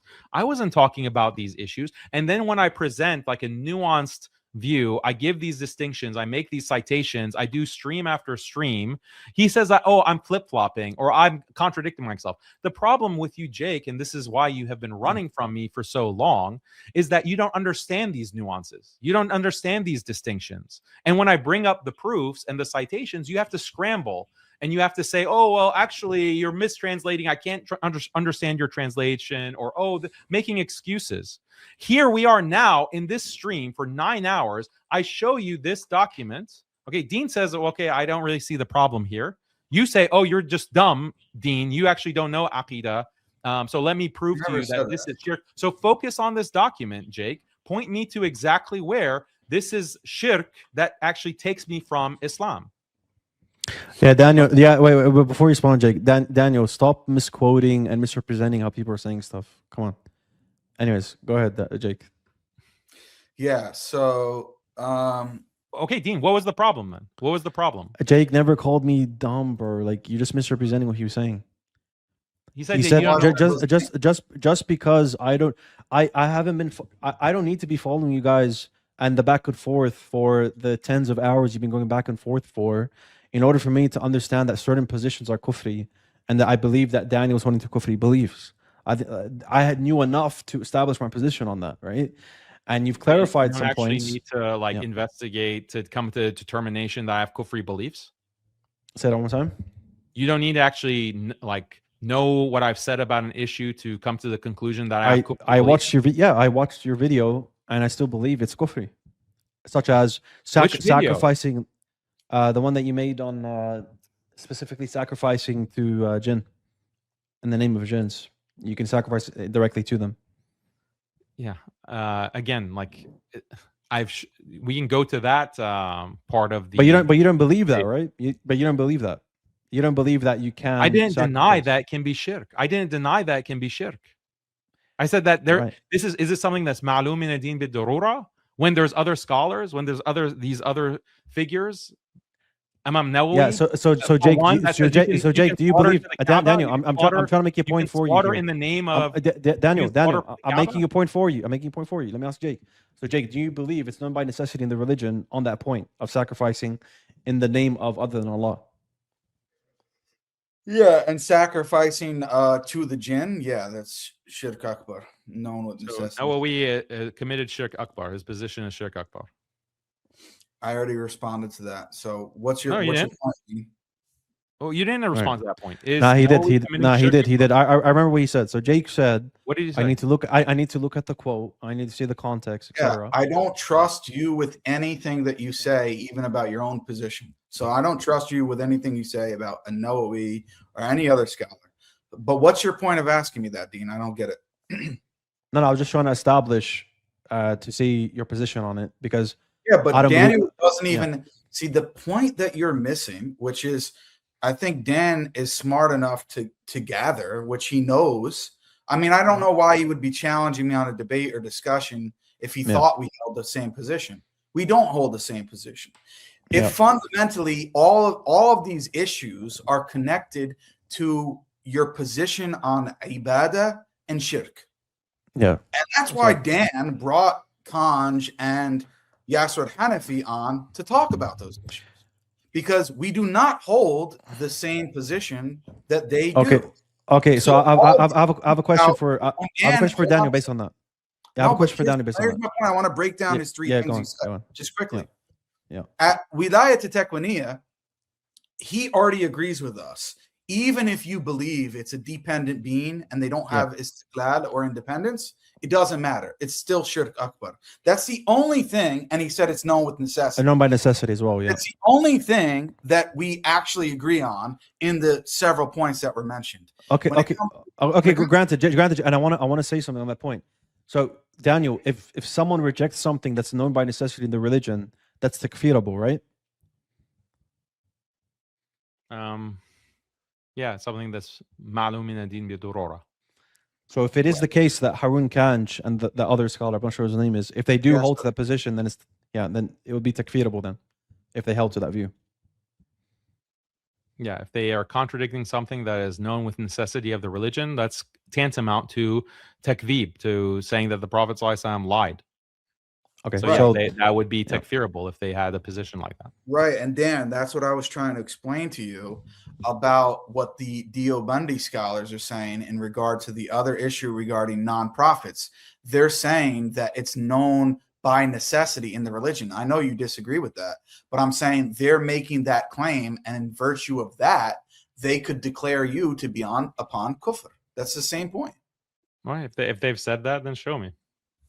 So anyway, but Dean, what is your point? Because what I'm saying about Dan is on the points of disagreement on istighatha, on slaughtering to the jinn, on doing these pagan rituals like Andrew Tate and Omar Suleiman, on all of these different points. The difference between Daniel and us is he's going into all these points about the intentions and the beliefs that the person has. And we're saying, Dan, just come back to your Wahhabi belief before and saying that in these cases, the intentions are irrelevant and they're still acts of kufr. That's what our position is. Dan is saying, no, I agree. But Jake, I still disagree.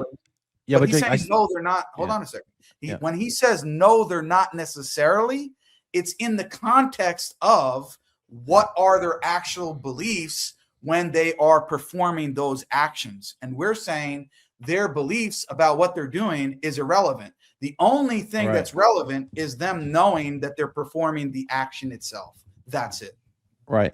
Yeah, and that's where you're inconsistent. Like you have an inconsistent. Right. So that's where we have to debate, Dan. That's coming up. Don't worry. You're inconsistent on the theory, but you're also inconsistent in applying the same kind of takfir. Because when I show you that on the issue of slaughtering, on the issue of istighatha, on the issue of any of these other acts, that there is ikhtilaf, and that their scholars, major ulama have disagreed, you won't takfir them. You won't takfir them. Okay. I see that. Okay. There's a contradiction. So how about I understand what's being said. So so the one thing that we do agree on, two people could have the same position, and that I can think that one has a legitimate excuse, but the other doesn't. You understand what is the legitimate excuse? Like, what is the legitimate excuse that Nawawi has that I don't? I don't think you understand that takfir is a matter of ijtihad. Do you accept that? Is takfir a matter of ijtihad? Yeah, in the sense that we could believe, For example, you and I, which we don't have the same belief, we could have the exact same belief of what constitutes as kufr and shirk akbar, but on a specific individual, we could disagree about whether or not we think that person's actually a kafir. Yeah, because of the udhr that you give. Right, and how you interpret that individual versus how I do. So in that sense, it's a matter of ijtihad. Yeah. So your ijtihad, the mujtahid Jake is doing ijtihad to determine that I'm a mushrik, but Imam Nawawi, who has like even more of a position that slaughtering is not necessarily shirk for other than Allah, your ijtihad says that Nawawi is excused. He has some udhr. I don't know. You think Nawawi is ignorant? You think I have more knowledge than Imam Nawawi? What's the udhr that you give Imam Nawawi for this? But we can clarify it just for everyone to understand as well. Jay could still believe that he believes that's shirk, that's major kufr on the part of Nawawi, and still not make takfir of Nawawi, right? We agree on that.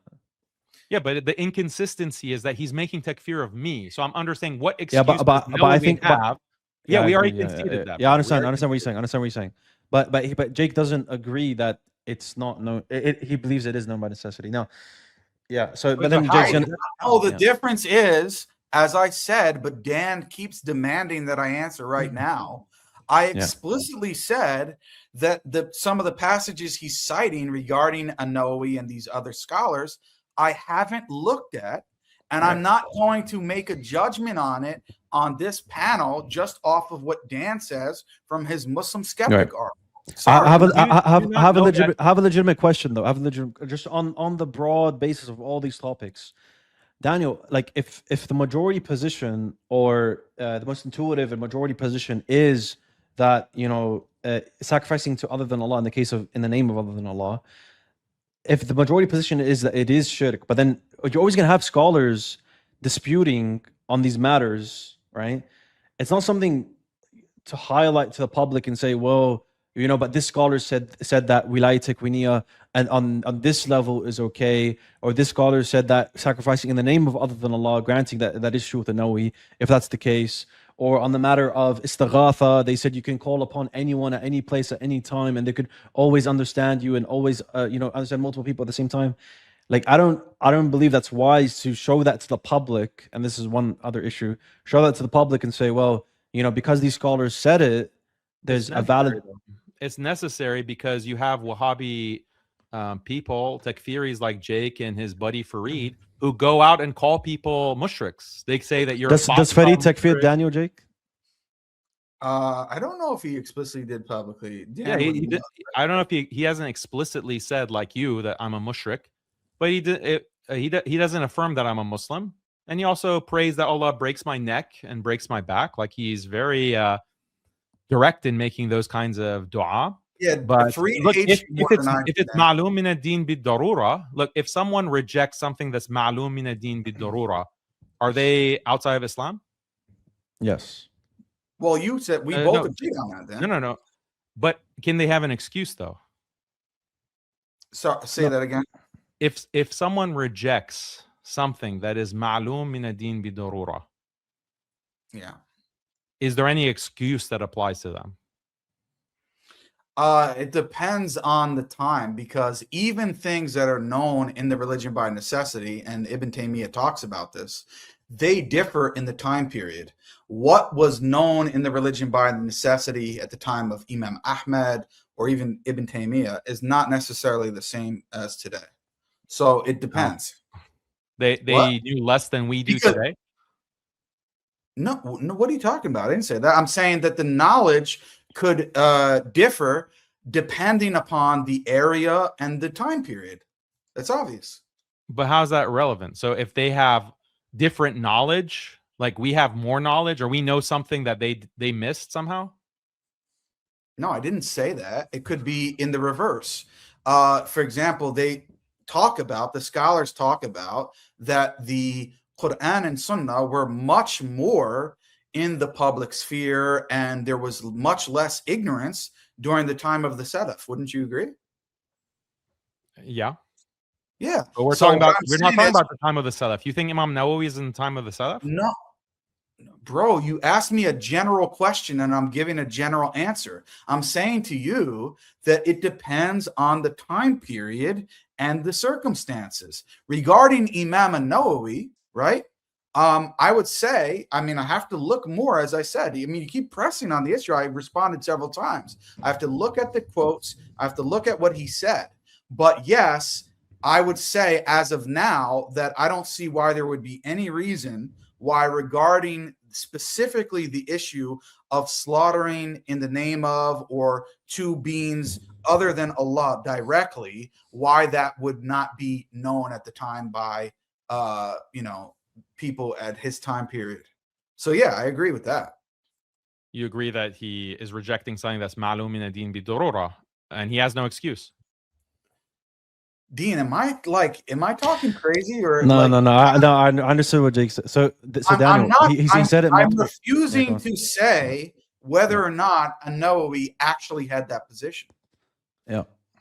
Why Okay, do you let's look at someone where it's clear cut, so you can't. No. I will give you the hypothetical answer. You're ignorant. I will give you the You're hypothetical. ignorant. Let me give you an example that is I will give impossible you to the deny. hypothetical answer you want, Dan. Any one of these scholars that you're mentioning here, if it's shown that they held a position that I deem to be kufr and shirk akbar and is known to be is known by necessity in the deen, then yes, they should be considered to be kafirs. Okay, I'm so giving you here's that an example. hypothetical answer. Okay, that's great. You gave a hypothetical answer. Okay, they have no excuse. They have no excuse. So do you understand that one of the biggest defenders and promoters of istighatha is Taqiyuddin as-Subki, and he wrote an entire work explaining and justifying istighatha as not being kufr or shirk, and in fact being something that can be practiced, should be practiced. In Shifa Siqam, like, do you know enough about istighatha to know that one of the biggest promoters of it was Subki? Yes. So okay, so you're not denying my understanding of Imam Subki. Okay, so Imam Subki is holding a position that you think is known with certainty to be shirk, ma'lum min ad-din bi-durura, to be shirk. So go ahead and call Imam Subki a mushrik in the same way that you call me a mushrik. In fact, Imam Subki is going more further than me, because I actually say that in many cases that istighatha is actually shirk. So you have more grounds, and Subki is also not someone early. He's someone much later. Go ahead and say that he's a mushrik. So what do you understand from his position regarding istighatha? What do I understand? That he's promoting it, and he's justifying it, and he's arguing against those who say that who take Ibn Taymiyyah's position. He's arguing against that position, and he's promoting it. So he is holding something that you consider known with certainty to be shirk, and you just said that in those cases there's no excuse that applies. That's why I don't have the excuse, and you can call me a mushrik. Go ahead and be consistent. Call Imam Subki a mushrik.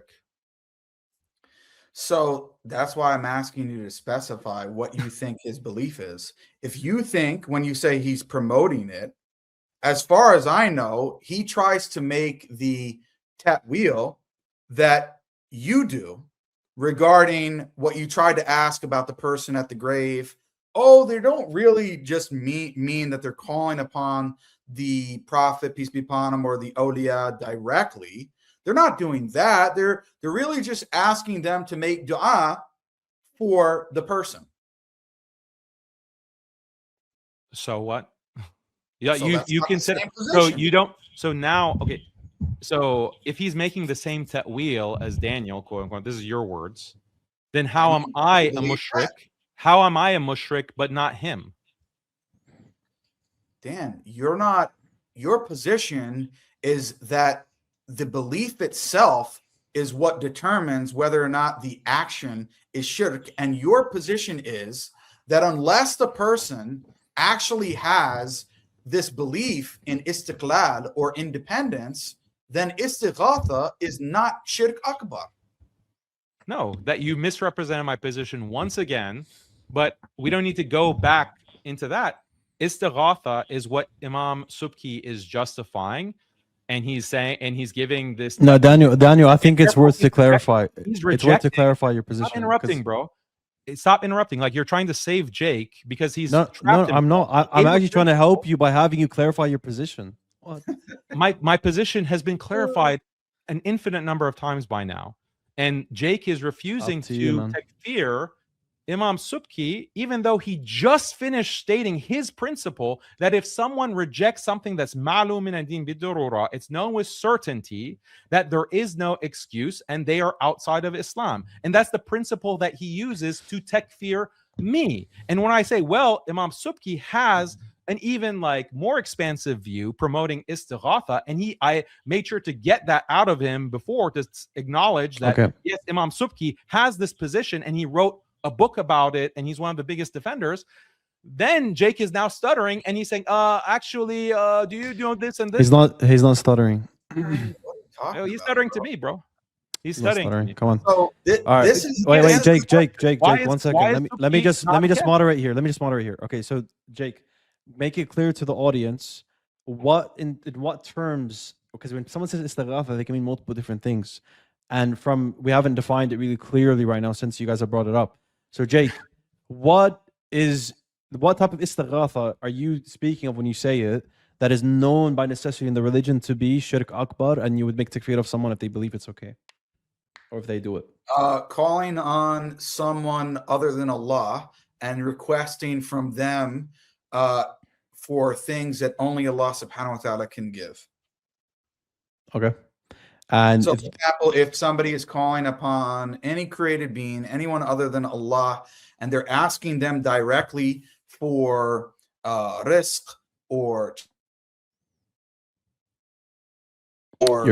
you've lagged out. You lagged out for me. I don't know if it's for them. Can you hear me? Yeah.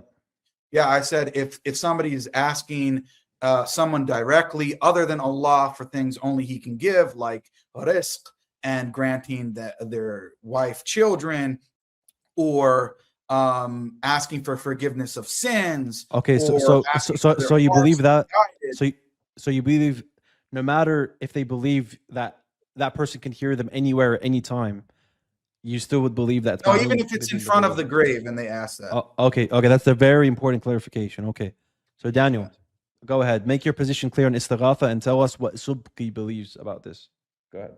Okay. Istighatha is just asking directly, making a request from the Prophet ﷺ. That's what istighatha is defined as. And Subki, and not just him, but these are well-known figures. Suyuti, Ibn Hajar al-Haytami, they're well known for saying that istighatha is permissible near the grave, far from the grave, asking the Prophet ﷺ directly. And they defend this. They're well known for this. But do they know? But do they know that when someone's asking directly, they're asking directly the Prophet to ask Allah, or they're directly asking the Prophet and they believe Allah has given him the authority to grant a rizq? Their istighatha, okay, is an action of calling to the Prophet ﷺ directly. Now, whether the intention matters, that is what is in dispute here between me and Jake.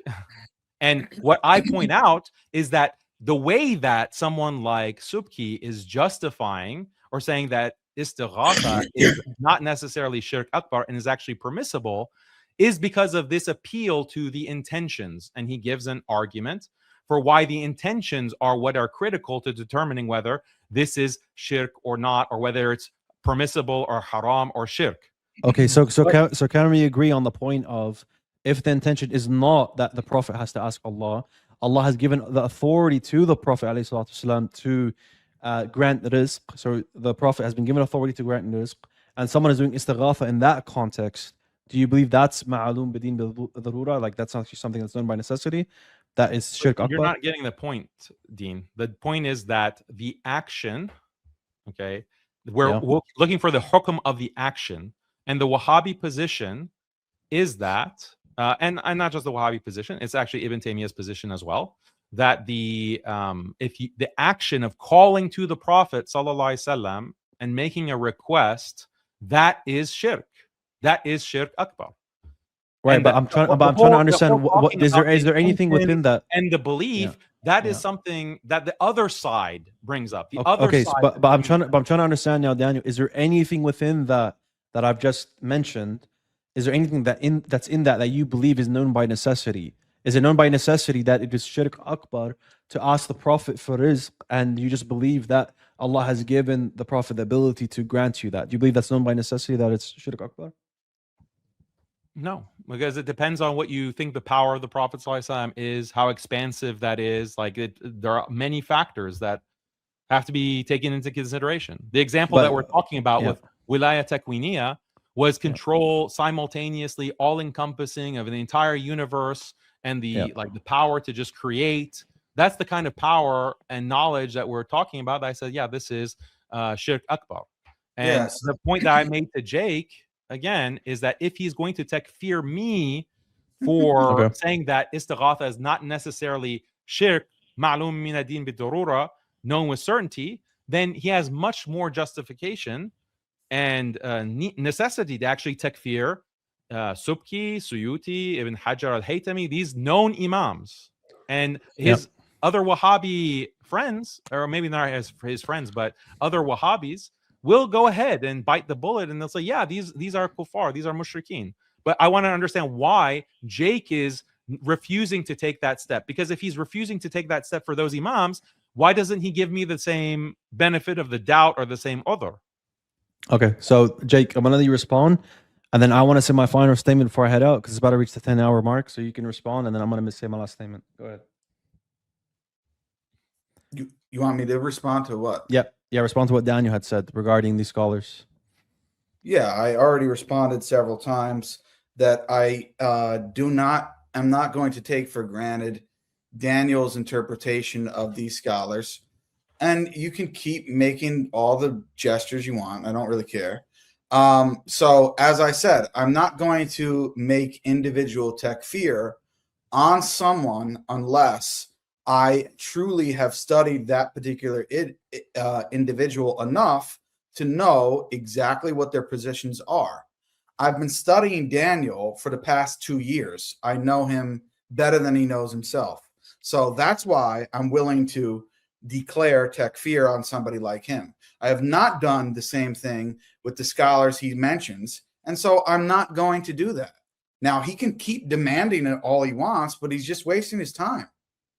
Right. Okay. I'm gonna say my last statement before I head out, and I suggest you just close the live because it's about to reach the 10-hour mark. So my last statement.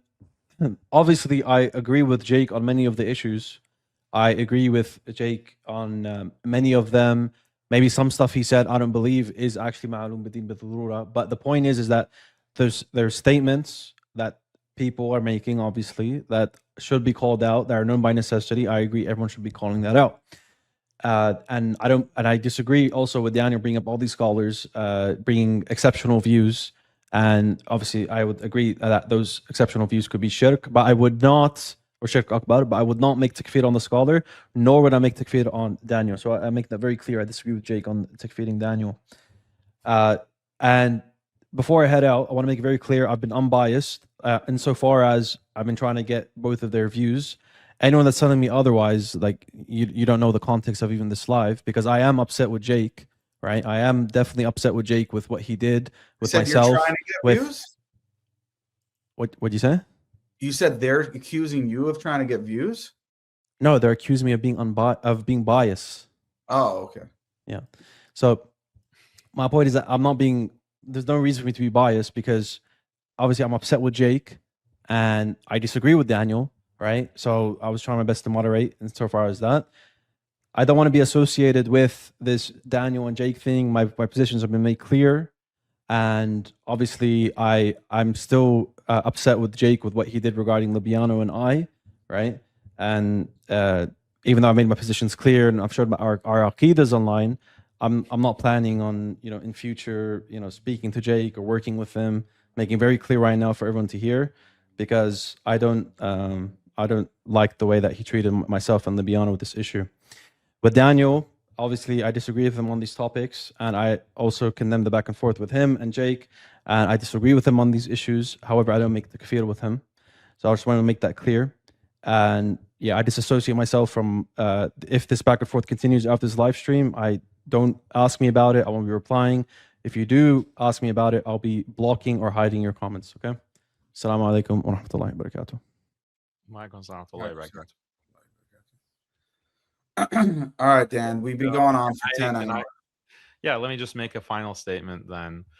And I'm not going to reiterate the whole 10 hours, but point was that you are inconsistent in multiple ways. You have not been able to point to any actual shirk in the detailed clarification that I read.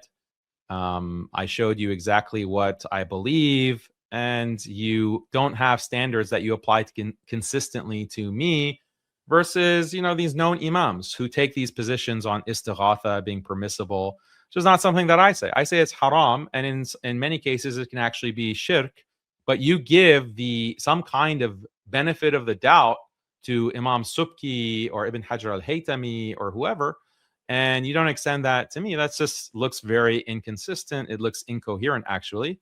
And I just want people to go back to my statements that I've made, written statements where I clarify all of these things. And by the way, I'm not knowledgeable and I'm not a scholar, but there are scholars who are reviewing this material. And that's why I bring on someone like Sheikh Yasser Hanafi, Sheikh Harun Kanj, bringing on others. More collaborations are in the pipeline. And these are people who have studied these issues, and their knowledge is much, much far greater than mine. And you can see them. And I asked them about these issues, and they agree that, no, what you're saying is correct. And that's not because I'm so brilliant. It's because there's research that I do. I talk to other ulama. I develop these positions. We have our team, and we publish things that are polished and they're correct. We're putting out the correct material to accurately represent these ulama and these scholars of history.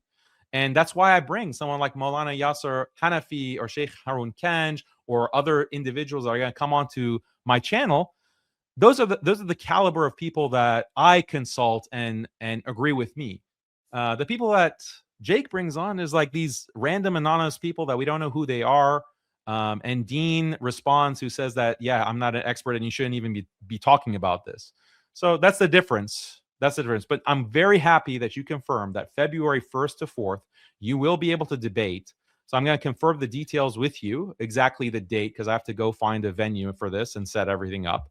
And we're going to have this debate on ibadah, inshallah. It'll be moderated. It'll be structured. No opportunity for interruptions. And it'll be good. I'm excited about it. I'm glad that it's finally happening.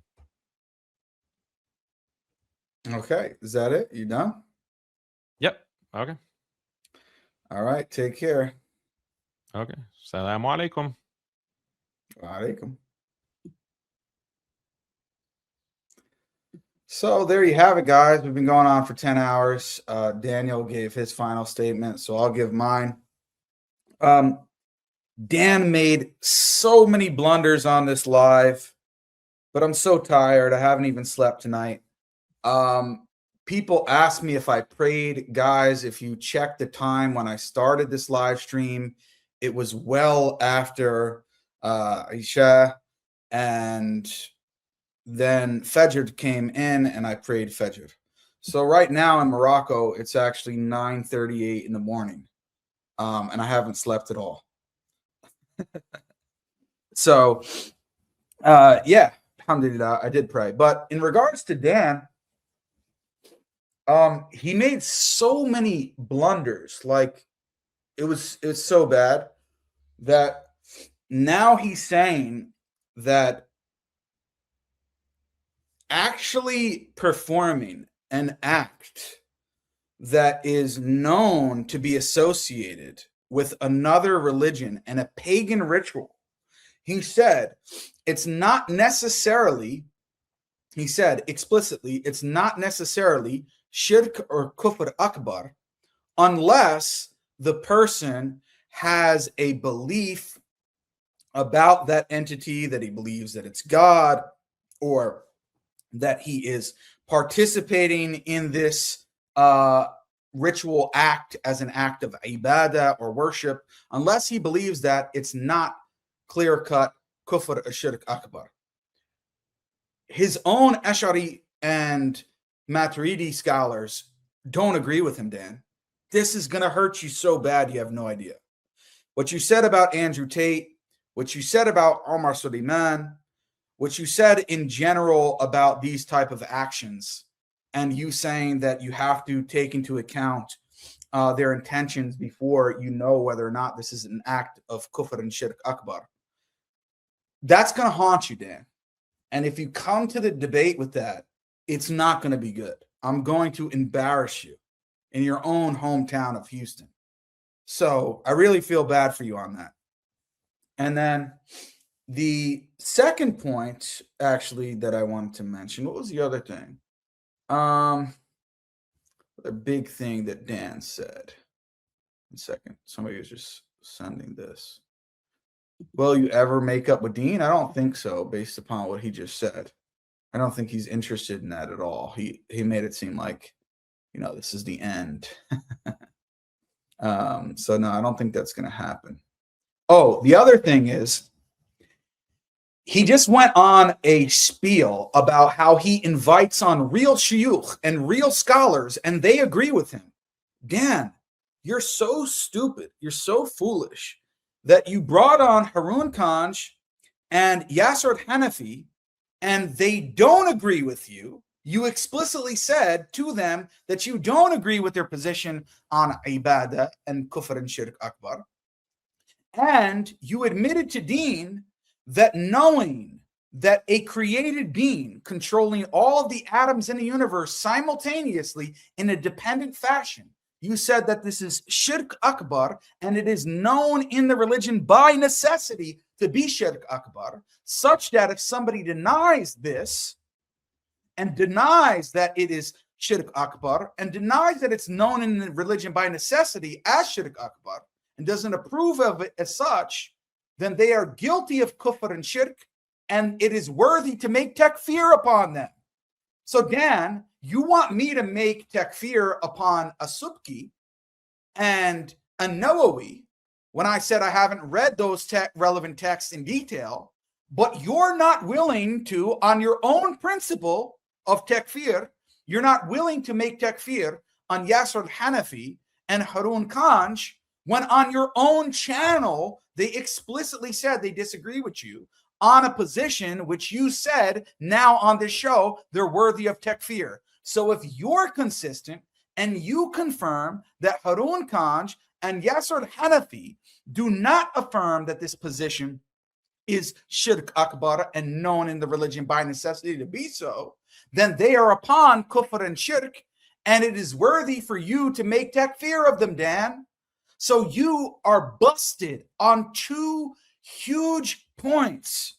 Number one, your complete and utter failure, your dishonesty and blunders regarding Omar Suleiman, regarding intentions. You said that it's not necessarily known to be shirk or kufr akbar with certainty unless you look at the intentions and ask the intentions of somebody, even if they completely commit a clear and open act that is known to be a pagan ritual or known to be a ritual in Christianity, like taking the Eucharist or communion. And that's why you said that what Andrew Tate did is not necessarily shirk or kufr akbar, and what Omar Suleiman did is not necessarily shirk or kufr akbar. You've destroyed yourself on that, and you destroyed yourself on the other position, because now you said it is known in the religion by necessity to be kufr and shirk akbar, and if they don't accept that, then it's worthy to make takfir of them. So Dan, you need to do two things. You need to go back to your Deobandi scholars and ask them about this, and for them to tell you that, no, Dan, you're wrong. Those acts in and of themselves, regardless of their intention, because they're associated with pagan rituals, are actually kufr and shirk akbar, and they're known to be by necessity. Confirm that with your Deobandi ulama, and they will show you that. And the second thing is you need to get consistent, and you need to now go and takfir Yasser Hanafi and Harun Kanj. That's what you need to do. And the last point of clarification and statement that I want to make is where Daniel was asking about the person who asks at the grave of the Prophet والسلام, for rizq, for children, for forgiveness of sins, for the guidance of their hearts. This is an act of kufr and shirk akbar. Clearly, because the apparent meaning of their action and the apparent meaning of their words. We don't affirm this majaz aqli understanding that the common person who performs this act has this understanding of occasionalism or this idea that they're not actually affirming when they do that certain divine qualities or attributing that in them to any way, or they're not attributing independence or that they're a deity. We don't believe in all of these different stipulations, right? So we don't believe that the person who is making this request is actually truly just asking the Prophet, peace be upon him, to make dua for them for such and such thing. We don't believe that. And so we believe on the apparent of their action and their statement that they are committing an act of kufr and shirk akbar in the similar way that somebody who performs a pagan ritual or goes to church on Easter Sunday and takes part in the communion, they are committing an act of kufr and shirk akbar, regardless of their supposed intentions. Daniel is the worst case, has the worst case of irja, and he is a deviant, but more than that, he's a mushrik because he does not actually believe that istighatha to other than Allah for only what he can give, like rizq, like granting of children, like asking forgiveness of sins, like guidance of the heart, etc., etc. He does not believe that this is kufr and shirk akbar. He also does not believe that a non-prophet being greater than a single prophet is actually kufr and known by necessity to be kufr. He doesn't believe that. He also has this istiqlali type of view. Sometimes he appeals to it, sometimes he doesn't. But in the cases where he does, he's guilty of kufr and shirk akbar, like what we went through with the examples of pagan rituals and performing those actions.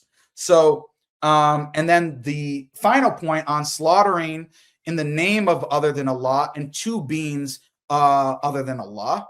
This is also kufr and shirk akbar, and it's known in a religion by necessity to be so. So because Daniel doesn't accept any of those positions and doesn't affirm that they are kufr and shirk akbar and known in a religion as with necessity to be so, then he is guilty of kufr and shirk akbar. He's doubled and tripled down on it. He's actually challenging me to a debate on ibadah and shirk. And therefore, since he doesn't hold that position, he wants to debate it, and he's doubling, tripling down on it, he's guilty of kufr and shirk.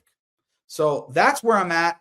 The last and final thing that I wanted to do, which I'm too burnt out to do it on this stream, was to go over the example of God Logic's debate with Orthodox Muslim and why I think he lost one particular debate. I'm going to go through that because you guys have been hounding me for it. I'll probably do it tomorrow or within the next couple of days. And yeah, see, somebody is asking that right before we go. Jake, how was Libiano baked by Dog Logic? I'm going to go through that in a separate live, either tomorrow or the next day, within the next couple of days, inshallah. Guys, there are a bunch of super chats sent. We've been going for over 10 hours. I haven't been able to go through most of them. I really apologize. I'm sorry for that, guys. Please forgive me for that, but it was just too much going on, and we can't go through all this now. So please forgive me. Barakallahu feek.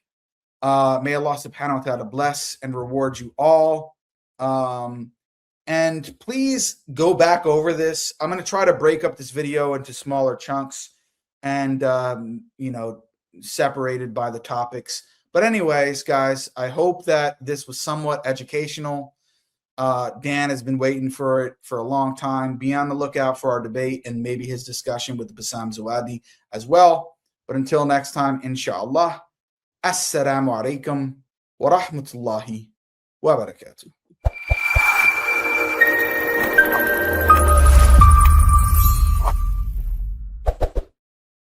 If you guys enjoyed this video and the content on my channel and would like to see more videos like this, then please consider subscribing to the channel and hitting the notification bell so you get notified of future videos. Like, comment, let me know your thoughts on this one, guys. Share this on your social media platforms or with your friends and family. No matter how big or how small your reach is, it really does help with the algorithm, guys. But until next time, inshallah, assalamu alaikum wa rahmatullahi wa barakatuh.